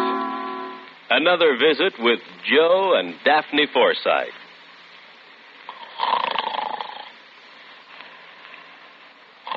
Joe. Joe. Joe. Yeah. I'm up. I forget breakfast. I'll shave at work. Joe, it's not time to go to work. Then why'd you wake me up? You were snoring. How about that? You were snoring loud. Oh, really? I just wanted to quiet you. I thought I was quiet. You sounded like a buzzsaw going through a pine knot. Pretty good. I wish I could be with you at 2:30 in the morning. You can go back to sleep now. Oh, gee, thanks. You can get a good night's sleep, too. Our savings bonds will protect us. Huh? They protect us. The money we invest is used to protect our country and its freedoms. Why, all around us we can see the safeguards that our bonds have paid for. How about that? So you see, when you buy that savings bond with every paycheck, you're really investing in a secure night's sleep. Not in this house, I'm not. What? Good night, Daphne. Good night, Joe. And now, starring Miss Marcia Hunt, Act 2 of The Last Kilometer.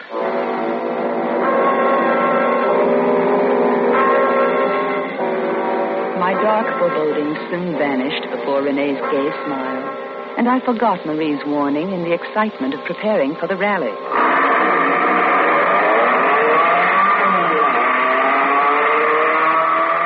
At last, on a bright, clear morning, we were in the Parc Fermé in Marseille, from which, one by one, a minute apart, the cars roared off on one of Europe's most difficult tests of driving skill.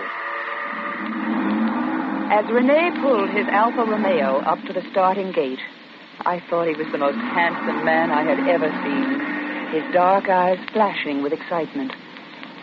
But his mouth was a grim line, and somehow, behind the excitement, he had a haunted, secret look, which frightened me.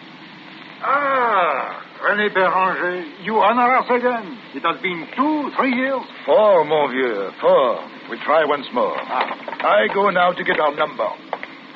The starter began walking around our car, making the safety inspection the rules required. Suddenly, he stopped and stared at me. Pardonnez-moi, mademoiselle, vous êtes American? Yes. I thought for a moment you looked like...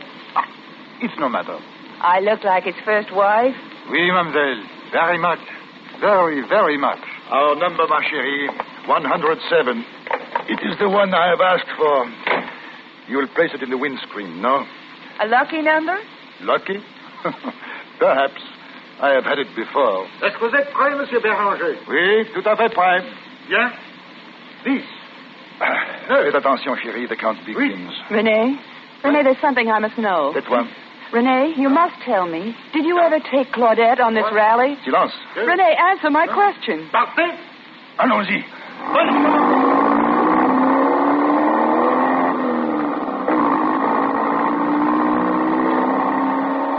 Now there was no time to think, to wonder, to ask questions, or to enjoy the scenery. The day was the roar of the motor, the screech of tires, and the map of our route, from which I scarcely looked up as I checked off the villages we passed through, and the control points where officials would penalize us if we were late. The night was wind and cold, and stay-awake pills, and shortness of breath, as we whined across the high Alps of Switzerland toward Italy. The second day was like the first, excepting the names on the maps were no longer French. And then in a little town on Lago di Gardo, at last I slept. For 3 beautiful hours. But only because René had to free a sticky valve. But too soon, we were on the road again, with lost time to make up. Cortina, Susan. When must we be in Cortina? Cortina, just a second. Here, give it to me. You see, it's right there. We must make the Cortina control point at 3:06 in the morning. That seems simple to read, no? Yes, René. Sorry. We're almost the only car still unpenalized. Just like before. Like when before? Like 4 years ago. Each checkpoint, each control we hit, poof, on schedule. Who is we, René? We fall behind, and I tried to make it up. And never has the Grande Corniche been driven like I drove it. And we were on the last kilomètre, Oh, mon Dieu. Et toi, idiot, fais attention là-bas. What is it? That Porsche ahead, he sees my lights. No, mon pauvre, no, not so fast. Oh, no. He does not know this road. Oh, no.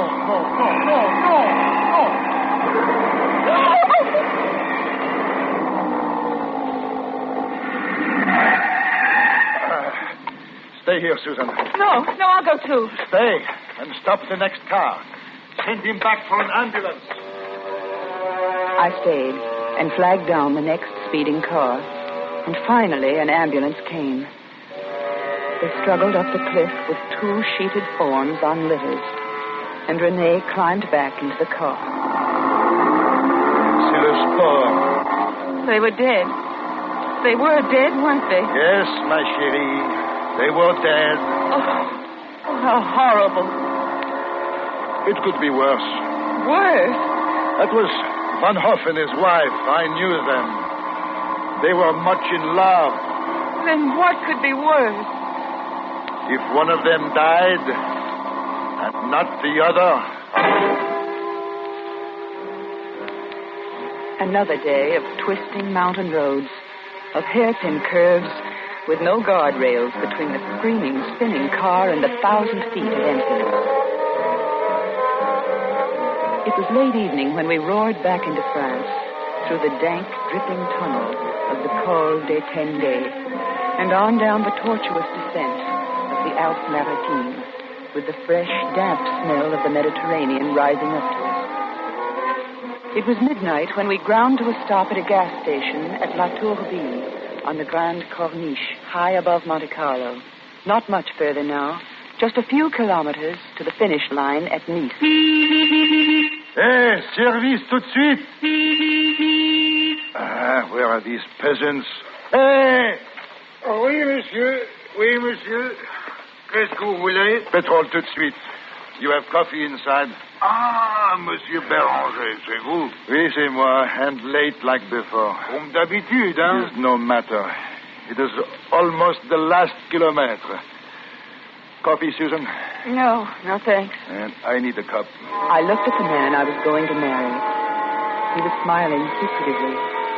I thought of Jimmy North back home with his frank, open face, and I realized I didn't know this man at all. Renee, wait, I want to talk to you. I must have coffee. You would not want me to sleep at the wheel? Not on the last kilometre. There is a curve there. It is called La Courbe de Mort. You would not want me to go to sleep there. La Courbe de Mort. The curve of death. I shivered. Then I looked at the attendant. He was staring at me wide-eyed. What is wrong, monsieur? Oh, je m'excuse, madame, but you look like... I know. Like Madame Béranger. You knew her? Oh, I saw her once. C'est incroyable. Incredible. You're the same. But it must not happen again. Happen? What? Mademoiselle, you must go no further on this rally. You must remain here. But why? It's only a few kilometers to the finish. Mademoiselle, écoutez. Listen. 4 years ago, this man, this René Béranger, he has to stop here for petrol. The Rallye des Alpes in 1954. Huh? He has his wife with him. She is you. Like you were the same girl. The same. They are behind. The road is wet. I warn them, but they go over the side on La Courbe de Mort. He lives, but she is killed. So that was the accident. Oui, mademoiselle. For years, we do not see Monsieur Béranger. Then, 6 weeks ago, he comes back again to La Courbe de Mort. He parks on the road, and he looks down, and he laughs. He says he will be back, and this time he will die with his Claudette. 6 weeks ago? It was just 6 weeks ago I met René at the casino in Nice. Don't you see? To him, you are his Claudette again. No, it's too fantastic. What is so fantastic, ma chérie? He says Claudette was with you before, but she was killed on this road. How much, old man? Oh, mademoiselle, you must not go, I beg you. How much? Le pétrole, combien? 2900 francs, monsieur. Eh bien... Voilà. Keep the difference. Now, allons-y. No, René. What? I'm not going any further. Hey, what are you saying? To have come so far and missed the finish? No, René. No, you know the route well. Now, you can drive the rest of the way yourself. That is enough. Quite enough. You will ride with me to the end. No, René. No. Please. Stop that sniveling. Get down to business. How much further? How many kilometers from La Tourbille to Nice? What time must we cross the finish line? The map was a blur. Then it came sharply into focus, and I saw something I hadn't noticed before. There was no time written on the map for the finish. And the red crayon stopped short of Nice. Stopped just 1 kilometer from La Tour-Bille. The last kilometer. La Tour-Bille to Nice. How far? I ask how far?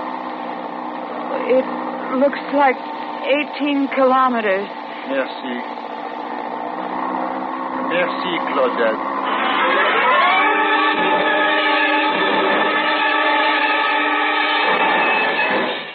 In a moment, we continue with the third act of Suspense. We have together ample capacity and freedom to defend freedom. This is NATO, the North Atlantic Treaty Organization. NATO nations contribute to the further development of peaceful and friendly international relations by strengthening their free institutions, by bringing about a better understanding of the principles upon which these institutions are founded, and by promoting conditions of stability and well-being.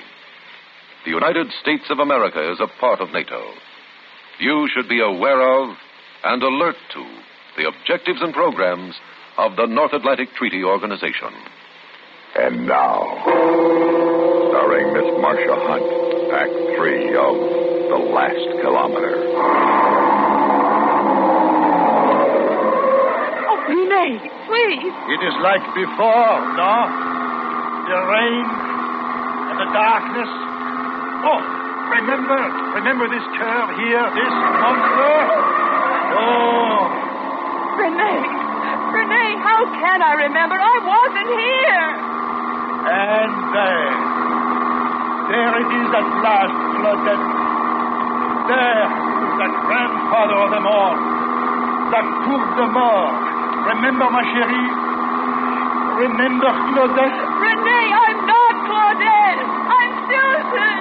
Susan, Renee, Susan. What? Susan. Yes! Susan, forgive me!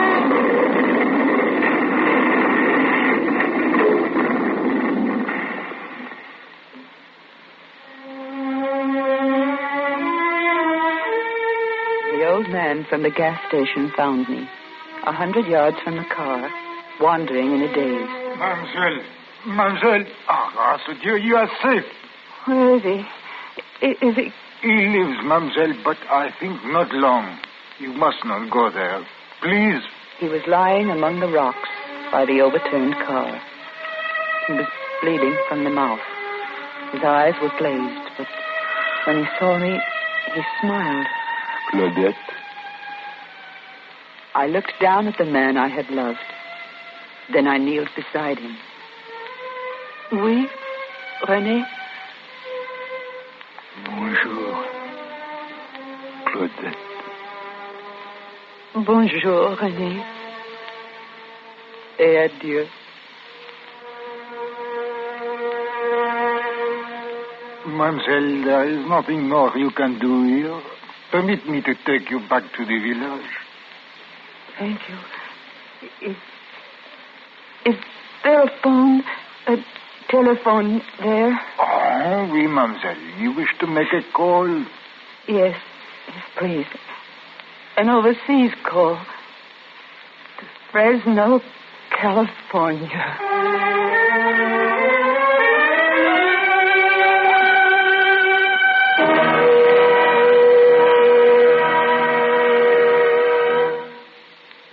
Suspense, in which Marcia Hunt starred in William N. Robeson's production of The Last Kilometer by Michael Frost. In just a moment, the names of the supporting players and a word about next week's story of Suspense. If someone were to accuse you of being a firebug, you'd probably be pretty indignant. But the fact is, you may be a firebug unless you're unusually careful. For example, how often do you ride along the highway in your car and thoughtlessly toss a lighted cigarette butt out the window?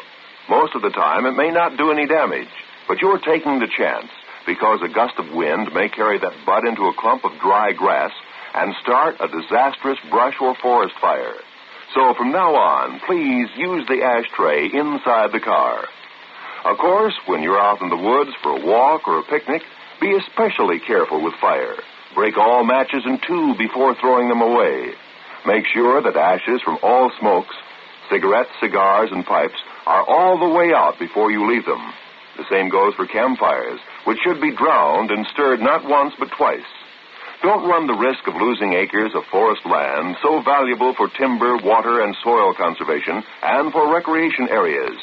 Be careful with fire. Supporting Marcia Hunt in The Last Kilometer were Ann Hunter, John Daner, and Ben Wright. Listen. Listen again next week when we return with another tale well calculated to keep you in suspense.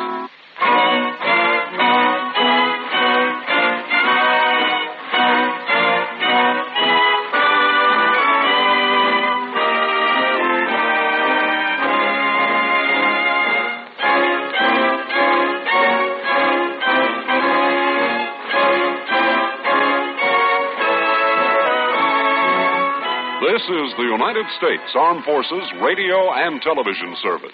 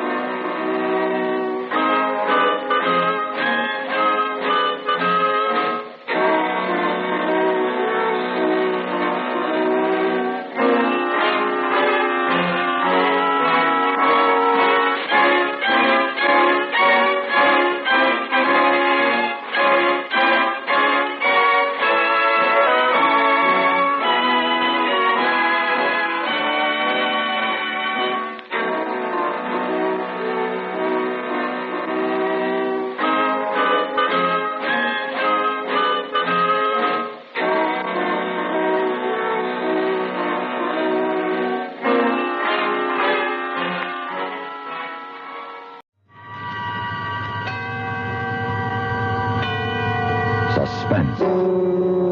And the producer of radio's outstanding theater of thrills, the master of mystery and adventure, William N. Robson.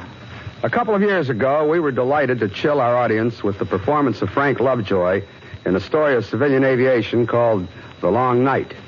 Since that time, Mr. Lovejoy, undaunted by the terrors of his performance, began taking flying lessons and recently qualified and was licensed as a private pilot.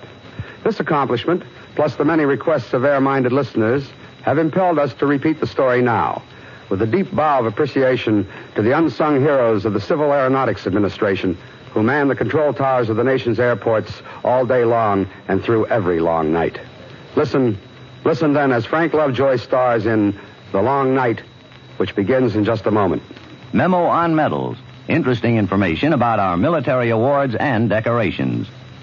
For almost the first half-century of its existence, from 1862 till 1904, the original design of the Medal of Honor was identical for both the Army and Navy. A 5-pointed star with a large medallion in the center showing the goddess of wisdom, Minerva, warding off the figure of discord. The Navy Medal of Honor hung suspended from its ribbon by a small anchor. The Army Medal of Honor by an eagle resting on crossed cannons. Originally, the ribbon was the same for both branches of service. 13 vertical stripes of red and white topped with a blue border. In 1904, the Army changed its medal to the present design, with just the head profile of Minerva in the center of a smaller star backed with a green enamel laurel wreath. In 1913, the Navy changed its Medal of Honor service ribbon and in 1919 made an additional change, resulting in the present-day design, 5 white stars on a field of blue. The Medal of Honor today, as in the past, remains the highest military decoration that can be earned by an American serviceman for devotion and valor above and beyond the call of duty.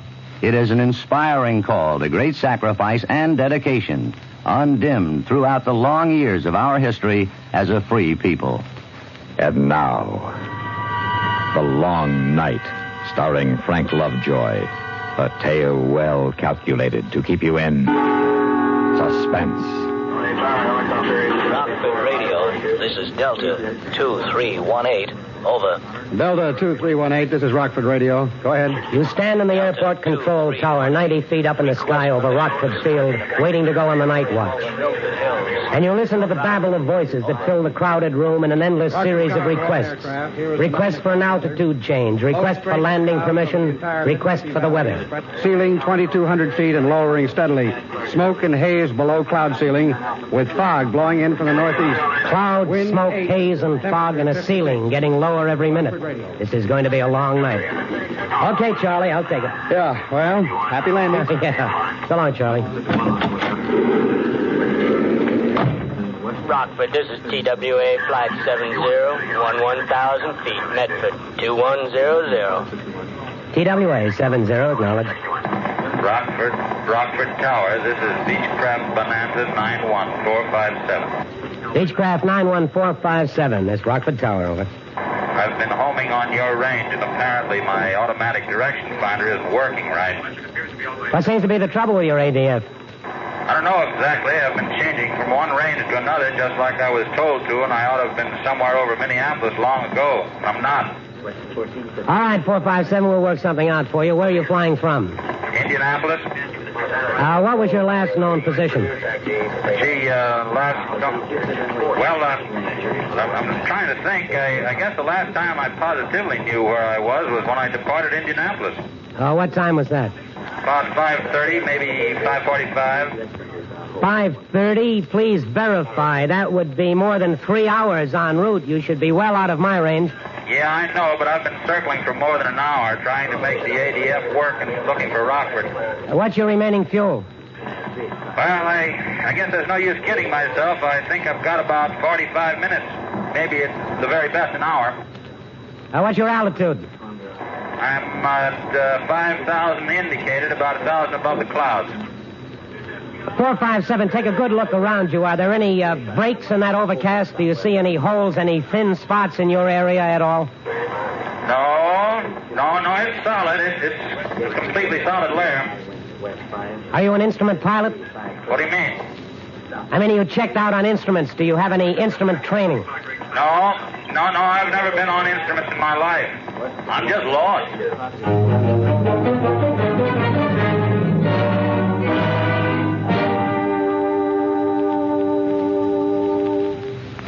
In a moment, we continue with the second act of Suspense.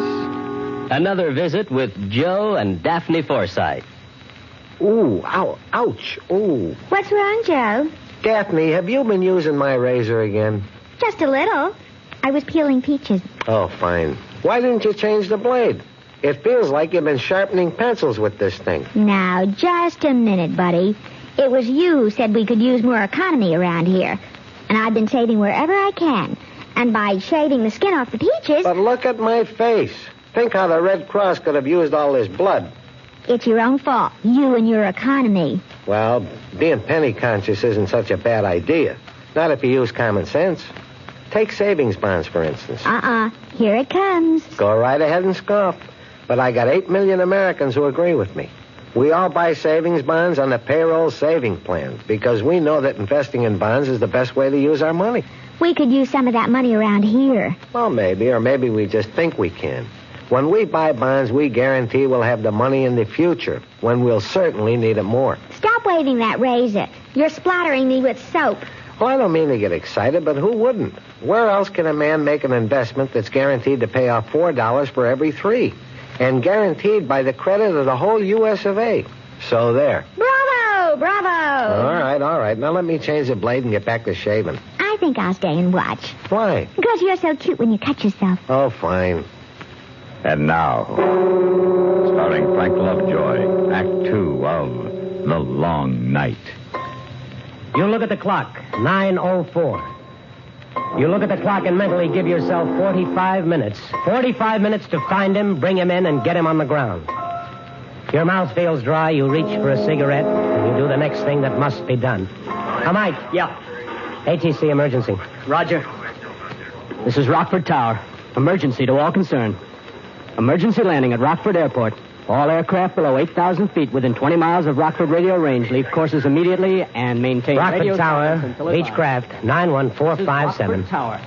Come in, 457. All concerned. Okay, Rockford. Emergency landing at Rockford. Tell me, are you familiar with range orientation? Below 8,000. No, I don't know anything about that either. I'm just a businessman with a new airplane.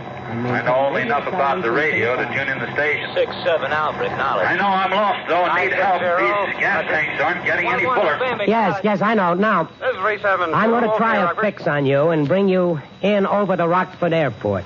I'll tell you what must be done, but you have got to do it. I can't fly the airplane for you. Do you understand? Yeah, okay, Rockford, I understand. I want you to listen very closely to the range signal. Put everything else out of your mind. Listen and describe exactly what you hear. Okay. Hello, Rockford. I hear a code sound. Is that the range? That's right. Now, what does it sound like? Well, it goes da-dit. Okay, 457. Now, is it loud or soft? It's pretty loud. Okay, that's the N quadrant. Now, I want you to tune to the Madison, Wisconsin range and tell me what you hear. Okay, wait a minute. Yeah. Hello, Rockford. I've got the Madison range. Oh, what does that read? Well, it's just like the other, only backwards. Dit-da. That's right. I can hardly hear it, but it's there, all right. Okay, 457. Now, that's the A quadrant. Now, I want you to try Peoria and then Chicago. Rockford, Madison, Peoria, Chicago. 4 corners to check from. 4 radio sounds that you hope he's reading correctly. You finish the check and he comes through without a bobble. You know you have him fixed. You know at least his direction from you. You take a deep breath, and for the first time, you feel a tiny flicker of hope that you're going to find your stranger and get him in all right. But you're a long way from home. You light another cigarette, and you push the black microphone button hard.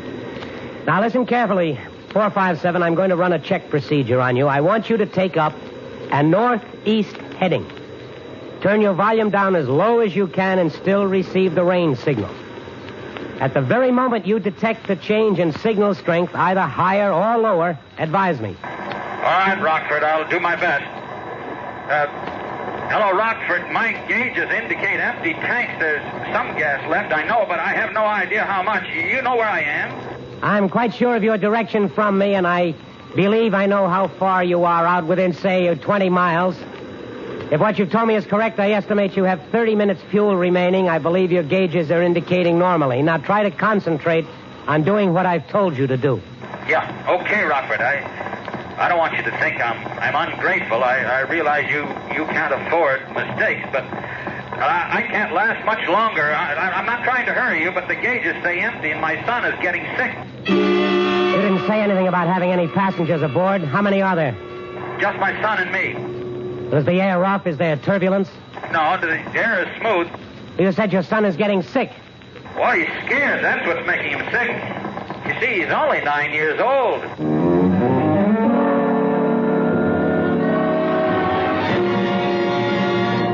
In a moment, we continue with the third act of Suspense. We have together ample capacity and freedom to defend freedom. This is NATO, the North Atlantic Treaty Organization. Soviet-dominated nations are held together only by political and military coercion. The strength and fiber of NATO lies in the fundamental unity in the face of dangers which threaten. Thanks to this solid fundamental unity, NATO nations can overcome difficulties and bring into harmony their individual points of view. The United States of America is a part of NATO. You should be aware of and alert to the objectives and programs of the North Atlantic Treaty Organization. And now, starring Frank Lovejoy, Act 3 of The Long Night. You don't say anything for a long minute. You just stare out into the miserable night and your thoughts are not nice. You think of your own kid and you thank God he's home safely in bed. And now you have an even stronger reason to bring this stranger home. You reach for the microphone button. Now listen carefully, 457. You should be approaching my west leg close into the station. I want you to listen carefully and describe any change in your signal. I won't call you. You call me when you hear anything change. Okay, Rockford. Oh, Rockford, the signal is much louder now, and I'm getting more of a continuous tone in my earphones, although I can still hear that other signal. All right, 457. That's fine. That's good. Now listen carefully. When you hear nothing but a tone, when there's nothing but a loud buzz in your ears, I want you to turn right to 93 degrees on your compass. Do you understand me? Yeah, I understand. Turn right to 93 degrees on the compass when I hear a loud tone. That is correct. The tone is strong now. I don't hear the other signal, nothing but the tone. Shall I? Yes, turn right, turn to 93 degrees, and advise. Advise? Advise when on course, when on 93 degrees, advise. Oh, Roger. Advise when on... Oh, I'm on course now, on 93. Good. Now, you're approaching the range now, almost over the station. The range is about 2 miles from where I'm sitting. The signal you hear will continue to increase in volume until you cross the range. At that time, it will fade out quickly, and for a moment you may hear nothing. Then it will increase again rapidly. Now, at the very instant your signal fades, I want you to make an immediate left turn to a heading of 45 degrees. You take that heading and advise. Understand? I understand. Mike. Yeah. Get on the phone and alert the local police and fire departments. Tell them what we've got. Roger. Get all the lights on the field and the runway markers. We get them down through this, you won't have any time to spend looking for the field. Yeah, will do. That is, if we get them down through it.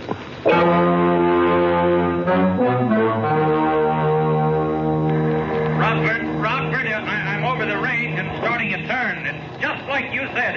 It's exactly the way you said it would be. Roger, 457. You're doing fine. Now, come left to 45, straight and level. Hold it until I tell you different. I'll call you back. I think you got him, Ken. If he's where he ought to be, we'll hear him in about 20 seconds. I'm going out on the platform and listen. Let me know if he calls in. Okay. You stand on the steel grating of the tower platform. You try to hear over the sounds from the field below. You strain your ears for a sound that should come to you out of the southwest. You never want to hear anything so much in your life. You hold your breath. You stop breathing to hear better. And then it's there, a single engine singing a quiet, sweet sound and approaching directly on course. You flick your burning cigarette out into the black space and stumble back into the tower room and grab the mic. 457, this is Rockford. You're over the field. I hear you clearly. Start a 360 immediately in orbit in your present area. Beginning at 360. For God's sake, tell me what to do. This engine is ready to quit. Snap a look at the clock. It's 9:46. 5, maybe 6 minutes more if you're lucky. 6 minutes at the outside to get him lined up properly for a straight-in approach, to talk him down through 4,000 feet of solid clouds. 6 minutes to bring off a miracle. You mash the microphone button hard and you try to sound calm. 457, I hear you plainly. You're circling the airport. Now, there isn't time to talk this thing out. You'll have to do exactly what I tell you to do the first time and do it right. There simply isn't enough time. Wait a minute. Do you have any parachutes aboard? No parachutes. All right. We'll have to do it this way. Now, listen to what I say. You don't have to talk. You just listen. Now, come around to a due west heading. Due west. As you do, start slowing her down. Slow her down.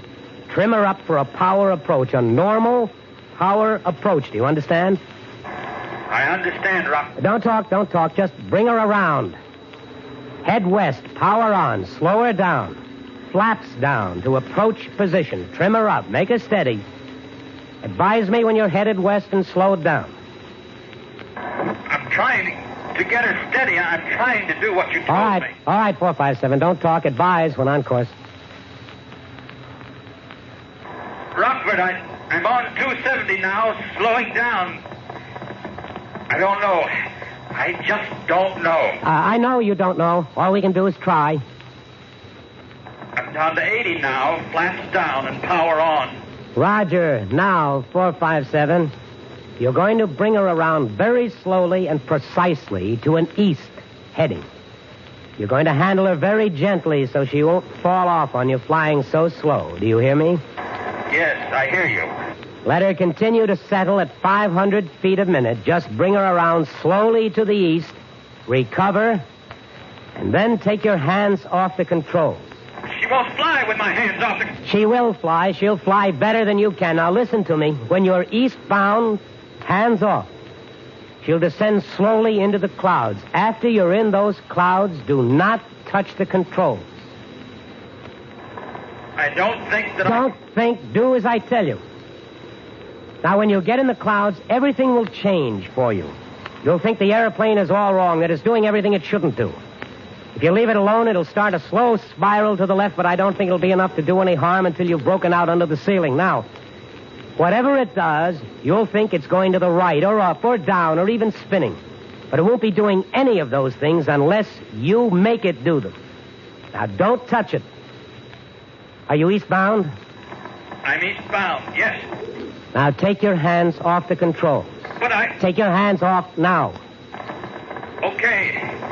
Hands are off. All right, now, just let her have it. Let her fly herself. Ceiling's down to 600 feet, Ken. Oh. Doesn't give him much time to recover and get his bearings when he breaks out, but it's all we can do. It's all anybody can do. You stand there waiting. You're only too aware of what can be happening in the cabin of Beechcraft 457. Sweating out each second of the time with a terrified pilot and his deathly scared kid. You wonder if this man, this stranger, and yet no longer a stranger, can keep his fantasies under control for the long letdown. The lonely, long letdown through total darkness with nothing but a great fear for a companion. A minute goes by, another, and then... Rockford, it's turning, Rockford! Turning, airspeed's high, going higher! Get off those controls, cut the throttle. I've got the throttle closed, but she's slowing down fast. I can't. All right, she's going to stall. Give her the throttle slowly. Keep your hands off except the throttle. She'll climb back out on top if you keep your hands off her. 2 minutes wasted. And now, if the teacup of gas still in his tanks holds out, if he gets back on top, you still have to do it all over again. You begin to feel the long night closing in on you. He's almost calm when he calls you back this time. You can almost hear his sigh of relief. Hello, Rockford. I'm back on top now. Good. Now let's try it with the power off this time. No use, Rockford. It's just no use. I can't do it. I was fine until I got into those clouds. I just couldn't sit there and do nothing. I just couldn't. I know I can't do it again. Listen, there's time. There's time for another try. Forget it. The engine just quit. That's it, Rockford. You can Forget still... it. You're wasting your time. I just want to say thanks for trying. Hello, 457. Hello, Beach, 457. He can't hear you, Ken. His hand's froze to the mic. Yeah.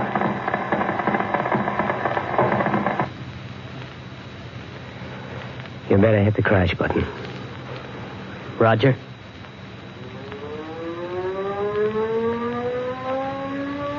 Rockford Tower to all planes awaiting landing instructions. The emergency is over. Normal radio procedure is now in effect. Rockford Tower out. This is United 512 at 12,000 feet. Plainview range at 2151.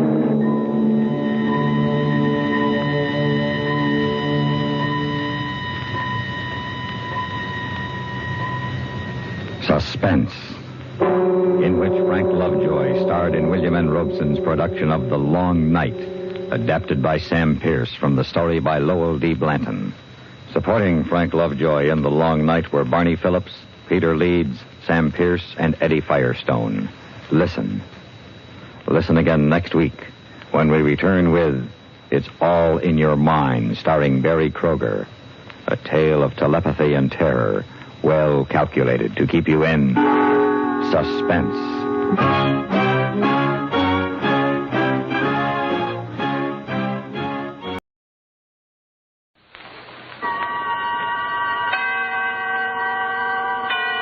Suspense.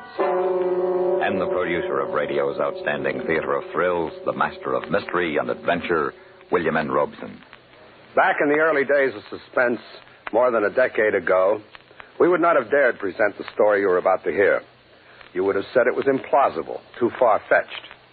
But a lot of things that we thought never could happen are commonplace in this age of flying saucers and satellites. The fantasies of yesterday's science fiction writers are today's humdrum household realities. It's a long way from the family doctor's sugar-coated pill to the psychiatrist's Rauwolfia capsule. And tomorrow's pharmacology holds for us miracles yet undreamt of. Our story concerns one of these wonder drugs, which, who knows, may even now be in the experimental laboratory stage. Listen then as Barry Kroger stars in It's All in Your Mind, which begins in just a moment. Another visit with Joe and Daphne Forsythe. Joe, stop reading that paper and talk to me. I'm listening. Go ahead. Well, I was talking to Mrs. Snyder today. You know, she's the one whose boy had 31% less cavities. Uh-huh. Well, she thinks that we should buy bigger savings bonds. Uh-huh. She says that when people can afford it, it makes more sense.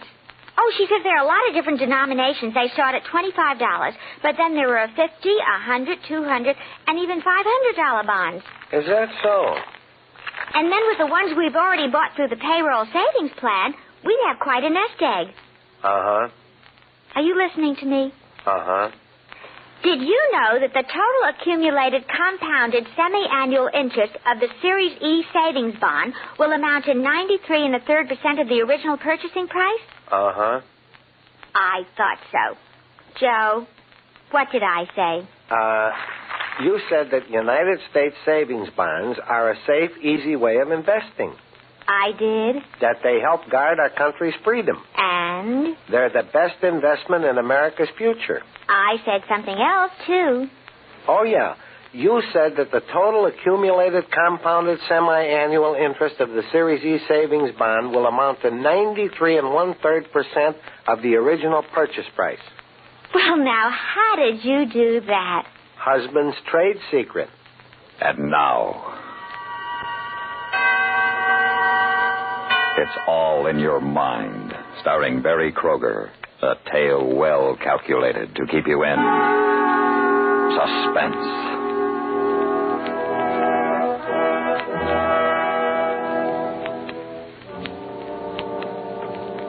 For some time, I'd had the feeling that our three lives, the Laramie's and mine, were on a collision course. If we went on this way, one of us was sure to get hurt. Perhaps all of us. But I couldn't stop. This evening, as I arrived at their house, I felt a strange reluctance to go in, an ominous certainty that the crash was close. Jack! Darling. Hello, Anne. Guess I'm a bit late. Oh, it's all right. Howard was late getting home, too. He's upstairs changing. Oh? How about mixing us a drink? Sure. How is Howard? How is he ever? New dress? Mm-hmm. You like? It's exciting. You're exciting, Mrs. Laramie. Anne, darling.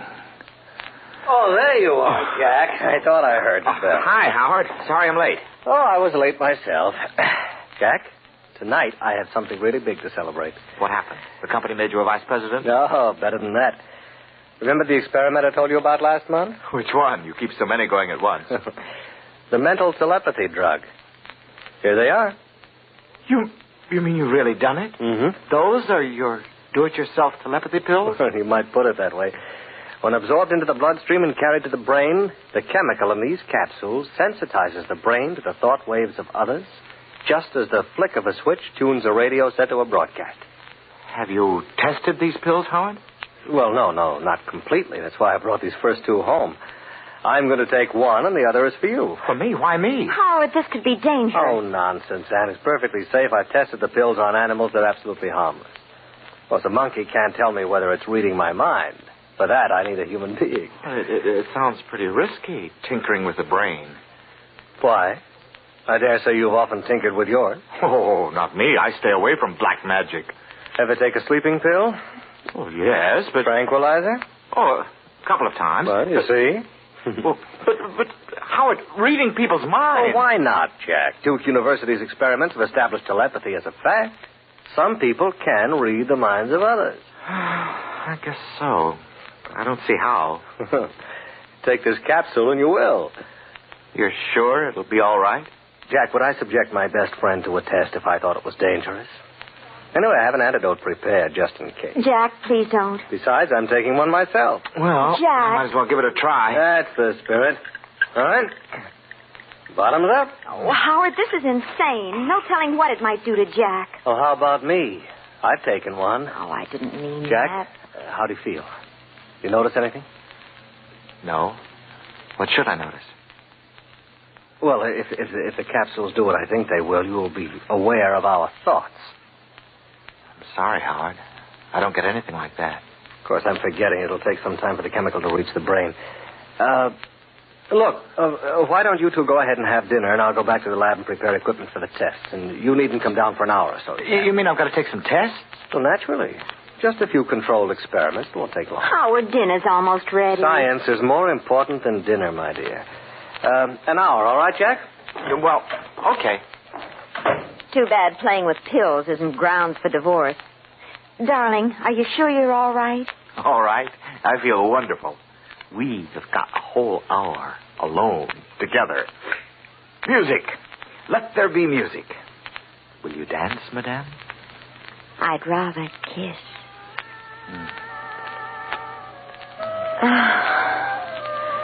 Oh, Jack, I never knew what a kiss was before you. When I'm in your arms, it makes me remember I'm a woman. I come alive. All over. I know. Darling, kiss me again. To our musical cocktails in a moment. But now, here is the latest news. Oh, darling, I can't go on like this. It's unbearable. Have you asked him for a divorce? No. Why not? You promised. Oh, it's no use, Jack. I know he'd never agree to it. Too stuffy. Besides, it'd be bad for his career. This is insane. 3 adult people should be able to work this out logically. Reduced to its simplest equation, 3 people are one too many. One must go. One must go. Yes. One must go. But how? Meanwhile, here at home, the latest of a series of dope tests, a large drug and research laboratory was robbed early this morning of nearly $50,000 worth of narcotics. Police Chief Hayes assigned 10 extra officers. That's it. What do you mean? That's what? Howard is working tonight alone. What if something happened to him and it looked like another dope robbery? What if something... If he got in the way of the burglars, they'd have to kill him, wouldn't they? Why, yes. Of course they would. They'd have to kill him.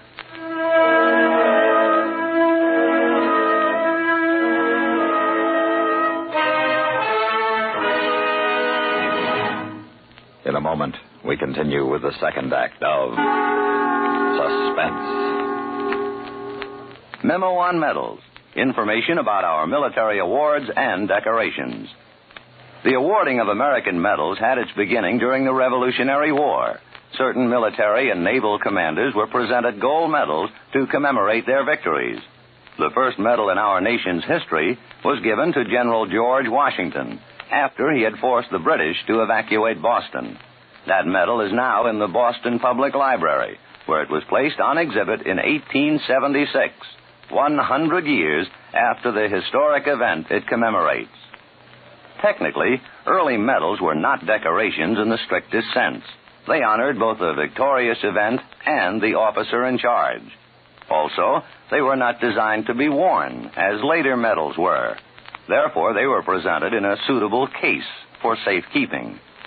What we now know as the Purple Heart Medal was originally a badge of cloth material, specified in Washington's establishing order to be a figure of a heart in purple cloth or silk, edged with narrow lace or binding. Foreign decorations and medals are worn to the left of all American decorations. They are never worn alone, but must appear with at least one American medal. Few tributes are as meaningful and as cherished as the awards and decorations of our armed forces. And now, starring Barry Kroger, Act 2 of It's All in Your Mind.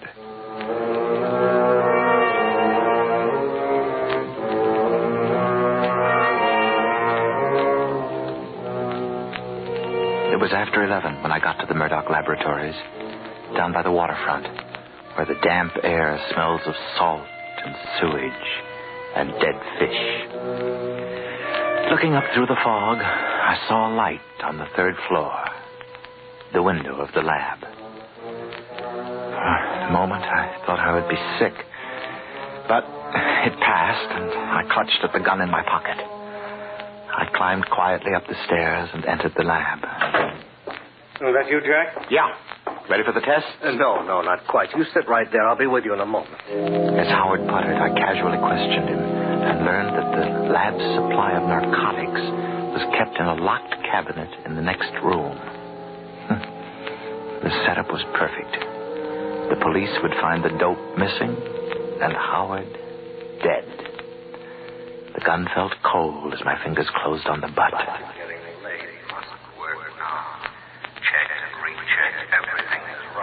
I would have sworn. Howard, for a moment I could have sworn I heard you whispering, but I was watching your lips and they didn't move. What? Oh, it's beginning to work then. Success. Real success at last. A milestone of science. Can you get my thoughts, Jack? Must concentrate. Make it easier for him. Do you read me, Jack? Yes.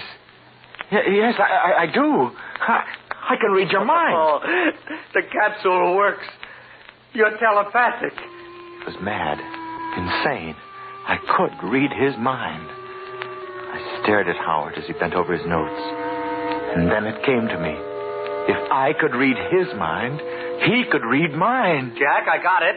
I got that. You're thinking I can read your thoughts. I can. My God, he's doing it. I am. He knows I'm going to kill him.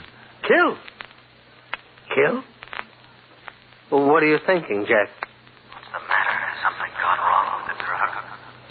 Why do you want to kill me, Jack? I've got to hurry. Don't give him a chance. He's mad. He's going to kill me. But he's my best friend. I've got to get out of here. Howard, stop! Got to get away. He's going to kill me. He's going to...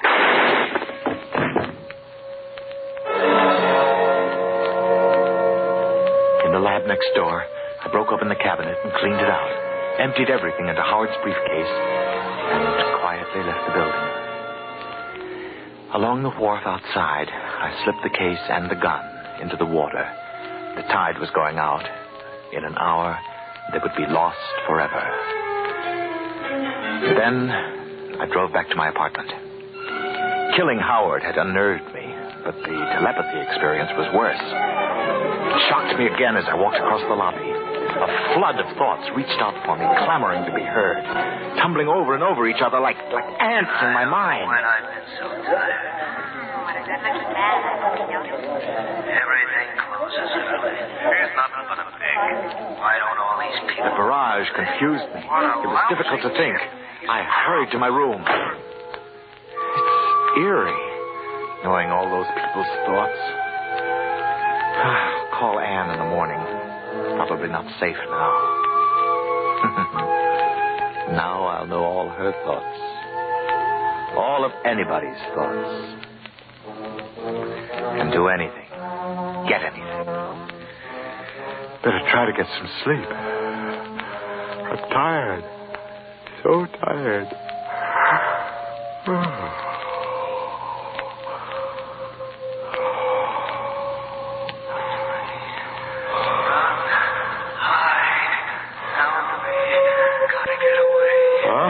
What's that? I can't move. Can't get away.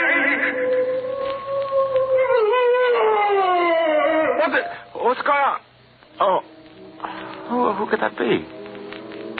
Oh, the guy next door, a nervous little fellow. Oh, no. Must I dream other people's nightmares, too?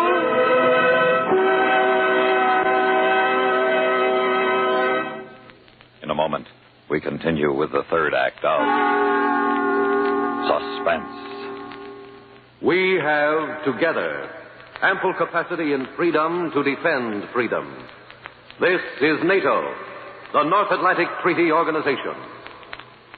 Day after day, month after month, since April 4th, 1949, the activities of the North Atlantic Treaty Organization have moved steadily forward on many fronts.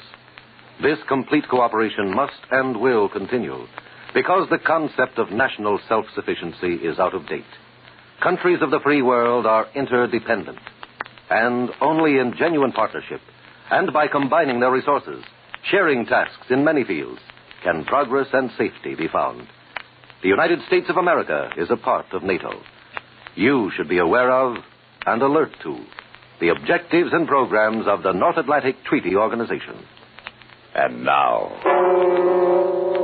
starring Mary Kroger, Act 3 of It's All in Your Mind.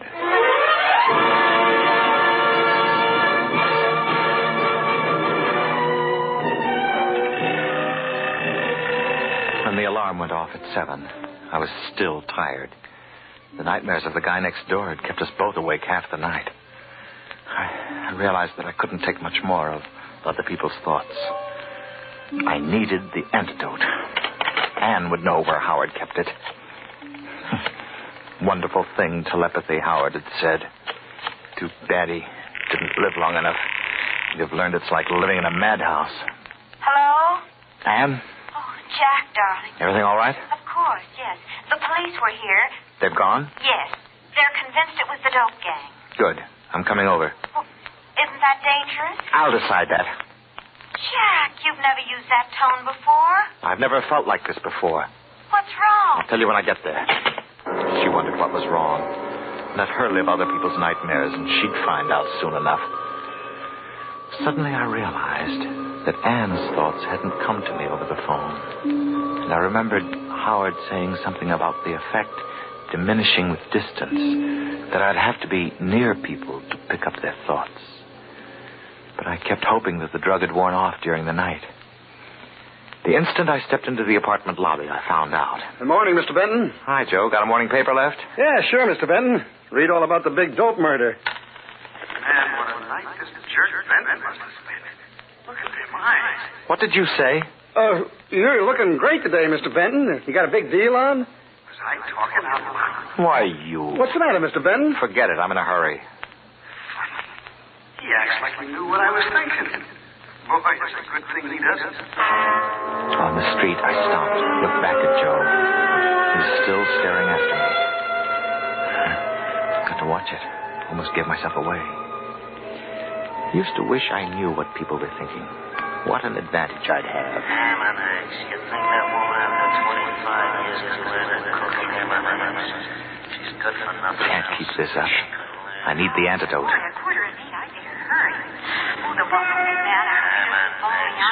I couldn't stand listening to other people's troubles, their gripes, complaints, psychotic hates, the evil and filth that spawn in the minds of men. It was almost like a punishment, like retribution. I couldn't shut out the thoughts. They were all around me. By the time I slammed the door at Anne's, I knew I couldn't face them again. Anne, help me. Jack, you shouldn't have come here now. The police You've will got to help me, Anne. Help you? What's wrong? Does anyone know? No, it's the pill. It worked. The pill. The telepathy drug. Could it have worked? Is he sick? Sit down, darling. I don't want to sit down. Just help me get rid of these thoughts, these voices. He doesn't know what he's saying. He's losing his mind. I'm not losing. I know what you're thinking. It's real. We laughed about it. But, Anne, the antidote. Where did Howard keep the antidote? Why, he kept that sort of thing with the narcotics for safety. Didn't you see it? With the narcotics? I didn't look at labels. I just grabbed everything in the cabinet, threw it into the harbor. It's washed out to sea by now. And we got to get away. Oh, Jack, we can't. The police would be suspicious. Oh, let them be. I don't care so long as I get away from people. Look, we'll get married right away and get out of here. Oh, no. I don't want to go away. I don't want to get married. I don't need Jack anymore. I can do better. Could tell the police. I couldn't kill Howard. They can't arrest me. Anne, you wouldn't tell. You said you loved me. Anne, you've got to help me. I'll help you, darling. In a pig's eye. I'm free. Want to stay that way. Must call police. Tell them he did it. Get rid of him. You do mean it. Anne, stay away from that phone. Jack! No, Jack, no! Help! Don't touch me! No, you don't. Oh, Jack! Jack! Choking me! Yes, my darling. Oh. You won't talk to anyone. Ever again. Please, Jack, don't. Can't breathe. No. I'm dying and I can't do anything about it. Stop, Jack! Jack, I won't tell. Hair so black. So dark. There's somebody at the door. I've got to get out of here. Out the back way. I've got to get away. There's so many people, I can't stand it. I can't think. Get out of my way. Leave me alone. Stop thinking. Stop thinking, all of you. Stop thinking. I can't stand it. Leave me alone. Stop it. Stop it.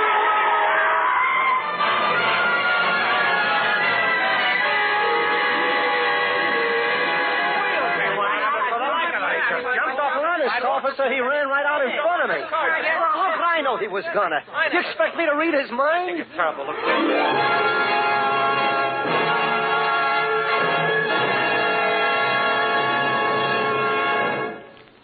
Suspense, in which Barry Kroger starred in William N. Robeson's production of It's All in Your Mind, written by Morris Lee Green and William Walker. Supporting Mary Kroger and It's All in Your Mind were Shirley Mitchell, Mary Ellis Rivard, Lou Krugman, Lawrence Dotkin, and Sam Pierce. Listen. Listen again next week when we return with the Steel River Prison Break. Another tale well calculated to keep you in suspense.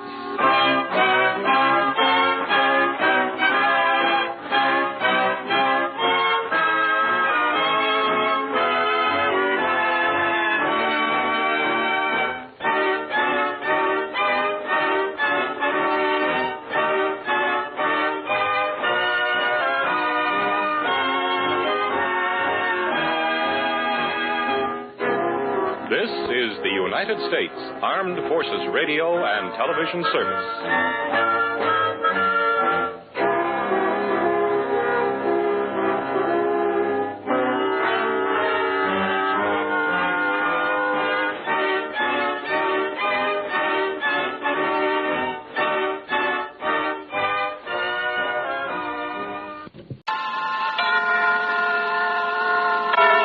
Suspense. And the producer of radio's outstanding theater of thrills, the master of mystery and adventure, William N. Robeson.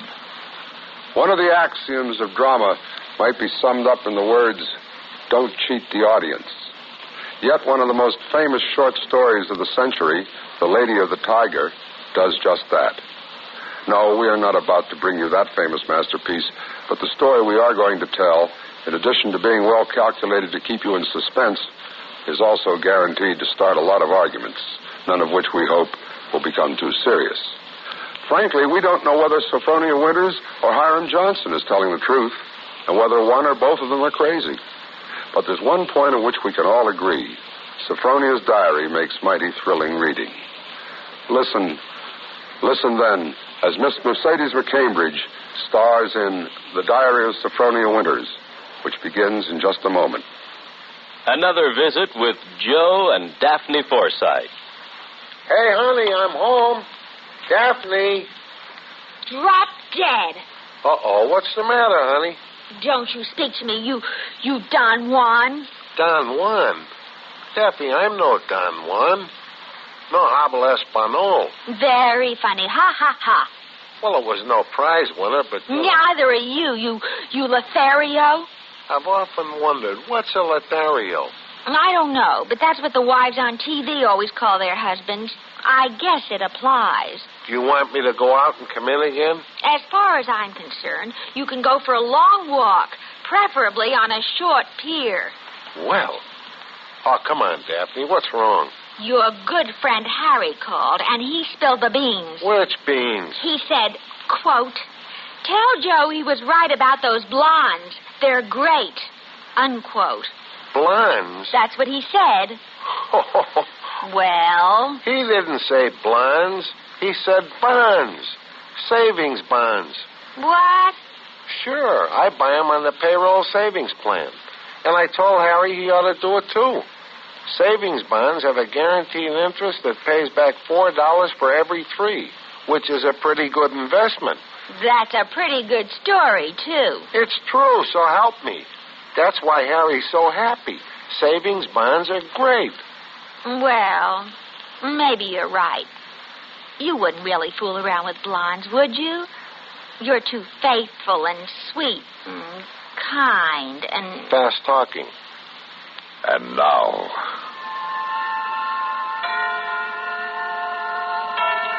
The Diary of Sophronia Winters, starring Mercedes McCambridge. A tale well calculated to keep you in suspense. February 1st, St. Petersburg, Florida. I, Sophronia Winters, have hereby begun this diary because on this date I feel, for the first time in my 60 years, that I have begun to live.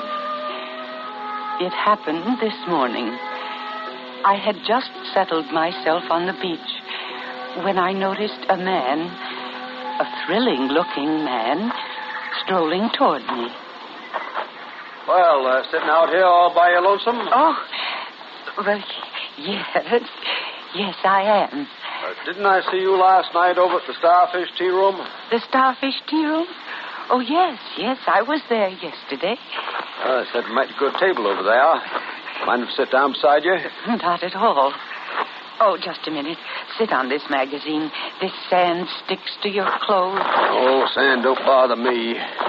Johnson's the name, Hiram Johnson. Come from Green Harbor, Maine. Run a big hotel up there summers. That's my whole history in a nutshell. My name is Sophronia. Sophronia Winters. Sophronia? Mm-hmm. You know, that's quite a coincidence. My sister-in-law's name was Sophronia. Sophronia Johnson. You ever heard of her? She looked quite a bit like you. Sophronia Johnson? No, I'm afraid I haven't. Who was she? Someone very famous? I'm so ignorant about these things. No, Sophronia wasn't very famous up in the state of Maine for a while, some time back. Well, look where that sun climbed to. I'd say it was close to lunchtime, and I'm going on a hunger strike unless you have lunch with me. Oh.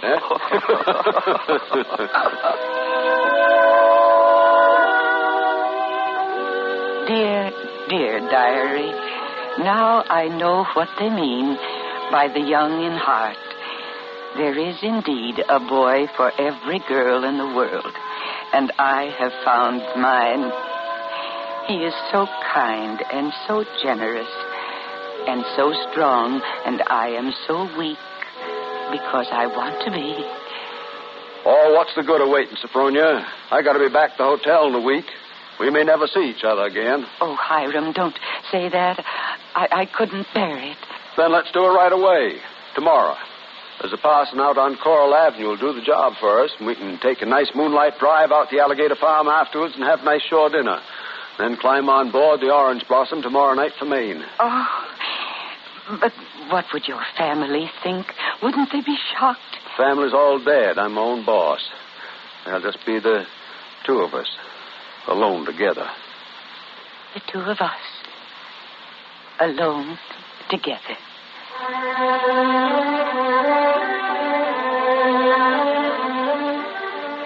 The two of us alone together. But, dear diary, not exactly as I had imagined it. Our wedding trip north on the Orange Blossom Express was all that I could have dreamed of. But now we are at the end of the journey. Looming in front of us in the deepening winter twilight is a huge resort hotel, Hiram's Hotel, its wide veranda empty, its ancient cupolas menacing against the gray sky, and not a single light burning at any of its hundreds of windows. What are you locking the gate for, Hiram? Why not? Nobody coming in after us or going out again for a while. But I thought you said the hotel. The hotel is empty. Hiram. Well, what is it now? Hiram, darling, I know it sounds silly, but let's not go in there tonight. It's so dark and empty. Let's wait until morning. Let's stay in the village just for tonight. We're staying here. Now, get inside. Oh, my arm. Hiram. You remember me telling you down in Florida about my sister-in-law, Sophronia? Yes. Well, that's her. That painting there on the wall. Now, you take a look at her. Good look. But why? She was a murderess. Oh. She was hanged in Portland 25 years ago for the murder of my brother, Ephraim. Here in the lobby of this hotel. You come downstairs singing a hymn and murdered him in cold blood with an axe. That fire axe hanging over there on the wall. How horrible. Yeah. Now, you stand over there under that painting. Hiram, Get over there. Hiram, please, you're hurting me. Now, you stand there quietly. Now, you remember I said you resembled my dead sister-in-law? Well, you do. You are a spitting image.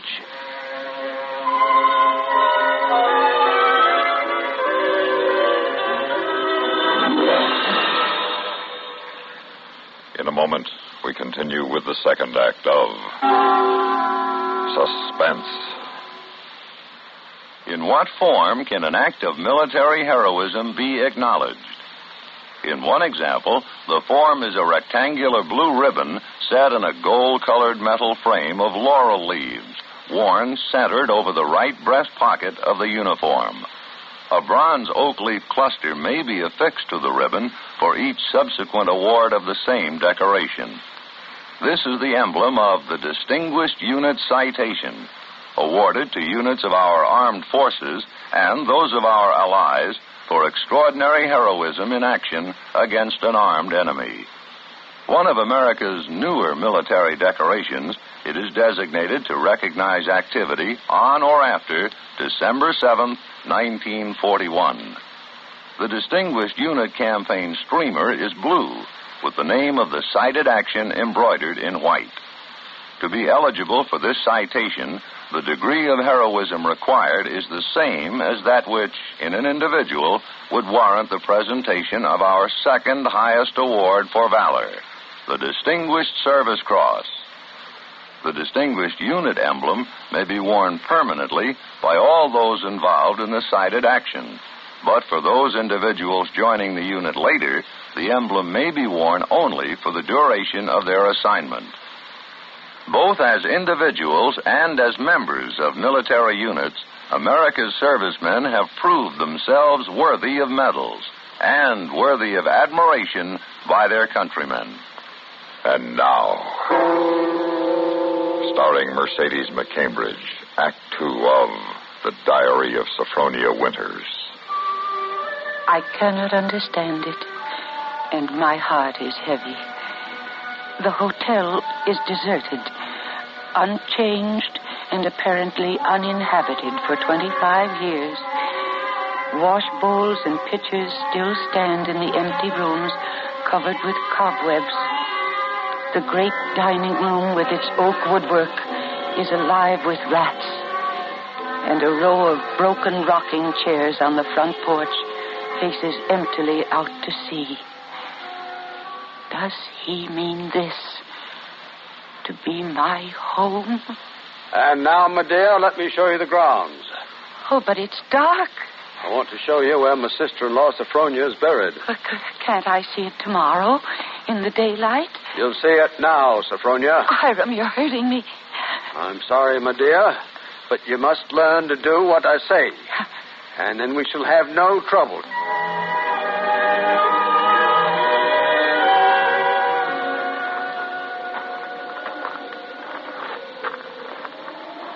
There we are. Just yonder on that mound. That's where my sister-in-law, Sophronia, was laid away 25 years ago. Buried her ourselves, out of service. Out here by herself on the grounds. Ephraim's buried in town. but not Sophronia. I had a feeling I'd have to keep an eye on her. Keep an eye on her? Yeah. I knew she was one of those restless sleepers who wouldn't stay quiet in a grave. You mean you think she haunts this place? Nope, not this place. She never had any use for it, live or dead. No, she makes for the warmer climates. She was always a cold-blooded little woman, freezing and shivering all the time. Places like California and Texas and Florida she makes for. Florida? Yeah. One of her favorite haunts, particularly around St. Petersburg. She likes the flowers and the sun and romance. Hiram, I feel cold. I'm shivering. Do you mind if I go inside now? In a minute. Haven't explained everything. You see those birches over there? Under every one of them's a grave. See, I found her wandering the earth in disguise 3 times. I killed her 3 times. Still don't do any good. She's still restless. You mean you've killed 3 different women? Yep. Now I'll keep another grave open to remind her. Waiting now. Would you like to see it, Sophronia? Oh, no, Hiram, no, please. I... You afraid to see it, Sophronia? No, Oh, Hiram, you don't think just because my name happens to be Sophronia and that I look a little like... Think what, Sophronia? Nothing. Well, we mustn't have you catching a cold, my dear. Well, you come back along in the hotel. I'll show you to your room. My room? Yes, Sophronia. Your room.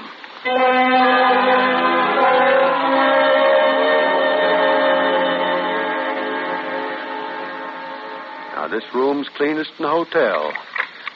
Always expected to be occupied again sometime. There you see. Kept everything just as it was. Oh, Huh? What's the matter? Nothing. It's just that... Seem kind of familiar? No. Just as she left it that afternoon, she walked downstairs to murder my brother. See her embroidery on the table, needle sticking in it. Her hymn book still open. She's very fond of singing hymns, Sophronia was. Had a nice voice, too. I used to accompany her on the harmonium down the parlor. Oh. Well, I'll turn down the bed for you. And you can get undressed while I go make you some hot tea. No, I don't want any. Now, there's the closet. You can put on one of Sophronia's dressing gowns. Make yourself at home. Hiram, why are you locking my door? It's safer, my dear. Safer? Yeah. Always lock doors, outside and inside. Windows, too. Much safer for everybody.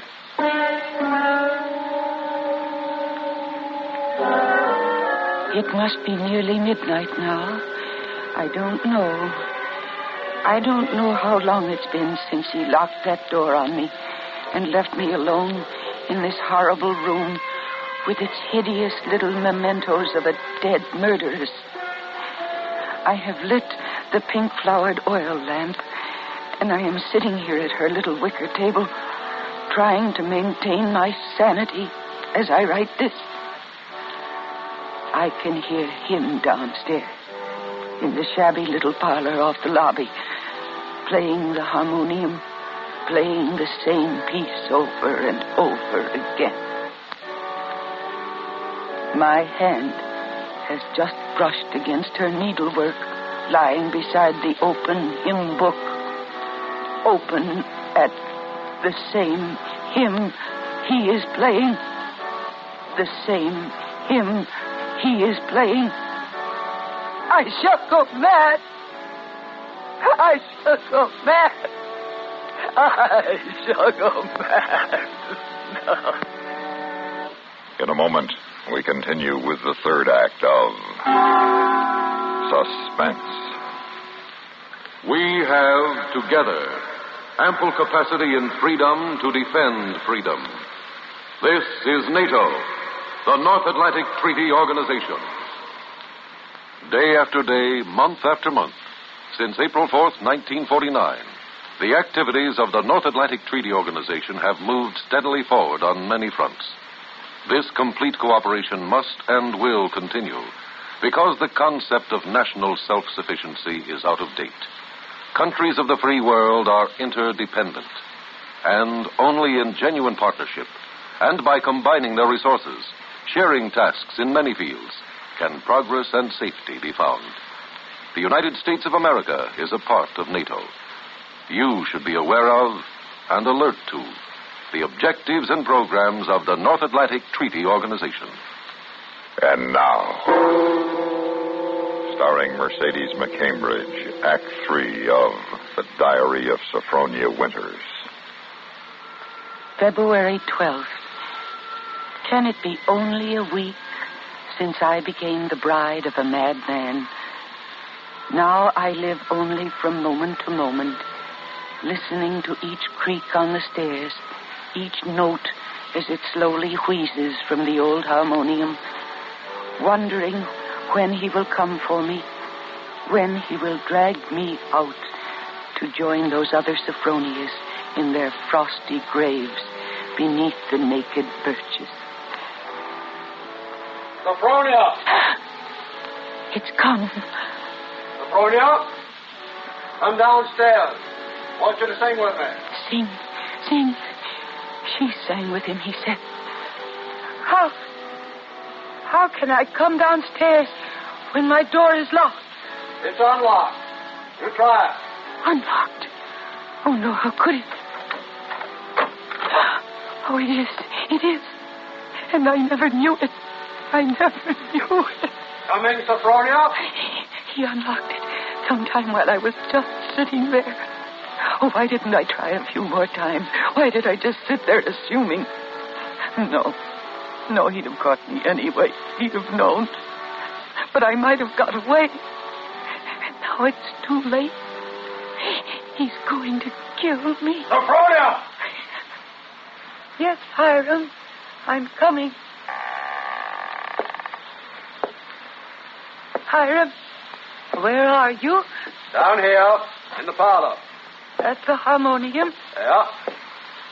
Waiting to sing with you. All right. I'll sing. I haven't sung in years, but I'll try. I'll sing with you. I'll stay out here in the hall. My voice will carry better. Always did carry better in the hall, didn't it, Sophronia? Of course, you know, both the front and back doors are locked. Yes, I know, Hiram.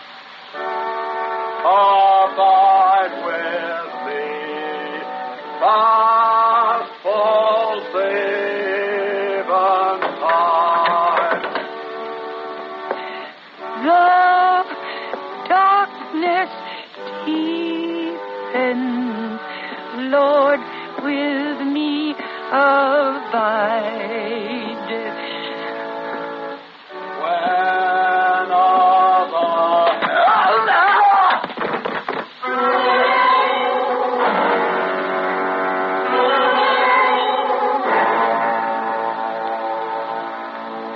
There's only one more page.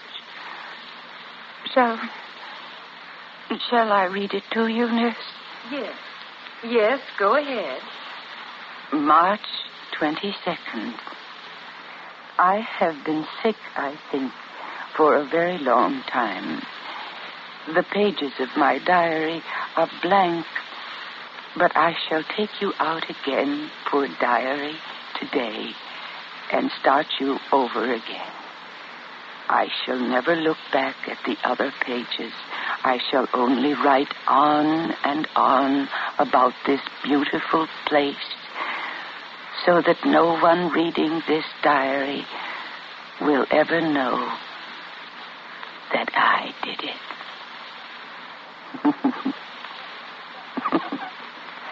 But I did do it, diary. I was smarter than he. When I opened that door at the head of the stairs and heard the music, when I saw the fire axe still hanging on the wall, I was so cautious, so terribly cautious. I tiptoed like a little mouse, even as I sang the hymn into that room where he was playing. If a reflection of that axe had so much as glimmered across the wood, if he had turned. But I was clever, so much cleverer than he. I kept on singing, and now I'm free, free as a bird. I'm free, and he shall never catch me now, not this time or ever again, because he's dead. Isn't he, Nurse? Nurse, isn't my dear brother-in-law, Hiram, really dead? Yes, Miss Sophronia, he's dead. And now we'll put the diary away, shall we? Remember what the doctor said. We mustn't overdo if we're to get well. Oh, but I don't want to get well, ever. I like being sick. I feel so safe.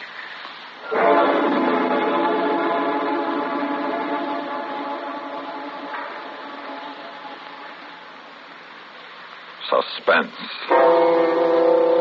in which Mercedes McCambridge starred in William N. Robeson's production of The Diary of Sophronia Winters by Lucille Fletcher. Supporting Mercedes McCambridge in The Diary of Sophronia Winters were Carl Swenson and Ellen Morgan. Listen. Listen again next week when we return with Miss Kathy Lewis starring in The Bridge. Another tale well calculated to keep you in suspense.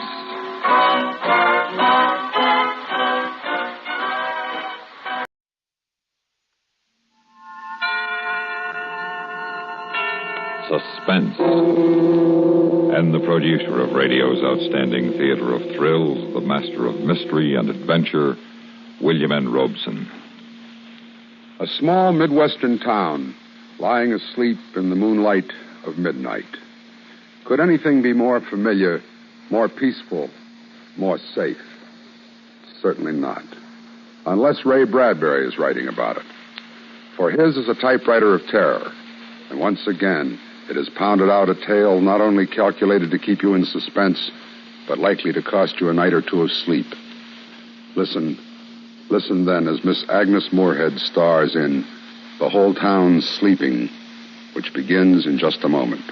How does our nation honor heroism? One way is to award the Soldier's Medal, a bronze octagon on which is displayed an eagle standing between two groups of stars. The medal is suspended from a blue ribbon with 13 narrow stripes in the center, 7 white and 6 red. One of the newest and least known of all the American decorations, the Soldier's Medal, authorized in 1926, is bestowed for heroism not involving actual conflict with an armed enemy. There are many forms of gallantry in addition to those demonstrated in battle. The Soldier's Medal was conceived to honor those soldiers who, in non-combat situations, perform bravely and at great peril to themselves. Men who serve as an inspiration to others. The Soldier's Medal holds an important place among America's awards for heroism. And now,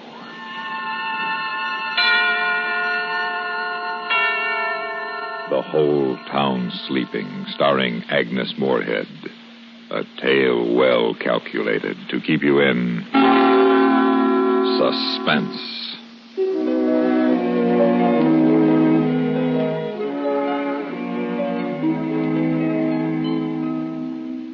It was a warm summer night in the middle of Illinois country.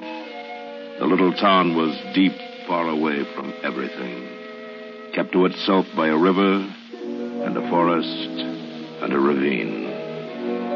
In the town, the sidewalks were still scorched. The stores were closing and the streets were turning dark. Screen doors whined their springs and banged, and there was the sound of Grandma Hanlon's hammock creaking across the street. On her solitary porch, Lavinia Nebbs, age 37, very straight and slim, sat waiting. Here I am, Lavinia. Lavinia turned. There was Francine at the bottom porch step. all in snow white. I won't be a minute, Francine. I just have to lock the door. All right.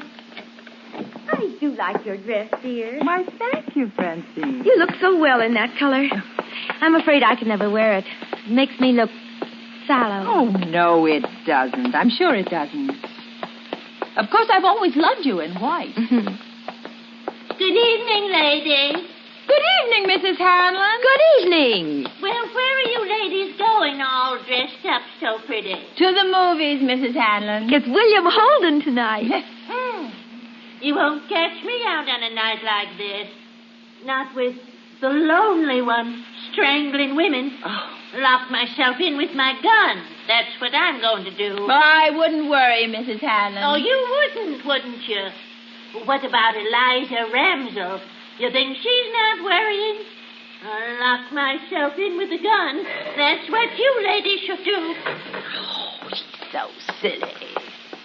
Silly old woman. Hasn't got anything better to do than scare herself with rumors and gossip. Well, just the same. Hattie McDullis was killed a month ago. And Roberta Ferry the month before. And now Eliza Ramsell disappeared. Eliza Ramsell walked off with a traveling salesman, if you ask me. But the others... Oh. Strangled. Oh, Francine. They reached the edge of the ravine that cut the town in two, stood there. Behind them were the lighted houses, ahead, deepness, moistness, fireflies, and dark. The ravine had to be crossed to reach the movies, deep and black as it cut through the hill. Then a creaking bridge to cross over the stream. And then 113 steps up the steep and brambled bank to the other side. The ladies stood there looking down. I just hate to think of you coming back alone tonight, Lavinia. Oh, bosh. I do wish you didn't live on this side of town. Don't you get lonely living by yourself in that house? Oh, maids love to live alone. Come on, we'll take the shortcut. I'm afraid even in the dusk. The ravine scares me. Oh, come on. Don't be so silly. I'll hold your hand. Lavinia, cool as mint ice cream, took her friend's arm and led her down the dark, winding path into the cricket warmth and frog sound and mosquito-delicate silence. Let's run. Lavinia, please. No, why should we? If Lavinia hadn't turned her head just then, she wouldn't have seen it. But she did turn her head, and it was there. Back among a clump of bushes, half hidden, but laid out as if she'd put herself there to enjoy the soft stars, lay Eliza Ramsell. Her face moon-freckled, her eyes like white marble. And then Francine saw it, too. And the women stood on the path for a frozen second, not believing what they saw.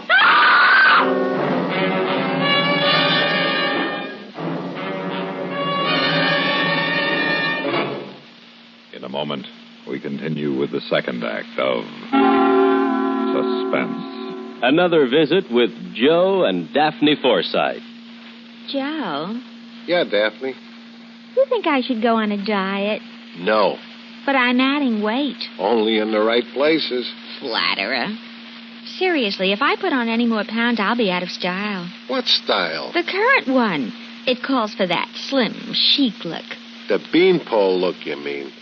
Boy, I don't get it. Here we are, citizens of the healthiest country on earth, with hundreds of different kinds of good food.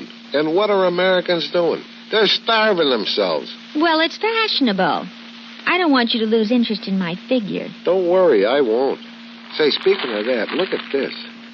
Here's a figure with real interest. Oh? $45 billion. It says here in the paper that the investment in United States savings bonds has reached more than $45 billion. What do you think of that figure? That's a lot of money. And just think, every $3 invested in bonds pays back $4. That's real interest for you. I know. And every savings bond is guaranteed by the government. Right. Oh, Joe, I wish you cared about my figure the way you do about those bonds you buy every payday. Honey, I've got great interest in both. Well, you just see that you stay that way. And now, starring Agnes Moorehead, Act 2 of The Whole Town Sleeping.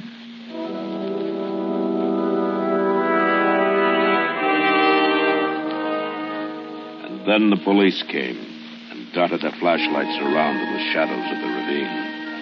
And Lavinia held on tightly to the shuddering Francine. And the night grew toward 8:30. You didn't move her, ladies? No, of course not. Oh, no, we didn't touch her. How could we? And you didn't hear anything unusual? No, nothing. It's the lonely one, isn't it? The lonely one did it, didn't he? Oh, I couldn't say, ma'am. We knew her, you know. She was a friend of ours. I'm sorry, that's too bad.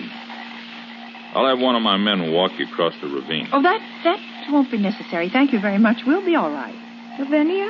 Come along, dear. I've never seen a dead person before. Come on. It's only a little after 8:30. We'll pick up Helen and get on to the show. The show? Lavinia, you don't mean it. Of course I do. We've got to forget about this. There's no good brooding about it. Now, if we hurry, we won't miss too much of the first feature.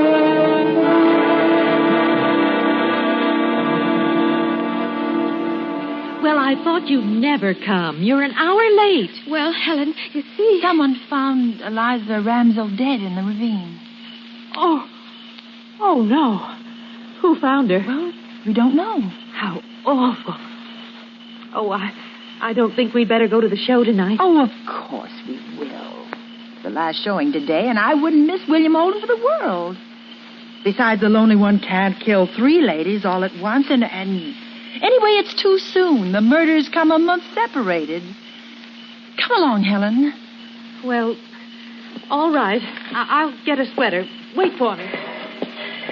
Why didn't you tell her about us finding Eliza? Well, why upset her? Timing up tomorrow. Tonight we're going to the show, so let's not talk about it anymore. Enough's enough. The ladies walked downtown and stopped at the drugstore, which was a few doors from the theater. Lavinia bought a quarter's worth of green mint chews, and the druggist dropped the mints into a sack with a silver shovel. You looked mighty cool this noon, Miss Lavinia, when you was in. So cool and nice, somebody asked after you. Oh? Man sitting at the counter.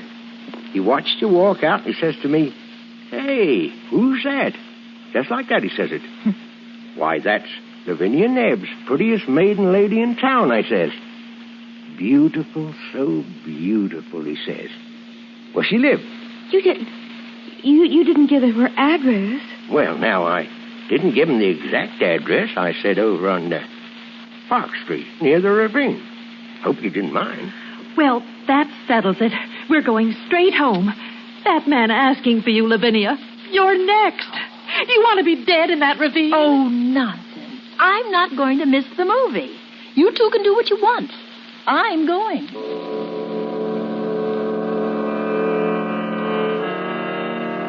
In the end, they all went to the show. Lavinia was like that. Cool, self-possessed, and persuasive. And when they came out of the show, the streets were midnight clean and empty as they walked Francine home. Lavinia, Helen, stay here with me tonight. It's late. Mrs. Murdoch has an extra room. No, thanks. I don't sleep well away from my own bed.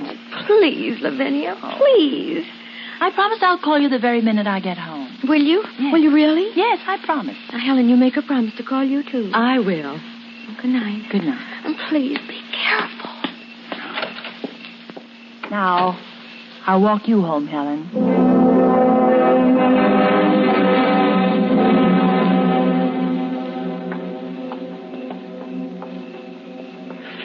Well, I don't suppose it's any use asking you to stay with me, Lavinia. There's no reason for me to. You've certainly acted strangely all evening. I'm just not afraid, that's all. And anyway, the lonely one wouldn't be around. Not now with the police discovering Eliza's body and all. Oh, I feel so guilty. I'll be drinking a cup of coffee just about the time you get to the ravine. Oh, that awful bridge in the dark. Oh, you will call us the minute you get home, won't you? I won't sleep a wink if you don't. I promise you I'll call. Now, good night. Good night. Lavinia Nebbs walked down the midnight street, down the late summer silence. She saw the houses with their dark windows, and far away she heard a dog barking. She thought to herself, in 5 minutes, I'll be safe home. In 5 minutes, I'll be phoning Francine and Helen. They're so silly. Like old hens. Old, I'm older than either of them. She heard the voice singing away among the trees, and she walked a little faster. And then coming down the street toward her in the dimming moonlight was a man. Well, look who's here. What a time of night for you to be out, Miss Nebbs. Officer Kennedy. Oh, I'm so glad it's you. Anything wrong, Miss Nebbs? No, nothing at all. I'm just glad it's you. You know you shouldn't be out so late. Yes, I know. I've been to the movies. The Late Show. Well, I'd better see you across the ravine. No. Thank you. I can make it fine. Moon's going to be behind the trees. It'll be pretty dark. Well, I'm not afraid of the dark, Mr. Kennedy. Are you sure you'll be all right? Yes, quite sure. Thank you. Uh-huh. Well, I'll tell you what. I'll wait here till you're across. If you need help, just give a yell and I'll come a-running. Oh, thank you. Good night. Good night, Miss Nebbs. As Lavinia walked on, she thought, I won't walk in the ravine with any man. How do I know who the lonely one is? He could be anyone. Then the ravine. She stood at the top of the 113 steps that led down the steep brambled bank and across the creaking bridge. Then 100 yards and up through the black shadows to Park Street and home. 3 minutes from now, I'll be putting my key in the house door. Nothing can happen. Nothing. And she started down the dark black steps into the deep ravine night, counting as she went. 1, 2, 3, 4, 5,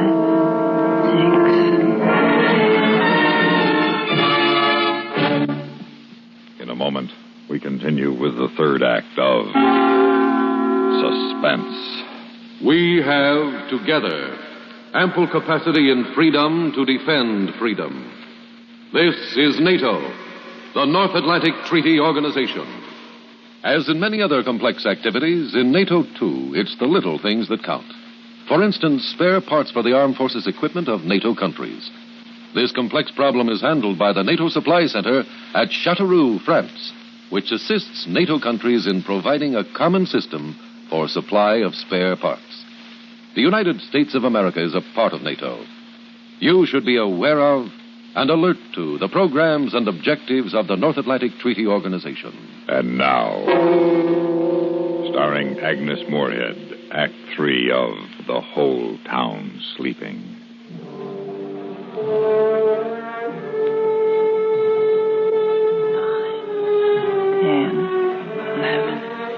12, 13. And Lavinia 14, went down the steps, 15, counting as she went. 16. The ravine was deep. 18. And the world was gone. 19, the safe world of people in 21, bed. The locked 22, doors, the town, 23, the drugstore, 24, theater, the lights. 25, everything 26, was gone. 27. Only the ravine existed and lived. 29. Black and 30, huge about her. 31, 32, 33, 34. Nothing's happened, has it? No one around? Is there? 40, 41, 42, 43, 44, 45. Remember that old ghost story you told each other when you were children? About the dark man coming into your house and you upstairs in bed? And now he's at the first step coming up to your room. Now he's at the second step. Now he's at the third and fourth and the fifth step. How you laughed and screamed at that story. And now the horrid man is at the 12th step, opening your door. And now he's standing by your bed. What? There at the bottom of the steps. There's a man.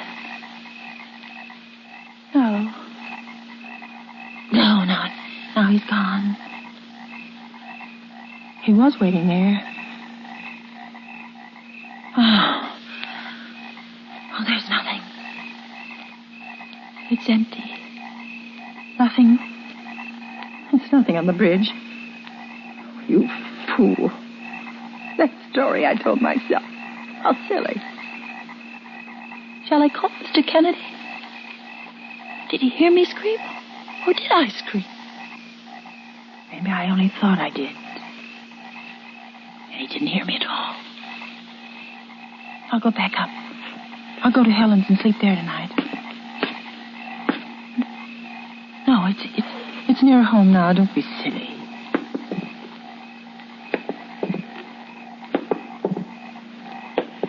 Wait. Someone's following me. Someone's on the steps behind me. I don't dare turn around. Every time I take a step, he takes one.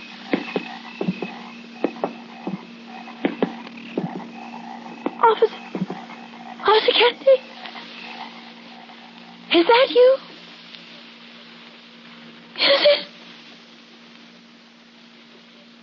The crickets were suddenly still. The crickets were listening. The night was listening to her. Then there was a sound. Only a woodchuck surely beating a hollow log. No, it was Lavinia Nebbs. It was most surely the heart of Lavinia Nebbs. And she went down the steps faster, running now down the steps, plunging faster and faster, down into the pit of the ravine. Away. Cross the bridge. Run, don't turn. Don't look. If you see him, you'll not be able to move.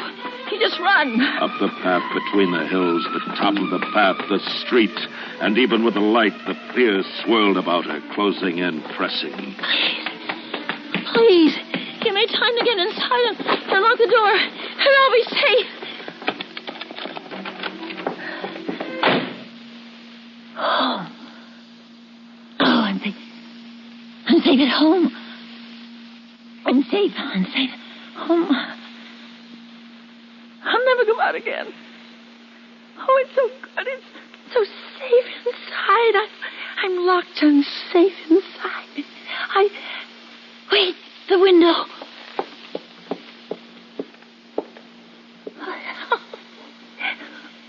Wait, there's no one there at all. There's nobody. There was no one following me at all. Nobody running after me.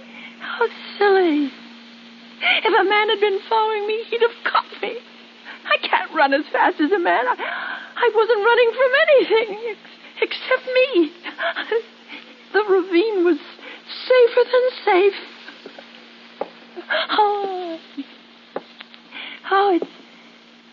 It's nice to be home, though.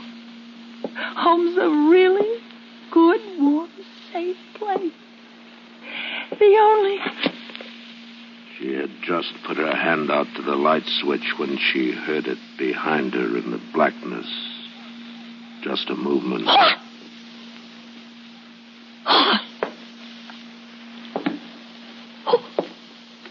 Who is it?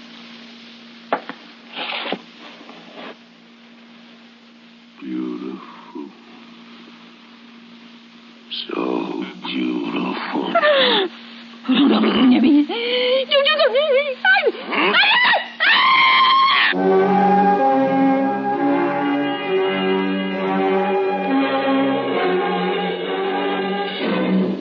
Suspense, in which Agnes Moorehead starred in William N. Robeson's production of The Whole Town Sleeping, written by Ray Bradbury and adapted for Suspense by Anthony Ellis. In just a moment, the names of the supporting players and a word about next week's story of Suspense. How are your brakes? Not the ones in your car. We're sure you keep those in tip-top working order. But how about your own brakes? Are they in working shape? When you're behind the wheel of your car and you feel that impulse to challenge the legal speed limit, can you stop that impulse on a dime? When a less courteous driver does something downright stupid that may inconvenience you, Are you likely to do something twice as foolish just to show him he can't push you around? Or can you say halt to your anger before it leads to an accident? Students of human behavior have discovered that most of the accidents on our highways are the result of emotional immaturity. An adult can control his feelings and concentrate on his goal. Don't let childish attitudes keep you from reaching your destination. When other drivers and traffic regulations annoy you, use the brakes in your head as quickly as you would the ones on your car. Remember, accidents don't have to happen. Supporting Agnes Moorehead and the whole town sleeping were William Conrad, Lorene Tuttle, Paula Winslow, Barney Phillips, and Charlie Lung. Listen. Listen again next week when we return with another tale well calculated to keep you in suspense.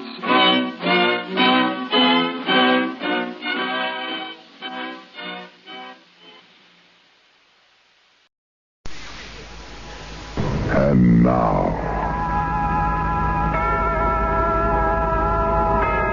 Shadow on the Wall, starring Jackie Kelk. A tale well calculated to keep you in suspense.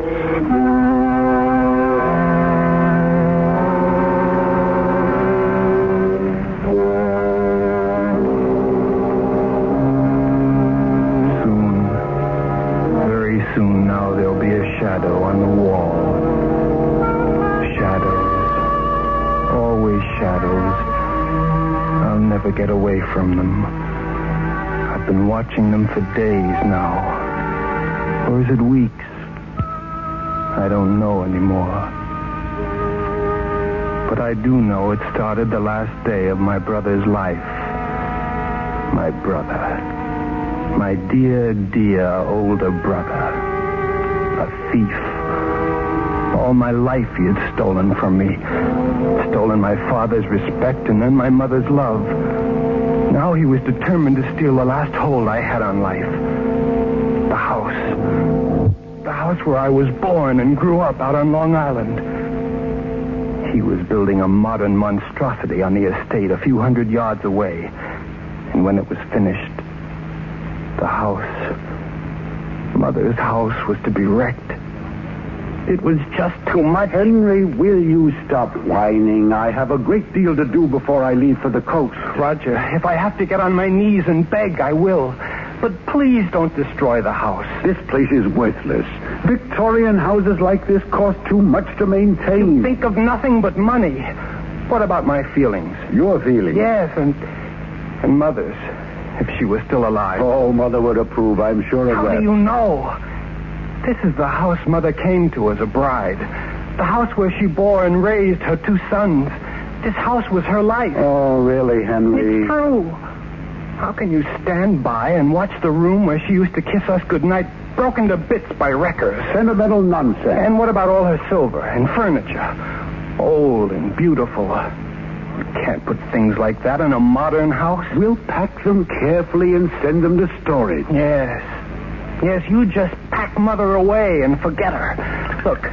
Look here. Her favorite candlestick. Don't wave that around. It's worth a small fortune. And a wealth of love to me. Where will these go in your fancy new house? All right. Put them under your pillow then, like your baby teeth. I don't care. No. No, you don't, do you, Roger? You don't care one little bit. What are you talking about? Why should you care? You got it all. You're the executor of the estate. Yes, and you've been the executioner of my self-respect. Nonsense. Now, as I said, I have a great deal to do before I leave tomorrow. I hate you, Roger. I hate you. What? I'd like to see you dead. Henry, stop being childish. I'd tear your heart out if you had any. Henry, put down that candlestick. No, they're Mother's. And you want to pack Mother away. I order you to... you won't destroy it. You won't put Mother's memory in storage. I'll make sure Mother isn't hidden. You give me that. No. I hate you. I hate you. I hate you.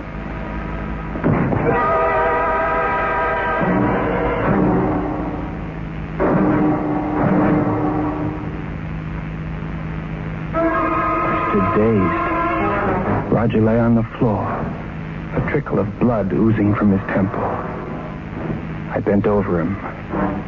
No breath. No pulse. Roger was dead. Suddenly, I heard a car coming up the drive. Mrs. Loomis, the housekeeper, was returning from the village. I dragged Roger's body to the closet, pushed him inside, and locked the door. Not a moment too soon. Mr. Henry, I stopped by the laundry for Mr. Rogers' shirts, but they weren't ready. Oh? He'll be furious, I suppose, seeing he's flying to the coast in the morning. Well, it doesn't matter, Mrs. Loomis. He's already gone. Gone, sir? Yes, he decided to spend the night in New York at the club and go to the airport from there. Well, I never got a chance to say goodbye to him. Perhaps we could go to the airport together. No, I'll see him off alone. But I always wish Mr. Roger well before one of his trips. I'll give him your best wishes, Mrs. Loomis. I'd rather you stayed here in the morning. Well, very well, sir. It'll just be you for dinner, then. Oh, don't bother tonight, Mrs. Loomis. Why don't you take the night off for a change? Go to a movie. Why, I might at that, sir, if it's all right. Of course. Thank you, sir. But I do wish I could have seen Mr. Roger off.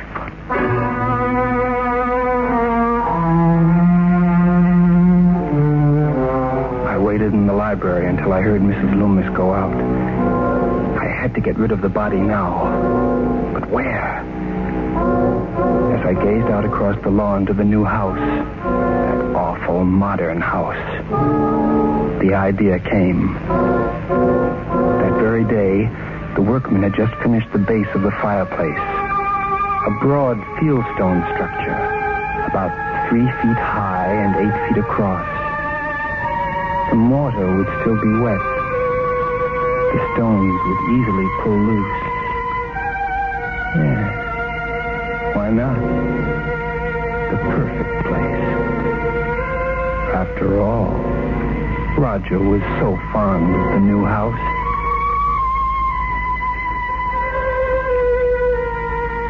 It took longer than I thought, but when it was done, I returned to my room. I now had to explain Roger's disappearance. I sat up all night thinking.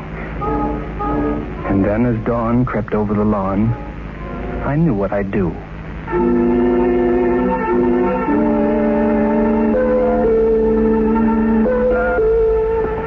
Announcing the arrival of TWA. Good morning, sir. Oh, good morning. I'm on flight 88. Your ticket, sir.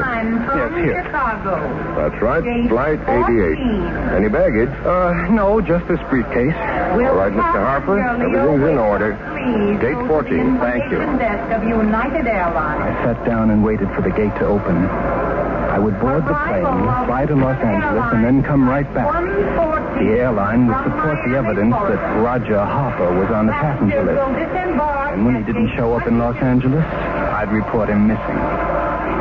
As I waited, I overheard a small man arguing with the desk clerk. Isn't there any... This was even better. Not this late, sir. I'm sorry. But I've got to catch that flight. Isn't there anything you can do? Not a thing, sir. You might try Overland Airways. They have a morning flight. Well, thank you. I'll see what I can do. The man turned away from the desk, and I hurried after him. I beg your pardon. Yes? I heard your conversation with the clerk over there, and, well, I may be able to help you. Oh, how's that? Well, you see, my plans have suddenly changed. I'll be happy to let you have my ticket. You're kidding. No, take it. Oh, I've already checked it through. Everything's in order. Well, I don't know what to say. That's all right. But hurry, they're announcing the flight. Well, thank you. Here's the money. I had it already. All right. You'd better hurry. Just go on the plane as Roger Harper. He went through the gate and up onto the plane. The hostess smiled and checked the name on the clipboard. Roger was now confirmed on the passenger list, and I wouldn't have to explain my absence.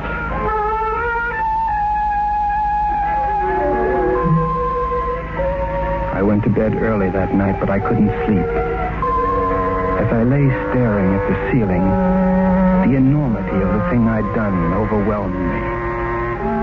At first, it was more a feeling than anything real. A fleeting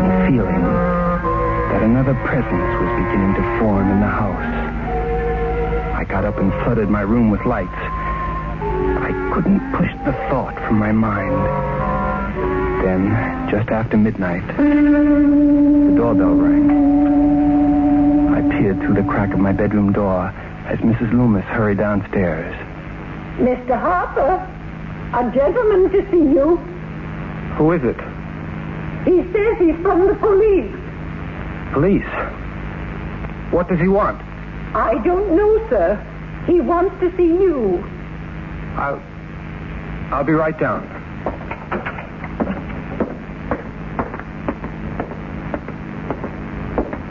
Yes? Mr. Henry Harper? That's right. Detective Sergeant Allen, sir. Sorry to disturb you at this hour, but it is important. It's all right. I'm here about a Roger Harper, this address. Roger? He was on Flight 88 out of LaGuardia this morning, is that right? Yes. Yes, he was. You're sure about that? Yes, of course. I saw him off myself. I'm sorry, Mr. Harper. Flight 88 crashed in the Rockies late this afternoon. There were no survivors.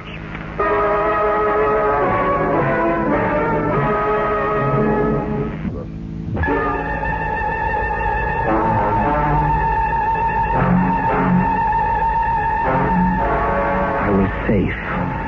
Safe now. I walked on air the next day. The second day was peaceful bliss. Then on the third day it began again.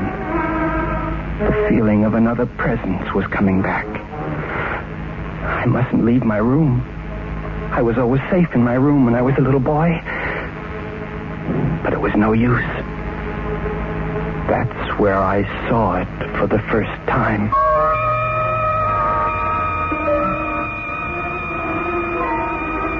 It was barely visible at first. Just a dim shadow on the wall across from me. And then slowly, ever so slowly, began to grow wider and wider, darker and darker, until it became a perfect silhouette. I was too terrified to move. My hands gripped the sides of the chair as I looked at the shadow. The shadow of a man hanging by his neck.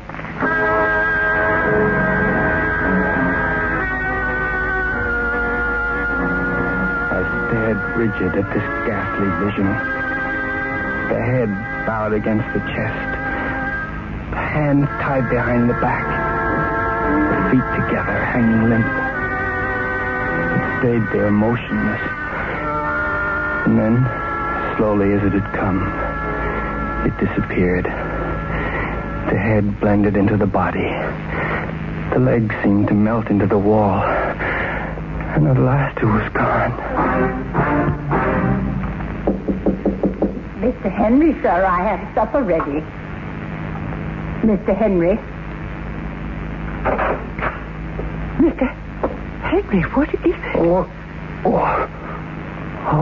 Mrs. Loomis. You gave me a fright, sir. Staring straight ahead like that. What time is it? Is something wrong? Oh, no, nothing at all. What time is it? It's after 6 o'clock, sir. I have supper ready. Oh. Please, sir, what's the trouble? Shall I call the doctor? No, I'm perfectly all right. But you don't seem to be, sir. If only... Mrs. Loomis, will you stop? I'm sorry. I can't stand you babying me all the time. Very well, sir. Then never mind dinner. I don't want it.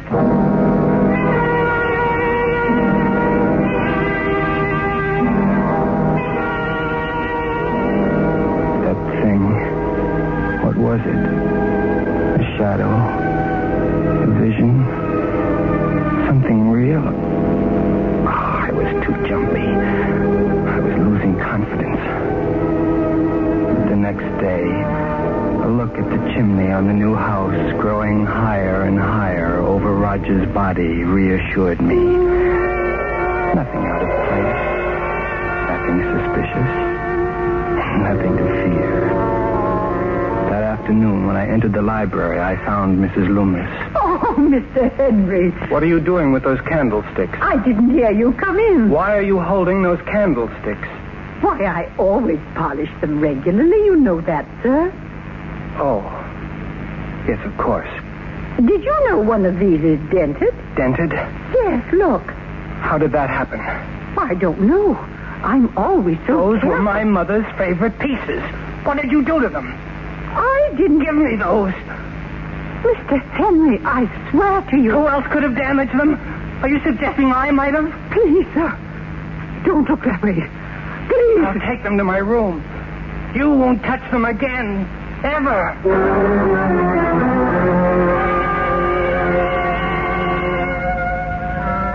Oh, she'd been so close. Too close. But how could she suspect after the plane crash? I took the candlesticks to my room. I'd hardly closed the door behind me when gradually, very gradually, I had the feeling that something was coming into the room. I could feel it moving about. There, by the desk. No, it's near the bed. Oh, there on the wall.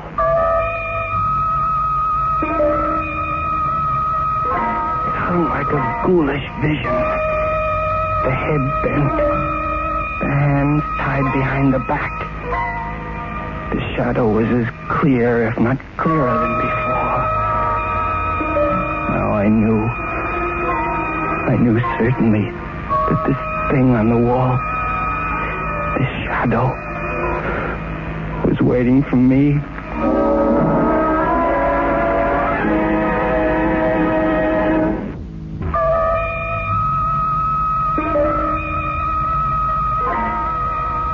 Same grotesque thing. The shadow had spread across the wall.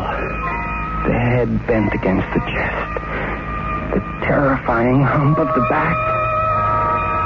What do you want? Is it me? Are you waiting for me? Well, you'll never get me. Never, because this house is coming down. You'll have to go away because I'm tearing down the house, do you hear? You've won. It's coming down, so go away. Go away, please. Please, go away.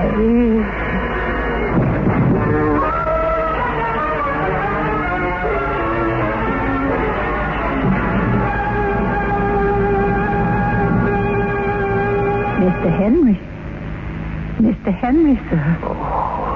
Mr. Henry. You're awake at last, sir. Miss Loomis, where am I? In the guest room, sir. You've been here for 2 days.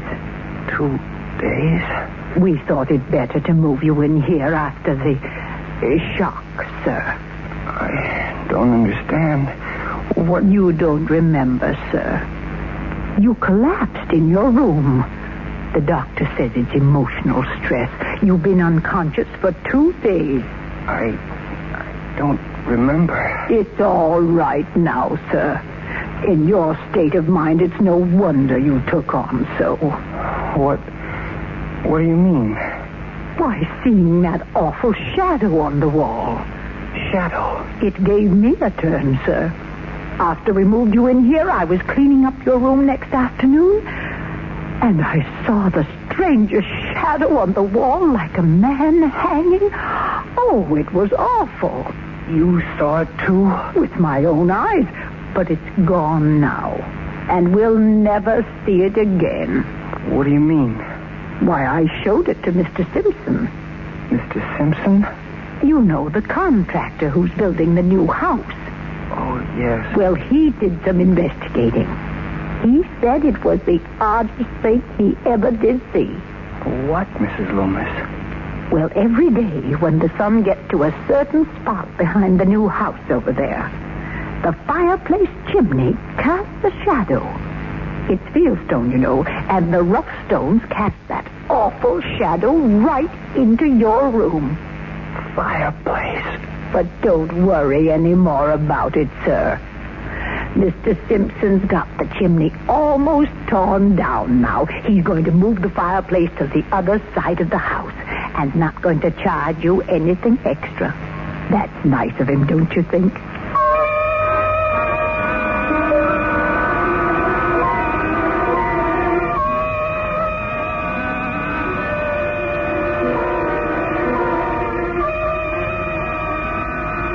Shadows are coming again now. There, on the wall. The long, thin shadows, thin as a rail, and just 5 inches apart. Long and thin and even. I wonder if I'll ever find a place where there aren't any shadows on the wall.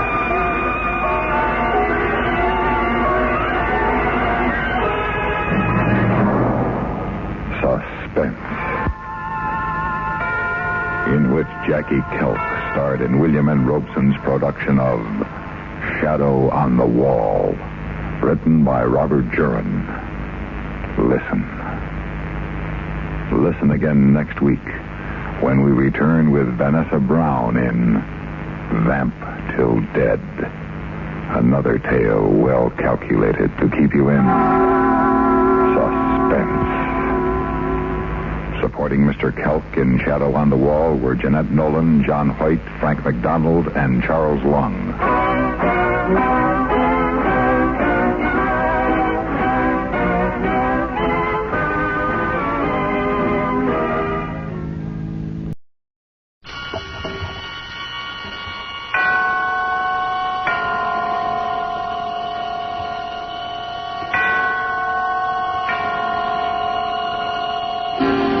Suspense.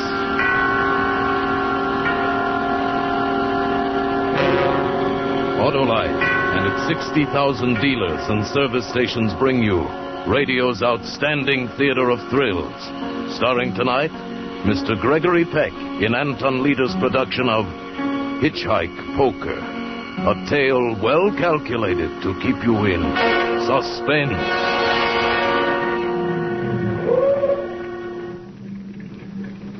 Want to ride, young fella? Oh, you bet. How far you going? Oh, hi. Well, hop in. Well, thanks.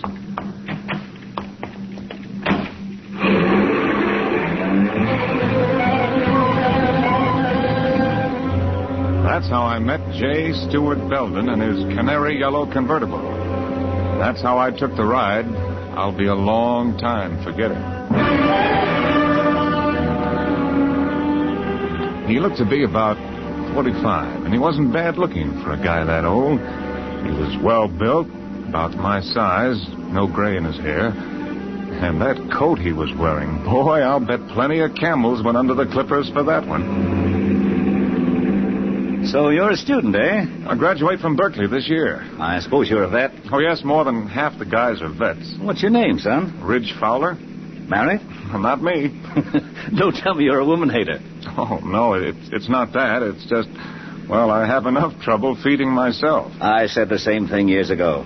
Ah, but you'll change your mind when the right girl comes along. 9B 1863. Dud. Huh? Oh, didn't you ever play license plate poker? License plate poker? Never heard of it. It's just like regular poker, except instead of drawing cards, you draw license plates. Now, I drew that hand. There was nothing in it. Next card we see will be your hand.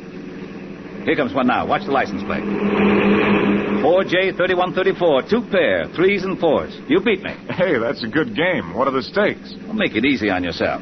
Shall we say $100,000 a hand?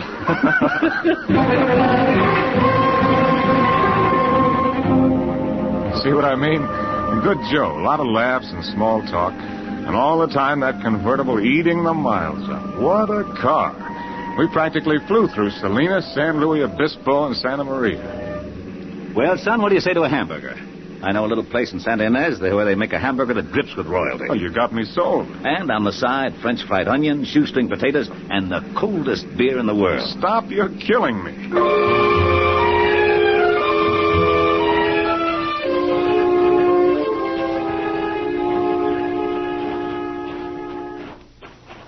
Now, tell me, did I overrate the place? Boy, that was terrific. The trouble is they give you too much food in there. I've got to quit eating like that. My clothes are getting tight. Especially this coat. Well, that coat sure is a beauty. I'm nuts about camel's hair. You are? See, I've got an idea. Why don't you try it on? Oh, no, Mr. Belden. I didn't mean Go that. ahead. You're just enough thinner than I am that it ought to fit you fine. Well, gosh, I Here, go ahead. Try it on. College boy can always use a coat. Well, it's a good fit. It was made for you. Well, I don't know what to say. That's a coat for a king. Well, I guess that makes you a monarch then, son. Because it's your coat now.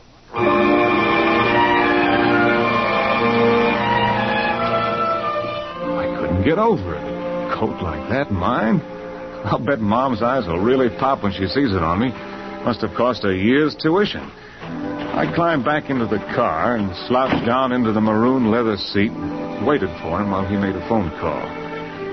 Boy, I felt like a king, all right. I was deep in a daydream when he came out of the phone booth. Okay, Ridge, here we go.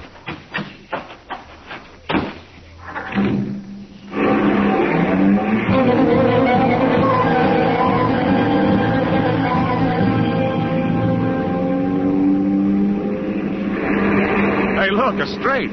Huh? I drew a straight. 2J, 3, 4, 5, 6. Really? Straight? That's the highest hand today. That'll be tough to beat. Darn tough. Well, we drove for quite a while, not talking much. We'd left Highway 101 at Santa Ynez, where we got the hamburgers. There weren't many cars on the road, and Belden hadn't been able to draw anything to beat my straight. In fact, he seemed to lose interest in the game. He was concentrating on the road. It was a treacherous road, curved and high, full of hairpin turns, but he handled the car beautifully, taking those curves fast but sure, never slowing down a bit. Well, I like speed, but all of a sudden I felt nervous, the way he was hugging the edge. I turned to look at him to say something, and the words stuck in my throat. He changed. No more the smiling host. Instead, he was fastened to the wheel like a hawk. That's what he looked like, a hawk, ready to strike. I was tongue-tied at the change in him. I guess my reflexes worked slowly, but his didn't. He threw open his door, twisted the wheel. Hey! So long, Sonny! He jumped clear, and when the car hurtled into space, I was alone in it. My head smashed into the windshield. Another jolt threw me against the door. I'm not too clear at this point, but the next thing I knew, I was flying through space again. Only this time, I was free of the car. I landed, sprawled against the side of the hill. I began to slip, to roll. I grabbed wildly, desperately for just anything to stop myself. Then it happened. It was the trunk of a twisted, gnarled old tree that grew out of the hillside. Hit me square in the stomach. Knocked the wind right out of me. I lay there, too hurt to care. It was a minute or two before I got up enough breath to move. Finally, I edged my way up the cliff, hand over hand. It was brutal, but I was surprised to discover that I hadn't fallen as far as it seemed. I was climbing around a bulge of boulders not more than 8 feet from roadside level when I looked up. There was Belden. A gun in his hand. I ducked and the bullets scaled off the boulders. He wanted me dead, that was for sure. He wanted to kill me. Why? Why? I waited, crouched. Then I heard the horn. I came out from behind the boulders, crawled up on the road. Belden was nowhere in sight. I didn't see what kind of a car it was. I didn't even think to look. All I saw was he beat my straight. 4L5555. That was the license. 4L5555. 4 of a kind. All of a sudden, I was shaking. I looked at myself. I was beat up, cut, filthy. But what was worse, the camel's hair coat was a mess. King? I had to laugh. Belden was king. I was just the joker.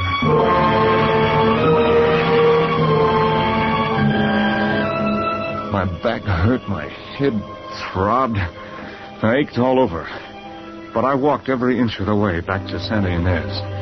It was dark by the time I got there.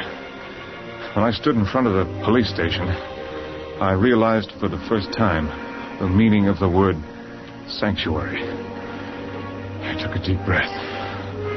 I wanted to tell the police as straight a story as possible. I opened the door. Just relax and get the There he is, officer. That's the boy who stole my car, forced me out, took my coat. Just look in the side pocket of the coat. You'll find my wallet.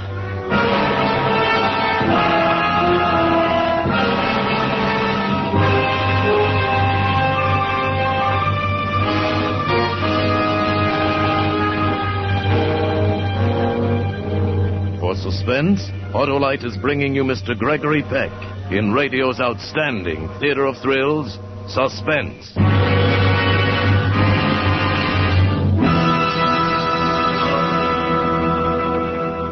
Hey, I'm sure getting a big kick out of Gregory Peck tonight. Oh, good. Maybe you'll put that old picture album away now. Why, Mary, don't you like old photos? No, they make us look so silly. Besides, all they've made you do is talk about Autolite. And when it comes to Autolite, I'd rather listen to Frank Martin.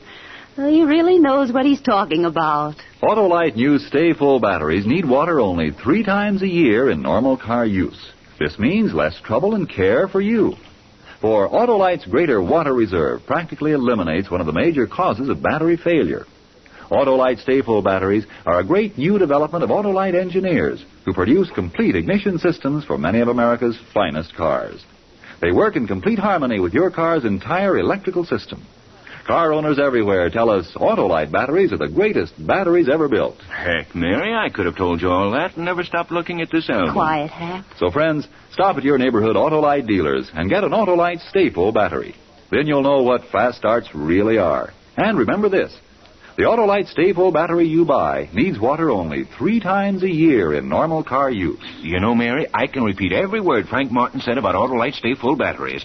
Autolite stay... Here's Suspense again. And now, Autolite brings back to our Hollywood soundstage Mr. Gregory Peck as Ridge Fowler in Hitchhike Poker, a tale well calculated to keep you in suspense. This couldn't be. What was Belden doing here in the police station? What was he trying to pull? I knew even before I put my hand in the coat that Belden's wallet would be there. And I knew, too, that the police would never believe me, no matter what I said. I was trapped. The desk sergeant was waiting for me to talk, but my throat was dry, my tongue was paralyzed, my brain spinning. Well, what do you got to say for yourself? Well, you don't understand, you see. He gave me the coat. I didn't know about the wallet. That the best you can do? But I tell you, he picked me up when I was hitchhiking. I was going home from school for the weekend. Then he forced me off the road. He tried to kill me. He shot at me. Sergeant, let the boy go. But, Mr. Belden... I've changed my mind. I don't intend to press charges. But this kid's crazy. Easy, Sergeant. He's a war veteran. Oh, I see. Oh, no. Lock me up, please. Don't believe him. Everyone is entitled to one mistake. Any boy who is big enough to come into the police station voluntarily, give himself up, deserves another chance. If I could have erased the memory of his face when lock him up, twisted that wheel and screamed, "So long, Sonny." All these benevolent words would have fooled me like they were fooling the desk sergeant. Belden was bursting with sweetness and light. But every word he said to release me only tightened the web tighter. And I knew just as sure as I was standing there that he wasn't through with me. That walking out of that door would be like releasing the clay bird at a trap shoot. Well, it's up to you, Mr. Belden, if you're sure he won't cause any more trouble. I'm positive that after tonight, this young man will be no trouble to anyone. No trouble to anyone. After tonight, I had to get away from there.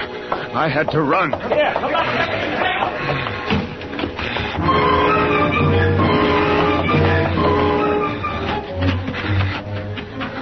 I don't know how long I ran. I didn't know where I was. The town was behind me. I stopped. Out of breath. I tried to light a cigarette. My hand shook like I had the palsy. It was like the South Pacific. Snipers and trees, but what trees? Where?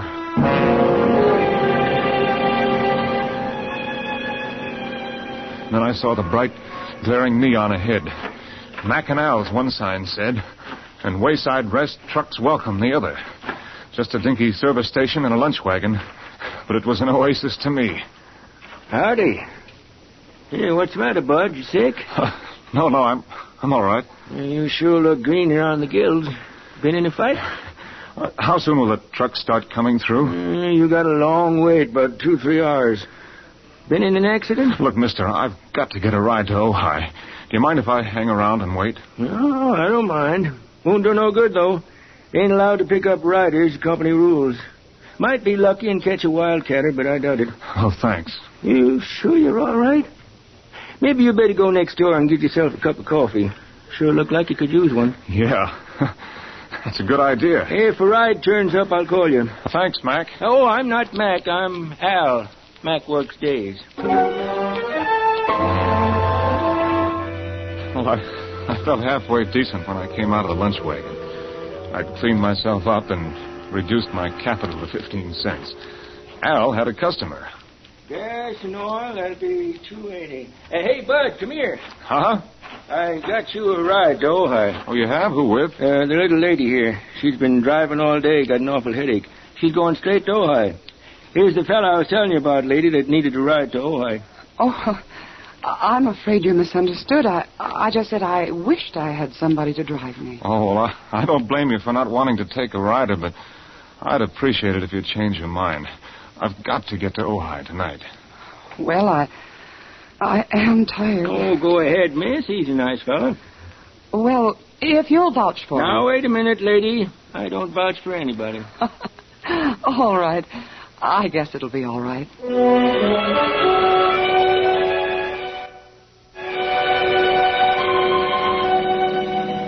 It was a pleasure to drive for her. She didn't say much, and I didn't feel like talking. She just sat there beside me, her eyes closed, resting. Once in a while, I snatched a quick look at her. She had long, dark eyelashes resting on her marble-like cheeks, hands folded in her lap. I found myself remembering when the right girl comes along. I was trying to remember who said it when I saw her looking at me. Feel better? Much better. I'm ashamed of myself, hesitating to let you drive my car. I'm afraid I'm overcautious. Oh, I wouldn't say that. Can't be too careful. One reads of such awful things happening on the road. Yeah. Awful things. I hadn't thought of Belden since we left Al's gas station. Now he was back in the front of my mind. You're going awfully fast. These curves are treacherous. I guess I'm just anxious to get home. Oh, yes, but look out! Do you want to kill us both? You almost sideswiped. Oh, I'm sorry, What are you honking now for? He's gone. Your horn. What about it? Oh, nothing. I thought I'd heard it before. Before? Look, maybe I'd better drive. Oh, no. I'm sorry. I'll be all right. I'm sorry. I'd be sewing up my sleeves if I didn't get a hold of myself. I must have been crazy, thinking that her horn was the same as the one that had honked for Belden when I was hanging on the side of that hill. It was just a horn. A lot of horns sound alike. I tried to steady myself. I didn't want her to catch on how rattled I was. I turned to her to apologize. She was putting a cigarette in her mouth, but it was purely automatic. She was sitting up straight, tense. Her eyes were glued to the road ahead. Then it hit me. I'd been over this road earlier tonight with Belden. Suddenly, it loomed up, that wide bank curve just ahead, the spot where Belden had tried to kill me. My hands froze on the wheel. I held my breath. And then I saw her hand reach out. What are you doing? Let go of my wrist. What's wrong with you? I was only reaching for the cigarette lighter on the dashboard. Oh. I'm sorry. That curve back there, it... Pull over and stop. Huh? Pull over. I'm going to drive.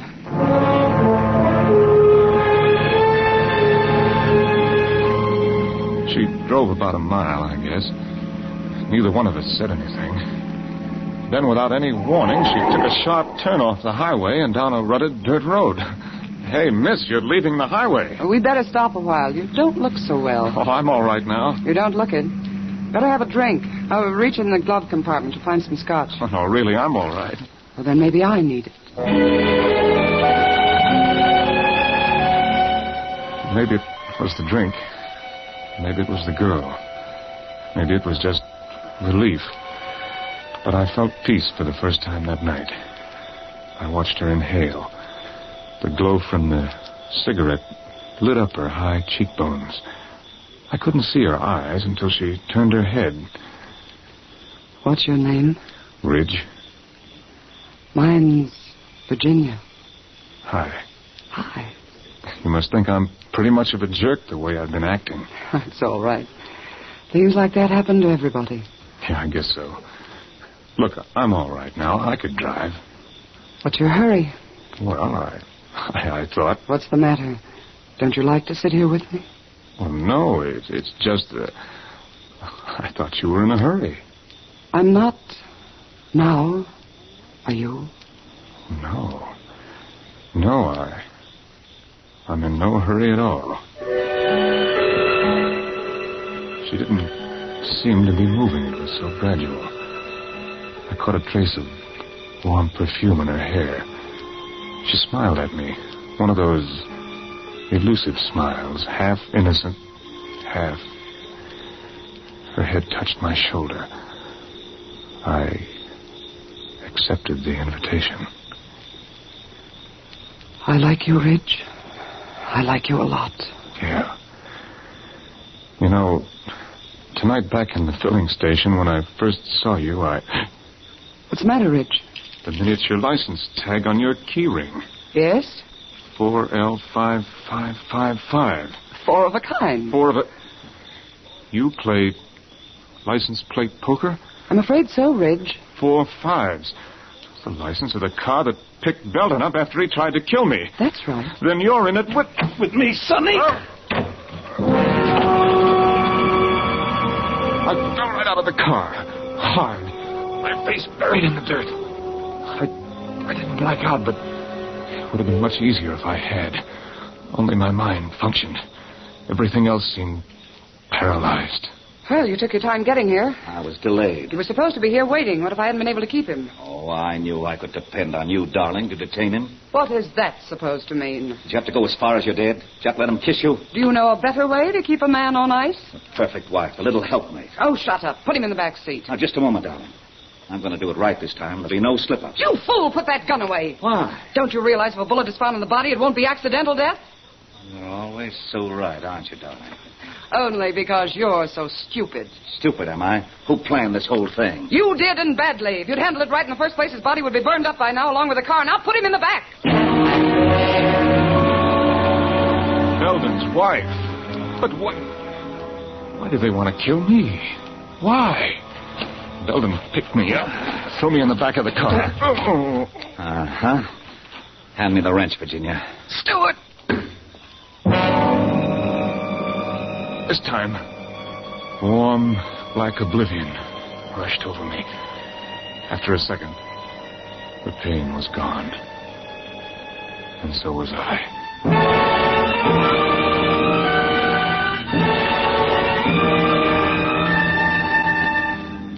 Consciousness returned in splotches. Oh, we've plenty. My head was like a shortwave receiver, now static, now clear, now clear, now static, now. Anything behind us? Nobody. We're almost there. Are you sure no one has discovered the car yet? Of course not. The way it's lying, nobody will see it until daylight. And then J. Stuart Belden will be found dead, burned to an unrecognizable crisp. We can shake this place, go to South America. You can go. I have to stick around, remember, to collect the insurance and pretend I'm heartbroken you're dead. Will that be so hard? You didn't talk like this when you married me. But of course there was a lot more money then. Yes, swindled from suckers. Since when have you become fussy about where money comes from? What's changed you? The schoolboy? Don't be a fool. All right, we've got to work fast. Give me a hand with them. Wait. Huh? Here comes a car. The end of the line. But anyway, now I knew why. I was a stand-in for a corpse. I'll put it in this pocket as soon as I get out of the car. All clear? Yes. This was it. They were on either side of me. I had to think straight. My body still felt numb. One chance. If only my muscles coordinated, I'd wait till he dragged me out of the car and then I'd fight. Virginia, get the gasoline can out. I felt him grab me under the armpits. I opened my eyes just in time to see that murderous wrench in the girl's hand. As she brought it down, my eyes closed. hit me hard, but it wasn't the wrench, it was Belden. The wrench had folded him up, and he collapsed on top of me.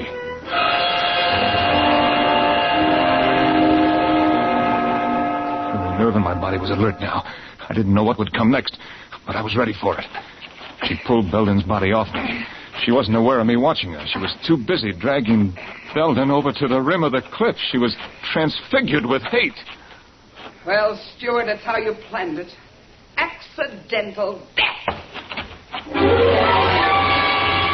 And then she kicked him, and he disappeared over the edge. I didn't wait to see any more. I crawled out of that car, and I started to run right down the middle of the road. She saw me. Wait! Stop! Wait, Fred! But I kept right on going. I glanced back. She started the car. She was coming right at me. First, I thought she was just trying to catch up to me. Then I realized she was trying to run me down. She was trying to kill me.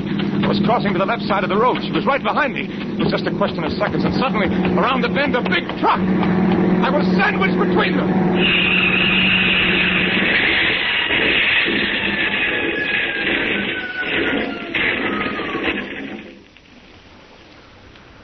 I stood, stunned with horror, her scream ringing through my head, and the picture of her in the car, swerving off into space, into the canyon below.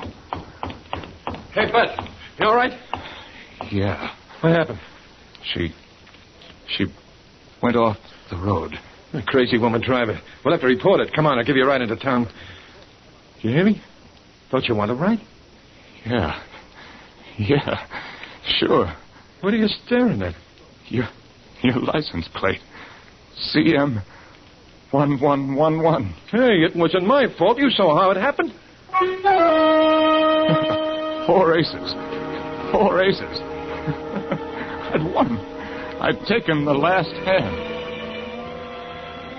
But as long as I live, I'll jump out of my skin whenever a car pulls up and a voice asks. In just a moment, Suspense with Virginia Bruce and Robert Young. Hey, Mary, have you noticed there's a big dent in the left rear fender of our car? How'd it get there? What's that, dear? The dent in our rear fender. Oh, the dent. Oh, yes, of course. Well, dear, it's very simple. Yes? You see, I was going down to see Frank Martin. He's the Autolite salesman, you know. Yes, I know Frank better than you do. Well, you know the Autolite people, dear. They make those spark plugs you always talk about. Autolite resistor spark plugs, Mom. That's right. And Autolite makes stay-full batteries, Yes, too. I know, and Autolite makes complete ignition systems and over 400 other automotive, aviation, and marine products. But what about that dent? Well, dear... Oh, shh. Here's the Autolite show. Okay, but I'm not licked yet.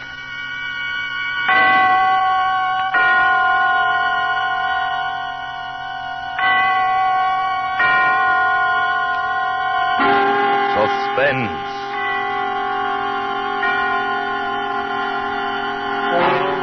Autolite and its 60,000 dealers and service stations bring you radio's outstanding theater of thrills. Starring tonight, Mr. Robert Young and Miss Virginia Bruce in Anton Leader's production of Celebration, a tale well calculated to keep you in suspense.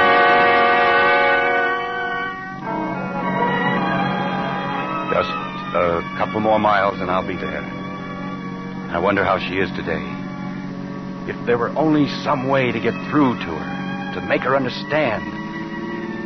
Well, I can't put it off any longer. For her sake.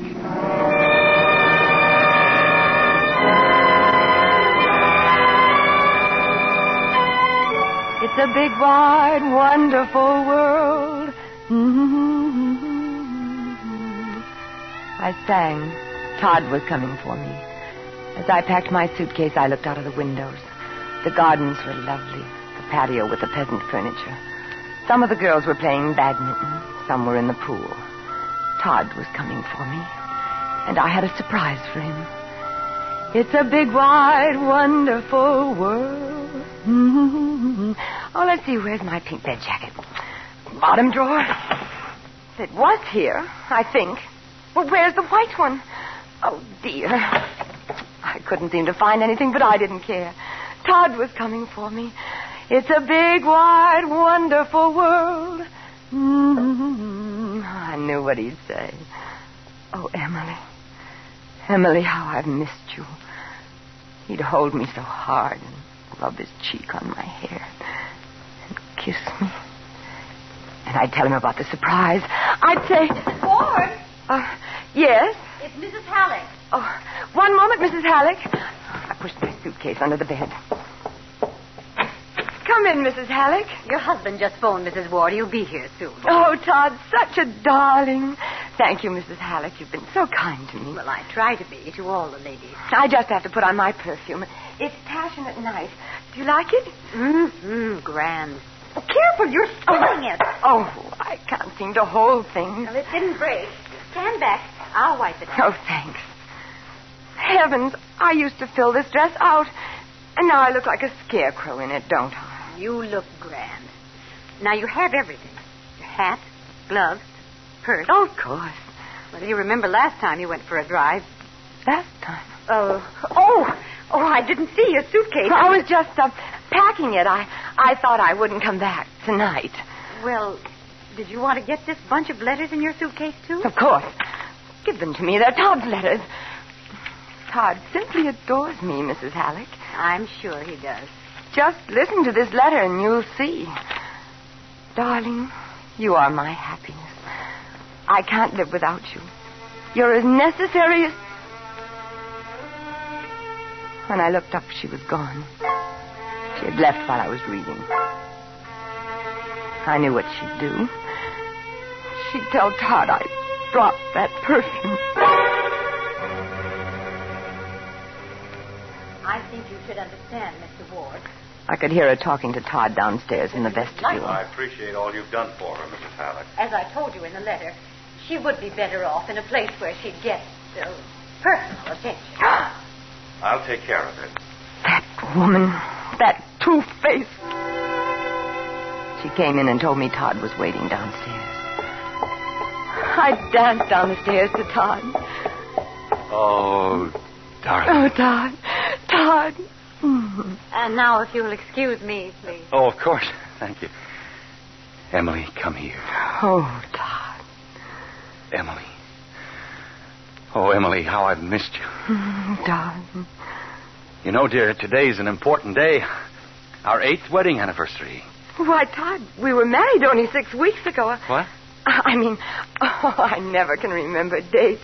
Well, we're going to celebrate. Oh, Todd. Really celebrate this anniversary. We're going to all the places we used to go. The lake, Lover's Lane. Come on, darling, let's go.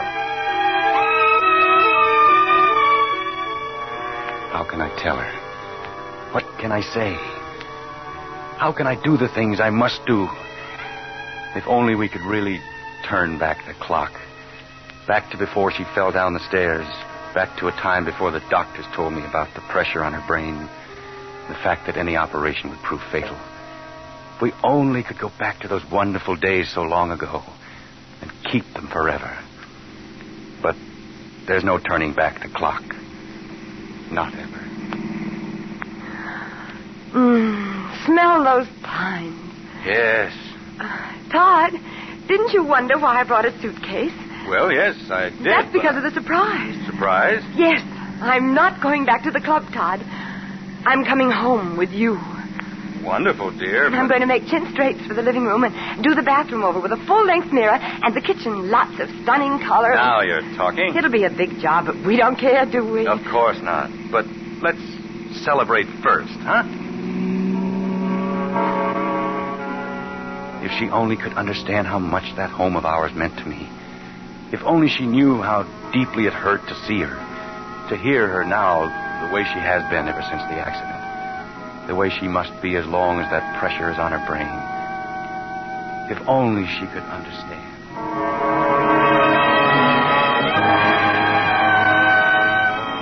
Todd didn't want to go home. I saw the side of his face. He was looking straight ahead. A sad look. Closed up, sort of. Then we turned in at the lake, and he cheered up. Look at that water, Emily. Yes. Have you ever seen anything so blue? No. Nothing is blue except your eyes. Oh, you darling flatterer. Well, here's our old parking place. Isn't it awfully quiet? You know, Emily, we could live a whole lifetime and never find anything better than we have right here. He opened the door. I'll get some blankets out of the bag. I sat there while he went around to the back. I was alone again. People were always going away and leaving me alone. Oh, now, put a brave face on it, Emily. Powder your face and fix your lips. I opened my purse and groped around for my lipstick. Oh dear, I wanted to spill like that. I reached down to pick up my things. Lipstick, compact. And my hand touched something. A little box. It was heavy. I read the words on the label. 38 caliber soft-nosed shells. Bullets.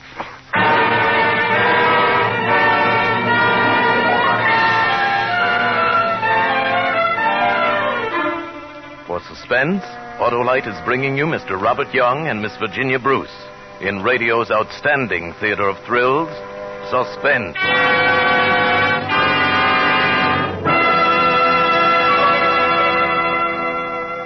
Dad, who's taking the hard knocks on this show, Emily or Todd? I don't know, Billy, but speaking of hard knocks, I still haven't gotten the lowdown from your mother on the knocking about she gave the car.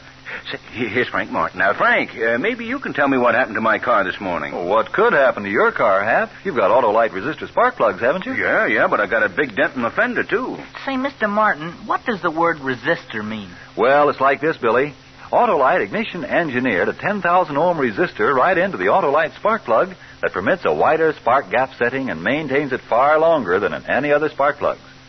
The Autolite resistor spark plug is the best thing that's happened in spark plugs in years.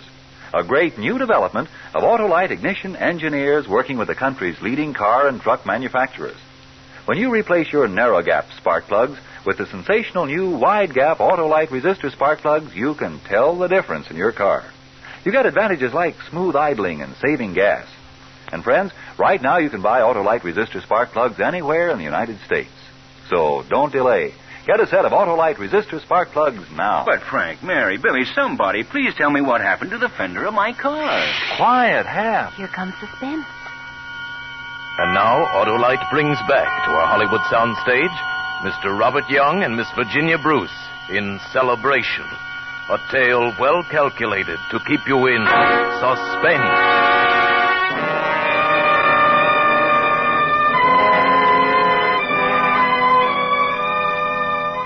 Everything was so lovely until I found that little box. I opened it, looked down at the bullets in it. What did Todd want with bullets? The box was only half full. I could hear Todd still rummaging around in the back of the car. I put the cover back on the box when I heard him coming around to the side. All set? I've got the blankets. I held the box of bullets under my purse. Come on, darling. Let's get out on that beach. You lead the way. Okay. I followed Todd 3 or 4 steps. And then I let the box slip out of my hand. Here we are. I'll spread the blankets. Come on, Emily. Let's curl up and take it easy. Thank you. Look at that lake. Todd, what were you going to do with those bullets in the car? What bullets? That imagination of yours. Oh, but I saw them, held them in my hands. The box was about half full. Come on, dear. Close to me. Here. Todd, I'm sure Darling, I saw... please. Here, put your head on my shoulder. There. My head aches, Todd. Oh, rubbing's the thing. Oh, you're hurting me. I'm sorry, darling. Oh, no. Something the matter? Oh, man. Yes. What do you want? I heard her cry as I was passing. Well, she's all right. Mm-hmm. Nice car you got over there. Yes. Thought the missus wasn't feeling well. She's all right. Lonely place here, huh? Well, I'll be getting along. Where did he come from? I thought we were alone here. Alone? We have so few moments together, Emily. I get so scared. I look it, don't I? Darling, why, when you came down the stairs today, you were radiant. Was I? Was I really? You were beautiful. Why am I like that sometimes and sometimes... You were my life, Emily. Come here. Oh, Oh, Todd. Oh, you do want me. Kiss me again. Emily. Emily, in all the world, there could never be another woman like you. You've given me more happiness than... God. God, I dream of this. I live for it. Yes, but... Emily, Todd. Emily, listen to me. Todd, please. Darling, the doctor said... What doctor? You know, when you went to see the doctor... But that was ages ago. You all talked behind my back, so I can't hear what you say. You and Mrs. Halleck. I just asked her how you were, and... You must believe I love you, Emily. Oh, I do. That's fine. Here's where we built a sand castle, remember? And the wave melted it. Oh, Todd, that day when I was caught in the undertow. But I pulled you out, dear. I was thinking, I keep dreaming about that. Sinking down into the black and you not there. I'll be with you always, Emily. Let's leave here, Todd. You said we'd go to all the places and celebrate. I mean, there'll be lots of people around. People? Yes, it'll be fun. We can have dinner at the inn. No, it'll be crowded, Emily, and... Say. Oh, it's that man again. Did you lose these things? What things? This box of bullets. Bullets? Found them in the sand, just a few steps from your car. Thought maybe you dropped them. I dropped them. See, I told you, Todd. Those are the bullets I found in the car. Is the box half full? Well, it looks like somebody loaded a gun out of it. 38 caliber, soft-nosed shell, says on the box. Oh, I'll bet I know. I let Ernie take the car yesterday. Ernie? Yeah, he's gone in for target practice. Who's Ernie? Why, he's... Maybe he got them for you. Yeah, I figured they were yours, mister. Look like they just been dropped beside your car up there. Oh, thanks. Well, Emily, if we're going to the inn, we'd better get started.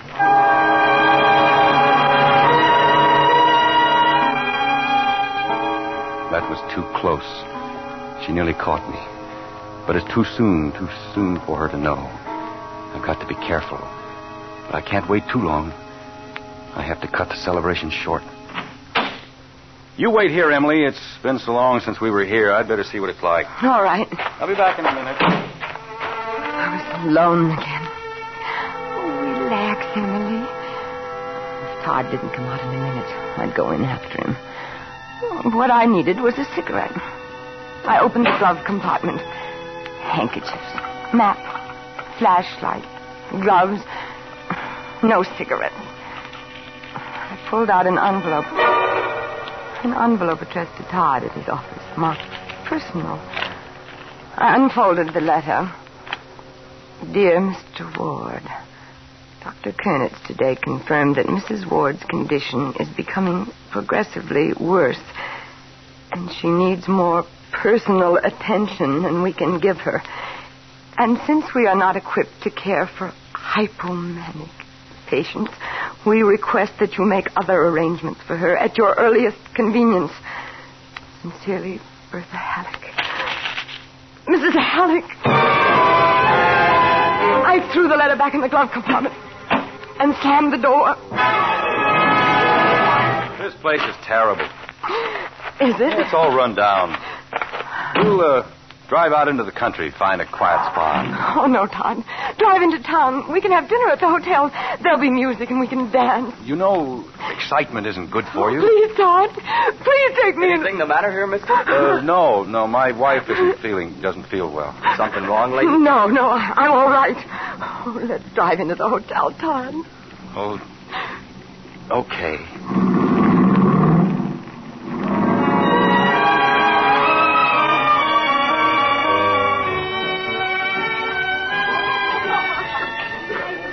Isn't this wonderful, darling? Wonderful. Let's drink to us. To us? Mm-hmm. Oh, Todd, you do really mean it. More than anything in the world. Would you care to order now, sir? Yes. What would you like, Emily? Roast beef, southern fried chicken, lobster thermidor, duck with orange? I'll have the southern fried chicken. Good. I'm afraid the chicken is all gone, madame. Oh, that's the one thing I want.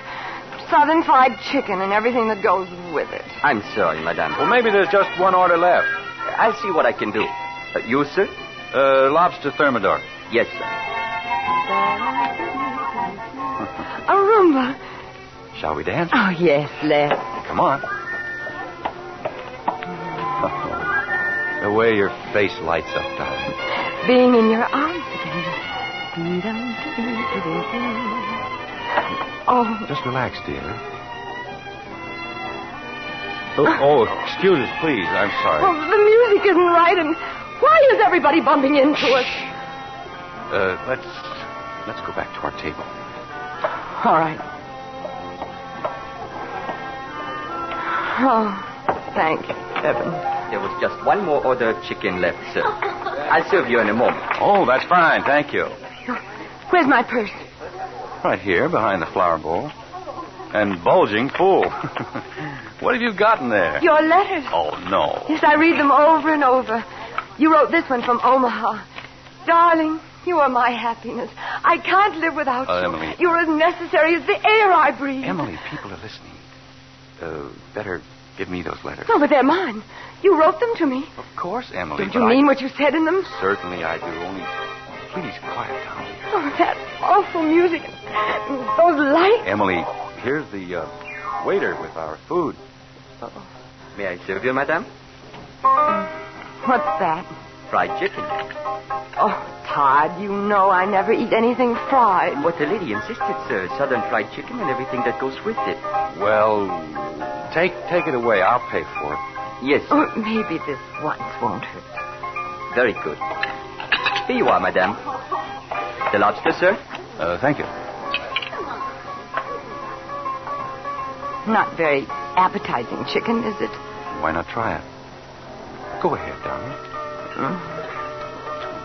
Oh, there's no taste to it. Oh, why are all these people making so much noise? Todd, take me home. I'm not hungry. I want to go home. Emily, we sublet our house 3 months ago. Don't you remember when you... When I was... Darling, we have no... Emily, dear, you must realize that we no longer have a place. Todd was talking, but I couldn't seem to hear what he was saying. Inside, I was all stirred up. The best thing we can do is get out of here. Come on, darling. We got up and left. Got into our car out on the parking lot. Where are those keys? Let's see, Todd, are you taking me home? We're going out where we can be together, alone.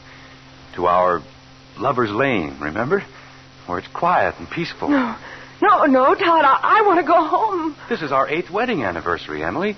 We're celebrating. Oh, Todd. Where are those keys? Well, maybe they're in your top coat in the back seat. No, they're not there. What makes your coat so heavy? Oh. What are you doing with the revolver? Give it to me. I'll put it in my pocket so it... Oh, here are my keys. Todd, those bullets were... Emily, please. Now I see what you... Now I know. Yes, now she knows. There's no time to lose. I've got to drive fast, get there, and do it. Only she could understand. Understand that it will be better this way. Better for both of us. Emily, try not to get so excited. Those bullets. You said they were Ernie's. Who's Ernie? Half an hour ago, I told you I loved you. Remember? Yes, I know you did, but... Well, I do. I love you more than living. Why are you slowing down? Here's our lover's lane. You used to call it our paradise, remember? It's so dark now. Here's our magic circle. Under our big tree. Todd, Come, darling. Come into my arms. There. You do love me. You do want to be with me, don't you? Forever, Emily. The one way we can be together forever, dear, is... No, Todd. Put that gun down. I want to live with you. I have to tell you, darling. Listen carefully. You're not well, Emily. You're never going to be well again. Oh, yes, I will, Todd. Yes, I will. I'll be a real wife to you. I'll be everything you want me to be. I can't stand living without you. We'll go together. Together? Yes. Now, rest against me, sweetheart. Close your eyes. There. Will it hurt much, Todd? Only an instant, dear. Oh, the gun is so cold on my temple. Quiet now. I'll be with you in a moment. No. Doesn't work. Emily, you kill me and leave me alone. No, Todd, don't. I won't kill you. I didn't. I won't go through with it. Emily, stop it. Stop it, Emily.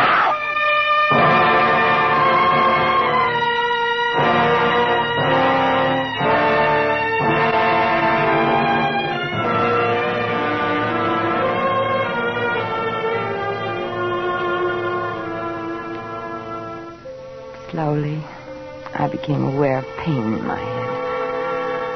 There was a smell, like a hospital. I fought to remember what had happened.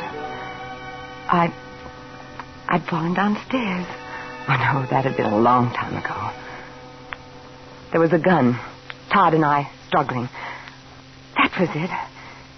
Then I heard Todd talking. Doctor, I want to tell you what happened. I think I know, Mr. Ward.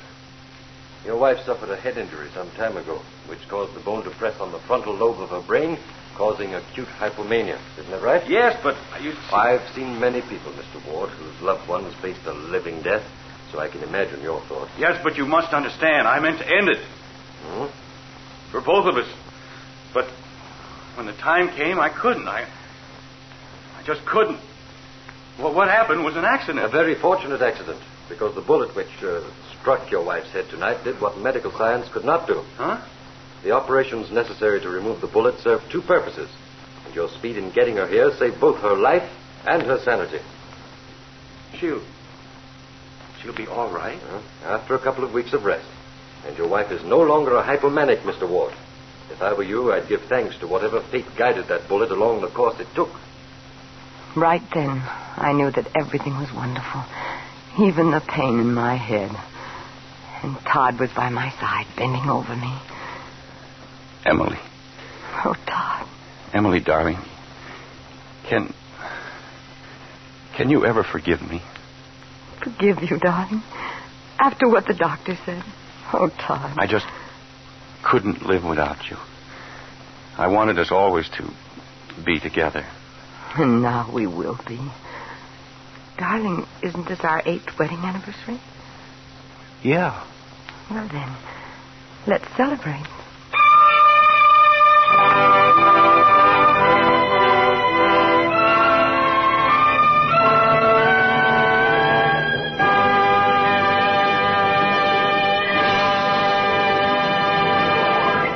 Thank you, Robert Young and Virginia Bruce, for such splendid performances tonight. Our stars will return in just a moment. What a show. What a wallop before that happy ending. Yeah, but I still want to know who walloped my fender. Your fender, Hap? Yeah. Oh, that. Well, one of the boys brushed your car when he was turning around after the lodge meeting last night. Well, I give up, Frank. Go on. Here's an important message for Autolite spark plug dealers everywhere. When you install the new wide-gap Autolite resistor spark plugs, set the spark plug gap at .040 for all cars. Let me repeat. Set the spark plug gap at .040 for all cars. And friends, get a set of the new wide-gap Autolite resistor spark plugs tomorrow if you want the improved operating performance and gas saving that Autolite resistor spark plugs have already given millions of car owners. Don't delay. Get a set of new Autolite resistor spark plugs right away. And remember, Autolite means spark plugs. Ignition-engineered resistor spark plugs. Autolite means batteries. Stay full batteries. Autolite means ignition system. The lifeline of your car.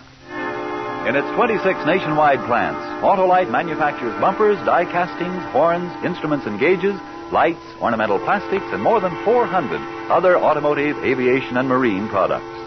All are famous the world over for their Autolite engineered dependability.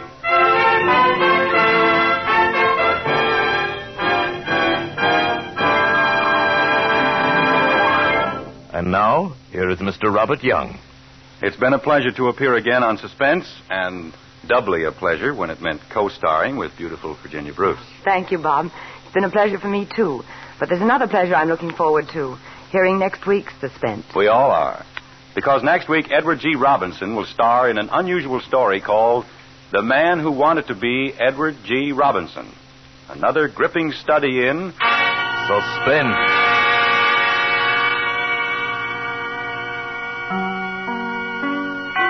Virginia Bruce may soon be seen in the Paramount picture Night Has 1,000 Eyes.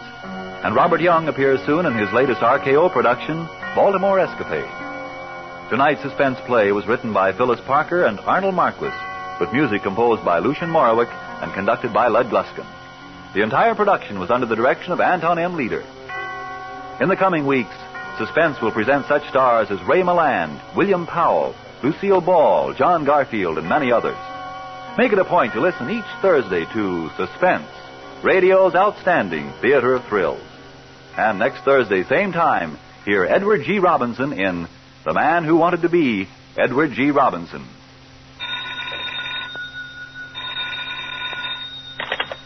This is the Autolite Suspense Show.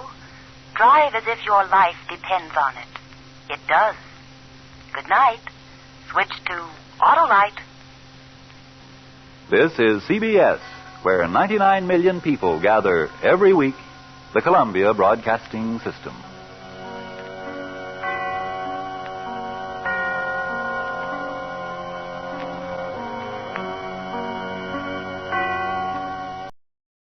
In just a moment, Autolite presents Suspense with John Garfield. Hello, Mr. Wilcox. Well, hello, Mary. Where's Hap tonight? Anaheim, Azusa, or Cucamonga? Oh, no, Mr. Wilcox. He's giving a speech at his club tonight. And he was scared to death, too. Didn't know what to talk about. Well, why doesn't he talk about those bang-up, bonus-built Autolite stay-full batteries? Why, by Cornelius, he could talk a whole evening about them. For Autolite stay-full batteries have got something that practically eliminates a major cause of battery failure. You know what it is? Why, sure, they have... No. Now, please, don't steal my thunder, Mary. Oh. Autolite stay-full batteries have an extra-large liquid reserve, which means, in plain old Wilcox language, that Autolite stay-full batteries need water only 3 times a year in normal car use. Why, by Cornelius, everybody ought to get an Autolite stay-full battery. They'd be enthralled, enthused, and thrilled. And thrilled? Oh, no, Mr. Wilcox, but shh, here comes Suspense.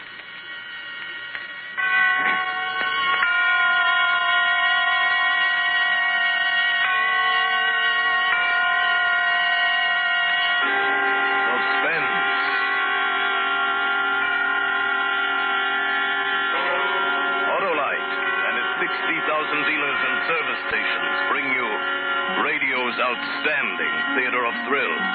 Starring tonight, Mr. John Garfield in Anton Leader's production of Death Sentence. A tale well calculated to keep you in suspense.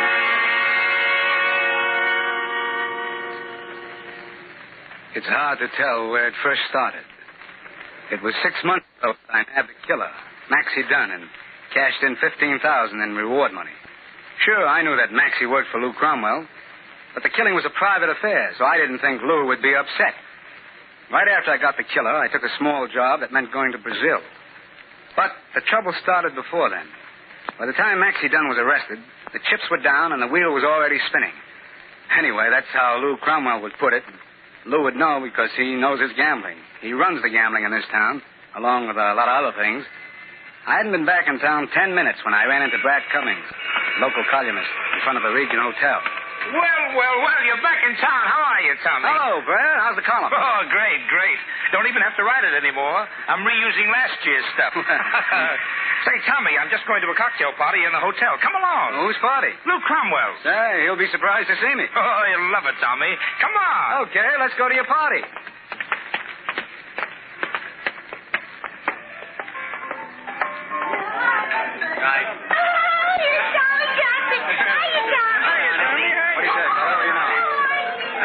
Doesn't look like Lou's shown up yet. Well, what's he celebrating? Well, he hasn't said yet. Say, why'd you come back, Tommy? Why shouldn't I? It's a nice town. Sure, except when Lou Cromwell doesn't want it to be. Meaning? Oh, nothing much. I'm only a columnist, Tommy. And like I said, I'm using last year's news, so I'm still interested in Maxie Dunn. Oh, it's a dull story, Brad. The cops couldn't find Maxie, so the widow of the guy he killed hired me. I dug up a tip on Maxie's hideout and brought him in. There happened to be a 15-grand reward, so I had myself a custom-built vacation. I guess I was just born lucky. Lou may think you ought to die the same way. I can take care of myself. Besides, why should Lou worry about it one way or the other? Well, you have done some work for him. Well, sure. I'm a private investigator. I work for anybody who'll pay me as long as the job's on the level. And those I did for Lou were, too. You don't have to argue with me, Tommy. But I told you a year ago not to get mixed up with Lou. A man has to pick one side of the fence and stay there. He can't play on both sides. I don't know, Brad. I've done pretty well at it. Until now. But Maxie was Lou's right hand, so I don't think he liked it. So he didn't like it. In the meantime, I'll... Tommy! Oh, yeah. Oh, hello there, Muggsy. Tommy, Lou wants to see you. Lou? Well, how did he know? Okay, never mind. Where is he? Not here. He wants to see you across the street in his office. Oh. Well, let's go. Back in a few minutes, Brad. Have a drink for me. Sure, Tommy, sure. I'll drink to your health.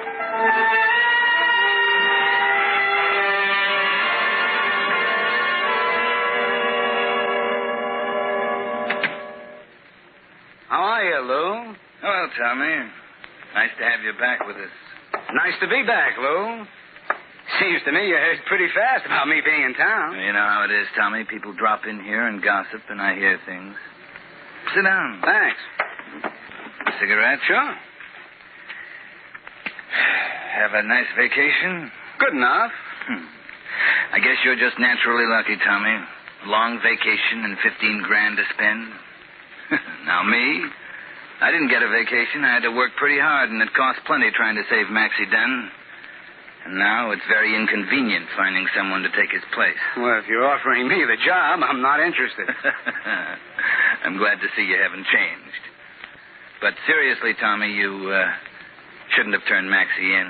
Oh, I'm sorry I inconvenienced you. No, it's not only that. You know how it is in this racket. Either you keep rolling sevens and stay on top, or you're on the bottom.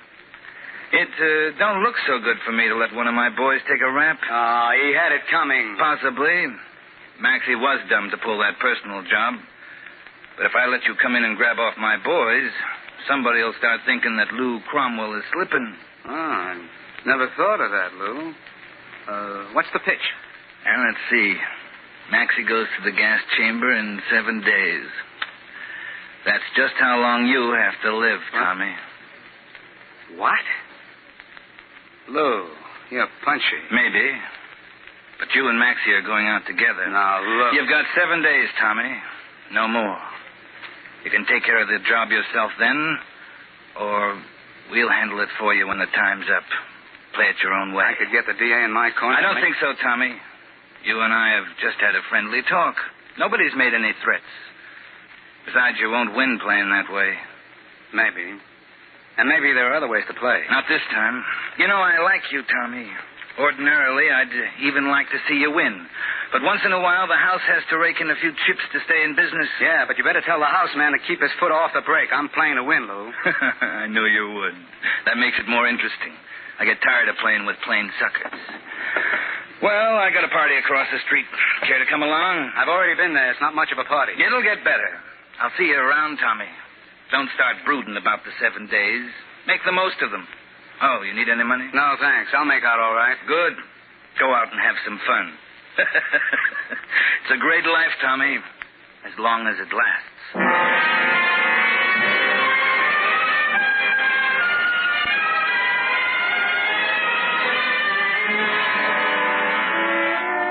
For Suspense, Autolite is bringing you Mr. John Garfield in radio's outstanding theater of thrills, Suspense.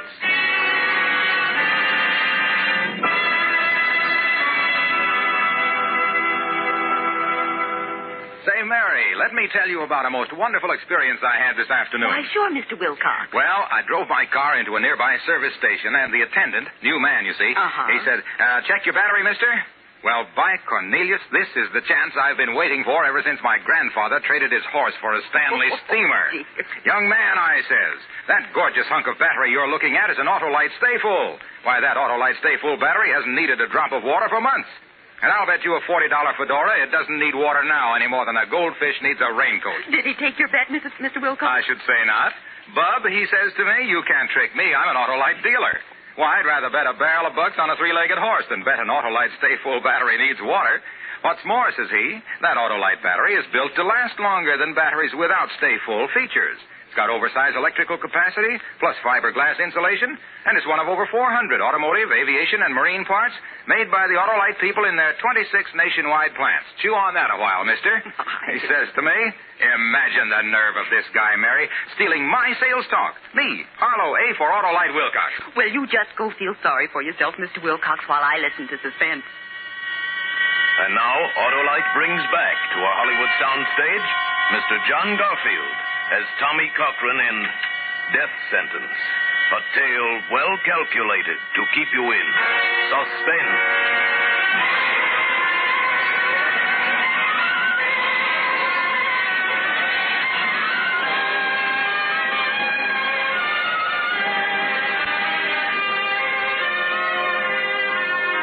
Seven more days to live.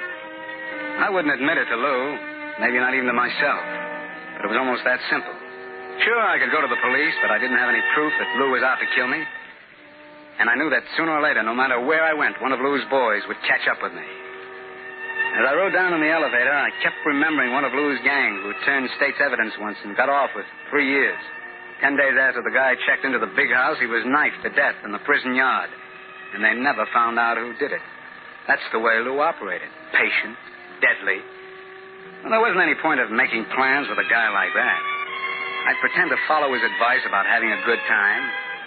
All I could do was keep on my toes and watch for an opening. Main floor, sir. This is as far as we go. Oh, thanks. It's about as far as I go, too. I didn't know just where I was going for the first stop. But sometimes it's better if you just play it off the cuff. I guess I was still thinking of the next spin of the wheel as I walked out of the building. I didn't even notice the taxi standing at the curb or the... Hey, why don't you look where you're going? I'm sorry. I hope I didn't hurt your traveling case. No, but I thought you were going to stumble right off the curb. I guess I was thinking... Say... What? You're beautiful. Well... I hope you live forever. Thanks, I'll try to. Yeah, if you find out how, let me know, will you? Where you going? Huh? Well, now, really? No, I mean, the traveling case there. Oh, to Santa Barbara. Santa Barbara, huh? Well, that's not a bad idea. Tell me something. If you had just 1 week, where would you go? Well, I do have about a week, and I'm still going to Santa Barbara. All right, honey. Thanks for the idea. Maybe I'll run into you again. You must... I tried pointing on you. Oh, hello, Muggsy. Look, will you be a darling and help me bring these bags up to Lou's office?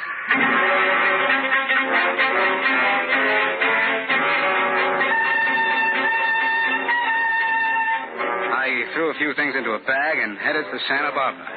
Seemed like a good place to wait for that opening. Lou would never think of me going to a pleasure resort so near. Anyway, 3 hours after I left Lou's office, I was on a plane bound for Frisco. That's right, San Francisco. When I got there, I rode around for an hour and a half in 3 different taxis, then caught another plane out for Salt Lake. From there, I swung back to Santa Barbara, checked in at the Swank Ocean Club Hotel. I was pretty sure I'd shaken anybody who may have been watching me. I could count on maybe 2 days before Lou's boys caught up with me, and by that time, I might have a plan. I wandered around on the beach a while, keeping my eyes open for the other reason I had picked Santa Barbara, and then, when I went inside, I saw her, sitting there at the bar. It was the same girl, and she was alone. Well, I beg your... Hello there. Oh, it's you. So you did come to Santa Barbara. Well, you told me, remember? I only suggested that... Yeah, I know, I'm kidding. Mind if I join you? Please do. I'm Tommy Cochran. Tommy Oh, hello, Tommy. My name's Helen Ludlow. Helen, huh? Maybe it's silly, but I was feeling like a kid in the wrong schoolhouse until I saw you sitting there. I know that sounds like the usual... No, I know what you mean. In fact, I felt the same way. Good. So now we're both happy. I guess we are. Are you here on vacation? Not exactly. I retired yesterday. What about you? I guess I retired, too, in a way. I've seen you somewhere, Helen, but I just can't remember. Probably in a show. I'm a dancer. Sure, that's it. And Top of the Roof last fall. Bad guess. That was my kid sister. She had a second lead in it. I'm strictly chorus. Strictly chorus? Well, you need a new manager. How about having dinner with me tonight and we'll talk about your career? Well, I don't know if All right. Good. It's a date. Look, Tommy, we met each other entirely by accident. But suddenly we're friends. I mean, really friends. At least, I feel that way. Yeah, I know what you mean. Go on, Helen. But we don't know anything about each other, and that's the way it's got to be. I won't ask any questions, Tommy, and I can't answer any. If we keep it like that, then maybe everything will be all right. Okay. It's a deal. I don't even know why I feel this way. Tell me if you find out. After all, I'm not a kid 16 years old. It just doesn't make sense. Yeah.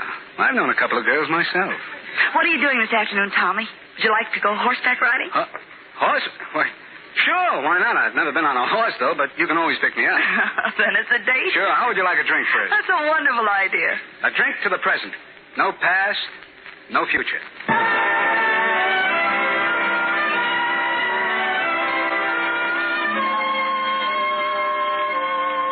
So Helen and I rode horseback in the afternoon, had dinner together, and then danced until early morning. It was great, except that it's hard to be with a girl like that and not talk about the future.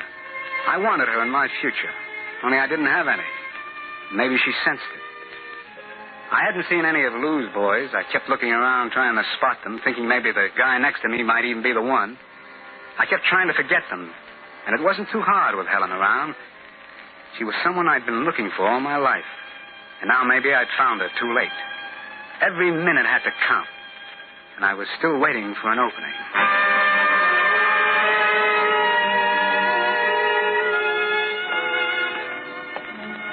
Early the next morning, Helen and I were going riding before breakfast, and for once I wasn't thinking about Lou and his boys until I walked across the lobby of the hotel.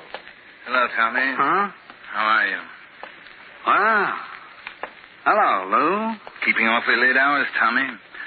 Or else you're up early? Maybe a little of both. What are you doing here, Lou? Checking in. I just got off the plane. But don't let it bother you, Tommy. You still have 4 days left.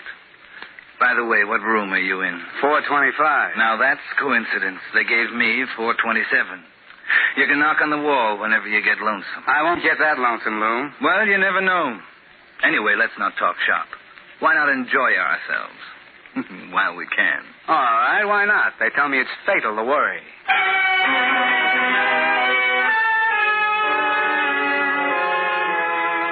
I didn't see him again that day. Helen and I took that ride, went swimming in the afternoon, and then drove down the beach for dinner. The next day was about the same, except we ended up at the hotel for dinner, and dancing, of course. Funny, I'd never cared much about dancing before. You know, you're very good at it, Tommy. Even terrific. Dancing? Uh-huh. Oh, I used to be a gigolo. Tommy, did you really? Yeah, no, I'm kidding, Helen.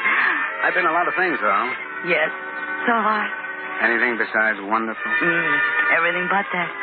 Things have been rough sometimes. It's that kind of a world. It may not look it in a place like this. Soft lights and white tablecloths, nice clean people eating nice clean food. But down underneath, it's still rough. You can forget it, though, while the music keeps on playing. Yeah. How long are you planning to stay in Santa Barbara, Helen? About a week.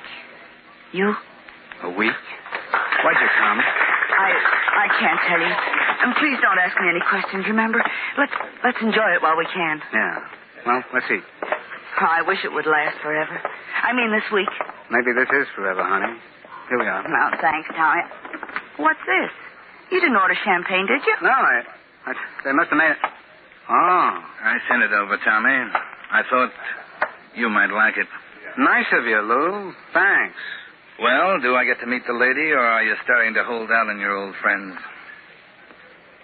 Helen, this is Luke Cromwell, Miss Ludlow. How do you do? You two make a lovely couple.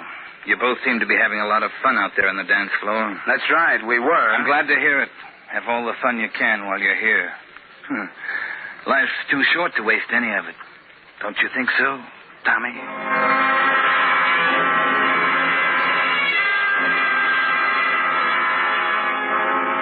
Well, 3 more days went by.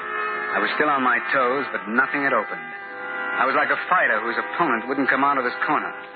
I spent every minute with Helen. We weren't kidding ourselves any longer. We knew this was the biggest thing that ever happened to us. We'd both been kicked around a lot and made mistakes and played the game on a bluff, trying to get things we thought we wanted. And now we knew we had what we wanted. Only I knew how long it could keep. And there were times when I thought Helen guessed it. Maybe it was because she didn't ask any questions, as though she already knew the answers. Finally, it was nearly noon of my 6th day. I had a date for an early lunch with Helen, so I walked down the hall to her suite. I guess I was about 10 feet away when her door opened. All right, honey. And we'll leave it that way. Just see that you deliver in 2 days. Thanks, Lou. I'll try to. Tommy. You haven't changed rooms, have you, Lou? Tommy, it's all right. I knew Lou before I came here. That's right, Tommy. Helen and I are old friends. Oh? I thought I introduced you. That was just a little idea of mine. I've got to run along now, Helen, unless Tommy has something he'd like to talk over. No, Lou, just run along real fast. Take it easy, Tommy. It may not make you live longer, but you'll be happier. See you around. Would you like to come in, Tommy? Thanks. All right, let's have it. How do you happen to know Lou Cromwell? Tommy, doesn't everybody know Lou or know of him? Yes, but you know him. How come? Well, I was a dancer. I met him somewhere. You know how it is. Yeah, I know how it is. Why didn't you tell me the other night when he sent us the wine? He obviously didn't want me to, and I don't see how it mattered. What did he mean before about you delivering in 2 days? Tommy, I can't tell. Why don't you leave it that way? I can't answer questions. You've got to, Helen. You know how I feel about it, and I thought you felt the same way. Oh, Tommy. It's too late now for that no-question stuff. I don't have the time. You've got to answer. Please, try to understand, Tommy. I came here in the first place because of Lou, because he forced me to. What do you mean he forced you? Because of my sister. What are you talking about? It's true, Tommy. She's just a crazy kid, and she got mixed up in something. Lou could make it tough for her if he wanted to. I mean really tough. Okay, so he forced you to come here. Why? To do something I didn't want to do, but that I had to. What? I can't tell you, Tommy. I didn't want to. Believe me, I have to, and that's all. All right. I believe you. Oh, Tommy, I guess we're the kind of people who never win, no matter what. Helen, I've done some pretty foolish things, been around a lot. I know what you mean. But it's never been like this. I've never been in love with anybody before like this. Oh, that goes for me, too. Will you do something for me? Something important? What, darling? Marry me tonight. Tommy, Please, honey. I don't know. What do you say? I never wanted anything so much. And I ought to have just one thing I want. We both ought to. All right, Tommy. Tonight. We were married at 8 o'clock with a hotel musician playing Oh Promise Me on a pint-sized organ. And then Helen went to her suite to change for dinner. At least that's what she thought. But I had a different plan. I was going to make my own opening and take her along. Oh, I ordered the dinner all right and made a big noise about it in the dining room, and then I went straight to my room. A charter plane was already warmed up and waiting at the airfield. And I had a taxi at the rear door of the hotel. This was going to be a fast break. And I wasn't even taking any luggage. Nothing. Except Helen and me. And a .38 automatic strapped down under my coat. It was about a half hour later when I finally went down to Helen's suite to pick her up.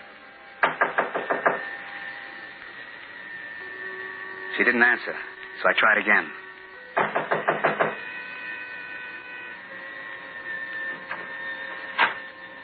The door was unlocked. Helen? Tell me, Helen. She wasn't in the sitting room or the bedroom, so I finally opened the door to the bath. I looked around, but she wasn't in sight. Then just as I started to leave, she fell. She'd been propped up in the tub behind the shower curtain. But she fell out, hitting with a horrible limp sound. She was dead. Strangled.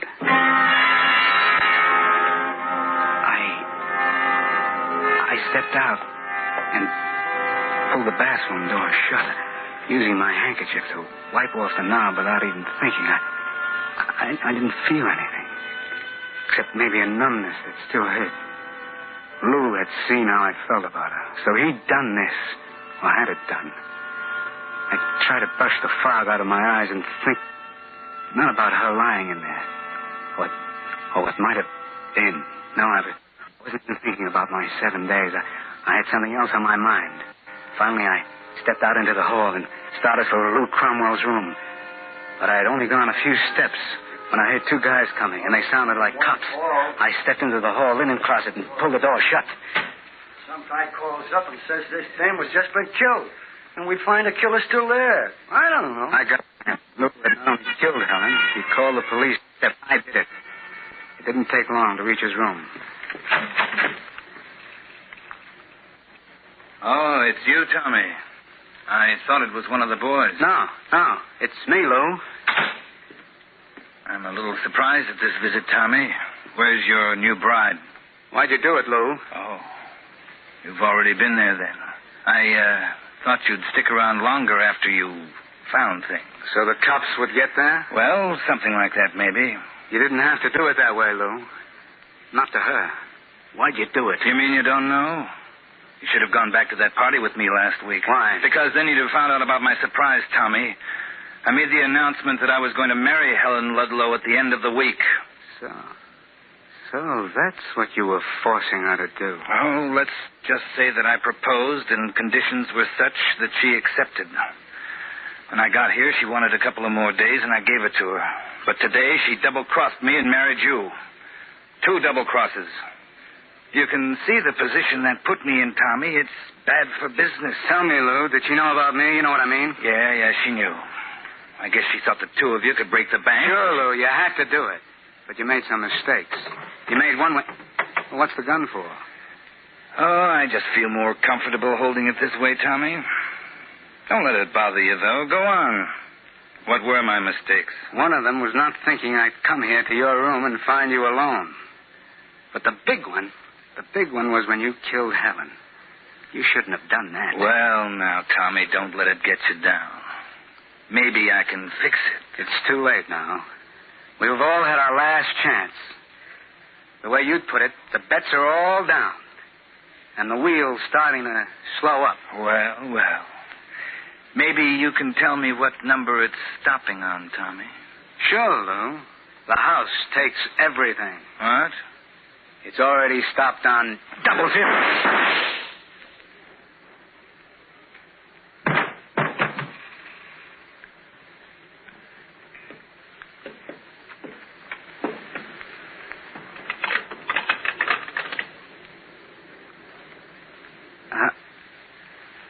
Hello? Desk clerk?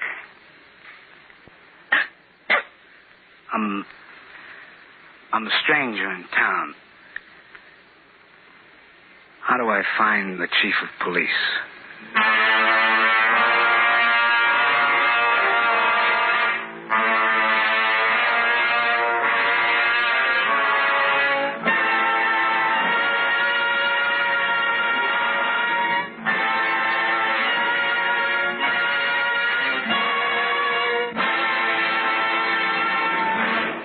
Thank you, John Garfield, for a splendid performance.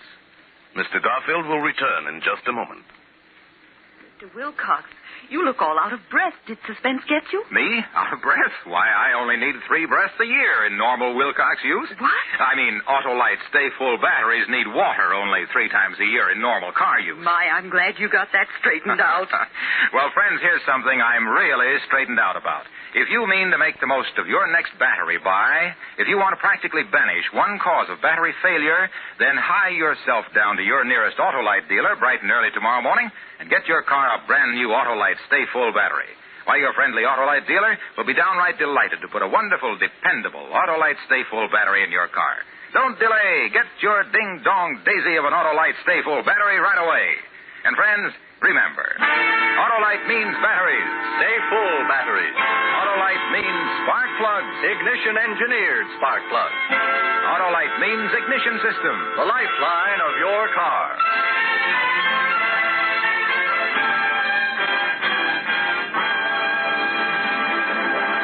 And now, here again is Mr. John Garfield. It's been a great pleasure to appear here tonight with this great cast of suspense actors.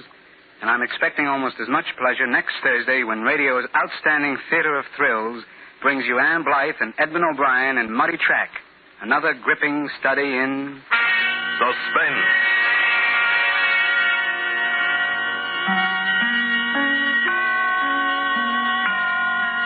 John Garfield Garfield will soon be seen starred in the Roberts production Force of Evil, presented by Enterprise Studios and released through Metro-Goldwyn-Mayer. Tonight's suspense play was written by Lou Lusty and Les Crutchfield, with music composed by Lucian Morawek and conducted by Lud Glusky.